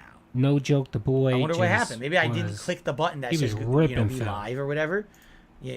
Oh, hold on. Oh yeah. Oh, you're welcome, Pico, man. It's- I didn't appreciate click you. it. It's You don't set need to thank me, normal but I latency, appreciate guys. it. That's why. I'll fix that for tonight's stream. Apparently, we're not at ultra latency for some weird reason, even though I normally am. It's something changed. Yes, I am. I'm So going there's to a little do bit of like delay a right 15, now. 20 Sorry about minute that. just me talking about the interview. Void I did a got super like chat. 4 You people pages of getting notes, guaranteed but I'll 50K chop it bad down. how? I'll mostly focus on the bank leaks, the WWE Void, champions. I already That's the answered the biggest- question. Why are you that's asking me the biggest same thing. question again? Right? Why are you asking me the same question? Gundam, he did a voice. They clipped him, so he basically asked him a question via chat. I mean, via recording. It was really funny. Okay. Keemstar did show up. Keemstar was there. He was he was on on video. Mr. Oink says, I don't And see how that was screenshots about a would affect 30 to anything. 45 minute 10 segment out of 10, where I would not Keemstar talk to just those guys basically again. kind of ripped Void did a Phil a super new chat. one. How would that 50K not help you tremendously? It didn't say. Who said it wouldn't help me tremendously? Again, it's a weighing of short-term Jonathan, yes, I gain do. versus I long-term actually impact. said it several Alright, times. It's dual, Craig it's did really dual good. thing going on. Adam did amazing. Thing number one, and I doing actually business both with someone who tweeted I them don't and respect, whose basically content said I they don't did like, who I great feel has jobs. made a lot of So- blood money on the internet and taking payment from that guy. And I'm not when I okay do with my that. overall Number two, video me of the now interview, putting I'm myself going out to there give as them a a rating. lolcow So, character. Yep, they both did really good. And they people did, will only and I come said for it. that. I was surprised. Imagine this. How well Imagine they did if I and do how this serious lolcow they cast, took correct? It this blows up interview. in popularity. It gets tons of attention, makes money. I make a lot of money. Now, my streams double to triple in viewership, but literally everyone here is a troll. Ha ha, you're a lolcow. Ha ha. Troll, troll, troll, troll, troll, troll, troll. Immediately. Oh, Jonathan, we you don't gotta lose apologize. It's cool. It's all what we good. have. No, yeah, We no, they lose did the great. interactivity. We I was lose the really shocked. I meaningful thought they nature were of going to my get a streams softball interview because I The put first two myself out there as questions a were lolcow. terrible, but You everything know what I'm after saying? was Like that could great. completely change the way that people perceive who I am and what I do. Right now, everyone makes fun of me as a laughing stock of the internet. That's fine, but I do have dedicated fans. I don't want to ruin It's funny. that Remember for my what fans. did hold on? I don't want to to ruin what we have right now. I worked. What did Phil say? Phil said that he's no longer about the drama. He doesn't care about his detractors. He's not going to address negative stuff. This whole podcast has been a cope and basically rewriting the interview of the Keemstar piece. That's essentially what this is. He's coping and he's talking shit about Keemstar. Chill positive content, Phil. Chill positive content.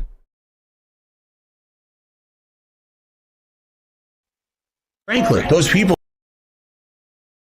In 2020, there were over 5 million car crashes. That's more than 15,000. I need that money. I Yes, really Big do. Papa I need Phil that was money. supposed to be Pay my called the bills, Lolcow the Podcast electric or bill, something to that effect. the It was supposed internet to be an bill. insulting name on Zuna, purpose. thank you very much for so the that people would $5 watch super it. chat. That's Do you exactly think they what the actually premise of the show consulted was. Keemstar about Phil before they stream him? Oh yeah. I think they did because they did reach out to a couple detractors. They reached out to Gundam. So Voices, I think you're know that right that about being selling said, stuff all- off. had Selling conversations off. with I him. can't read it. It went off the screen. Keemstar probably got DM'd or found out about the interview, and Keemstar Green probably Goblin, I reached don't out really himself, care about so, Review yep, Tech's personal definitely. issues. I don't know why you even bring that up on my stream. What does that have to do with me? I'm not Review Tech, nor do I care about his issues.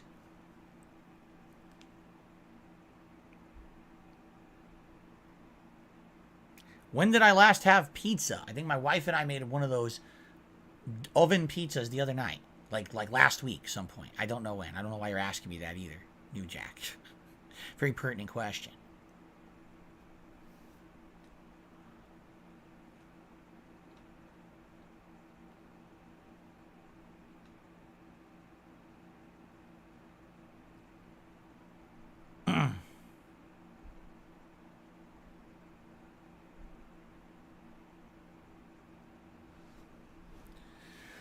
All right, Jade. I'll see you hopefully tonight. If we do Yakuza, like a Dragon Ishin, we'll see. I wonder if the hoopla will have died down for tonight's stream.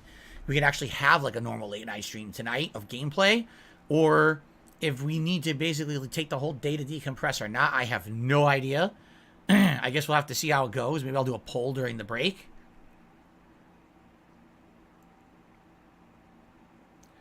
Craig's idea about sponsors not necessarily being shilling is a good point. Yeah, I mean, but Savoy, what do you mean? What was his idea? His point was just if you're with Keem, he'll get you sponsors or whatever for the show. It wasn't like, oh, he can get you sponsors for your stuff. It was only for his show. Do you see?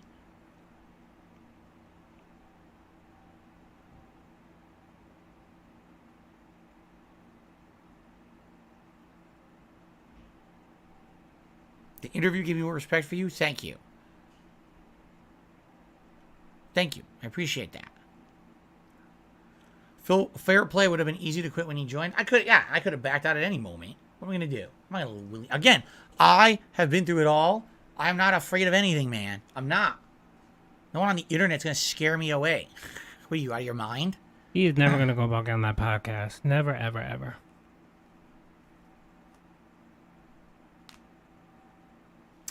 Let's see here.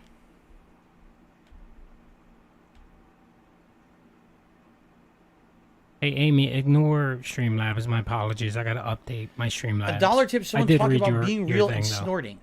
Are you crazy? Now, can I ask you guys an honest question? Can I really, and I know it's going to take a while to get answers, all right? I've been making content for 15 years, correct? I have been, right? I have always had post-nasal drip. Since day one, the first couple videos I put out, I was sick. I was snorting. Post-nasal drip does not go away. It gets better or worse depending on weather, humidity, other factors. It just so happens today I didn't have it. I thought I might have had it because I did wake up early and I thought my body would react badly. So what is the big deal about this? The post-nasal drip, the snorting. That's like making fun of someone because it's something they can't help, right? Right? I don't get it. If someone could explain to me how awful this thing is, you know what I'm saying?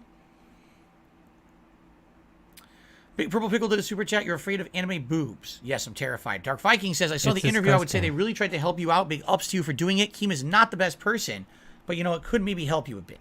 All right. Thank you for that. See here. Lane Litwick says, what's the difference if everyone already labels you a lolcow? Because there's a difference in how you portray yourself on the internet. Hey, I put out legit content, in my opinion. Hey, I'm not putting out. If you look at this stream right now, what on this stream besides me putting on a hat super chat? He was visibly crying for like 2 hours. Oh yes, he was. What exactly is lolcow? We have tons of videos with it. Am I freaking out, reacting like it? Every once in a while, I do something stupid over the top, and you can say that's lolcow. But for the most part, if you look at my content today, it's nothing like that. If I do a lolcow cast, you're literally creating that environment. Everyone will just say, well, he's on the cast, you know, and that's it. Now you're the joke, right? That celebrity. The reason that Boogie and Wings are doing that boxing match, can we be honest about this? They are desperate. Boogie has said it outright. He's desperate. He's in bad straits right now. He doesn't know what he's going to do moving forward for money because he lost all his money. They need that help. They need it. They can't. They don't know what they're going to do, right? So far, right, as of now, I'm not in insanely desperate straits. Things are tight, for sure. But it's, you know what I'm saying? Why am I going to degrade myself down and ruin everything that I've worked on for 15 years just for the sake of short-term personal gain? I don't think it's worth it. That's my take. You can disagree. That's fine. That's my take on it. Of course, I could use the help. But again, it's short-term gain versus long-term perspective. What's the point of getting a short-term help if it dries up within a year or whatever, right? The reason why he doesn't want to do the podcast for 50,000, he doesn't want to do the podcast, is because he would be beholden to Keemstar. And he would have to answer the Keemstar. So when he needed to get up at 8 o'clock in the morning and he doesn't feel like it, he would have to because he is beholden to Keemstar.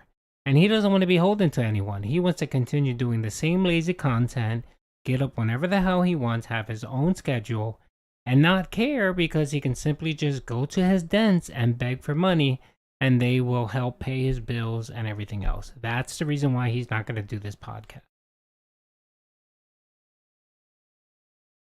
Sorry. Putting out the meaningful stuff for you guys is way more important than a quick payday. You see? That's my take on it. Bruce DLX did a super chat. I think King's narcissistic. He did make a good point. The fact you make well above the average American, but you still ask your audience for more. Sorry, Frankie. Good, like-minded people think the same. Okay, fair enough.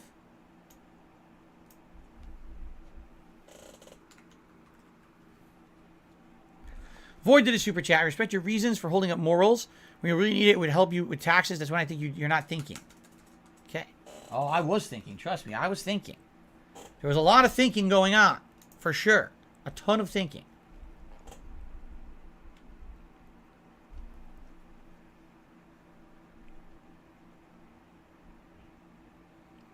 King Goken, I see I disagree. He says, I don't think your fans would leave. I think they would. I think what's happened is we've now, over the last several years, we've created a community here on DSP Gaming. And now we're growing a new community over on DSP Reacts, correct? And this is a community that is the reason I do this. As I said on the show, and I've said this to you guys many times, I love what I do. You know, Craig says, why not just quit? I don't quit. Quit. You want me to quit doing what I love because of these people on the internet being disgusting to me? What? Quit. No, I'm not going to quit. I'm going to continue. I'm going to persevere. I'm going to succeed past this nonsense. You see? Why would I quit? I love it too much. So if it means, success, but at what means? By getting paid by Keemstar, now everything's ruined. No, that's not success. That's changing and being, that's like saying, I'm General Electric. I am a company that makes electronics, ovens and things. Well, we failed. I'm going to become a finance company now. Do you want to see DSP Finance? We can do that. You want to do DSP Finance? I need that money. Probably a bad idea to have me handle other people's money when I can't handle my own well. But I'm just saying, you see the point I'm making here? A lot of people have issue with that. Like, why would you change? You know, it would essentially mean I'm changing my entire business model to being something different. I don't want to be someone different. I like who I am. And I would be more successful if people would just leave me alone. Facts, quiet. But facts. as Adam said, that is 100% they will not. You're correct. right. So it's either I move forward positively, thank you for the I ignore the nonsense chat, around me, Only and I thing Phil just keep values more striving than to money be is better his ego, personally for definitely. myself, And or the I give safe up. spaces. So what's it going to be? Is it going to be push forward or give up? Is it going to be beg for money or get a real job? Best behavior because all beg trolls for are money. Never had donos and views like this. Be real. What are you talking about? You think 700 views is the most views I've ever had? Really? You think that, huh? You think I've never exceeded a vesticle? Like, talk about someone who doesn't watch the stuff, right? Wow. Anyway, thank you, Quasi, for the super chat. Even if you are a troll, I don't care. I'll still put you on the leaderboard because I'm just that kind of nice guy. Oh, he probably thinks he's going to make There it you to he's go. about 55, so that might be the case. No, what's funny is maybe Quasi is a first-time viewer for real. Maybe he only watches the detractor stuff. He's like, oh, you're just being nice now because, you know, all the eyes are on you. Actually, no, this is a normal stream for me. This is actually exactly what it's like on a regular stream. Just that that's not what they portray. No, Phil. No, it's not. We all know it's I not. received another You tip. average 200 people per your streams and barely crack a $50 tip goal. Ugly tuna roll. I wouldn't go to another interrogation. They're not your friends. You don't need to show shit to anyone or any explanations. They do not pay your bills. Cheers, mate. Thank you. There you go. Thank you for the $4 tip. I'm getting so many different opinions. So many different opinions right now. It's pretty interesting.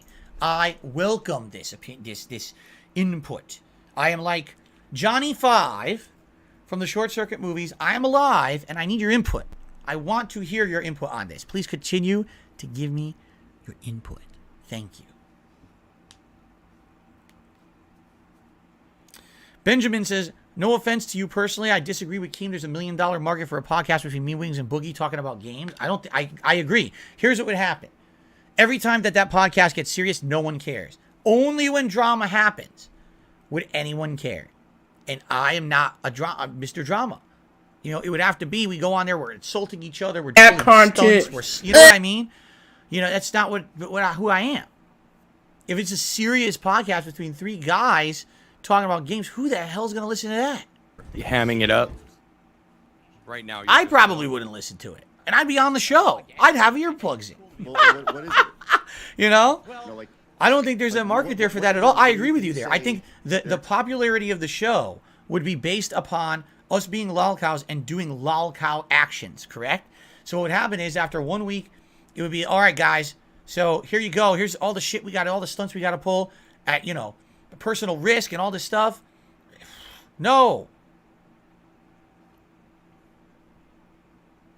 So he wants Arkham's best free is I'll money go to for a do part two nothing. interview, they That's need to ease essentially up what a he's little. saying. Adam Okay, had a that lot of sounds passive just like Phil. aggressiveness. There you go.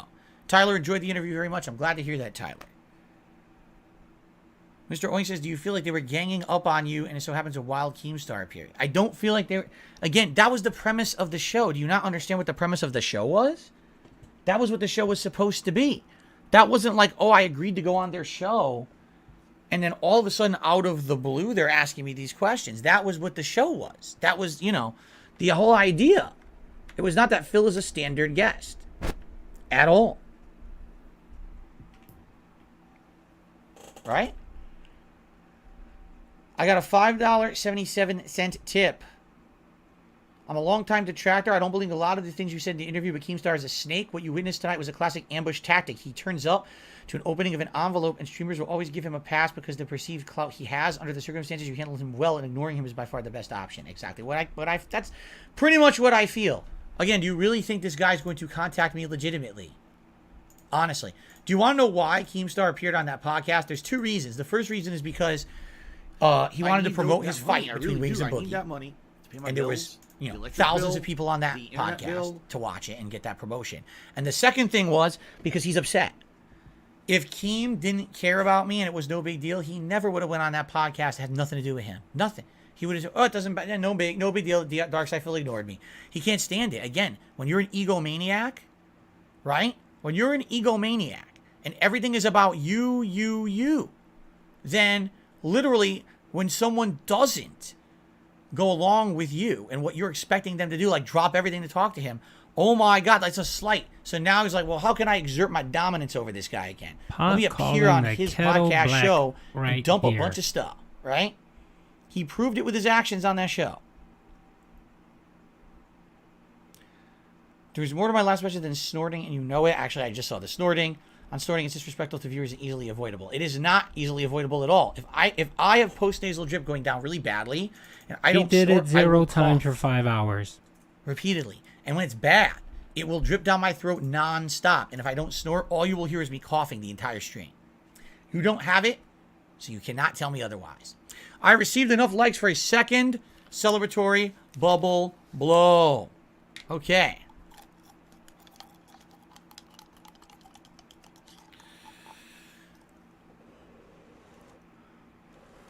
I need that money. I Thank really you, do. I need everyone, that money to pay my bills, for the support. electric I have bill, about 20 minutes left before I have to go for dinner, and I'll be back later tonight, all right, for another stream. Maybe I'll put a poll up on the channel page to determine what you guys want. Do you want gameplay tonight or just another kind of talking? I'm not sure what we want to do yet. All right?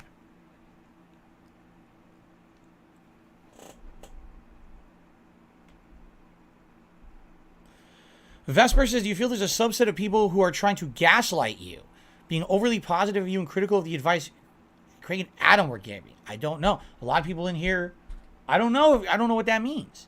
A lot of people in here saying they're agreeing with them. I don't see that. Again, and I disagree. I think that the show was fine. If I'm the guest on the show, I was the guest, and if I was okay with how it went, why wouldn't you be? You can formulate your opinions however you guys want. I thought it was good. I thought that's what I was going for, you know? The interview is already up to watch. They made it live. It's an archive. There you go. You can go watch it right now on Side Scrollers. Check out some of it. Check out some of it during the break, right? No, we're not doing Wolong. We're not doing that Showtime. No, we're not doing Wolong today. Sorry. And if anything, the next main daytime stream tomorrow will be Hogwarts. We have to try to finish Hogwarts. We're like 2 streams away from finishing Hogwarts. We gotta finish Hogwarts. All right, get it out of the way so we can move on to other stuff. Received another tip. Wow, you guys are being amazing. $20 from Swaggo Nito. I enjoyed the interview. I think you're correct. A podcast with Boogie and Wings would not be successful without silly lolcow crap. Keemstar was being very disingenuous as usual. Brave for you for doing that. I appreciate it. Well, thank you very much, Swaggo Nito.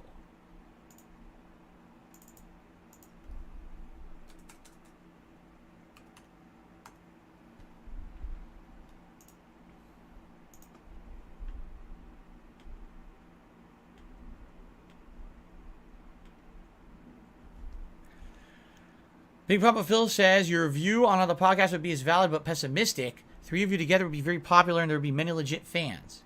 No one's saying there wouldn't be.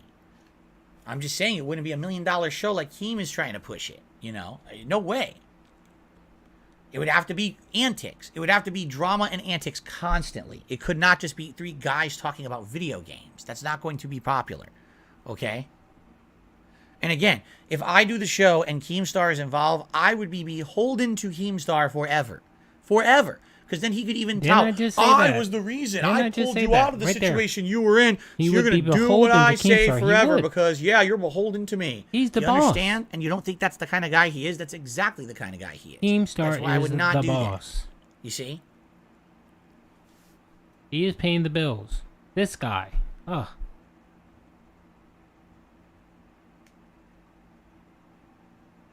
By the way, guys, I'm up to 3,900.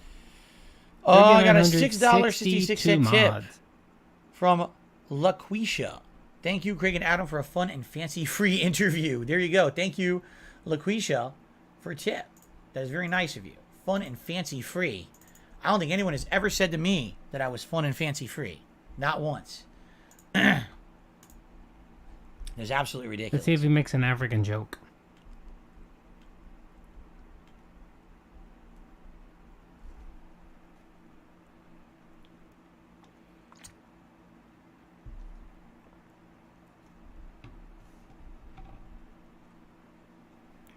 Showtimes, I felt it was a setup. I'm positive they had Keem laying in the cut. They had Gundam pre-recorded. They had a ton of detractors pre-recorded, and they played one. That's all they got to. Time ran out. They were probably going to do a segment of it, and yeah, that did not work. They ran out of time.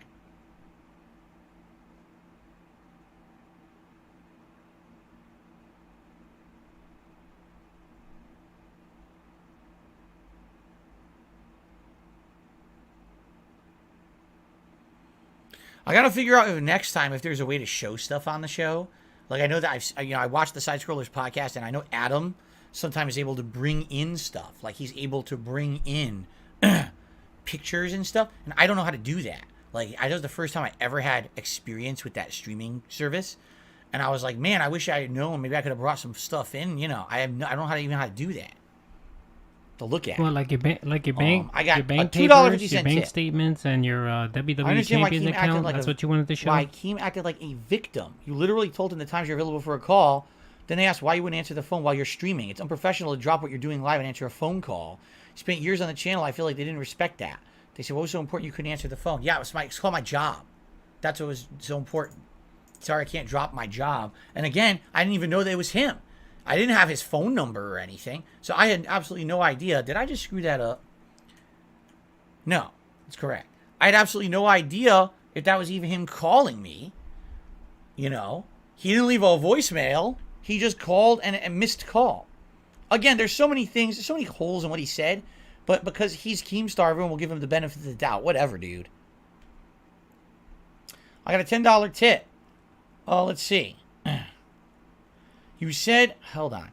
You said if you send a screenshot to Craig, no one will believe him. I don't necessarily agree with that. I really do. Detractors will never change their minds. You don't know if it would help the image by having a person who seems pretty likable and trustworthy, has a dedicated viewer base like Craig vouch for you. You literally have no allies or anyone with an audience who would defend you online.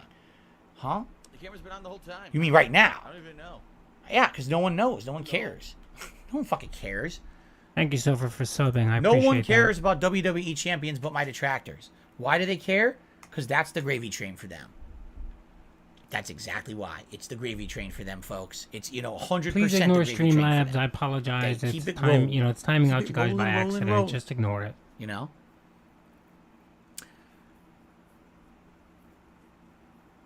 I'll see you tonight, Willow. Sounds good. We got 10 minutes left. If anyone has any good, final things you want to ask, anything you want to say, any contributions, anything, now would be the time before I take my break, right? Alright, thank God this is almost over. Good Lord.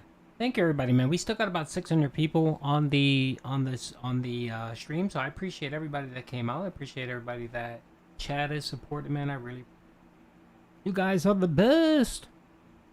By the way, this will be available... I'll see you tonight, Willow. Sounds good. This will be available on my channel, so if it's something you guys want to rewatch or whatever, the whole 5 hours plus 2 hours of his stream will be there. So, I may split it up. In but the I future, don't would know. I consider a complete run of Dino Crisis from PS1? Maybe.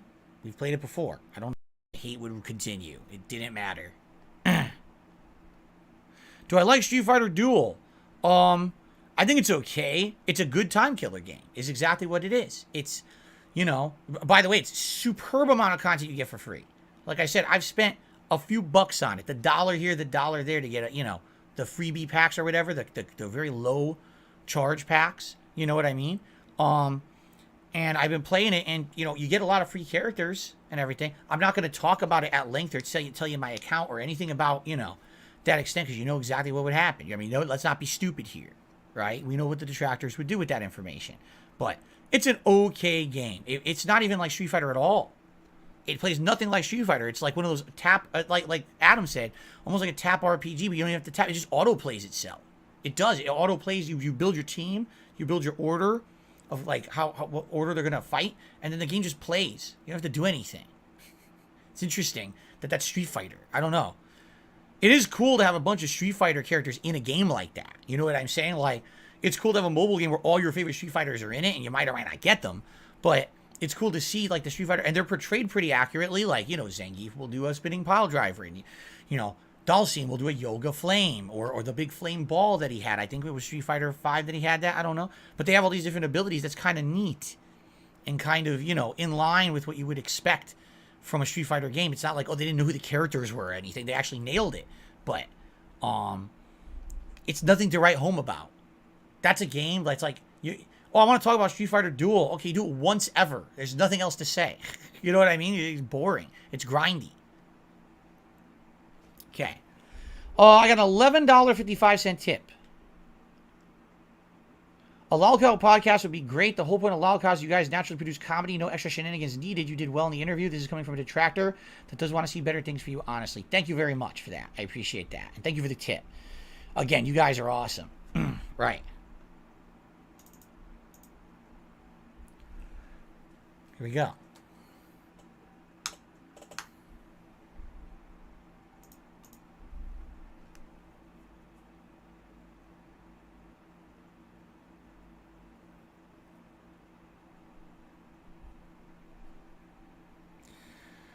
All right, a few more minutes, guys. Man, I gotta pee. I did pee between the streams, but man, I gotta pee again. I drank 2 bottles of non-carbonated water. 2 bottles. I am, like, about to burst.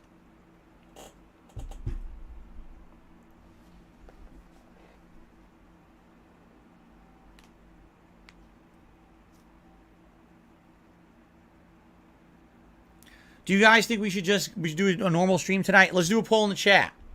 We're going to do a poll right now with everyone here. Over 600 people still here. A lot of people are leaving now. What should we do on tonight's late stream? 2 hours chatting to decompress, or like a dragon Ishin gameplay. Let's see. You guys vote right now. Let's see what you guys are going to vote for. Quasi did a super chat. Go drink your ALC. Keep the change. What is ALC? What does that mean? I don't know. But thank you for the super chat, Quasi.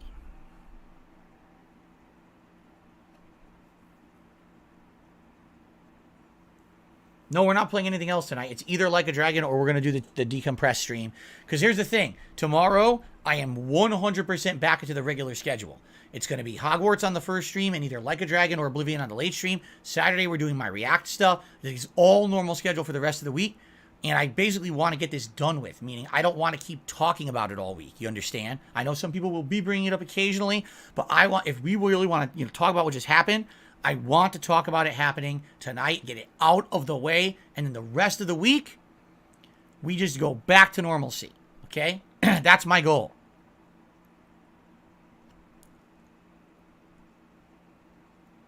He'll meant alcohol. Oh. Mr. Wayne says, can we all hop in a Zoom meeting? No. Scallop Potato says, Ishin is pretty long of a game. Make some progress. The stream. All right, folks. He's just this stream and the break I'm actually going to stop it here because he only has a few more minutes. Thank you, everybody. I appreciate you guys coming out, man. You guys are awesome. Thank you, everybody, for the super chats, for the chats. Thank you for just making it fun. Thank you for clowning Phil, like I always love clowning Phil.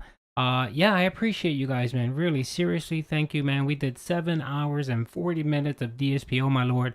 I'm going to have to decompress, and I'm going to have to do a little bit of snorting before the night stream. So, anyway, thank you guys. Appreciate you guys. Love you guys. Once I stop the stream, it should load the podcast. So, it'll be this whole 7 hours and 40 minutes if you guys ever want to go catch something up or whatever. Yeah, you know, whatever. Yeah, he'll probably stall and try to get some money, but I think you know, he has to go eat and go check on his horse to make sure she's okay. So, yes. This was an awesome day, great day. I love it. Love it, love it, love it. Peace out, everyone. You guys have a great night, and I will see you guys later on. I am going to be posting videos. I think I already have 4, so I'll probably do 4 more from the interview itself. So if you just want to catch highlights, I'm probably going to do him crying, Keemstar ripping him a new one, WWE Champions, and then the Bank Leagues. Probably those 4. So, yep. You're welcome, Yuna. Big ups, Paul. All right, guys. You guys have a blessed, you know. Anyway, wait. Before we go, let Pastor Duty say a little prayer. Lord Jesus, thank you, Father, for allowing the detractor community to come together today and witness an amazing day. Witness DSP, the AKA Gout Man, get his comeuppance and get treated like doo-doo, like the doo-doo he is. And we praise you, Lord. We thank you, Lord. We hope there will be an interview part 2, but we know it'll never happen. But anyway, thank you, Jesus. We thank you for this glorious day. Amen.